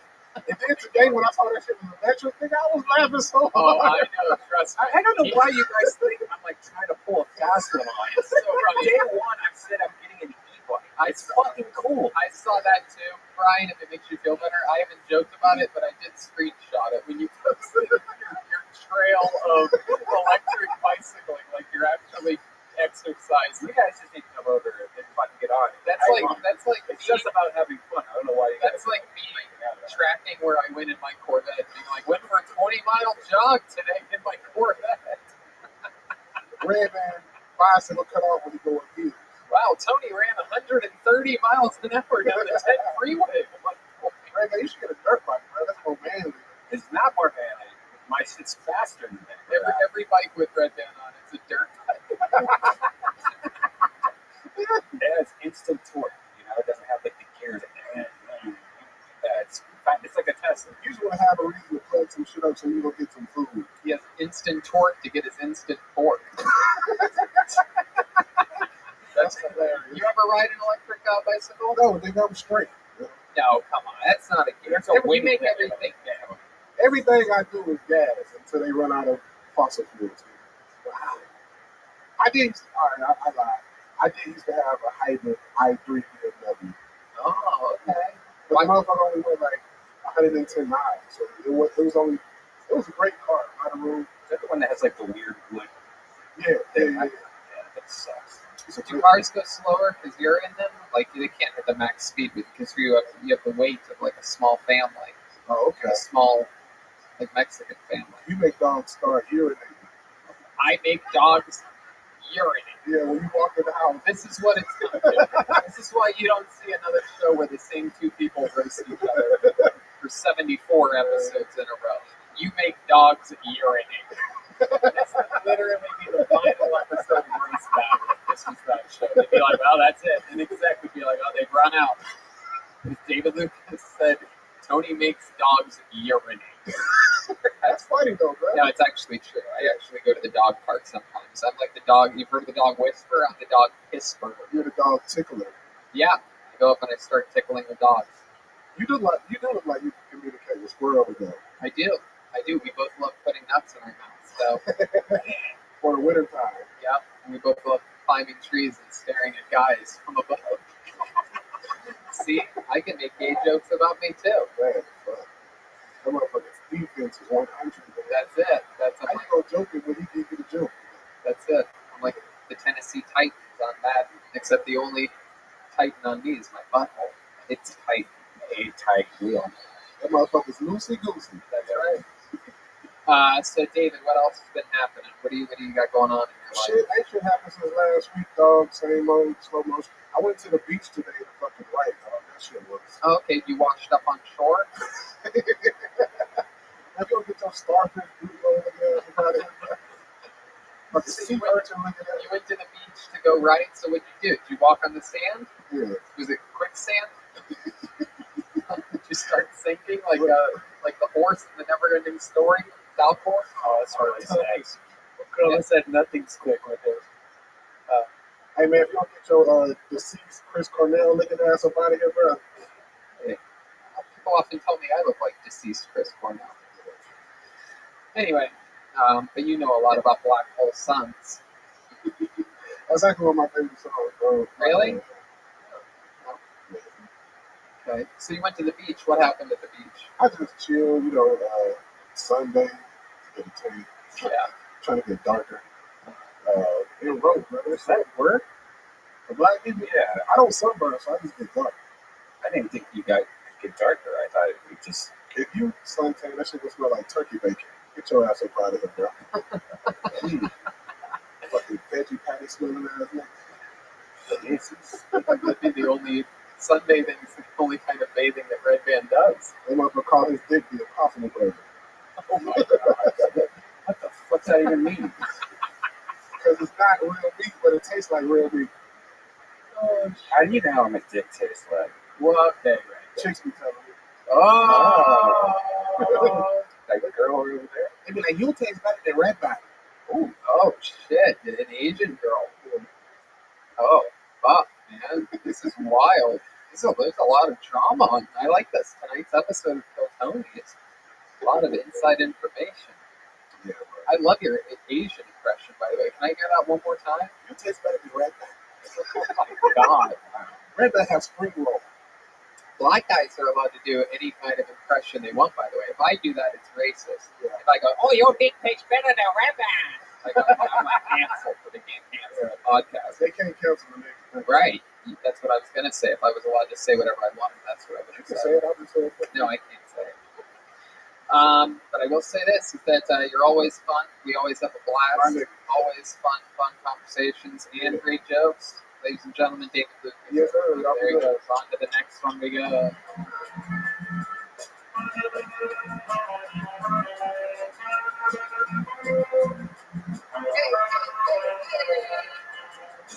All right. Ladies and gentlemen, I pulled yet another name out of the bucket. This is this young lady's first time on the show. So here we go. Ladies and gentlemen, I present to you the comedy stylings of Cece. Here we go. It's time for Cece.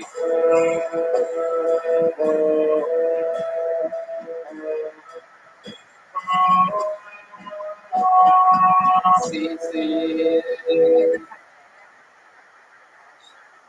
Alright, hi guys. My name's I guess let's go. So I think as a nation, I'm appalled at how we've been treating sex offenders without knowing the whole story behind it. For instance, I was arrested about a year ago for masturbating, and it wasn't my fault at all. I have this thing where I masturbate in my sleep, so it's like sleepwalking. You can't tell that you're actually doing it.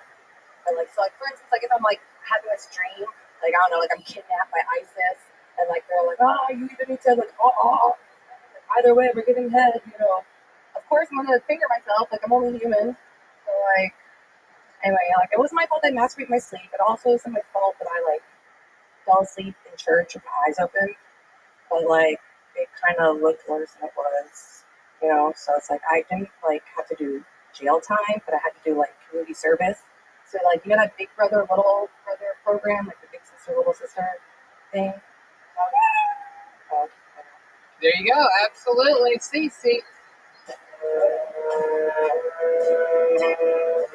It was Cece's time. Hi, Cece. Hi. How are you? A little dry, to be honest. Oh my goodness. Yeah, it's so early too. You had to sit down. You can't stand up for a couple minutes. Well, they had to sit down. Wow, following in the footsteps of Michael Lair and Tyler Bentley over there. Maybe we can get you a. Okay. So Cece, this is your first time on the show. Mm-hmm. How long have you been on comedy? I haven't at all. This is your first time ever performing? Pretty much, yeah. Wow, look at that. That's interesting. Is this something you've always wanted to do? I mean, no, not really. I just like I love hearing people laugh. It's like that. Were you just running past the comedy store? Thought you'd stop here? Yeah, I was ready. You do have some workout gear on. Well, because I came straight from jiu-jitsu. Oh, that's cool. You do jiu-jitsu. How long have you been doing that for? About a year. Okay.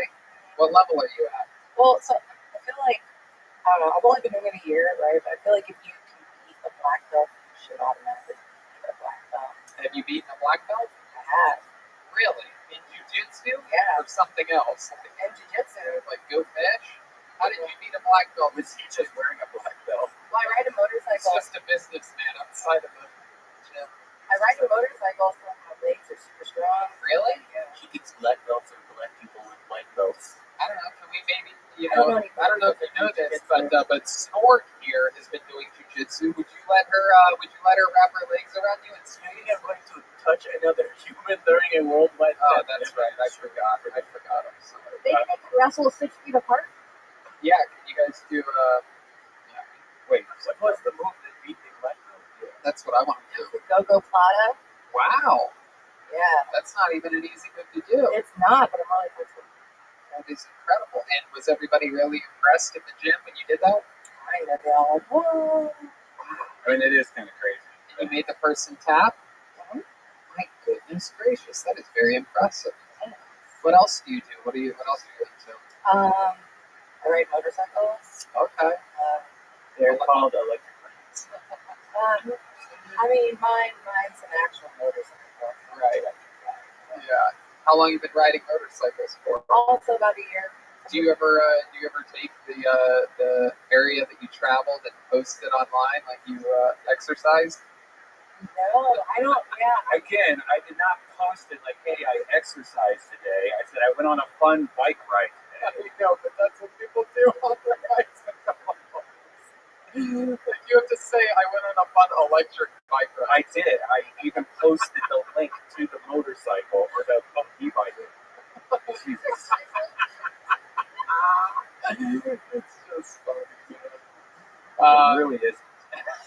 I mean, what's funny is, if I was going, hey, I went on, worked out hard today.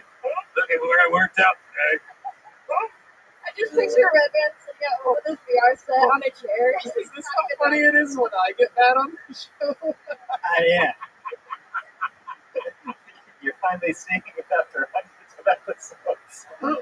No, I know. That's why I continue to do it. What is the name of the jiu-jitsu school that you go to? 10th Planet. No shit. Wait, did you beat Eddie Bravo and did you have a boner? No, but honestly, like that is kind of like what gives me an advantage. Like Go ahead. when they get a boner, like they start to be like all like nervous and they start to make mistakes and I'm like and then it just Wow. Can you feel them get boners sometimes? Mm-hmm. Damn, that's wild. So, like, you use that to your advantage. But yeah, because Wow, that is impressive. and there's blood going to Which see, that's what happens to me when I do jiu-jitsu with other men. I get boners, and they're all like, "Dude, what the fuck?" And then I choke them out. No gi, no Yeah. Which location are you? the one on La Cienega. Oh, cool. Okay. Yeah. Where is that? Scott, La Cienega and what? Scott Epstein's. Yeah, I know. Yeah, I know that's yeah. Oh, I I worked with like Annie Witterman a lot. I go to Andrew Epstein's gym. Andrew Epstein. Or I meant Jeff Epstein. I fucked that up. I read a Prince Andrew article today. Got him crossed up there. Jeff Epstein is the famous pedophile. Okay. So that's at La Cienega near what cross street? Whitworth or something like that. So it's pretty far south. Yeah, it's I will pass Beverly Center. That's fun. What else have you been doing during this quarantine? I finished writing like a bunch of scripts that I've been working on, but like it sucks because like I started writing them all like pre-quarantine and whatever. But so like I feel like now I can't do any of them.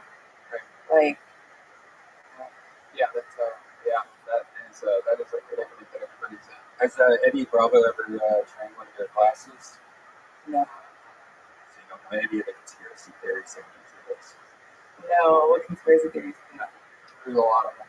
I guess he does this thing where like before class he'll have like talk with everybody, but it's just him saying his like most recent conspiracy theory. So all these guys are like, I'm just here for jiu-jitsu, flat earth. Yeah. Okay. Well, that's fun. You have a boyfriend, Cece? I have a few. Oh, okay. Whoa. Yeah. Well, one is a jitsu, two in the shits. You know what I'm saying? Got a bitch on that one. How about you, Jen? You ever do any jujitsu? I mean, I could if I trained as an actress, but I haven't yet. What characters do you like to play in acting? Whatever part I'm given, I can play them all. Really? Yeah. Okay. Can maybe we can get you to do a little scene, maybe with Spencer here? Can you guys know your movies? Can you do like a scene out of American Treasure or something like that, or American Treasure? maybe Forrest Gump or something? Like you could tell them that you're dying or something like that. You have AIDS. So I'll be Jenny, not far off. And you'll be a retard, not far off. Forrest, what are you doing here? I came to see you tonight. You know this isn't gonna work, Forrest. What do you mean? I'm sick. What do you mean by sick today? I'm sick. I have AIDS. Okay, all right. Wait, let this go. Okay, you guys want to keep going? No, go. I'm really in this right now. Forrest? What is AIDS? Oh, Forrest, you're so dumb. You'll never understand. Well, could you try to break it down for me? I'm I'm not smart like those other guys. Listen, just don't run, Forrest. Get out of here. Run, You want me to run? Run! Run? Run, Forrest! Run! You don't actually have to run. You can just ride on an electric scooter and coast like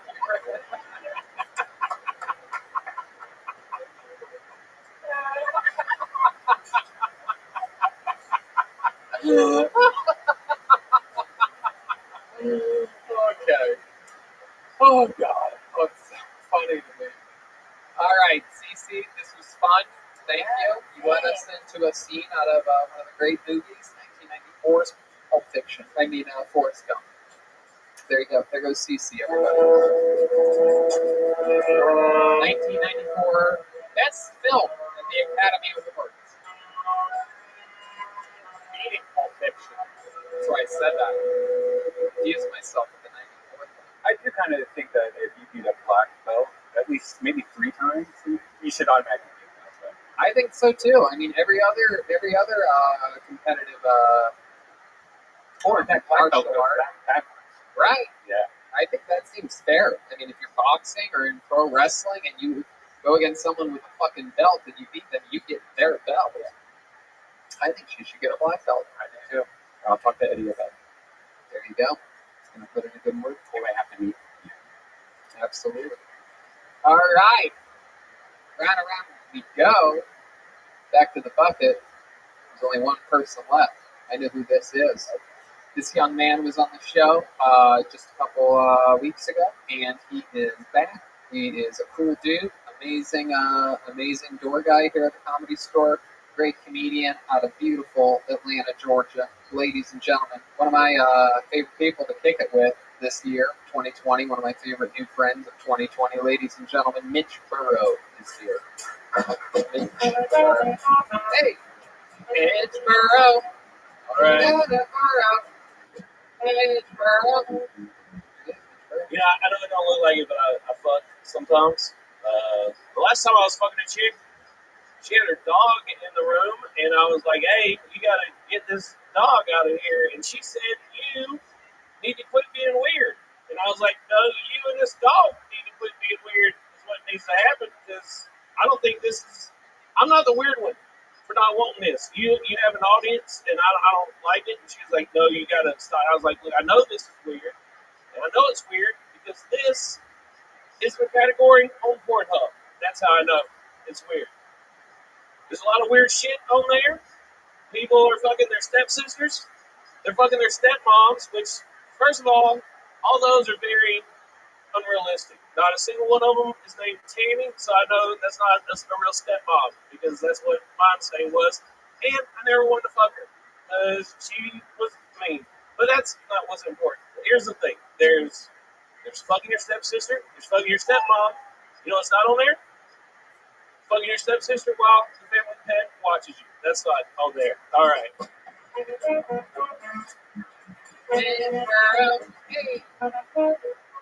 Hey, can I just say something real quick? Absolutely. Jenny, when you're playing Jenny, and you go, Forrest, what are you doing here? Bitch, you invited him to tell him that he's got a son. Did you ever watch the fucking movie? It was a character choice, Mitch. I'm glad you didn't die, by the way. I found out later that she didn't even, I heard a rumor that she didn't even have AIDS. She had something else. It's hepatitis. Is that true? Yeah, because this is the 70s. They didn't get AIDS in the 70s. Also, she wasn't a gay man. So, like, it wasn't, like, at that time, that's the only thing. She was a heroin addict. Yeah, and they were just trying to scare everyone with the AIDS. It didn't get over there at that point yet. This is still very early in the AIDS. Great, it was hepatitis. Where I am from, we still haven't gotten AIDS. Is that true? Yes, as far as I know. Frogtown? That's just crazy, dog. Never a case of AIDS in Frogtown. You been to Frogtown before, Snort? What's our place? I would say that it is an American treasure. Frogtown, baby. Oh, yeah. You go to Frogtown a lot? Oh, yeah, dude. I love fucking drugs and shit. That's right. When you're not in Hogtown, you go to Frogtown. Mexican skateboarders. That's what they got in Frogtown. I know one of them. Yeah. People in Frogtown are very proud to be from Frogtown. It's one of those places with a lot of pride. It's like the South. You know, they shouldn't be, but they are. Right. Yeah. People from Young. Do you guys have a Confederate flag in Frogtown? Do you, Snort? You've been there but once or twice or 30 times. You seem I don't know if this is the right time to say, but you seem mad about I have AIDS. Oh, yeah. Actually, it's just hepatitis. Mitch, is that true that you had sex with a girl and her dog was in the room? What kind of dog? What part of that don't you believe, Tony? No, I believe it. I believe it. Yeah. But I also believe the kind of girls you have sex with, they probably only have one room. I feel like this was probably a studio apartment. And she's like, what room would you like the dog to go into? It was a shared apartment. She had a roommate, and I was like, put it in the roommate's room or something. It was like a little retarded dog. Oh. What kind of, well, I mean, it was blind. I don't really know if that's retarded. It was blind? But what does that word mean? It's still Forrest over here. Just, not right. Special. When you see that dog, you go, oh, bless its heart. You know, it's like one of them kind of dogs. You should, that dog's special. You should bless its eyes. This blind, ugly, fucking dumbass dog. I hate it. Someone said that if the dog was blind, why get it out of the room? Yeah. What are you afraid it's going to see? Because its sense of smell is way stronger. Mitch is afraid that blind dog's going to behind his fucking little doobie hole, huh? You know, you swooped Jenny up at the right time. She and I were about to start a real big podcast together. Oh, she was going to go from Forrest Gump to Forrest Plump. How long were you sitting on that night? That was pretty good. You really believe that life is like a box of chocolates? I'm going to eat it up. Everything that it has to offer. Yeah. Except for the running part. You have nothing in common with Forrest on that. I ran today. Yeah? Yeah, I raced an 11-year-old. Really? And I won the first half, but he got me on the way back. Wow. Was he blind too? No, he just wasn't fat, and it really worked in his favor. Damn. An 11-year-old. Well, how'd you raise an 11-year-old? How does that even begin? Another door guy used to be a door guy here, Funk Chow. Yep. His son is visiting. Okay. And I was hanging out with him at the beach today, completely unrelated to David Lucas. Wow, everybody know that door guys were at the beach today. They didn't even know it. I like to go on Tuesdays because the meteorological society's out there checking the tides, so I just run out there and I fuck it up for them. Wow. Yeah, when you hear that the meteorologist is out there, you think that's a guy that specializes in meat. See, I tried to beat you to a fat joke, and you just jumped on. No, he has tons and tons of them. Yeah, just like you did. Like you. So yeah, I challenged him to a race. That's great. It was just too far. And just like your alcohol problem, he caught up with you. I don't have an alcohol problem. What are you talking about? I love it, Mitch. So that's great. You're hanging out with Funk Chow. He's a legend. He's been on the show numerous times. Good guy. Chinese warrior. I did a weekend with him in La Jolla as everything closed down. Got to make fun of him. He taught me how to say "I miss you" in Chinese. Oh yeah? No, how does that? What is that? Wu fi ni. Oh shit! I think Brian just reversed the tape. That's real. I believe that. Wu fi ni. Damn. Oh my goodness. Every time you do that, there's a gong. Oh. You guys remember that movie, the one with what's happening hot stuff? 16 Candles. That does not hold up very well. I just watched it the other day, and there's a part where they're like, who's that creepy person at our house? We need to wash the sheets after he sleeps. Yeah, he's just talking about the Chinese. Oh. You know what's fucked up? I lived in Japan for 3 years, can speak some Japanese, and can do a great Japanese impression, and not allowed to do it. It's very accurate. I'm not allowed to. Why aren't you allowed to do it? Because you can't do Asian accents. Arigato. It's arigato. Arigato gozaimasu. But so the thing with the Japanese, they use a lot of sounds when they're talking. You know, they're very expressive. So sugoi means great, right? Sugoi. Or mukatsuku. Mukatsuku. That means I'm angry. But you wouldn't just say mukatsuku. You go, oh, so mukatsuku. And they'll be like, I'm very angry. But then people would hear me do that, and they'd be like, why are you making fun of anime? That's why Japanese porn's the best, because they make all the extra moaning sounds when they're like, even when I was over there, fucking Japanese chicks couldn't watch the porn. Right. Because the real Japanese chicks don't act like you're murdering them during the process. Hey! It's They can't cancel anything anymore, guys. You can do this all day. You can all jump in. None of you are getting us out. We were canceled 2 months ago. But if you ever want to fuck a Japanese chick, you just go up to her and you say "yari tai." That means I want to fuck. Don't do that, Rabbi. Yari tai. And if you want to sweeten it up a little bit, and not the wakie, that means you're very beautiful. Yari tai, perfect. Dude, if I was a Japanese chick, I'd be fucking you right now. Wow. That's awesome. Oh, wait. Where are you going? Okay. This is what we call the climax of the episode. Mitch, anything else happening fun in your world this week? Jeep broke down on the way. Oh, shit. How'd that happen? What went wrong there? Just see the weight too fast. Oh, you son of a bitch. No, it's overeating or something. I like. It's overeating. That's great. I need it's overeating.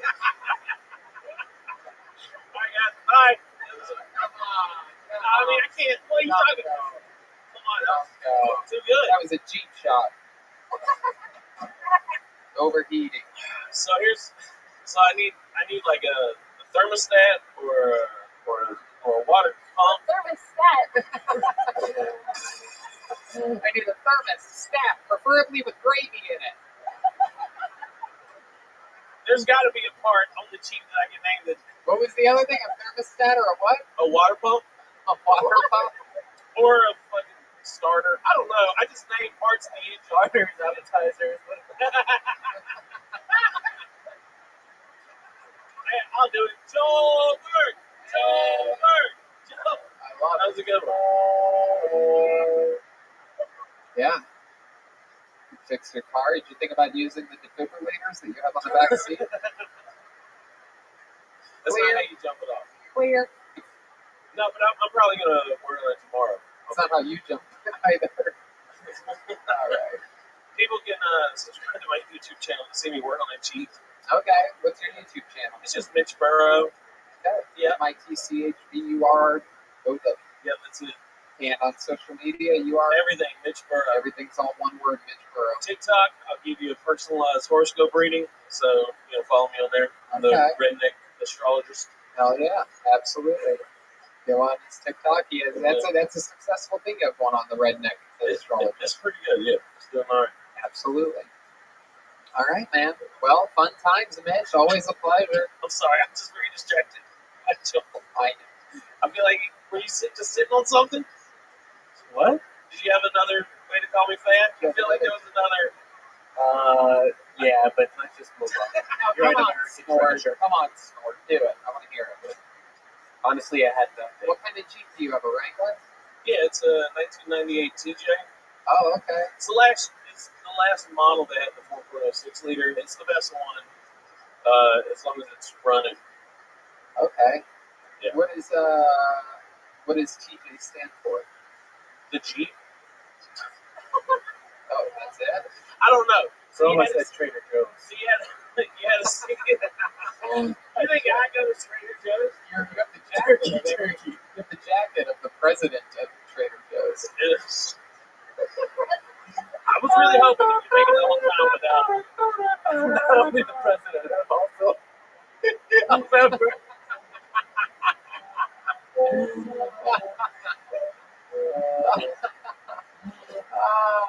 I mean, I was going to give you some real Jeep knowledge. The first Jeep after the military was called a CJ, which stood for civilian Jeep. Then you had a YJ, people didn't like it, then they moved to the TJ, and then they just keep adding letters. And now you love the PB&J, right?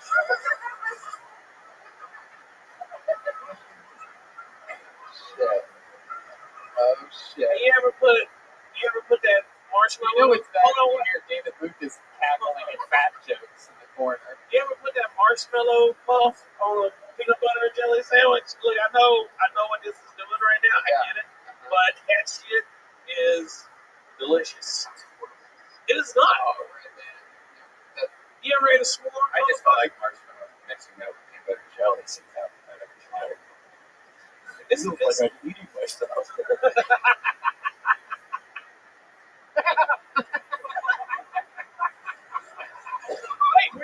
Wait, was that directed at Red Man or me? Oh, okay. Yeah, that was great, dude. All right. Fun times, Mitch Burrow. Had a great time. There you go. It's the great Mitch Burrow, everybody.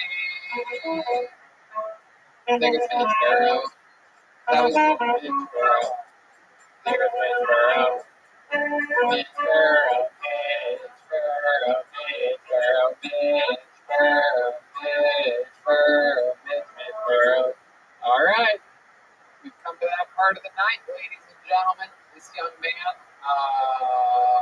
very controversial figure on this show. People either love him or hate him. So he's been winning a lot of people over lately, and he's also lost some people lately. He is a polarizing figure. And with no further ado, I get to the Big Red Machine, William Lights Out Montgomery. Here he is. What's up? They call me William Lights Out Montgomery. That's because I have hepatitis C. I think Victoria's Secret was that its founder gave $1 billion to Jeffrey Epstein for no obvious reason. I don't know if y'all have ever seen Michel Jourdani play. He's that French basketball player. Wait, is this fucking Pizza Hut or Domino's? That's what I like to say when I call it Papa John's.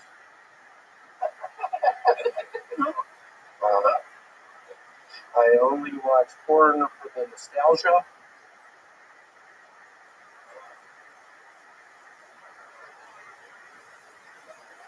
Man, really hard to repeat my set from last night. I killed it last night. I feel like last night was probably my best set I've had.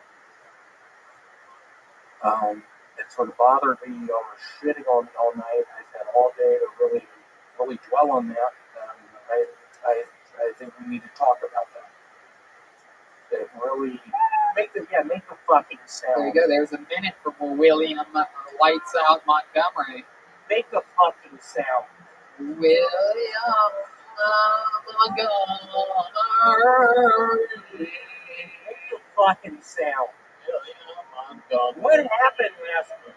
Oh, the elephant noise. Last week, William, is what you're talking about. You keep saying last night. You mean last week? Last week. Yep. What probably was my best set. Well, you were on quadruple Kill Tony probation for the first time ever with the management, the cast, the crew, who you have been both physically and... You didn't tell me it was the crew as well. Yeah, David Deary. What do you mean the crew? David Deary, I hate that fucking pussy. Why? Why do you hate him? He's a nice guy. I tried to kiss him the other night and he didn't reciprocate. I know, you're not supposed to do things like that during this horrible pandemic. I love that guy. Y'all seen David Deary recently? Look at his fucking pussy ass. His actual problem. Look at how he's fucking sitting, just like a bitch. Oh my God. You would sit like that, David Deary. You piece of shit. David is... Why didn't you kiss me last week? No one wants to be near you.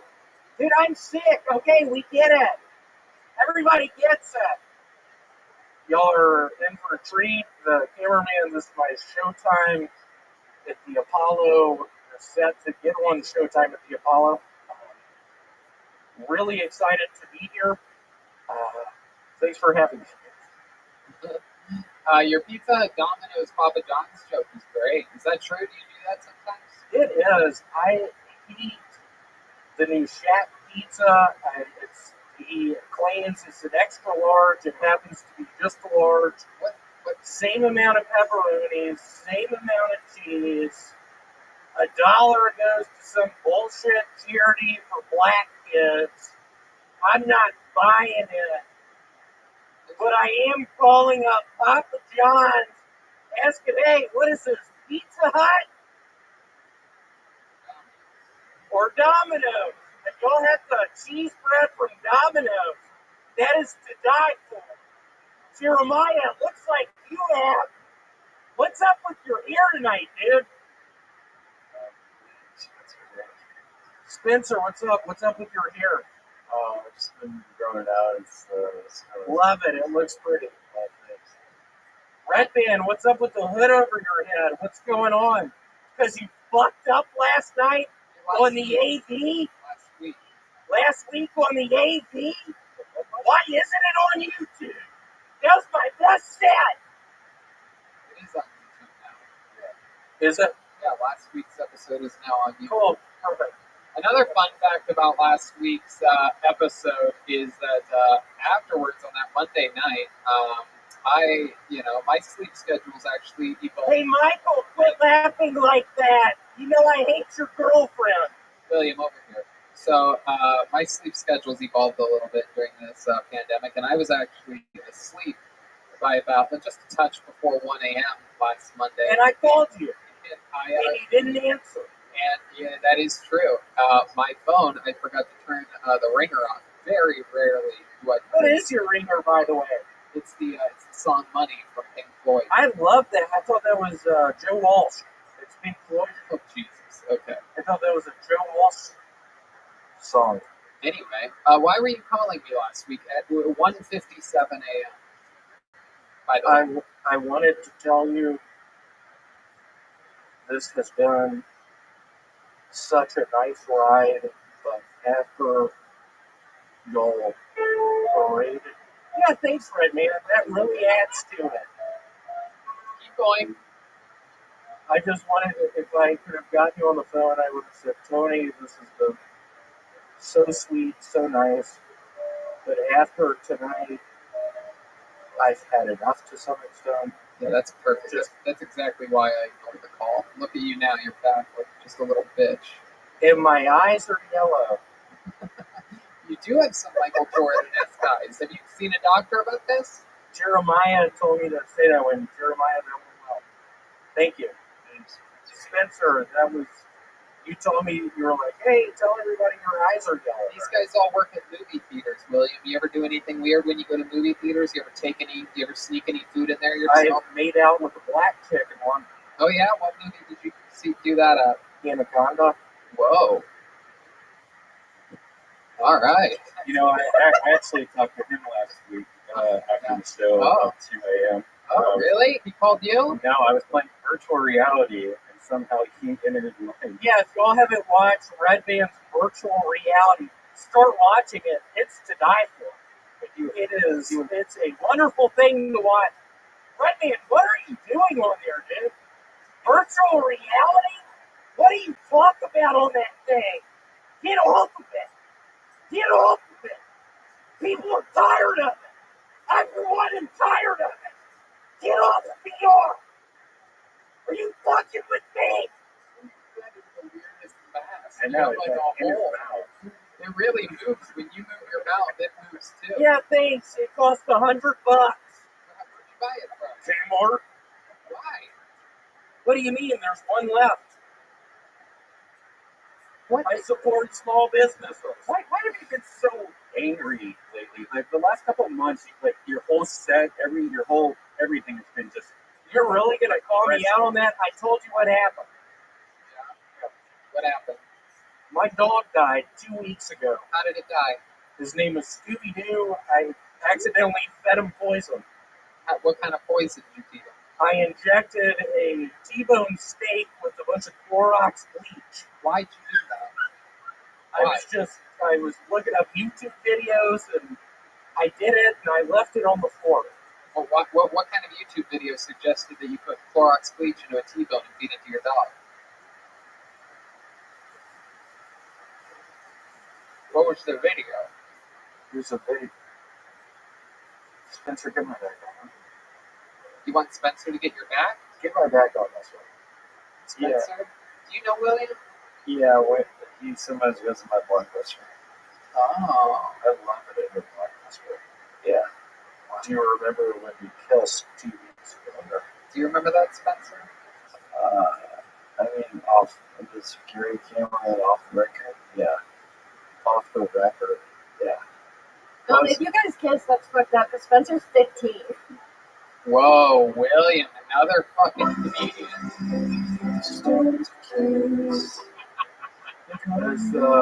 That is the main song of Anaconda.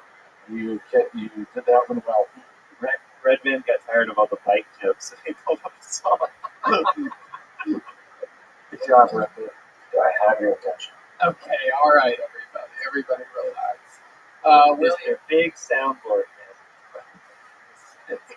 Okay, guys, settle down over here. Yeah, stop. The mess is the mess. All right. Keep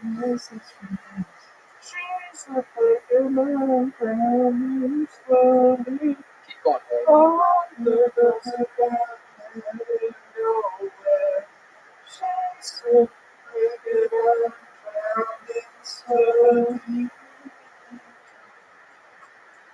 Six song. Day after Christmas. Merry. Yeah, that's a sad deal. It's not an abortion. Is it? Yeah, it is. Really? Yeah, it's a sad deal. So, you're going to get how was your test? Am I going to get a tattoo? Yes, I last am. week. How was your test that you took last Wednesday? How did that go? I got strep throat. Oh, that's good. It's a good time to have strep throat, actually.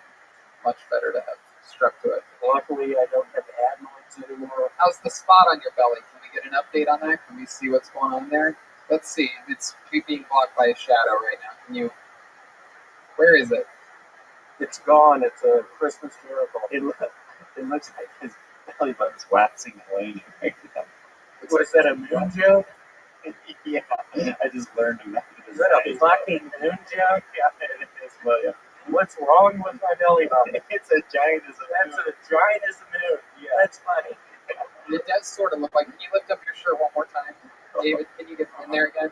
That does look like the part of the Death Star where like ships fly into. Yeah. It looks like Darth Vader flies his ship into that. Hey, y'all, what are we doing? Why are we flying into this? It also looks like the garbage dumpster where that snake creature is. You know, the apartment where it's crushing. I believe that is the planet Tatooine. I love some Star Wars. Boba Fett falls into that little hole. That's it. Not really. Not really. The Sarlacc pit. Yeah. Sarlacc pit. That's it. You have the Sarlacc pit. That's our safe. Is there anything in your belly button? Huh? Is there anything in your belly button right now? What do you think's in there? Probably some cotton. Cotton? What is that, a black reference? Well, come on, bitch. Why don't we see? Maybe. Oh God, that's weird, William. Oh shit. Represent. Oh shit. What's up, y'all? You do that when you're out on the streets? Yeah, I do it at the swimming pools. What swimming pools? YMCA. Oh my God. Do you at least make sure there's no children around when you do it? Yeah, sometimes. I'm usually swimming laps, and that's why it's there. Really? God.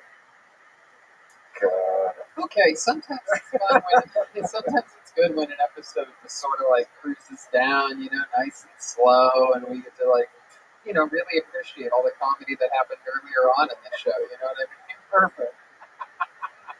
Ladies and gentlemen, one of the longest tenured regulars in the history of the show, the great William Montgomery, everybody. There he goes. There he goes. This was another episode of the show. We did it again. Fun stuff happening all around the world. Let's check out the drawing from Ryan J. Ebelt. Let's see what happened here tonight with the movie theater crew that sometimes works in a blockbuster. There we go. Get on up in there, Ryan. Oh, look at that. Oh, it's another movie theater type homage thing. Am I right? Yep, there's the concession stand. I see me. I see William with horns. We have great fire breathing. Is that Snort? Oh yeah, that's David Lucas. Yep, that makes sense. Cool cat. Everybody, Michael Laird on a tank. I love it. What a crew. Snort and Jen down below. Spencer up top, slinging concessions. Chroma eating the nacho cheese out of the dispenser. Go to RyanJEvelt.com. Go grab a print. He also has a lot of auctions. I just saw a really cool auction of you on Joker that he has going on right now. Everything's at RyanJEvelt.com. Go eat a Vito's Pizza. Get your coffee from CavemanCoffeeCo.com. Get your underwear over at Sheath. Hire someone at ZipRecruiter. A bunch of fun things you can do to show support for the show. Your lozenges for nicotine over at Lucy.co. So good. I like the cinnamon. Red Band likes the wintergreen.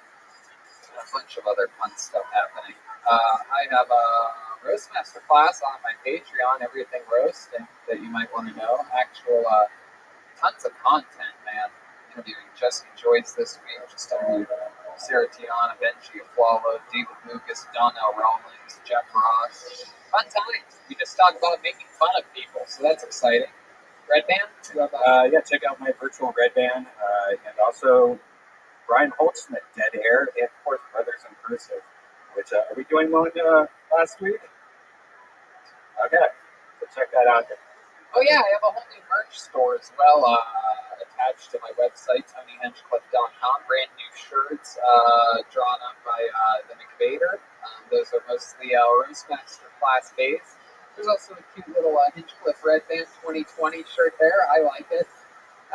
Jeremiah Watkins has a new episode of Jeremiah Wonders. I'm sure of that. Tell me about it. It has Dr. Phil and the Starbucks assistant manager, Aubrey, in that episode. I thought that was last week's episode. It was this week's. Shanks and Dr. Phil was last week. Yeah. What else, Jeremiah? Anything else? At Jeremiah-Watkins on Venmo. Thank you for the support, guys. And if you're in the Tempe, Arizona area at the end of the month, I'll be doing some shows there the last weekend of the month on Thursday. There you go. Tempe, Arizona. Yeah, and if you're on YouTube right now, head over to youtube.com/JeremiahWatkins and hit that subscribe button. There you go. Also hit subscribe for this show if you haven't yet. Jen is actually Jesse Johnson. Quadruple J's tonight. You are Jetski Johnson on all platforms. What else, Jetski? That's it, at Jetski Johnson. Thanks, guys. Chroma Chris. It's Chroma Chris. Did I miss anything tonight, Chroma? No, just checking out the Baby Boys on Spotify. That's right, the Baby Boys on Spotify. THEBABYBOYS. And then, of course, the great Joel Jimenez was here. Believe it or not, that was scored the entire time. I know, it's shocking. But go ahead, Joel Berg. You have a new episode of Mostly Sorry, which is also your name on all social media platforms. Yeah, me and David Deary, we are American Trackers. That's right. I absolutely love it. Are we missing anything? That's pretty much it. Thanks a lot, guys. Good night, everybody. Oh, thank you to everybody out on the patio that came tonight to the Comedy Store. We are streaming the show out there. Thank Charlie from Vito's for the ziti.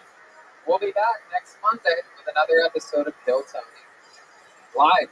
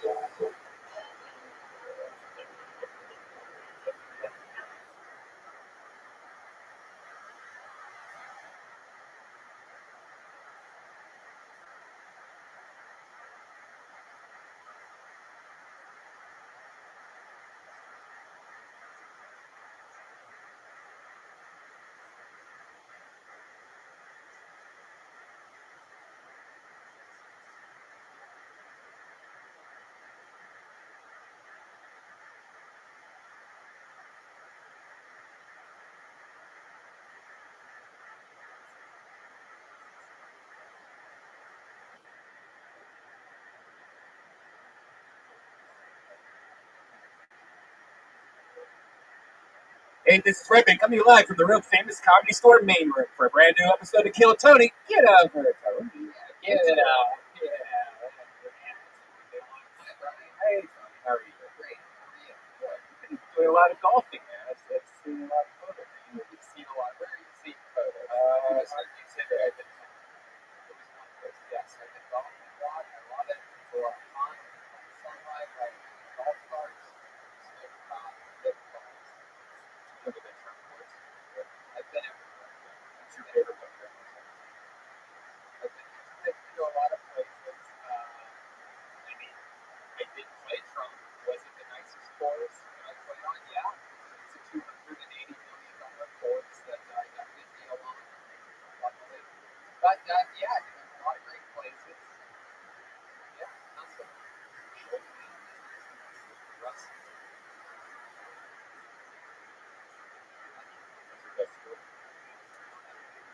Good.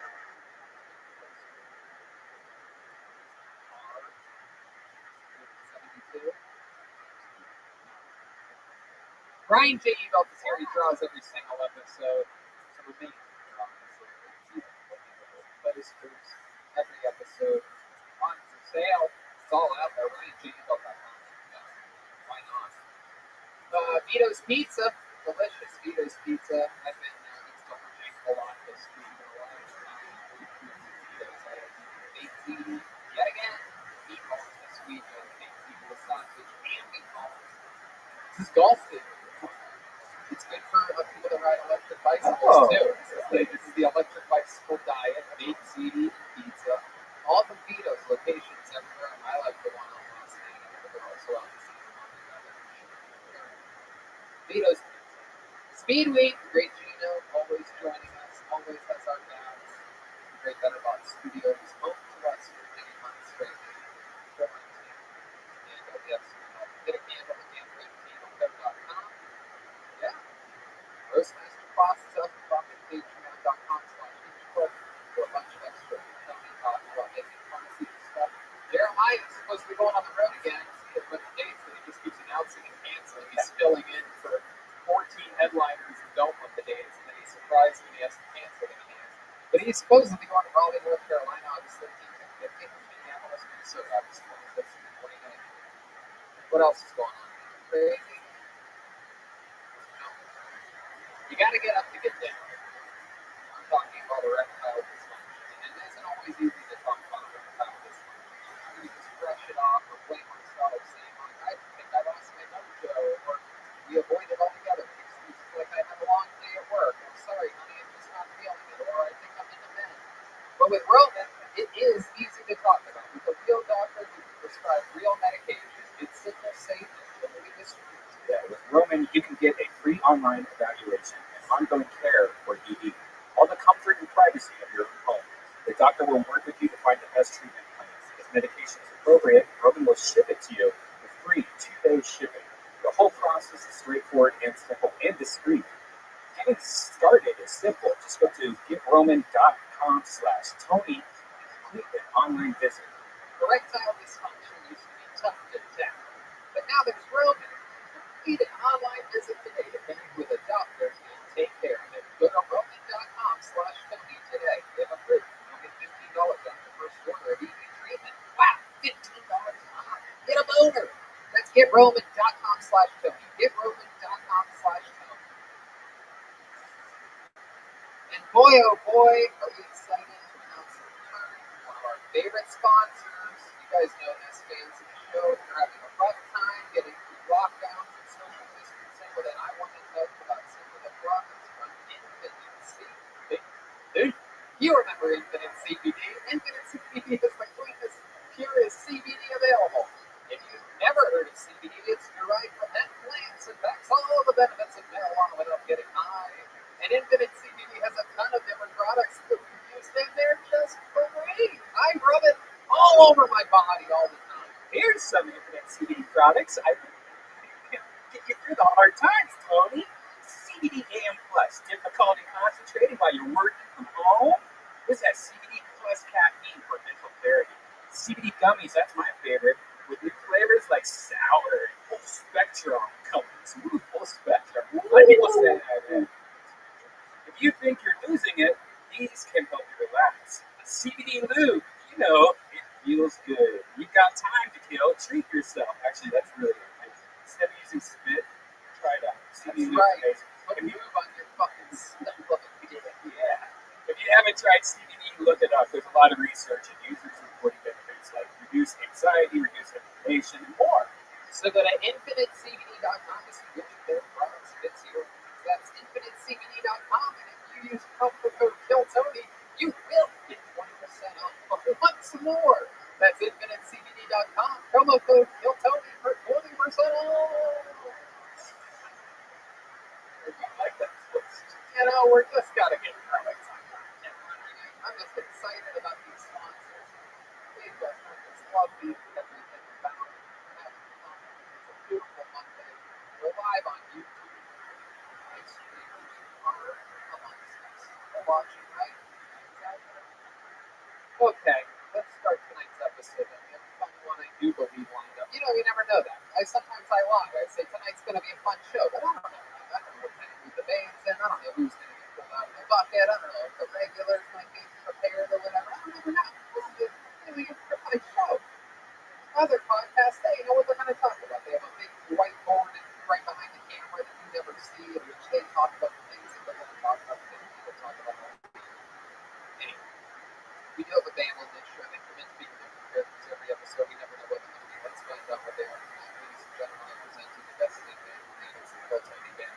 Joe Watkins, Wilbur Joel Jimenez, Jesse Johnson, and Chroma Chris.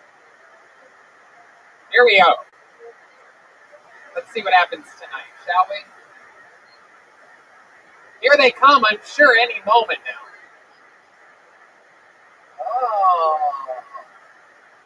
Oh, we know this crew. Oh, wow. Hey, okay, I thought it was newscasters, but now I'm a bit confused. Could be 80s comedians. Striking a miss.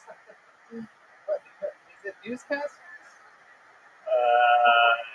Foul ball. Oh, it is newscasters. No, it is not. Foul is not. It's not when something's going smooth in baseball, Tony. Sportscaster calling it foul ball. There you go. Sportscaster it is. You said newscaster. We do not. You're all sports guys? Yes. Okay, well then you're not newscasters, you are sportscasters. Sportscasters, sports broadcasters, whatever you like to say, Tony. Yes. Okay. So these are new characters. No, they debuted about 4 years ago. Very forgettable. Okay, well welcome back. What's your name? My name is Teddy Massingale. Teddy Massingale? Yes. Massingale. Massingale. Massingale. All right. Who's this here next to you with the massive coat? Hey, I gotta put all that muscle in here. Wow. My name's Gary Balls. Gary Balls. Welcome, Gary. Gary used to be very fat. Oh, okay. That's why the coat is big. Who are you? My name's Forrest, Tony. Forrest Dunk. Forrest Dunk. Forrest. Forrest Dunk. Okay. That is correct. All right. Why do you have headphones on? I have to listen to the people giving me the stats. Okay. How about you? Hey, Tony, it is Grand Slam Sam here, coming from you from the sidelines. We're not any sports right now. Actually, baseball is back in season, actually. And this just in, NFL canceled their preseason. Did that really just come in? Oh, yeah, no, I did. Yep. Okay, we got a bunch of sports guys with us here. I know you guys asked for it, but then they come back and you got what you want with sports. This has been 4 years in the making. The story of a comeback, the underdog, the Rocky story. You know, you look a lot like, maybe I'm wrong because I get them all mixed together. There's a lot of characters, but you look like the 80s comedian that we've had on the show. That is actually my brother Zippy. Zippy, and you guys have the same outfit, hair, Actually, mustache. Nope, different mustache. Zippy doesn't have a mustache. When you do thousands of characters, they all start to look a little bit alike. All right. They all look alike to me. Welcome, guys. We're going to have fun. We have 4 sign-ups in the bucket. They are actually have 5. Somebody's going to find out. That makes it a little bit of a race. 5 sign-ups, 4 open slots.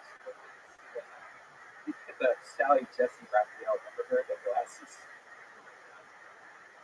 There you go. Red Band showing his age. Sally Jesse Raphael reference.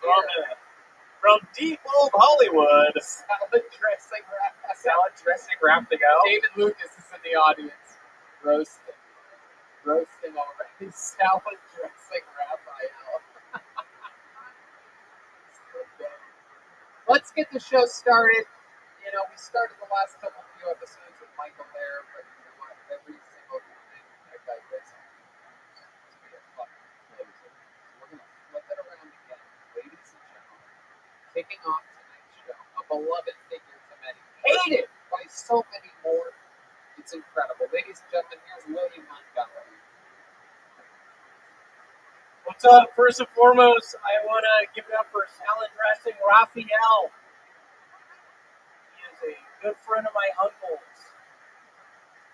I wrote the set after a couple of ice houses, let's just call it that, a couple nights ago.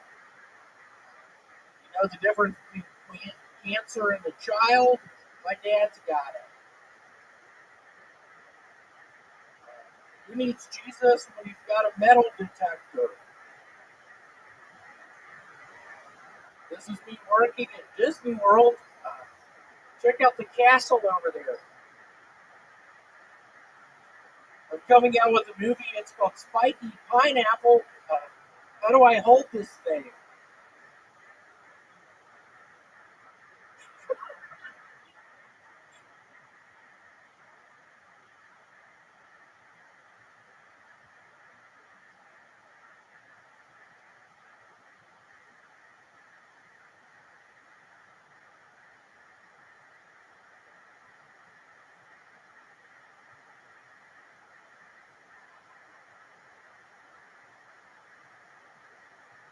Wow, William Montgomery Wow. really. What was up with that time? Woo! He really. Whoa! What happened there? You left a lot of space for laughter there at the end. You must have thought that spiky pineapple joke was going to really. I did. Have you recently called it pineapple? Yes. They are spiky. Yeah. Yes, they are. Yeah, I came out with a movie. It's called Spiky Pineapple. But literally, I don't know how to hold the thing.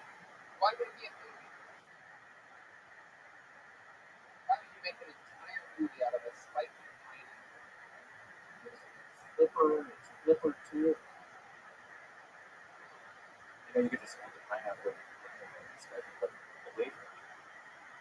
Perfect. Maybe I won't write that movie. How much did you write? 200 pages.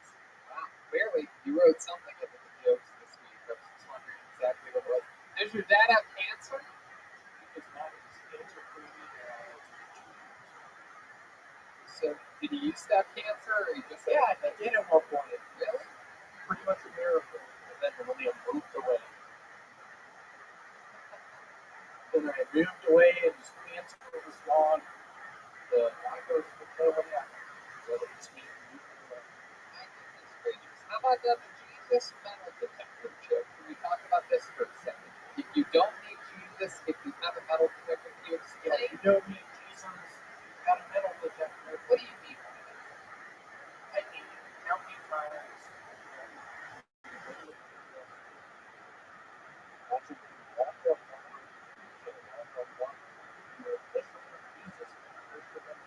He's a Christian. Jesus is a Christian. Is he? Was he a fisherman? What passage of the Bible says he's a fisherman? Do you know? Ted Massey-Gill? Mark Carpenter, but I think he's coming up with fisherman because of the 5 loaves of 2 fish story of kind of the Bible. 5 loaves and 2 fish. Are we talking about Red Man's Midnight Snack?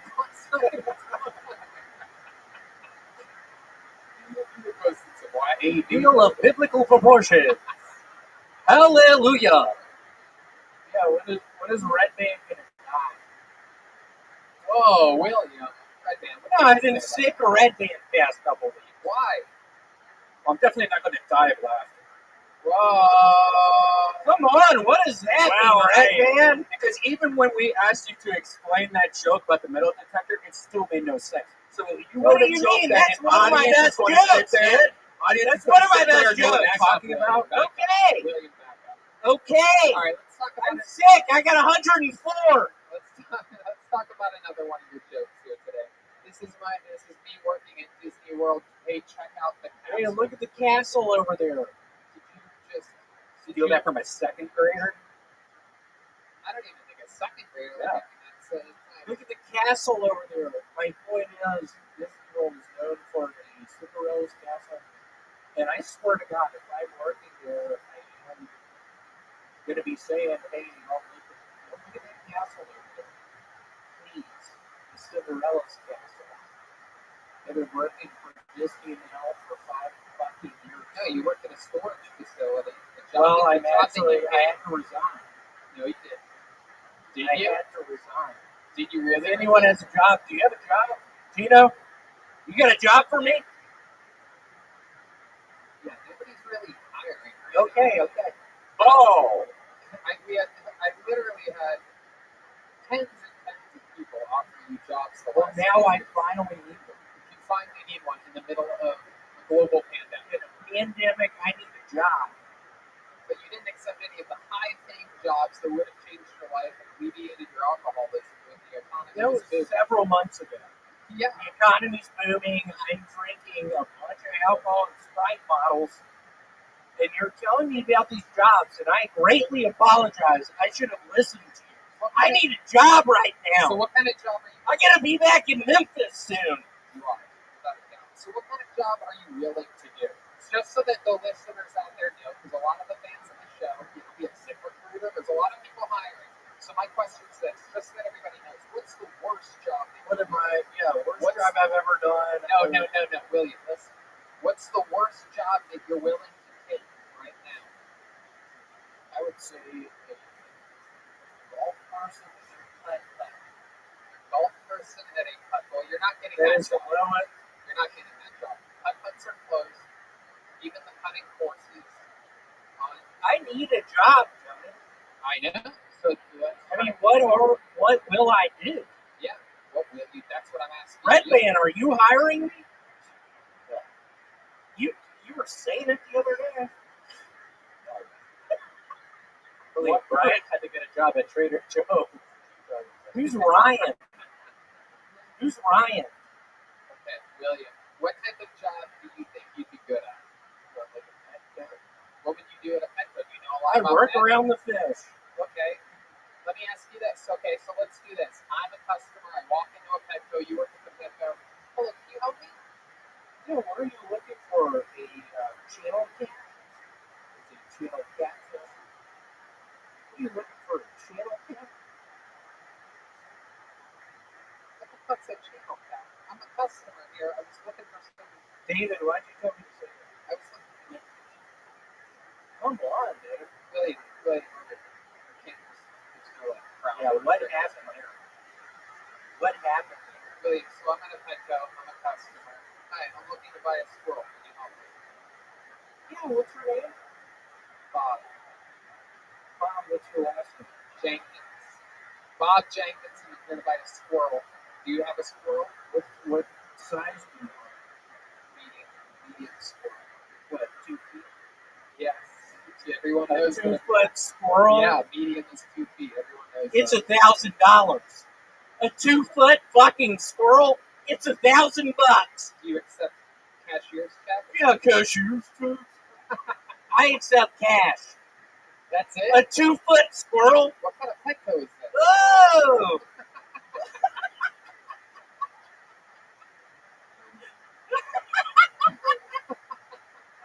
I'm ready. It's a 2-foot squirrel. Thanks, Mom. What is that? Retail store. We don't need the back of Wait, that's perfect. God, what was that? I'm writing a script called Pepperfish. How do you hold this thing? Spiky, and that spikes on it. Exactly. That's one of my jokes. Like holding a pineapple, coming out with a pineapple movie. Have you been talking with your parents lately? Yeah. They care deeply about you. What have they been saying? My mom wants me to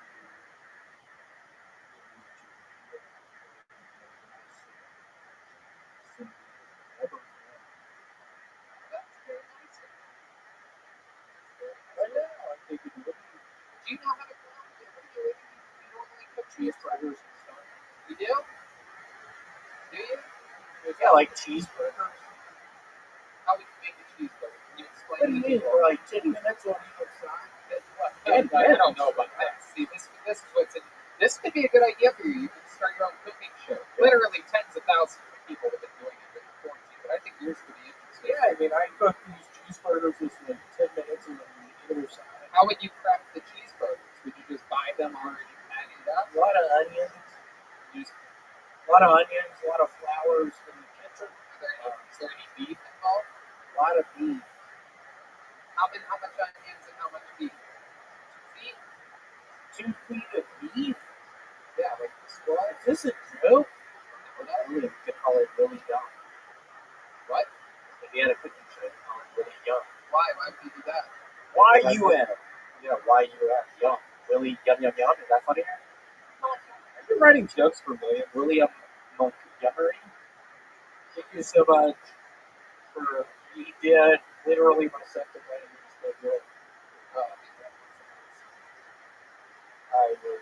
just want to say it. I'm saying that. Oh, thank you so much. That was gonna be my last set. You're retiring? I'm saying tonight I wasn't prepared for my set. Why do you think that is? We would now like to hang you from the rafters tonight. Retiring your thoughts. Come on.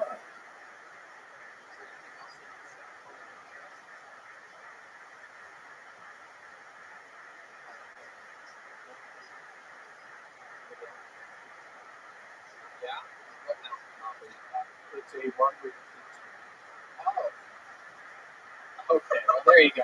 Oh, Red Band got his first and only fart sound out of the way tonight, so at least something good came out of this. There goes William Montgomery, everybody. And Montgomery, he's the one with red hair, no jokes. All right, David Deary. Man, the clan helping us out. Nice and clean.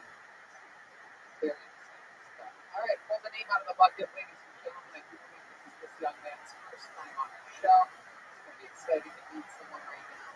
We're going to get together with Dave Sarah, everyone. Dave Sarah, here we go. Dave Sarah. Hey. Dave Sarah. I probably shouldn't be here right now. Well, be at home with my mom. My mother and I own a puppy dog.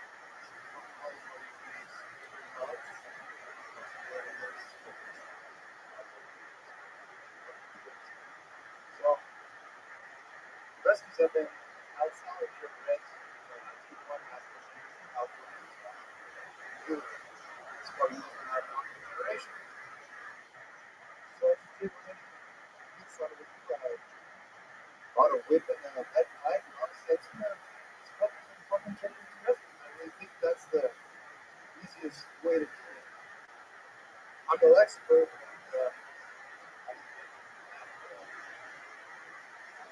puppies are so unaggressive, dumb, and obedient.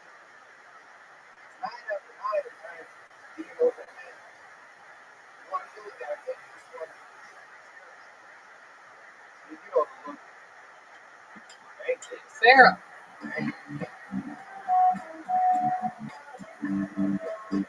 Yeah, that was fun.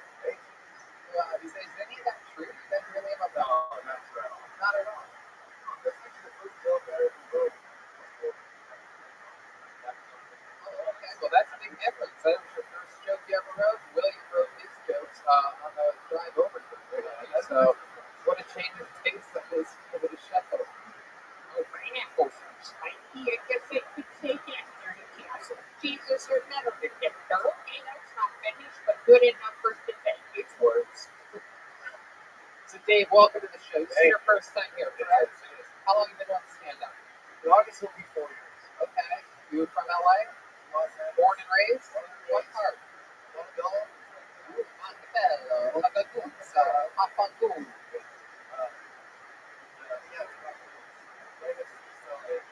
Montebello.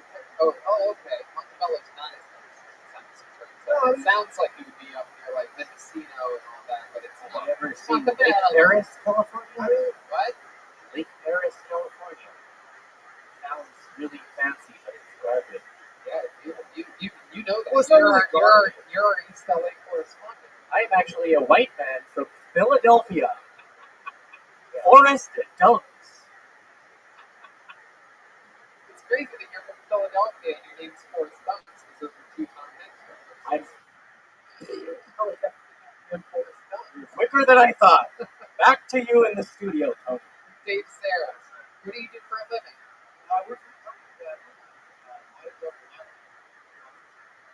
Bodyguard. That's Oh, okay.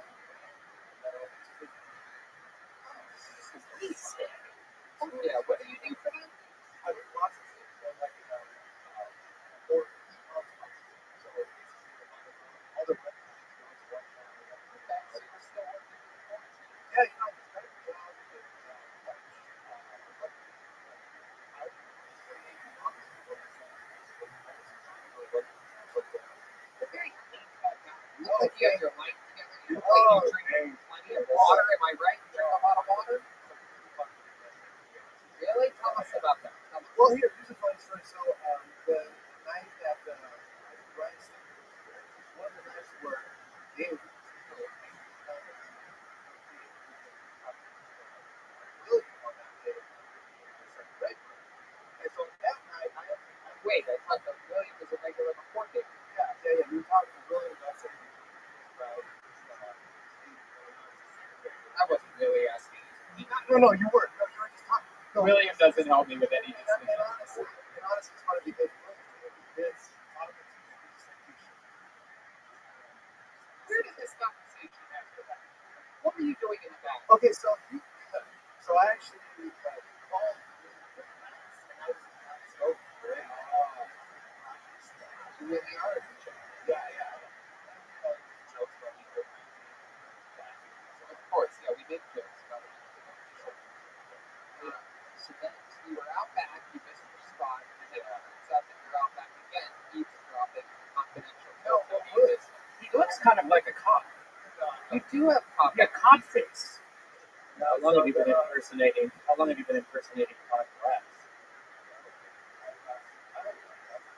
Anyway, so yeah, no, I went back there earlier. And this is kind of more How do you know when they're strict and when they're not strict? You've been going to the back for 4 years. People just let you back there. They think you like Stealing second. Yes, basically that was actually what I was going to say. Anyway, like basically just walk back that. Just like I wouldn't anything. They stop a lot. You're suspiciously keen to look at that. That's what started this conversation. Yes. So what else is a degenerate like about you? You smoke a lot of pot. What else? Oh, look at this. How did only in 2020 are there fat cocaine addicts? I know. I wore a sweater. We can still tell.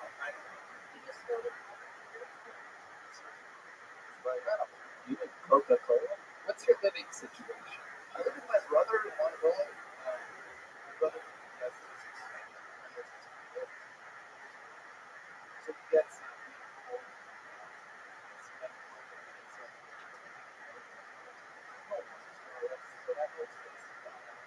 my parents live about a mile away. They live in the same house that we live in. But they're like 75, so they always drop me down to like. And do you ever do like go with your parents? No, of course not. Do you ever do like the go with your parents? I had one at home. What kind of caretaker are you? That's bad idea. This was long before he was fucked up. You couldn't tell that he was fucked up. No, you could tell. Like, this was 10 years straight. Like what?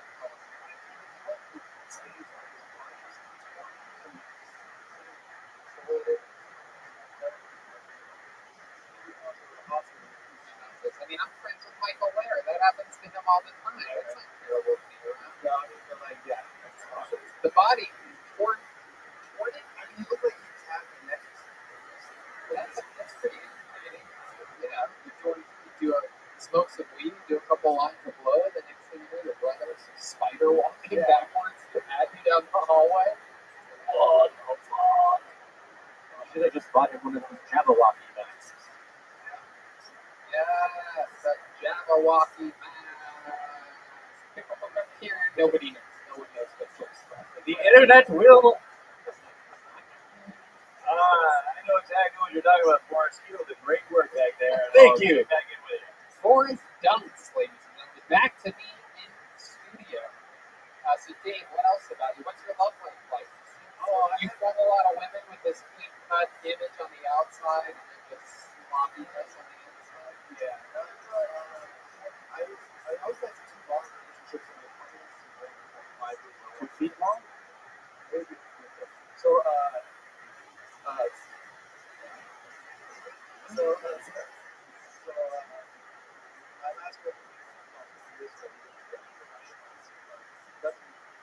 What? How'd that end? Why did that end? Okay, so at that time, Valentine's Day was on Sunday. Friday, I just got off to work.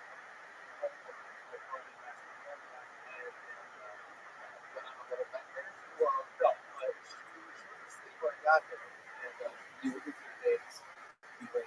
No, okay, go. So, yeah, she was asleep. It was Friday night. I had a call from my friend saying he wanted to go downtown and drink. I was like, man, I was sleeping.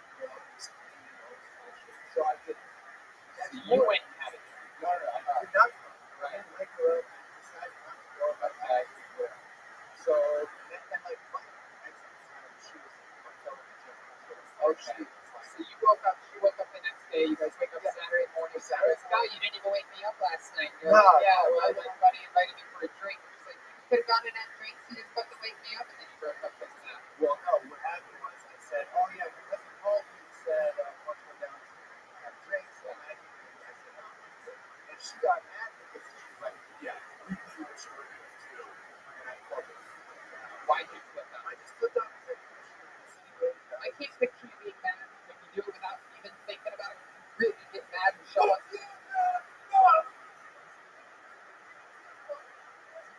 Wow, it's like Gay Tony Soprano. That's exciting. I've always wondered what Gay Tony Soprano would be like.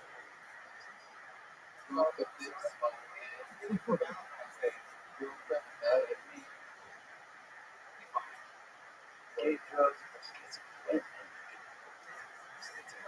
You ever get compassionate masturbation? Have you ever heard of that? That's a scary concept. No. I've caught a masturbator. What'd you do when you caught him? I just like, come on, that's the harder. Come on, finish already. we call that an assist. There you go. That's on character, funny, in the moment. Where'd you go? Good timing on that. Forrest dunks. Back. He's hitting up. Dave, anything else we need to know about your Valentine's Day? That's it. Yeah. Fun times, good jokes. I think with an audience, that puppy mill thing about abused dogs aren't funny to grow. At first, it was kind of a little touchy. Yeah, you know, kind of I was ready to nervous. I mean, I've been on the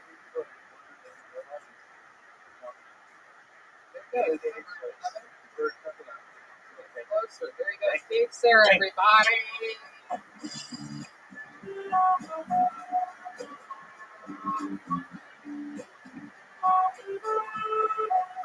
I get knocked down. I get up again. Okay. Another young man. Ladies and gentlemen, Zach Bogus is next on Military. Hey, finance. Both a good friend of mine. I never understood. Here he is, Zach Bogus.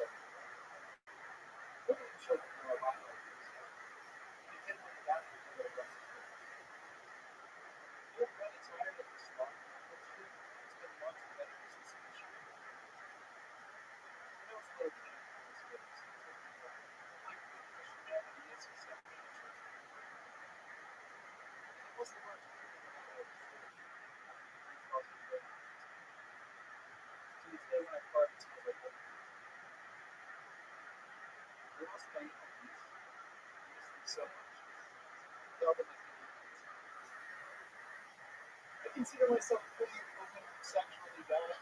I mean, I fuck just about anybody, except for war vets. And here they all have PTSD.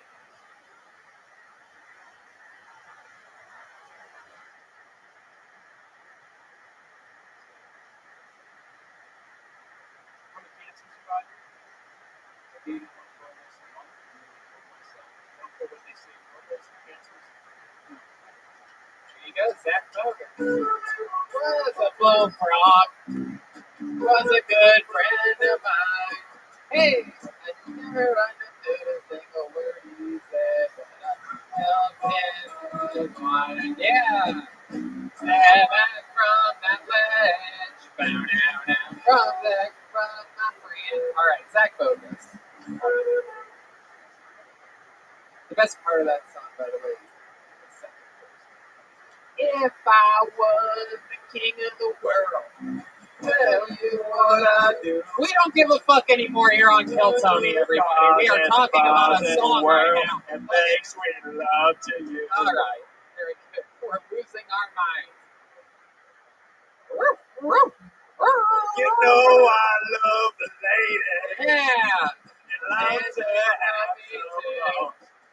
Turn that missus to a man, and I love my wife. And straight shoot son of a gun. We just were. All right. Zach Boone, welcome to the show. Is your first time on, or have you been on before? No, it's well, welcome.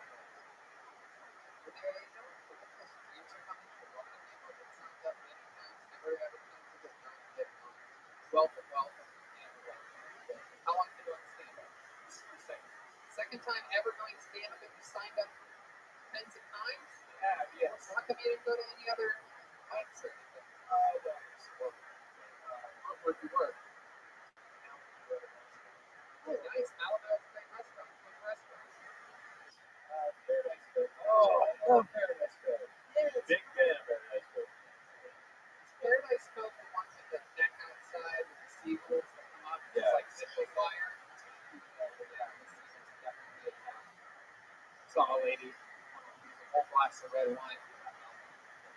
There's a trailer park right in front of it. That's where I think Woody Harrelson or somebody weird like that lives. Woody Harrelson, another Buckeye. I've seen Nick Nolte in that. Really? Yep. What do you know in Paradise Coast? They have a group on or something like that? I go there once every 9 years. I'm the poor one on the show. Venmo at Jeremiah-Watkins. I'm a little bitch boy. Hello. This is what Tony wants from me.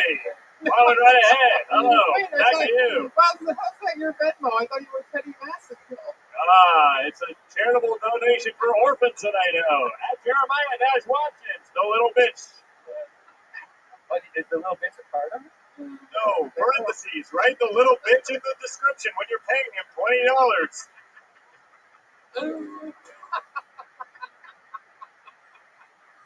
Look up his song, I Need You on YouTube. It has 3,000 views. Back to you, Tony.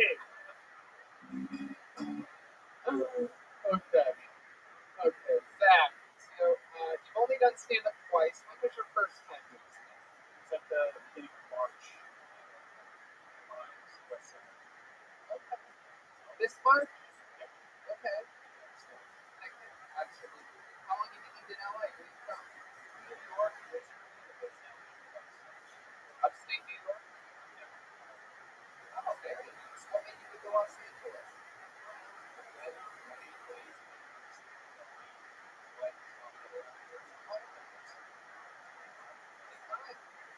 How long have you lived here?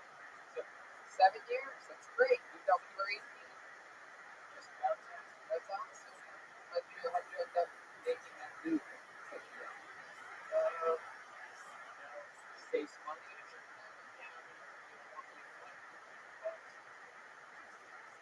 How about sleeping? What did you do after you went? Oh, you got a mom out here. That's it. See. What does your mom do? She works. Close with her? Where does she live?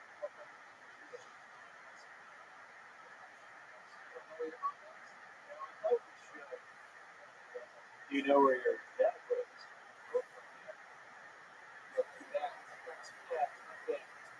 Where are they at? No, I got one in Virginia. Your biological dad's important.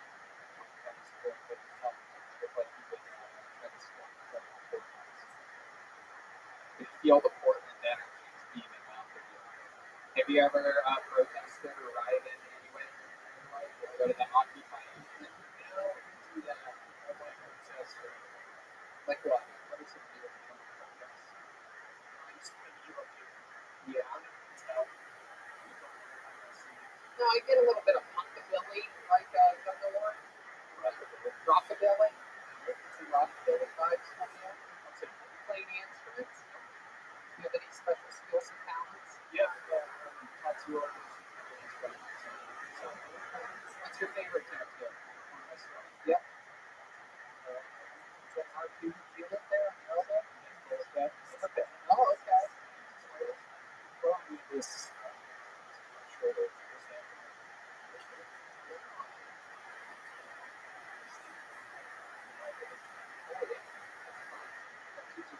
How about your biggest move for regret you've had too? When I was 30 times a day, that's what extra card was not working on the ship. Sit on my heart and going out for him and a little phallic after I was done. Can we see it? Is it still there? It's covered up and I can't really see it. It looks a lot better now. I got a laser on and covered up, but for a while I had to wear it. How about now during quarantine? What do you do for fun? How do you pass the time? I'm sure a lot of listeners are figuring out ways to work see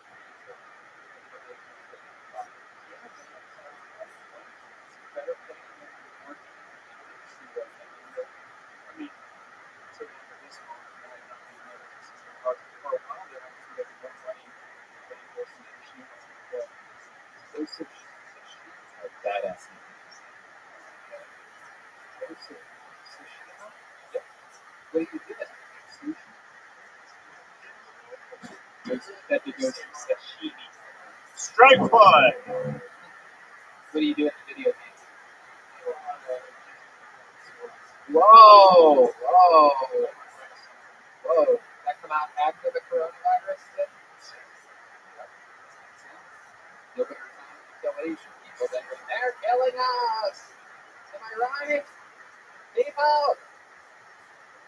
No. Because of that disease? And the crowd goes wild. Zach! You ever been arrested? For what? Subway.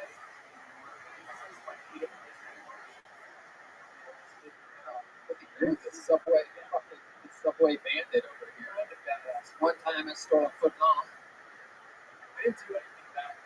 How about the other two times? Once I got put seat on the Subway. Once when I'm paying a toll. It was a bunch of shit. Turning into a werewolf. One time I had a woman in a Subway. No, I didn't remember that. You don't remember the other two times you got arrested? They were all. Wow, that's incredible. Oh, you know what? That actually reminds me of a funny story that my brothers reminded me of this past week when I hung out with them for a quick barbecue. When I first moved to LA, I once took my bicycle down on the trains many 15 years ago, and they tried to give me a ticket for riding the bicycle in the lower area. You're not allowed to do that. And they're like, you fucking stop!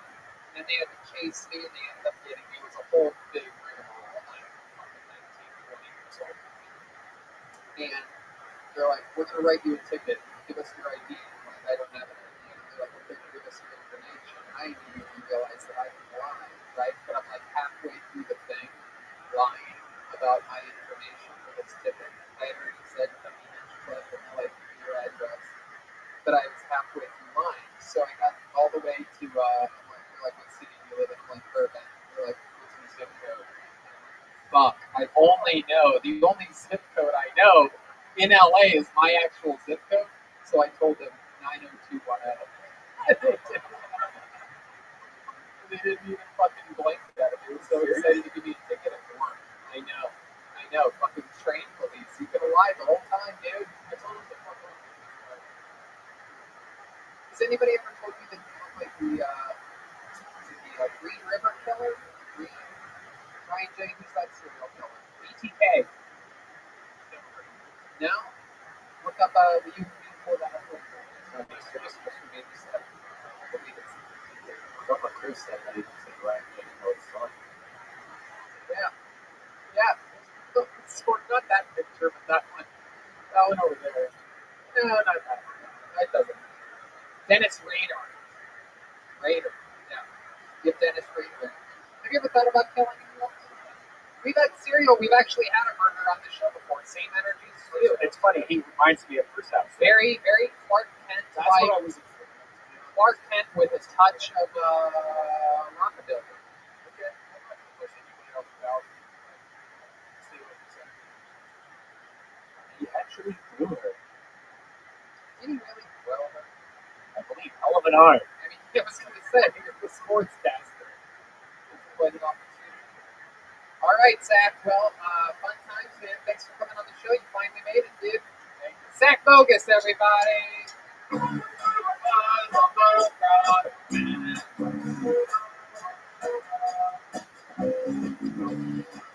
Yeah, word he said, but I helped him sip his wine. Ladies and gentlemen, that's that part that I a regular who I absolutely adore. This man did a great job show with me this past week. I went to a big crazy show at a drive-in comedy show. I love this man. Very funny. Roaster. He's going to make fun of me. Ladies and gentlemen, David Lucas with a brand new minute of stand-up comedy. Yeah. But I'm not trying to get like a six-pack of bicep six-pack. I'm just trying to get shaken up so that I can fucking bring up the shirt on. I'm tired of fucking clothes. But ever since the latest invention, I've been fucking girls just get the shape ups. Because not only do you told your thighs and your ass, but you got the rocking motion going on.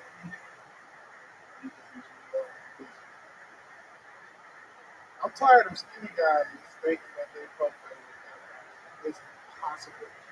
I got 300 pounds of pressure coming behind my dick. How do you fuck better than that? Pressure makes my ass. Reason. I'm tired of girls even you trust these arms if you were pushing that position? There you go. Hey. These minutes are long as fuck with no audience. No, you're doing good, man. You're doing good. You believe that, though? You believe fat guys fuck better than skinny guys? I think I got 300 pounds coming behind the stroke. It's not really, I don't think it's that much. It depends on what type of fat guy you are. Red man probably don't fuck this whole horse. Red Man, what are you? I've asked thousands of people on this show. I've never asked you. What is your food? Well, I like to bring a lot of food into bed with me. Oh, we know that. And my bike. And I think what I don't think there's much. Like it's you have a fatter dick if you're fatter for sure. Because your dick's fatter. So you know that. No, it's true. When I lost weight on my dick too. Did it come back when you regained? Of course it did. And when I lost all that weight, my dick had the markings, from stretch marks on it. Yeah, it did. And it's weird because my dick's like a little darker color, like it's brown, and it had like these white like spaghetti veins all over. Oh God! Or I could have just been spaghetti because I'm in my bed. Red man put gravy on the pussy before you eat it. All right. What are you doing? With a lot of you guys' stingers killed me. Okay. Because I mean, skinny guys can perhaps also they have just mentioned here. Maybe I don't know, but I feel like you have an advantage perhaps also in the like getting between the legs, like really like forcing it in there. You know what I mean? I don't know, but they say you fuck like a skinny guy. They say you fuck like a skinny guy. Right. You have stamina? You have good cardio in the bedroom? Are you ever going? How about you, Redman? You have the cardio of a guy that rides a bicycle? I tell you, if I'm drunk, I go for like hours. Like it's the fuck out of here, man. Yeah, seriously, I have like opposite of whiskey dick. Like if I'm drunk, I'm just like going. Wow. Forever. So you have sex for hours, 7 nights a week. 7 nights a week, 4 hours a day. It's right. I have my virtual headset. Redman, you a fat guy like me. You fuck with your shirt on? No, I get completely naked like a seal. Yeah. So I like to hear like the flapping, the flopping and the flapping. It's great. How about swimming? Do you guys swim with your t-shirts on? No. It depends on where I'm at. It depends if I shave my back or not. That's the embarrassing part. Redman takes his shirt off, everybody Everybody's like, ooh, look at all the hair on his back. I take my shirt off if I see another girl make me take shirt off. Okay. And they're like, bitch, you ain't got a better fat than a body than me. Okay. That makes sense. You just have to make sure someone else has a unshapely body. I don't get the shirt on. It just makes it look worse. It's like now you have like a shirt sucked onto your body. Right. Why would you just take off your shirt? Yeah. If you're fucking a bitch in the college room, I would take that girl too. We're talking about Of swimming. I mean, a jersey, that's the cool fat dude that you go to the pool in. Jersey. Really? You got the tank top. Okay. So if you got decent arm, what kind of jersey would you wear for this one? The New Jersey? Jersey's fast. What jerseys do you have? Jersey. I get your three Jet stooges ski. looking at somebody. What is it? She look like a three stooges. Oh, come on. Don't. You can't roast these characters. It's very hard to roast You got silly. a PGA Tour jacket on. He actually worked the PGA Tour last year. That is right. That is right. What jerseys do you have?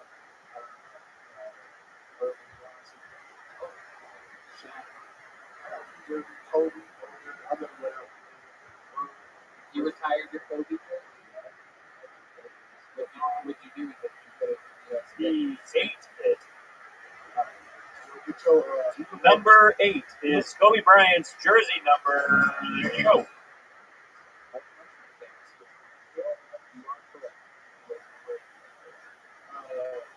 I got a Carmelo Anthony high school jersey.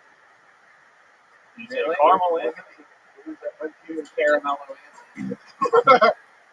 He also has marshmallow. What kind of jersey you got? I have a gay booty hole jersey. It's got dildos and booty holes on it.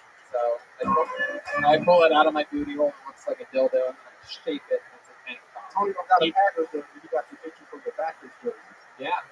No, it's true. You've heard of a tank top? My jersey's a tank bottom. That one didn't hit so much. I guess Jeremiah It's bad, bro. This is the fucking apocalypse episode. Tony, we had fun this weekend, bro.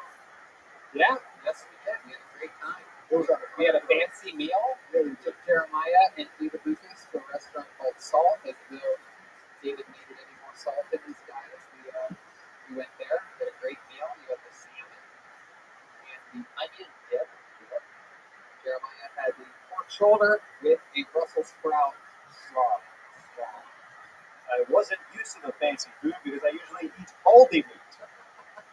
Oh yeah, you did talk about that old bullshit. You eat Aldi meat, and David eats Aldi meat.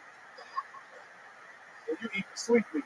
That's right. I eat that straight up booty hole Jenkins. That's my name. You take a hot dog off the grill and put it in the bed. That's right.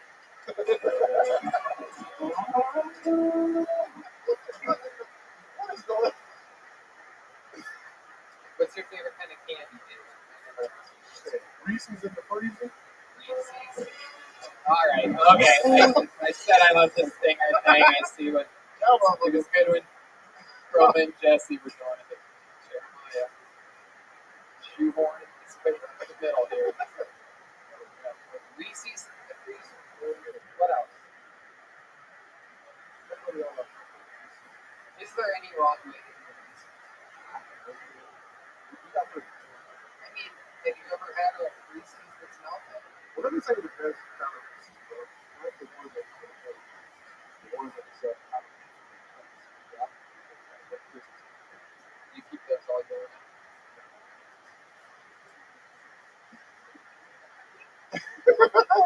You make niggas throw candy in your booty hole. You know what? I actually do that. I had corn in my food the other day. It was candy flavor. So many people growing candy in my booty hole. I'm not out of date though. I got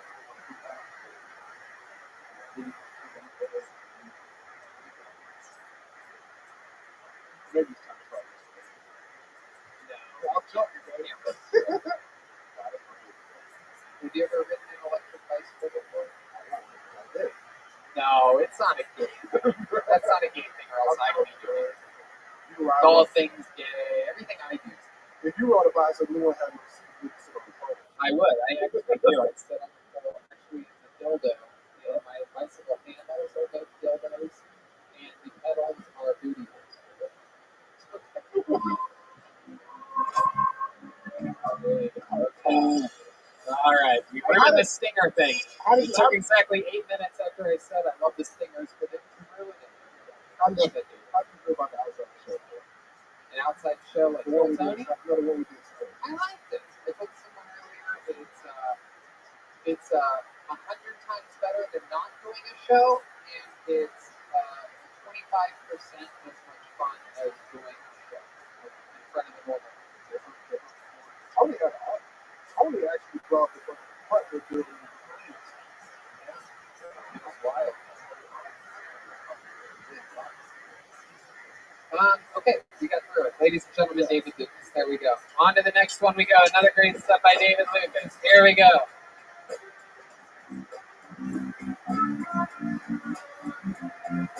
Back to the bucket we go. All right. Ladies and gentlemen, let's put the third person in the bucket show. Make some noise for Shangi, everyone. It's Shangi.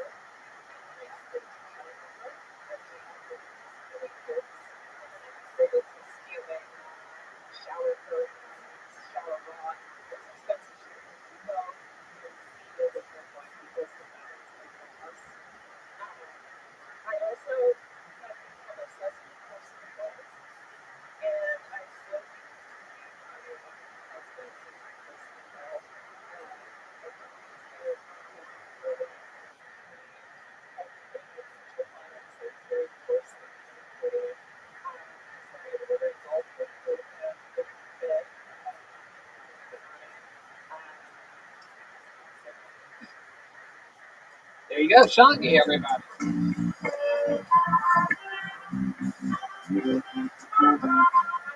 Welcome. You've been on the show before. Wait, what? That was fucking terrifying. Really? But you've been here a lot. I've seen you in the audience a lot. I watched. Right. And it's your husband that does comedy. He's with you this week, right? He signed up. All right. Good for your first time, though. Yeah, that was great. You couldn't even tell. I thought you were a comic this whole time. Why don't you let him do his spot? Why don't you grab a seat right behind him? You won't even have to change the microphone because you guys are husband and wife. Ladies and gentlemen, here's her husband, Evan Jones, everybody. Here comes Evan Jones. It's Evan Jones. This is awesome. Finally get a film I can stand up and a date that looks so good. But there's going to be an edit where everyone's faces are made of meat and not sneaking fade out. That's so good. Before quarantine, I went to Disneyland. Fucking magical. On the Pirates of the Caribbean ride, the animatronic Jack Sparrow has more life left in his eyes than the real Johnny Depp at this point. Disneyland's nice. I'm not used to theme parks being nice, you know. I go to Six Flags. Six Flags is just white trash Disneyland. Like Six Flags is a theme park, but I'm not sure what the theme is supposed to be. They're like, I don't know, cartoons and flags, who gives a shit? Loop-de-loop. That's right. There you go, Evan Jones.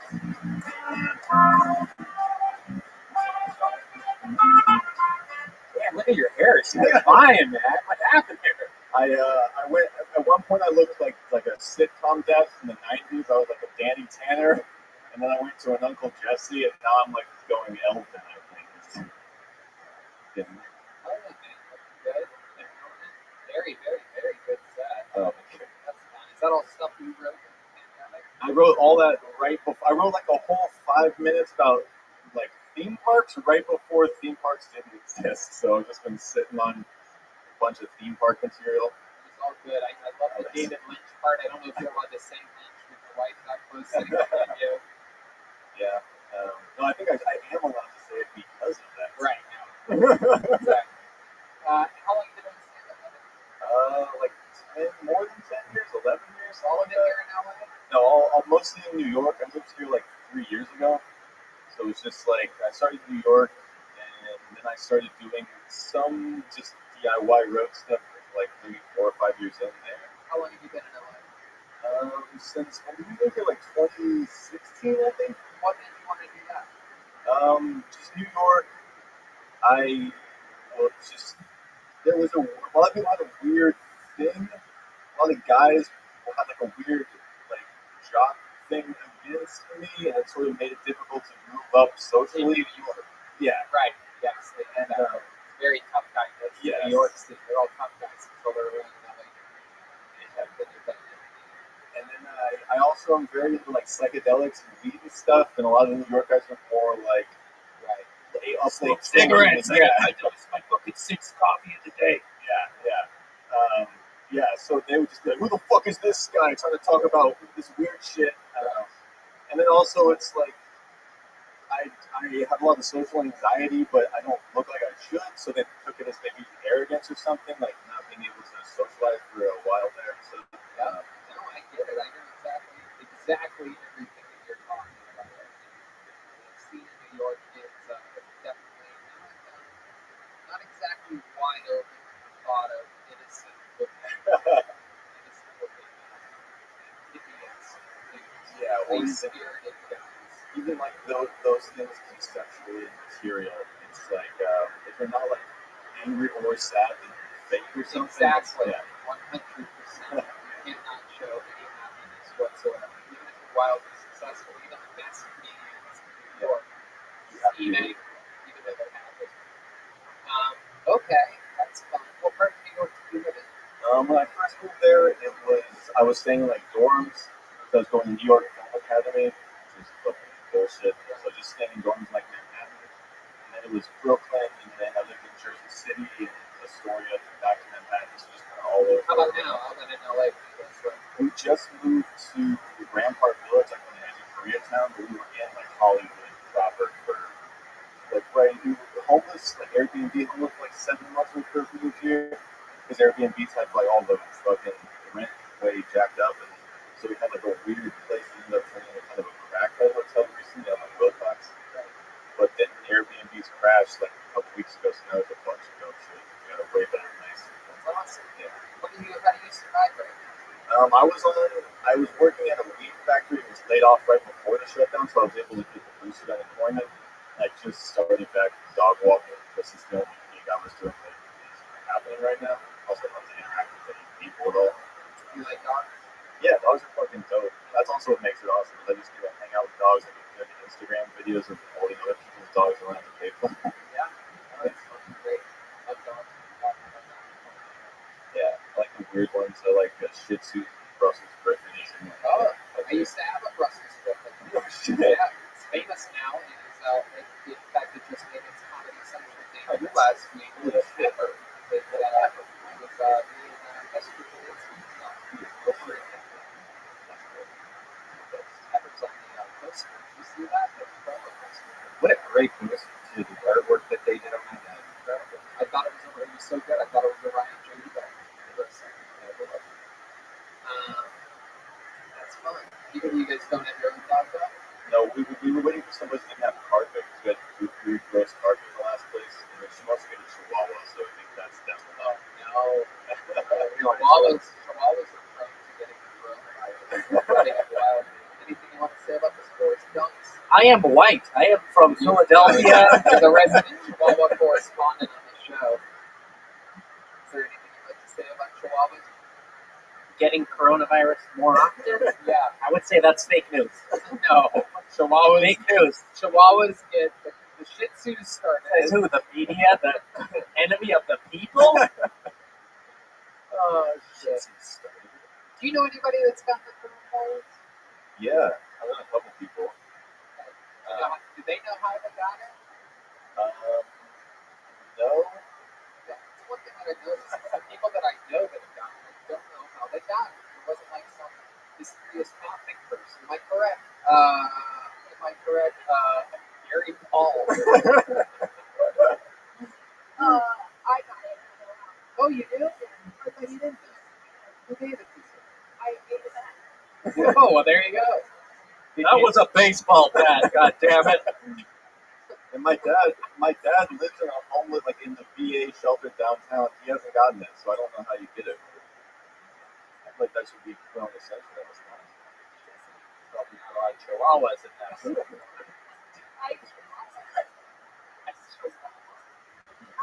Oh man.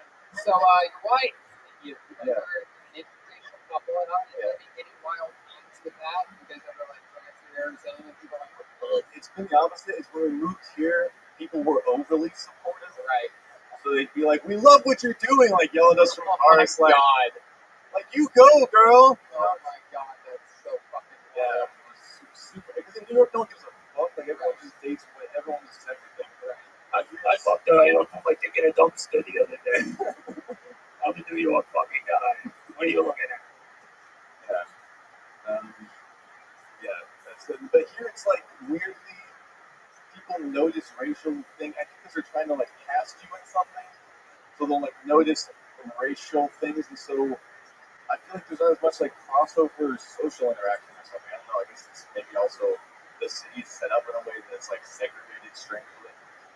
You and Shanti think about making a baby eventually. Yeah. I feel like you guys are going to make a beautiful child. Yeah, it's going to be ridiculous. Yeah, it's with nice tits. Jesus Christ. Oh my God.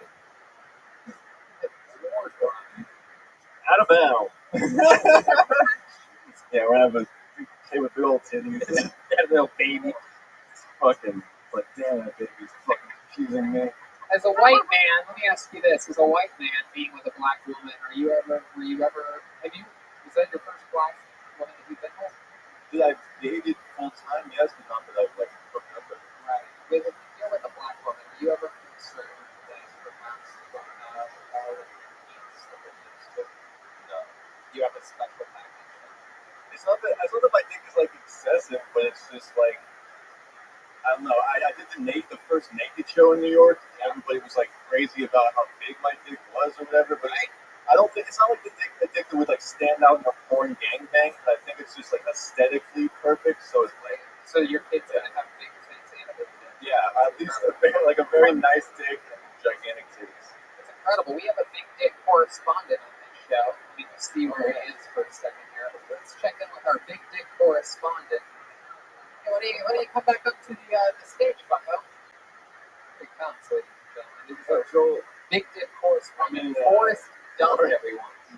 He left the stage where the show is for a moment. Sorry, it was so big I needed to let it breathe. Forrest, you're known for having an accent. Pop. This is true. Yours also made its debut in a New York naked roast. Yes. Do you have any questions for Evan Jones or any concerns about his big dick? Or perhaps you guys are maybe you can start a club or something like that. Yeah. New York Big Dick Association. Maybe start a new baseball league. But we only hit the ball with our thumbs. That's what I meant. 2 balls, 1 bat. Well, Evan, very fun. Amazing set, man. All the way through from beginning to end. Very, very good. Shanti, thank you so much. Her comedy debut. What a beautiful couple. We love what you guys are doing. There they go. Shangi and Evan Jones, everyone.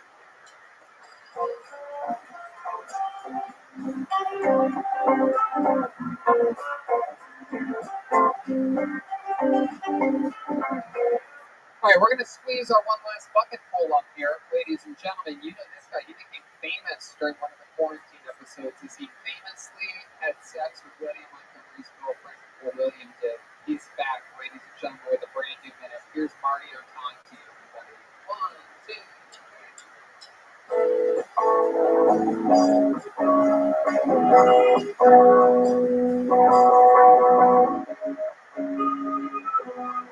Okay, there we go.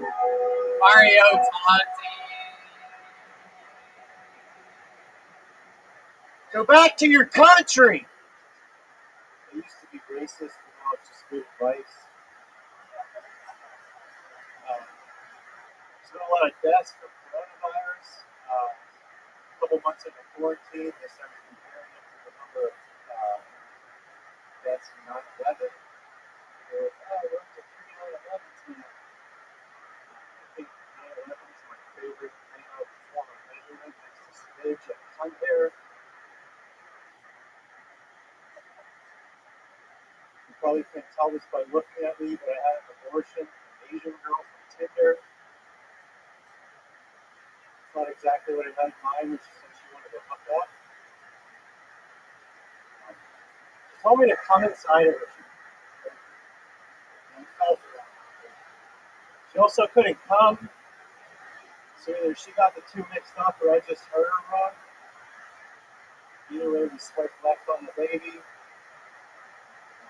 I lived in LA for 7 years, and it was the first time I had Korean takeout. Mario Tonti. Mario Tonti. Incredible. So much funnier than William It's Montgomery. incredible. He came right into the show that William is a regular on. Kicked off his set with a William Montgomery formatted like joke, but much better than all the jokes that William did tonight. Plus, followed through with a continuous good set the entire 1 minute and 9 seconds of his set, using all of his time, unlike William, who dipped out at 41 seconds tonight. So you came in, you fucked his girlfriend, then you came in, had a better set than him on his show. How do you feel right now, Marty? I feel pretty good. I'm not either. That's incredible. So how happy are you right now that William left early? He left early on. We're actually best friends, but I actually know that his girlfriend that's been with me the time. Whoa, that's great. Look at that. Yeah. Oh, no, I have a feeling. That's not the Korean girl, then, right? Because that would be an even bigger revelation if you found out that she carried your baby quickly. There was a little baby Mario. Hey, baby Mario, we know about that. That's an extra Mario part. Right? Is there a little baby Mario? Oh, yes. So, Mario, what have you been up to this week? What's going on? Just hanging out with most of the dog, best friends. Sure. So, super fun jobs out there. Aren't you really happy that you live in Yes. Yes, you are. Because you're a United States citizen with a bird signal screen in the world. Absolutely. People just take it for granted.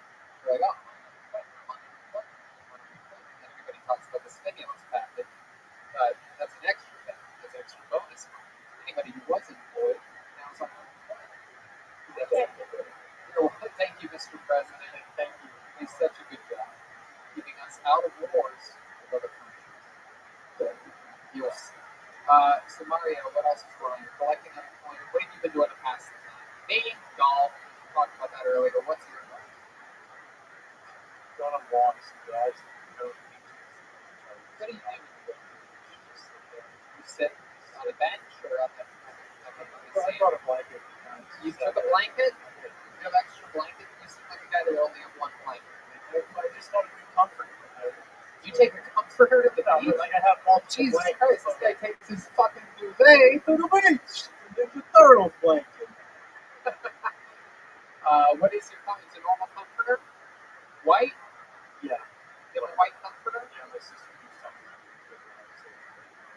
No, white's great. You like to come all over it. You want to see it. Wait, well, how does your sister even see your comforter? She lives here. Have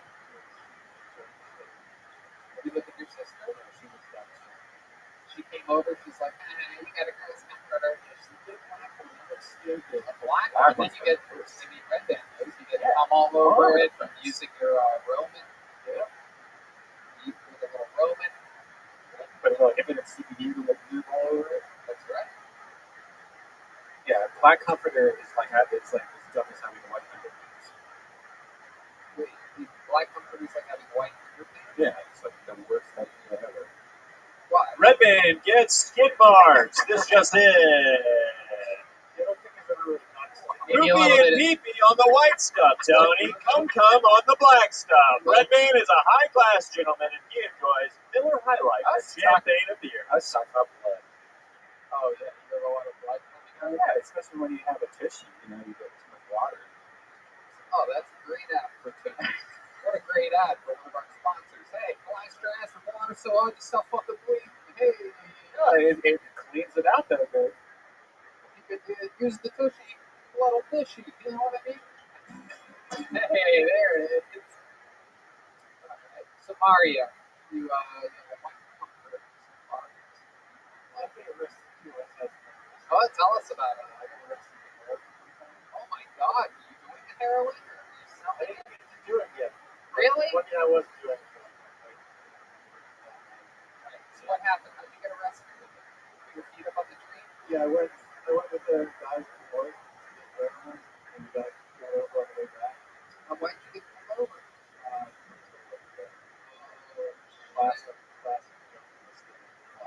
So how did you get from just a tail light warning to get searching here? They smelled something in the car? Well, back from just pictures of the cops that were Where are you from?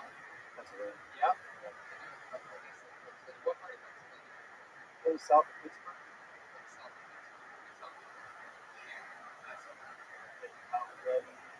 You know the dumps? Dumps? How about the dumps? Do you know dumps? I know a couple dumps. Do you know Forrest Gump? Yeah. We actually watched Jurassic Park together last night. Oh, you are wearing a Jurassic Park shirt. Why is that? It's on a swing because it's fun. That's a color. You have a girlfriend now? Yeah. Last where you've been. Who's that? Have you ever stayed before? No. But yeah, when I got arrested in there, I told them it wasn't mine because I'm trying to get out of it. You're like, who was it? It was getting for fun. Oh my god, that makes you the dealer. Oh my god. Oh. Fuck. So what ended up happening there? They ended up lowering it down.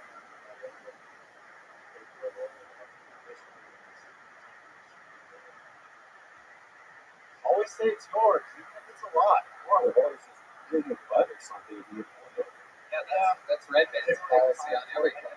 Wait, what? You shove it in your butt.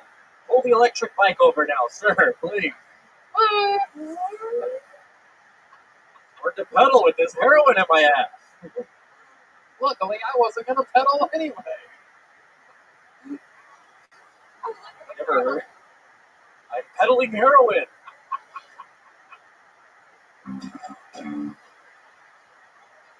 Whoa! The first Stolberg chant in months, ladies and gentlemen. This is one of those episodes where he started cold and he ended cold. A true Stolberg is peeking out like coronavirus. Right? We're going to have to shut it down. Mario Tanti, anything else interesting about you that we should know about? Fun set, fun video.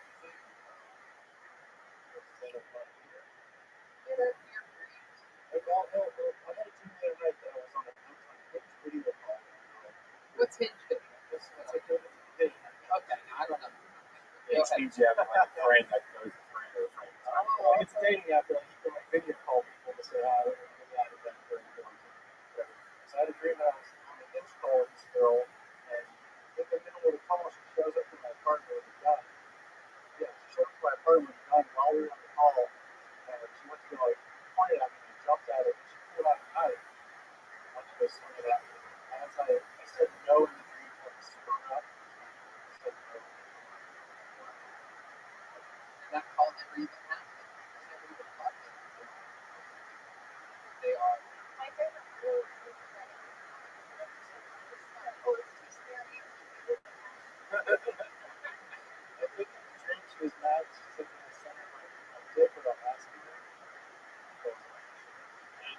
distribute.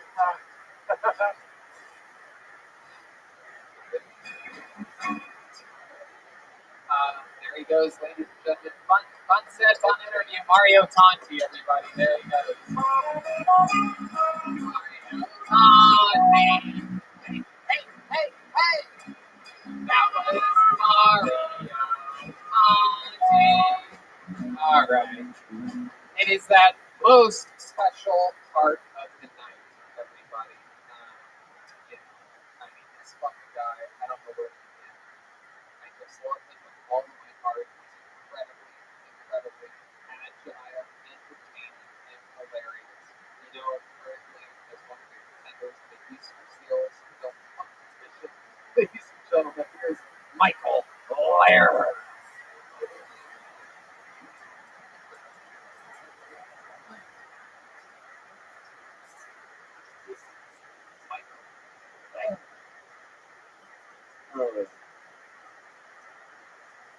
So, Brooks Brothers, Susan's of course, you know, Miss Warehouse perfected the suit.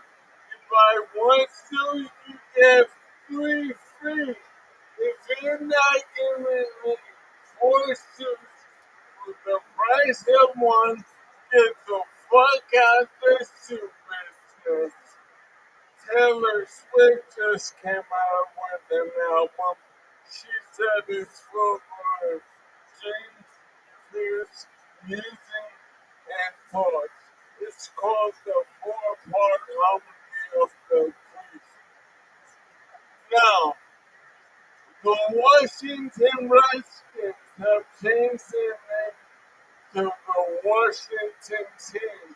Let's call it how it is and call them the Washington Elite African American coming to your town to make your wife feel something she's never felt before.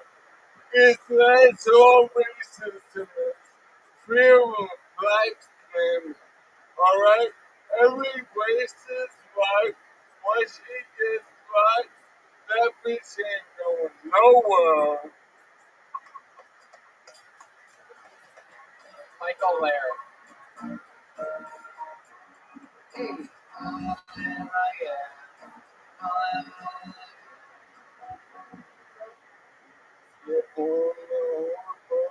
I like that. That was a good set. That was like a Tonight Show. It was. It was like a weekend update with Michael Blair. Yeah. Oh, wow, Michael's eyes locked in. Jeremiah Watkins right here. It's very interesting. Baby.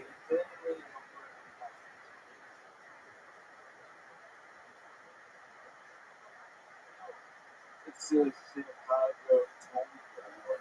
Oh. It's for the gift for a gift.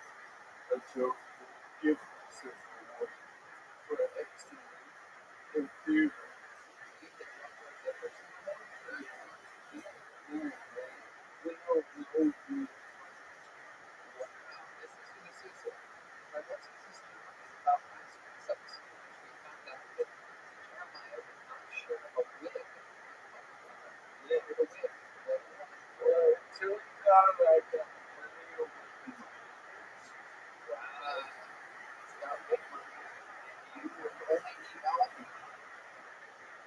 That is right. Jeremiah, you can hire from but I see you in next week. It's going to happen next week. I'm very excited about it. I turn into tomorrow. Whoa! A monologue off.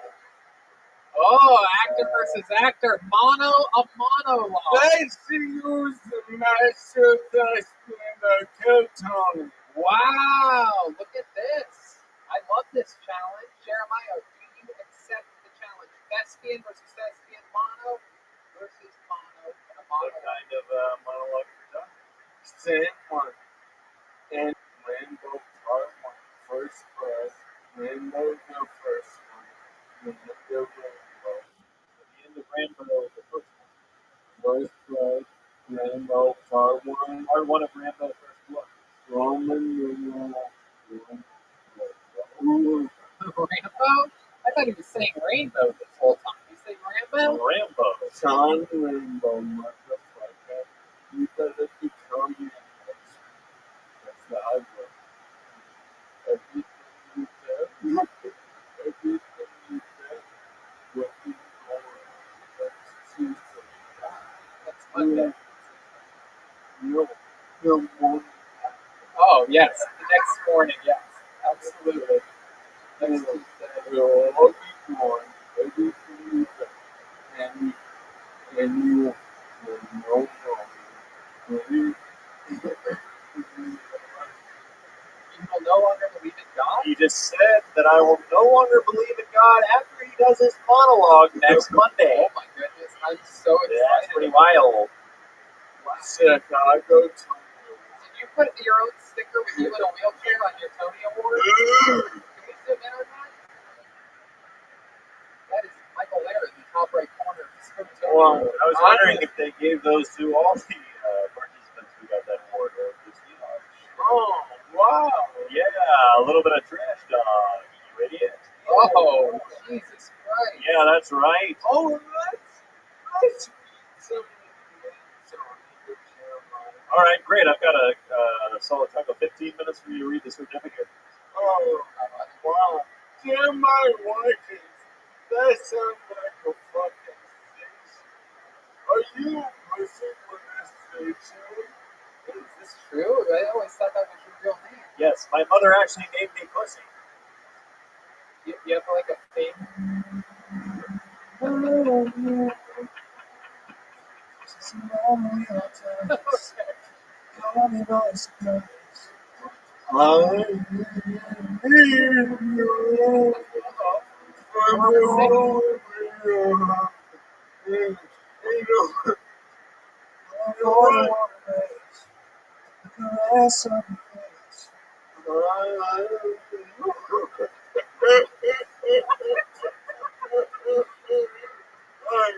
That brings us to our next segment because I'm telling you the next two symphonic guys. Alright? But right now. He just threw his Tony Award like it was nothing. It doesn't mean anything to him.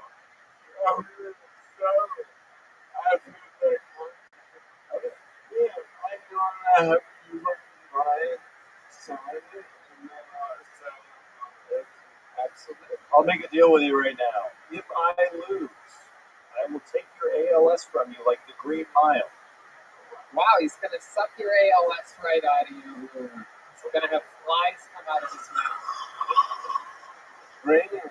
Let me take it. I want it because look at the platform.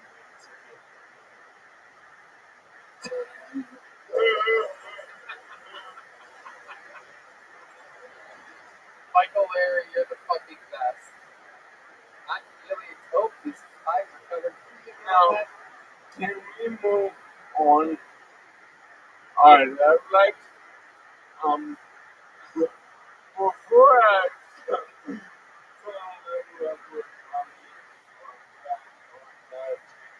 my first love was karaoke. Oh my goodness. And since I've gotten sick, I haven't been able to karaoke. And honestly, I don't know what it's going to sound like because although this sounds pretty good right now, and that's why I'm covering my eyes to see like a blind person. They hear better.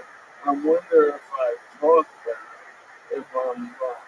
You actually sound amazing. Yeah. I thought it was Walter Cronkite over there for a second. I stopped looking. The same homework. Yeah, that's my next question. But moving on, with the help of the brightest piano I'm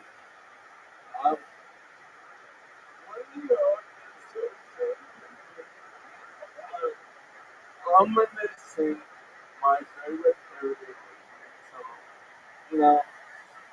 listen a bunch version of this podcast is an audio. So if it is unbearable, stop it. And also, newsflash girlfriend, are you there? Alright. Now, when I'm making singing on my stick so one me down harder. I get I get overheated. So and they change my so if I put you open my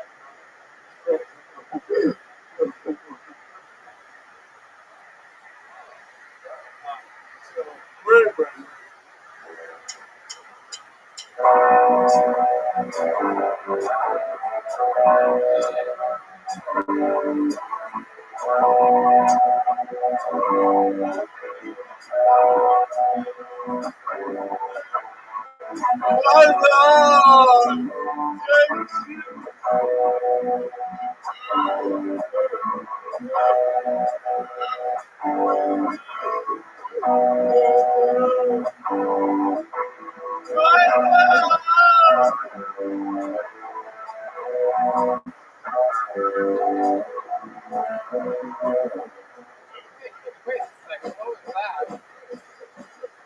That was the song Stepmother by Danzig. Oh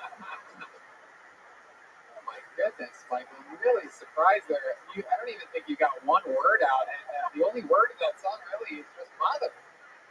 You're doing good stuff. Somehow the headband made him blind and mute at the same time. Headband. now I know that I can do it. Oh, where the hell are the killers? What do they for? Say what? Oh, yeah.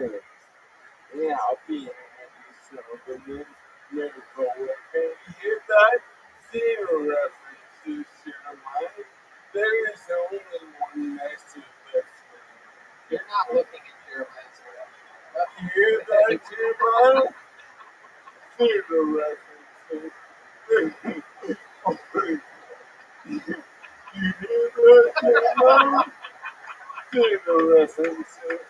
There's only one massive thing on reaching this one. Ladies and gentlemen, what a great way to end tonight's show with the extremely powerful Michael Laird. Next week, it's him versus Jeremiah Watkins, mano a mano in a monologue challenge. Rambo versus Rambo. Rambo versus Rambo. It's going to be a goddamn slambo. He's giving Jeremiah the thumbs down. He's also giving the thumbs down to the far left speaker of the stage. He hates that He speaker. just gave one of the neons the middle finger, and he's telling the neon to go fuck himself. Jeremiah is the opposite direction. Look to your left. No, not that way, Michael. Not that way. That's the guy that went up first. Ladies and gentlemen, MichaelLairComedy.com for everything Michael Lair. Anything else, Michael? Well, check out his video. His Easter Seals video is available right now. Give him a view, give him a comment, give him a like. We need all the Kill Tony fans just to go over there and check that out. That's right, because they judge it off of views and likes. Is that correct? That is one category. What are the other categories? Best actor. I want to make everything. But I'm my couple. So I don't know. Well, a lot of people in the Easter Seals Cup are floating. Let's face it. It's a lot of spilly cups in that competition. Yeah. So I'm fine with that, man. It's nice. That sounds like a man that feels like he's about to lose to children with special special needs. You weren't fine with not winning 2 weeks ago when you said you were All the competition. He's like, I can't beat that guy. Well, we'll see if you can beat Jeremiah Watkins and Muckawalk off next week. Oh, that's gonna happen. You're going down there, Monty. John Raymond's my cousin. Jeremiah, let the record show that he is losing an Easter Seal special needs film competition, but he's confident he's going to beat you in a monologue next week on the show. Extreme confidence that he can beat you. A girl with Down syndrome that's 4 years old is dominating him right now. But with you, easy pickings, you would say. Yeah. What's your YouTube called? Michael Lair Comedy? Yeah. Go to Michael Lair Comedy channel. Look at his Easter Seals video. It says Easter Seals in the heading. You can't miss it. And give it a like, please. For the sake of Phil Tony. Don't let us lose it. Don't let Michael. Tony, I don't care about all those instructions. Michael Lair, everybody, MichaelLairComedy.com. Let's check out the drawing for Brian J. Ebelt tonight. Let's see what we got here. There we go. There it comes. Look at that. We'll get in a little bit there. Push it on in so we can see different parts of it. Wow. Incredible detail. Incredible. That is just mind-blowing. BrianJEbelt.com. Look up the Kill Tony heading on that website. You can find every print ever done. All there. He is the house artist for years and years and years now. Incredible stuff. Hey, Jeremiah Watkins was here, everybody. Jeremiah is doing Raleigh, North Carolina, August 13th to the 15th. Minneapolis, August 26th to the 29th. And as a new episode of Jeremiah Wonders out with William Montgomery. His Venmo is at Jeremiah-Watkins. I just want to give him free money. Jeremiah, anything else? YouTube.com/Jeremiah Watkins. Head over there. Got a lot of great content. We're speaking with William Montgomery and the new Timmy sketch where you interview a cow. There you go. How about the great Jesse Jetski Johnson tonight, everyone? High kill ratio. I mean, just knows how to pick those moments. Gary Balls was here. Gary Balls was in the house. Kind of sounds like Gary Balls. Sort of. Oh. I thought it was Gary Pauls the whole time. Jetski is at Jetski Johnson on all social media. What else, Jetski? That's it. Come over to my social media. Come on over and hang out. Hang out. Spend a few hours on our social media. You can even take over social media if you want. Our password's probably really easy to guess. We have two-factor authentication. Broom 69 is the password. Ladies and gentlemen, Chroma Chris was here the entire time. Believe it or not, that was Grand Slam Sam. Grand Slam Sam. Calling to you from the sideline. What else, Chroma? Did we miss anything tonight? No. Thank you to Orange Jams. And also, you can follow me at Chroma Chris on Instagram. What do you think about tonight's episode? Oh, Tony, you knocked it out of the park.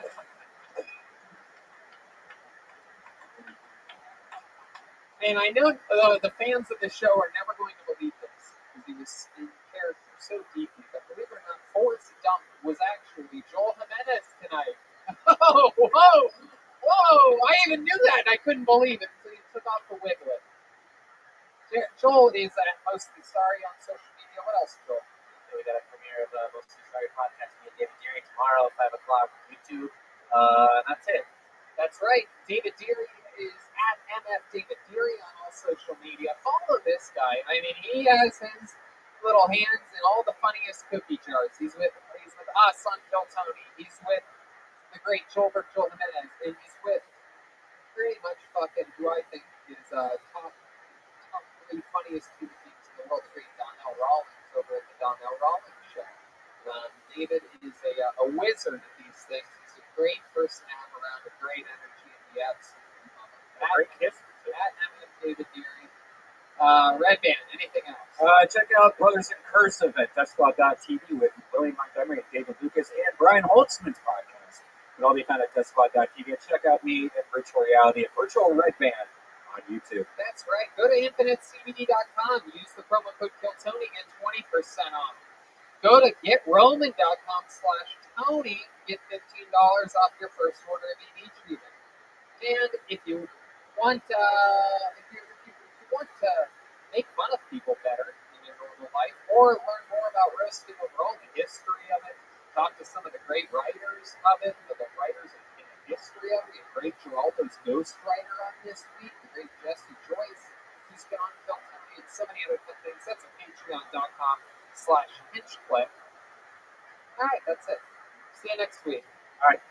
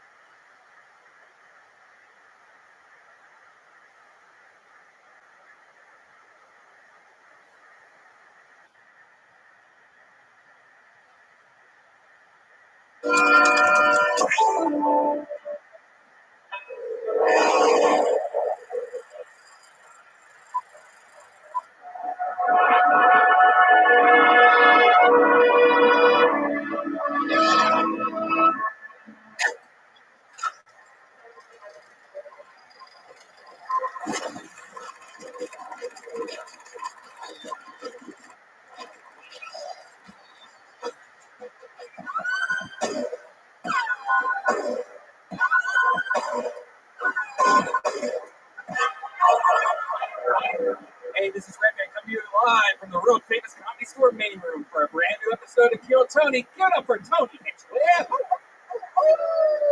Just a couple dogs hanging out in the doghouse. We are live from the Comedy Store. Brian Redband, how are you? Hey, man, how you doing? It's been a long time. It's been Shouldn't have left you without a dope beat to step to. We are back at the world famous Comedy Store for another episode of Kill Tony live on the Sunset Strip. Before we get into it all, here's a little bit more from our amazing sponsor. Hiring can be difficult. And if you're an employer, you probably experience hiring challenges from time to time, but right now you face even more challenges. From rethinking your workplace safety to hiring employees for specialized roles. Matson Resources could relate. They needed to hire a seasoned senior Citrix administrator to provide IT support. Not an easy job to fill. So they turned to ZipRecruiter. ZipRecruiter's powerful matching technology finds people with the right skills and experience for your job. In fact, 4 out of 5 employers who post on ZipRecruiter get a quality candidate within the first day. That's how Matson Resources found Peter Alcantar Jr. Peter was laid off during COVID-19 and needed to find another IT job quickly to continue paying his mortgage and bills. He posted his resume on ZipRecruiter. ZipRecruiter identified him as a great match for the role at Madison Resources, and they interviewed and hired Peter in less than 3 weeks. ZipRecruiter helped Peter find the right job, and they helped Madison find the right person for a hard-to-fill role fast. And you can see how ZipRecruiter can help you hire. Try it now for free at ZipRecruiter.com/KillTony. That's ZipRecruiter.com/KillTony. ZipRecruiter, the smartest way to hire. And you fans of this show, you know, if you're having a rough time getting through lockdowns and social distancing, well, then I want to tell you about some products from Infinite CBD. You remember Infinite CBD? Infinite CBD is the cleanest, purest CBD available. If you've never heard of CBD, it's derived from hemp plants. It packs all the benefits of marijuana without getting high. And Infinite CBD has a ton of different products that we've used, and they're great. I love CBD. I rub it all over myself. I rub it on you too sometimes. Here's the Infinite CBD products I think can help get you through this. They have CBD AM Plus. If you have difficulty concentrating while working from home, this has CBD Plus caffeine for some mental clarity. CBD gummies, which is my favorite, with new flavors like sour and full spectrum gummies. If you think you're losing it, these can help you relax. And of course, CBD lube. Why not add CBD to your self-love making? You know it feels good and you got time to kill. Treat yourself. If you haven't tried CBD, look it up. There's a lot of research, and users are reporting benefits like reduced anxiety, reduced inflammation, and more. So go to InfiniteCBD.com to see which one of their products fits your needs. That's InfiniteCBD.com. And if you use the promo code KILLTONY, you will get 20% off. Once more, that's InfiniteCBD.com. And promo code KILLTONY for 20% off. And we are back here at the Comedy Store for another episode of Kill Tony. Very exciting to have the great Ryan J. Ebelt here with us tonight of RyanJEbelt.com. He draws every single episode of Kill Tony, including all the tour posters. Those are all for sale, sometimes for amazing auctions at RyanJEbelt.com. We have the great Gino from LA Speedweed is here. Always incredible. Got us through the hardest part of this pandemic. Let us use the great Better Box Studios. Go get yourself a candle at damngoodcandleco.com. Damngoodcandleco.com. And they even have a Hinge Me I'm Dreaming. They sold out, but I do believe perhaps they restocked that. And check out Caveman Coffee. Use the promo code KILLTONY. Get some Caveman Coffee. Save some money using the promo code KILLTONY. And delicious Vito's Pizza. Here in Southern California. In fact, not only do I eat the pizza, but I have been completely addicted to the baked ziti as of late. I didn't get to tell you, Charlie. I did it again this week. I did it again. I Postmated it. I almost want to, if I were to put on the special instructions on Postmate, if I was going to be like, what's up, Charlie, throw in a breadstick, you would see that, right? Okay, I'm going to do that from now on. Because those little breadsticks you brought that one time are like, I don't want to say they're better than the big breadsticks, but I mean, Are they garlic? What's the deal with them? They're just tiny. I'd rather have like a couple tiny ones than like they have crazy breadsticks there. But it's like, for me, it's like a lot of work. I'm looking at this thing like, God damn, it's like a loaf of bread. I mean, it's great. I just want a little bit of bread. You know what I mean? Yeah, it's like you would love the normal bread. I don't really. I a little bit. You know, my new favorite thing is getting fettuccine Alfredo and then adding mushrooms to it. Oh, it's like cream of mushroom soup.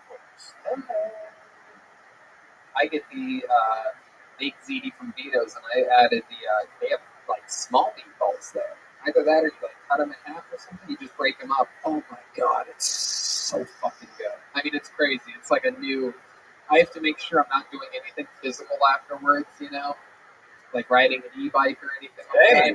No serious exercise afterwards. But anyway, a lot of fun stuff happening. I'm excited to be here, and we have a guest tonight. Very excited about this. Ladies and gentlemen, this young lady joining us for this entire episode, I can say with no ego at all, is one of my favorite human beings, and she is truly Kill Tony royalty.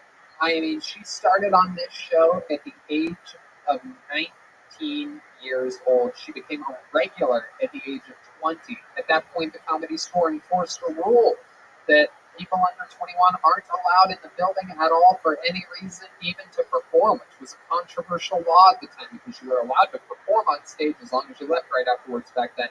So she had to break her tenureship of being a regular, and on her 21st birthday, she came back to be a regular. Did it for years. Now opens up for the likes of Joe Rogan and a lot of the other best comedians of the world, including her own headlining dates as of late.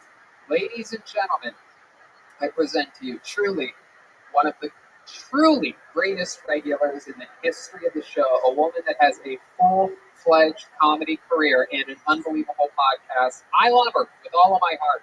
One of my favorite humans and favorite comedians. It's the great Ali Makovsky, everybody.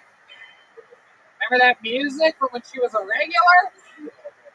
Wow, look at her. The baby girl is all grown up, everybody. Hi. Hello, Allie. How are you? Oh, gosh, I'm good. I'm so happy to have you here. I'm so happy to be here. I am a big fan of yours. I get a little bit starstruck around you, so this is exciting. Welcome, welcome. You've been doing a lot of skateboarding on your Instagram as of late. It's very inspiring. Yeah, I've had like this skateboard for 4 years because I thought that if I got a skateboard, skater boys would fall in love with me, and that didn't happen. So I just stopped skating. And then this guy came over to my house to look at a room that was open, and he mentioned that he was a skater. And so when he was leaving, I saw my board that I haven't rode, okay, in like 4 years, and I'm like, what do I do with this? Can I sell it? Do I just give it to a kid? And he picks it up and he looks at it and he was like, this is my pro model skateboard. Whoa. So now we've been skating together. Ooh. Yeah. Are they learning fast? Kind of, somewhat, to some extent. Well, I actually had Allie. I asked her if she would bring her skateboard here with her, and you did. I brought it. So I'm thinking maybe at the end of tonight's episode, if she's willing to do us the honor, I'm thinking maybe you could try a little trick here on the greatest stage in the history of comedy. She's pretty nervous about I am that. nervous because I ate shit so hard today, just like trying to do a cool turn to like put my skateboard in my trunk. Like, I wasn't doing anything except trying to turn, and I fell so hard. There's a lot of people that fall down on this show, but you know what? They pick themselves up, and that's what matters in the end. I believe that's what the great Michael Caine said in all of the Batman movies. It's about picking yourself up. Oh, that's Bane. That was Bane. I get all my voices, Batman voices. If I do eat shit and like end up handicapped, do I get to become a regular? Absolutely, you'll become a regular yet again. You will be. We have many wheelchair regulars now, and you will be added to the club. And you guys can come out in a little choo-choo train once in a while. Okay, Allie, I don't know if you remember this, but there's a band on this show. Yeah, and they're the best stand band in the land. Every single episode, they commit to being different characters. Let's find out what they are tonight. As I present to you the best stand band in the land, it's the Kill Tony Band. Jeremiah Watkins, Gilbert John Ennis, Chroma Chris, and the Jet Ski Jesse Johnson. Here we go. Ooh, this is scary music. What is this? Oh my God.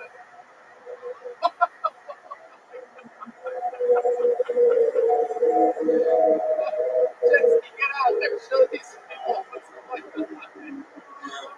I literally have no idea what they're supposed to be, by the way.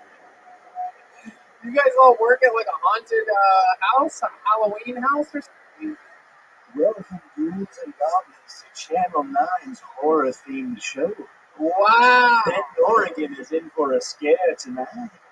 Oh my goodness, I thought you were Tommy Wiseau from The Room for a second. I did not hit her. I did not. Oh, hi Jeremiah. That's not Jeremiah. What's your name? My name's Vincent Shadow. Vincent Shadow. I'm going to write that one down because that seems easy to forget. Vincent Shadow. And who's this little ghoulie When you think of the shadows, I will be. All right. Who's this little ghoulie gobbly you got here? Is that Edna Scissorhands over here? Hey, I'm a skeleton. Oh, you are? What's your name? Skeleton. Oh, hi, Skeleton. Welcome to the show, Skeleton. You came out, you were all silly and stuff. You swing that arm, that's like your trademark. Whoa. A lot of coyotes going. And who's this young cowboy back here? Good evening, skeletons and creatures of the night. This is your host on AM 66.6 Terror Hour. It's Ghoulie. Thank you for dropping in. Ghoulie? Your name's Ghoulie? These are my favorite band characters of all time. I know it's early in the show. I don't want to curse it. I don't want to ruin it, but I already love these guys. And there's a beautiful woman here, absolutely stunning. What's your name, little lady? My name's Jolvira. Jolvira. And I am a regional horror host in Texas, Channel 9. Oh my goodness. You really put the horror in horror. Well, you just stole my opening joke. But back to you in the studio. Tell me. She thought of that for 3 months. Just big bold letters at the top of the page. Do not forget. Do not forget. Horror, horror, horror. Oh, that's great. Well, Joel Byra, hopefully you have a little bit more of your sleep, even though you don't have to sleep. Oh, you're getting into it. Oh my goodness, this is a Halloween spectacular, everybody. Welcome to October 31st. The great David Deary is here helping us out. We have a very fun episode, I do believe, planned, so let's just jump right into it.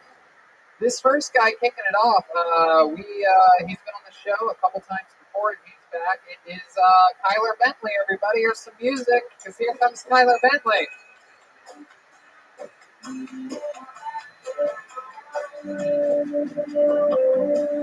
Yeah, here's Kyler Bentley.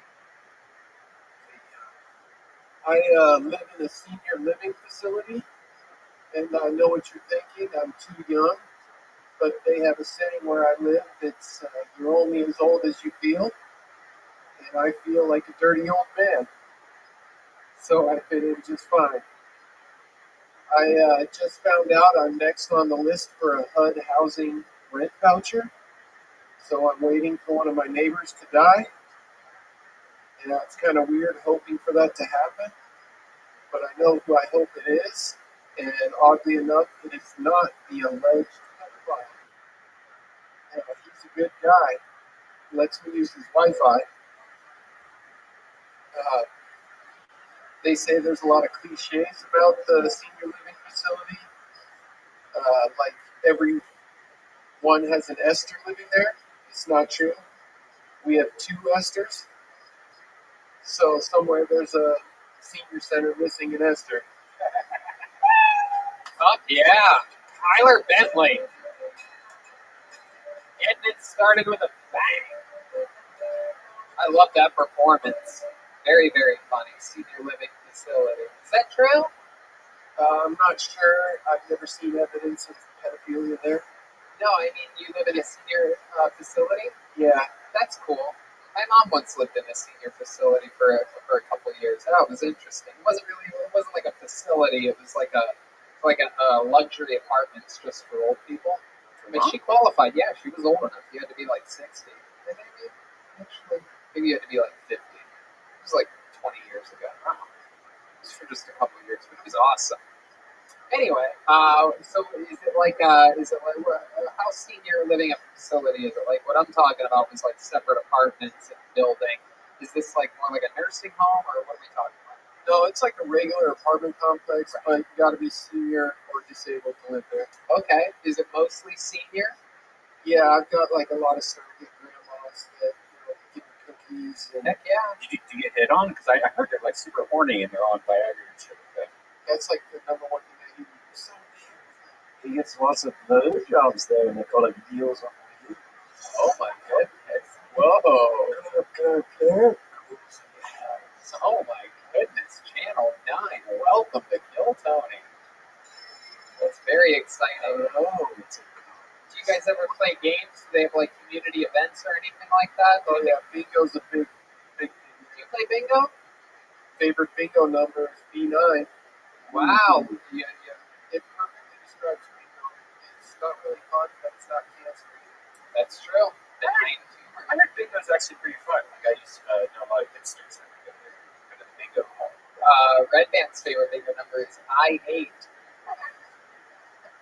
Tony's favorite one is come in his mouth. That's not how bingo works, yes, Brian. It is. That is not how bingo works.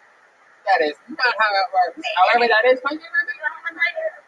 Do you ever do stand-up for the seniors? I actually was doing a monthly show before COVID hit. I get a bunch of other open micers and people I know to come cheer the old people up. How's the COVID hit the assisted living place? It's like Hitler running the place over there, man. It's on serious lockdown. Yeah, it's wild, right? Masks required, and even if there's nobody around, where's your mask? Right. Yeah, exactly. People are freaking out. Has anybody gotten it? A lot of ambulances swinging by as of late?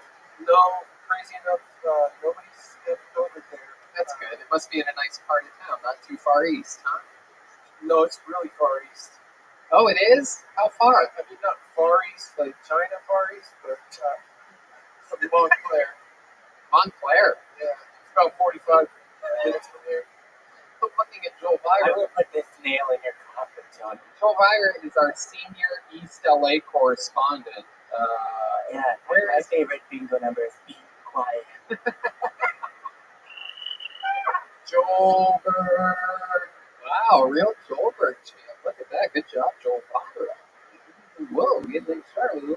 Whoa. You ever steal any like jewelry or anything expensive from any of these old people that are about to die? Good question. No, my neighbor says he has a $10,000 domino set though. Oh, red band. Wait, Domino's. Like cheesy bread? That's expensive. $10,000 cheesy bread. That must be the best cheesy bread ever. $10,000 dominoes. That's only a week at my place. Wait, why would that be? I don't get it. It's my impression of Red Band. Ooh, reverse. Hello? That sucked. You called him to tell him? Yeah. Oh, it's a bitter ghost. Ooh. Kyler, what's your sex life like? Did I ask you this before?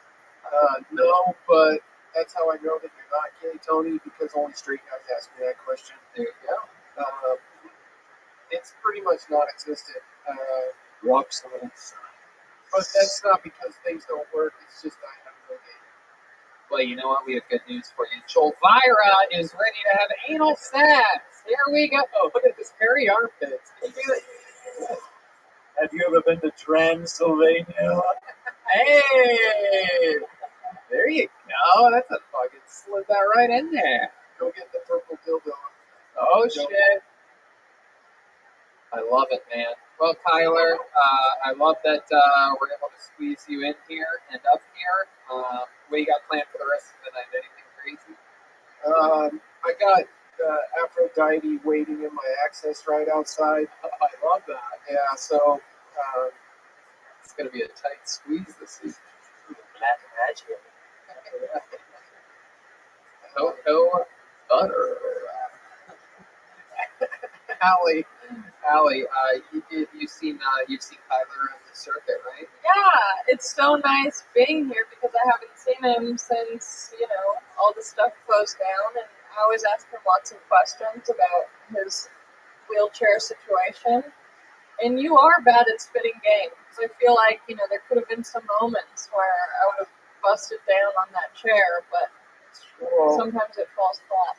I remember one of our conversations being you have something in common is we don't orgasm. Whoa. I didn't want to bring it up. There you go. My goodness. Was that a secret? Looks like the only nuts being busted here tonight are in the peanut gallery.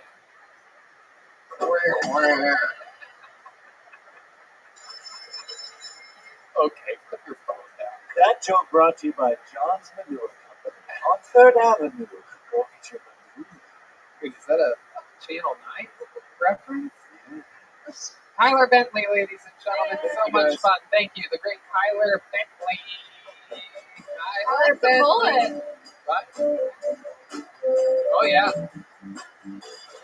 Kyler Bentley.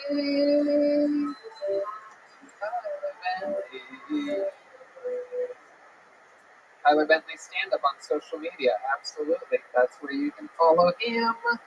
All right. Let's see. What do we got here? What do we got? Let's see. William or David in this room. Is that correct? Oh, at the same time? Okay. Yeah. Tell one of them to come over here. God, it's unbelievable. Just singing. It's just Amateurs. absolutely sub-retarded. Like to call that retarded. When Allie was a regular, we didn't have to do this at all. Waiting, ready, everything ready, prepared, professional, ready to go.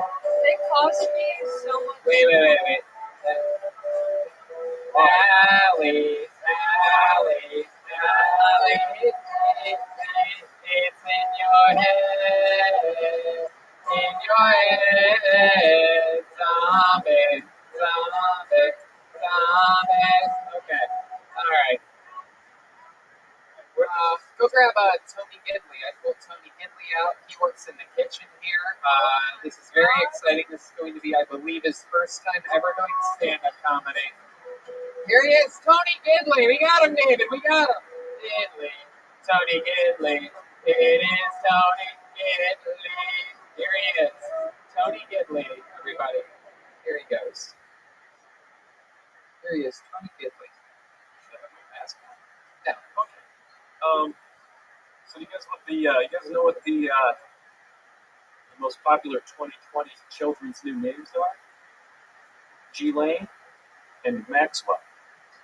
Too soon? Yeah. There's a couple months left in the year. She's still got some time to die. Let's see. I'm really, I'm out of breath. Not even running. So I was hanging out with my little cousins anyway. And I opened up the refrigerator for my little cousin. I said, "You want some of this 7-Up?" And he's like, "No, I'm only 6." And I was like, "All right, well, do you want some of this Coke?" He said, "Yeah, line it up, motherfucker." And we had a good time. Basketball all night. So yeah, I was at a bar watching Steph Curry. I love to hate that guy. So I'm sitting there screaming at the TV. I'm like, "Fuck Curry! I fucking hate Curry! Curry sucks donkey dick!" And then just then a guy came out from behind the bar. He said, "Excuse me, sir, but Curry is very important to our native cuisine. Take it easy, bro. Wilson can hit the 3." Wow.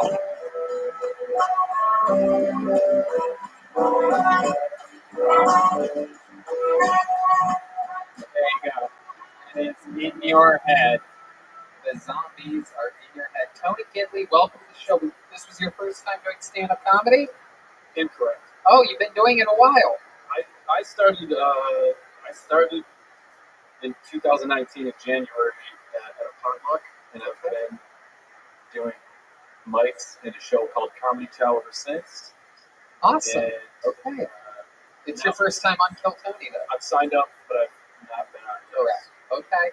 You look a lot different, by the way, than pre-quarantine. It's true. He started drinking water. He was very dehydrated. I used to make fun of him for not drinking enough water, and now you are completely hydrated. Yeah. Yep. Yep. You've been exercising a lot? You've been out on your e-bike? Nope. No? No, I don't know what the fuck it is. No, it's nothing. Have you been exercising?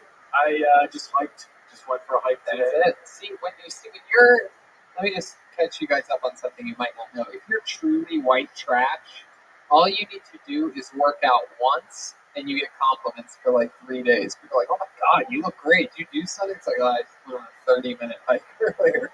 That's it. I got all of my fucking unemployment money just recently. Oh, really? What'd you do with it? How'd you spend it? I bought some hiking shoes.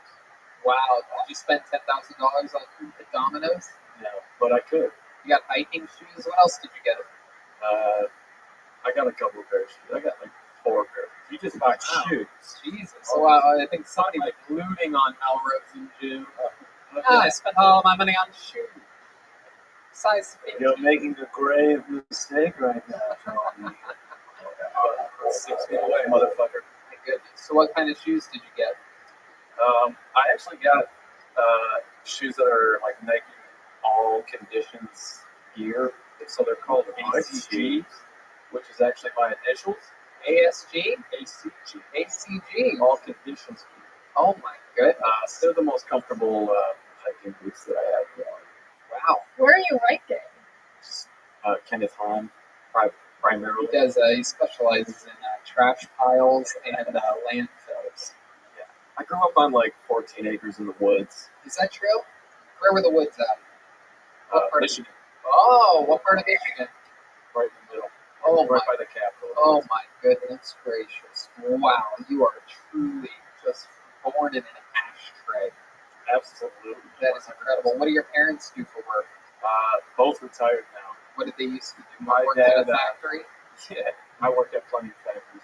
My dad is a Vietnam veteran, Marine. Oh, I can see. Badass. You carried on his looks, the bandana, the facial hair. You look like a young Vietnam vet yourself. It's the longest that my hair has ever been, but yeah. Then how about your mom? She used to be a bus driver. Absolutely not. She's a prison warden. Whoa! Close. I was close. Bus driver, prison warden, right next door at the White Trash Family Employee Benefit. They have the same shapes too. Yes, absolutely. Very, very strong. Your mom has broad shoulders? Sure. Oh, you know she does. Come on. She's a stout young woman still, yeah. Do you remember any stories? Like, was there any, did she almost got stabbed once? Or? Oh, yeah. I mean, yeah. Well, not she didn't get stabbed, but she would tell me that guys would, like, cut themselves open just to, like, be able to go to the hospital or whatever. And then eventually that fucking scar would just open up with their finger. I call that So they could just go to the hospital. You call that foreplay, Elvira? flirting. Oh. They made her all kinds of crafts and like they painted pictures for her and shit. Oh my goodness. Hey, there's a picture of me raping you, bitch. They also masturbated. I used my own shit to paint it. What did you think about that joke that I just made, Skeleton? Laughing to the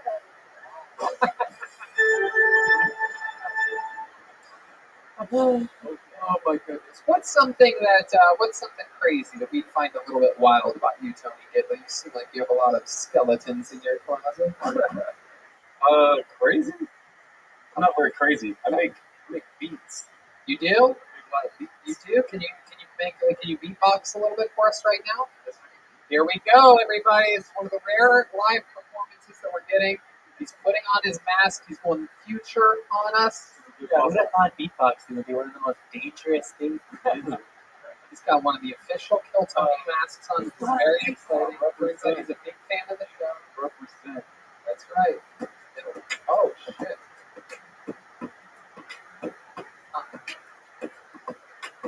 You're from a nickel fram, yeah. That's you're from a nickel fram, yes. You're from a nickel fram, yes. That's Ace. Wow, that was incredible. ACG. Wow. That's right. The prison guard. Let me search you. That is incredible. And speaking about finding out how hard you have to work it, you're actually working in the kitchen right now. Yeah. You are on duty. You're the only person to get paid while being a guest on Kill Tony in a very, very long time. That is absolutely incredible. How do you like working in the kitchen here at the Comedy Store? Oh, it sucks. It does? Yeah. What do you dislike about it? Just the grease. Just greasy. Yeah, it's a lot of grease. You can't handle the heat. You think oh, good. I heard they have s'mores there. That's heaven you're thinking of. How the fuck do you cook a s'more in that? They have you have your own air fryers. They have air fryers. Cook it anywhere. Microwaves. Snap your fingers. You're in heaven, baby. I can't go. I'm jealous. All you guys go to hell when you die? We're alive. We're TV. I'm sorry. Channel 9, Bend, Oregon. Oh, so these are just characters that you guys play. Your regional TV horror host, Tony. Oh. Wow. That laugh was very scary. How'd you do that? When everyone digs a very deep between your legs with secrets, then it just comes from the bowels of goodness of the bottom of the taints. Oh, God. All right. Tony. Oh, okay, Tony. That's very. Back to the kitchen you go. Tony Gidley, everybody. What's your social media? Tony Gidley 28. Tony Gidley 28.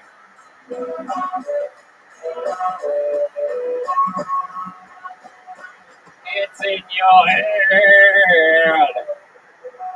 All right, we're having fun here. Hey, look, one of the regulars is here. They were both performing at the same time in a fucking window during the show a minute ago, but one of them is here. You know this guy, very controversial figure.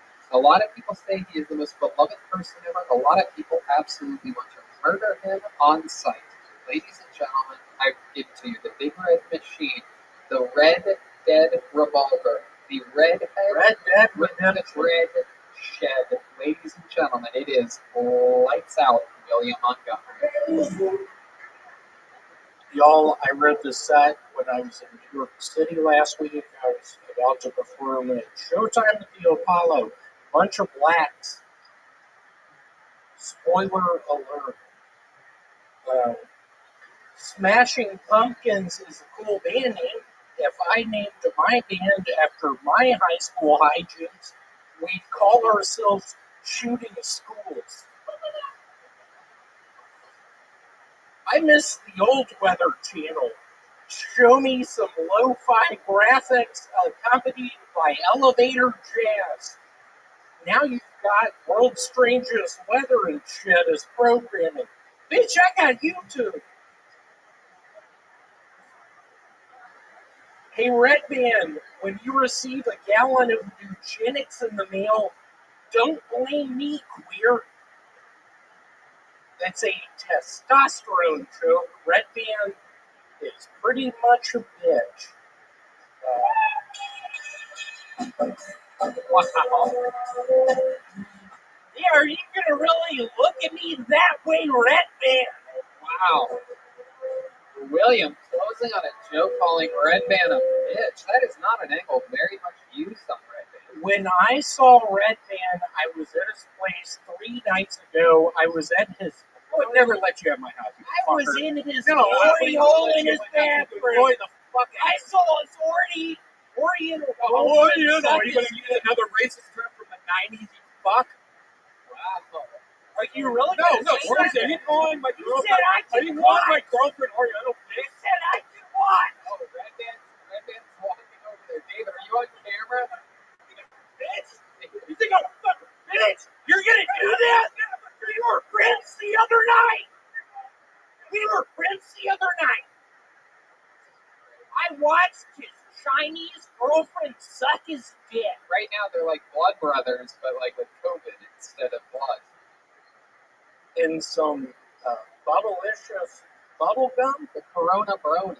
William and Red Band.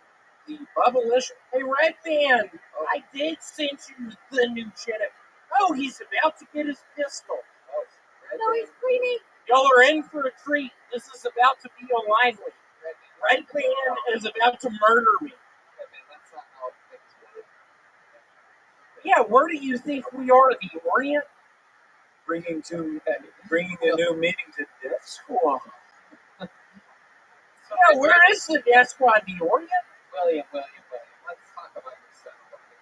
What's that? I didn't see anything. You would say that, bit, William. That set was very disorienting. William. Thank you. I appreciate that. William. You had some really great jokes in your set. I really like the smashing pumpkin. I really like the smashing pumpkin school shooter joke. It was very, very good, very well written, very in your style, in your voice, well paced, well timed out, and got a big laugh. How's this week been going for you? It's been pretty good. I am now a salesperson. A singles person? No, a salesperson for the board game Jumanji. I've been playing a bunch of board games. Try to get that die out of my hands because you're not going to be able to. I'm playing Jumanji tonight. Jumanji? I'm playing Jumanji. You know my least favorite board game? Ooh. I sort of don't like Monopoly. What do you think about Monopoly? Whoa. Red Man is very mad at you for calling his Oriental girlfriend Oriental. This is really interesting.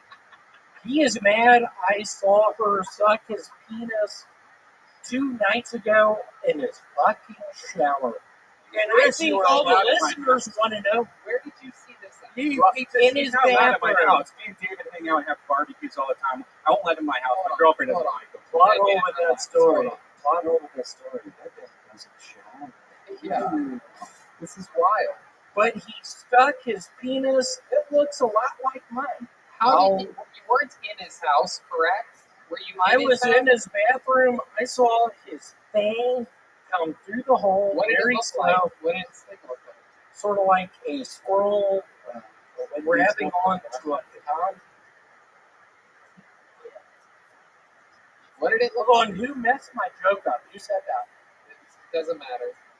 I'm kidding, I love it. William, what did you say that it looked like? It looked like when Red Band stuck his penis through the shower hole and his Oriental girlfriend was bending over.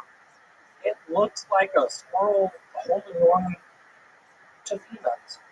A squirrel holding On the peanuts? A squirrel holding on to peanuts, and I didn't know What what noise to do. does a squirrel make? Ah! Okay. I heard a bunch of that. William, you're really good at making animal noises. Can you do a cow? Good. How about a horse? Come on. Oh, that's what a horse says? What else? Give me more animals. Okay, a skunk. All right. How about a walrus? Wait, that's an Australian person. It's an English person going to the match. Okay. How about a dolphin? What noise does a dolphin make? Flipper. Okay. This has really gone downhill fast. All right. I don't think it has. One Has last it? one. Do an Allie, get my back. impression of a dog. I'm gonna lose the fucking caboose. Allie, what do you think about the William style? You know, I love William. How long were you the regular? I feel like, how long were you doing it? I've now been doing it a year and 7 months. She's longer than you. I don't remember. It's all a blur. I'm wondering, I have a random question. Would you ever replace Will I Am from the Black Eyed Peas? Yes, last time I heard he was a part of Queen.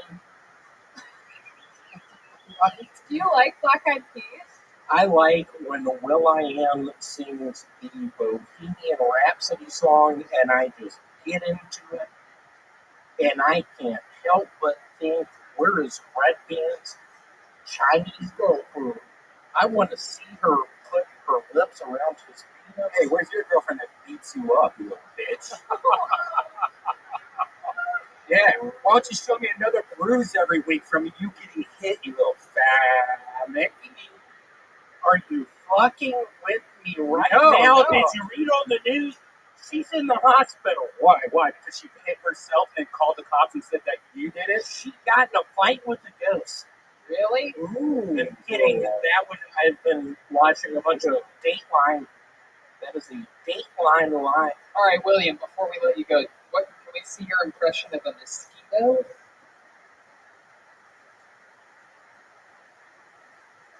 Of a what? Mosquito. The bug that flies and sucks the blood of people. Hey, dude, just take your socks off. Could you do an impression of me? Yeah, do one of Allie. Stand a little closer to the goddamn fence. That's very interesting. That's an interesting thing. Give me another one. Can you do an impression of Red Band? Hold on, I get it. We're up in outer space now, but y'all realize I am a dice shooting gambler. Is there any sort of, what's that word again? When you're up in space, is there any gravity in here? Oh, that's a great Brian Red Band impression. With the ice that you was actually throwing, you packed in a cup. Give me another one. No, that's it. Okay. There he goes, William Montgomery, everybody. William Montgomery is a William Montgomery. It's a William Montgomery. He is William Montgomery. Yeah, we did that. That was clever. My mouth tastes like Clorox. Yeah, that was a very bizarre maneuver. I mean, Trump said it would work, right? No, that's not what he said at all. Not at all. He said that there should be some type of cleansing agents in a vaccine, which there are. In other vaccines, there's formaldehyde. He was actually right about that. And he was right about sunshine killing it. But they don't go back and look at any of these things. Go ahead, Allie Makovsky. Thank you, Mr. President. Don't you produce this podcast? Yeah. I mean, I did. Oh my god. Me and David have been looking for a replacement for a while. Oh my goodness. You stop it. We actually talked last week. You know what? I pulled another name out of the bucket, and we're going to knock it out right now. Ladies and gentlemen, this young man's first time on the show. Put your hands together for Pedro Mijo, everybody. Here he is.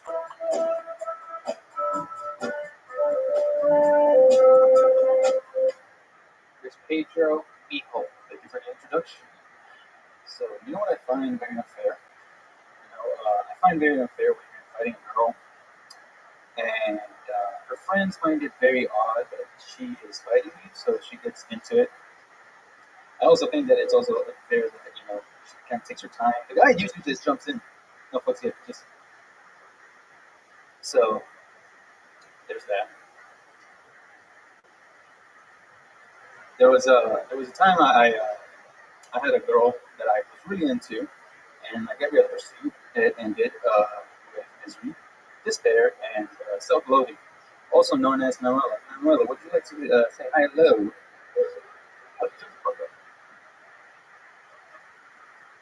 All right, so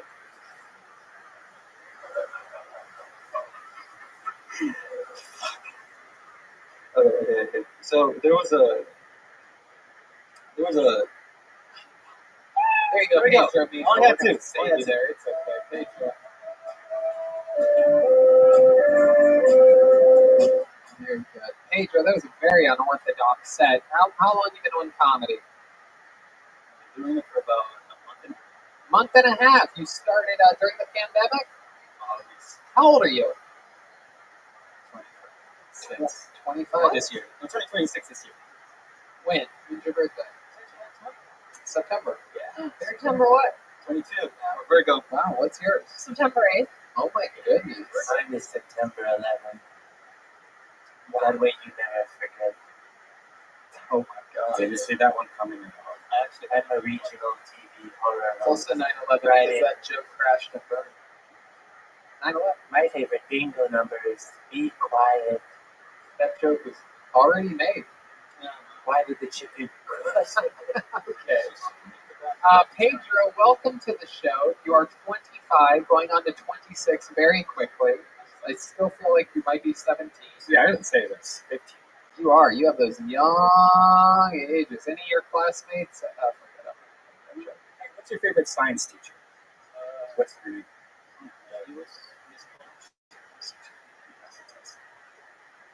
Okay. Red Band is still deeply affected from the words of William Montgomery minutes ago, still riding that adrenaline and perhaps a bleach poisoning running through his veins.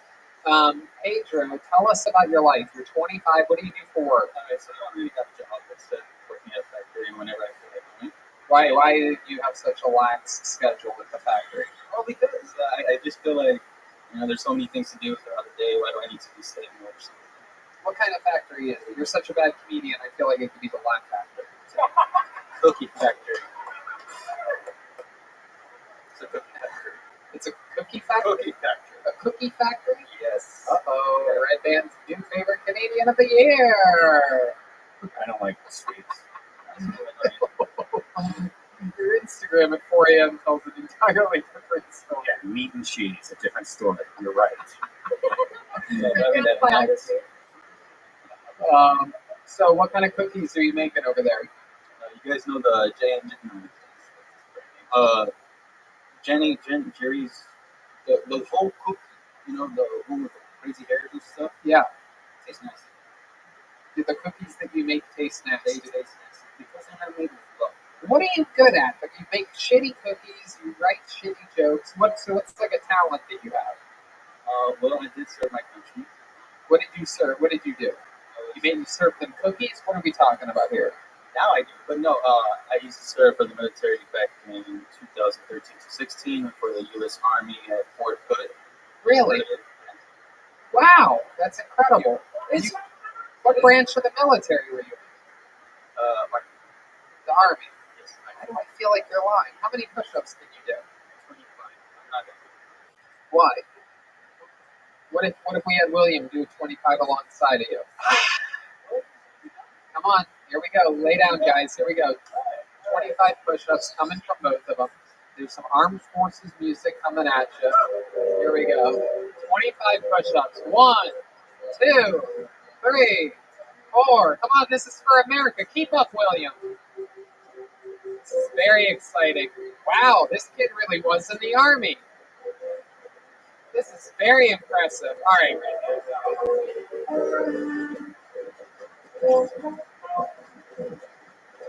This is very impressive. Okay, guys, you're good. You're good. That's enough. That's enough. That's enough. This kid just dominated you in a push-up competition, William. How does that make you feel without using the microphone? She's nowhere to be found. Okay, there goes William Montgomery. There he goes. He's hogging it up on his way back to his seat. Pedro, what's your love life like? I got a girlfriend that doesn't acknowledge as much as she. Wait, what? I have a girlfriend I don't acknowledge as much as I should. Why don't you acknowledge your girlfriend? Because she's not here. Where is she? That's a good question. What does that mean? She's here. What? What? It's just in the wet. No, I'm more than sure she's here. Pretty turkey with a chance. What do you mean you're pretty sure she's with her family? What does this mean? Be more clear. It means that I don't like to keep tracks on her, but I know in good faith that she's.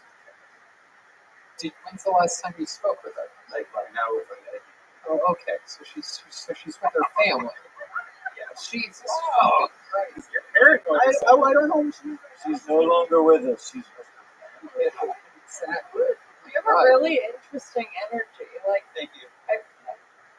Like when you walked out, you seemed like really comfortable and adorable and sweet, and now you seem very like nervous and you're trying. Like, I feel like because you're new, you're like trying to figure out like who you are, but you're not being yourself. So it's really hard to like get a read on you. And it seems like you're really charming and sweet, and you don't have to be like a mysterious bad boy with a girlfriend. Yeah, it's like a helicopter. He's having flashbacks of the war. Oh God. Actually, there was a shooting that was there, and they thought it was me, but no, that was. Oh my goodness! Wow. Why did they think it was you? Dude, thinking I'm white. You're not white. Everybody looks at me and they're like, "Dude, that's the white boy." No, they don't. But you obviously don't know where I live. Nobody does that. Your name is Pedro, and you look like a Pedro. Well. Oh, look at that! That is the whitest dance I've ever seen.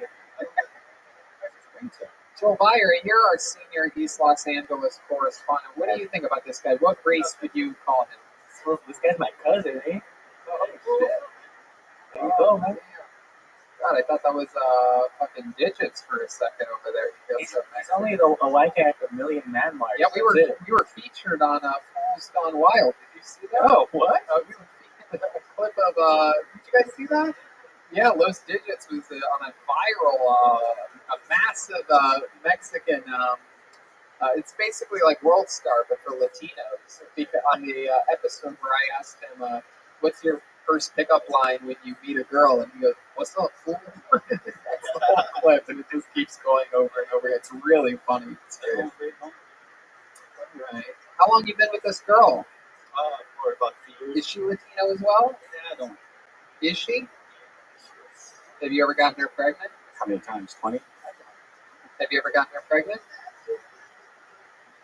Pedro, this is an interview. Interviews are supposed to be compelling. How about we talk about the military? Yeah, this is more interesting. Is your girlfriend the one who inspired your joke about getting in fights? What was that joke? I was confused. So I thought the joke was funny because I was trying to make a longer joke and it did not work out. I didn't have enough time in order to get to that joke. So at the end, there was a good punchline. Pedro, I like your style, dude. Just keep writing, keep trying, don't give up. There's something in there. There's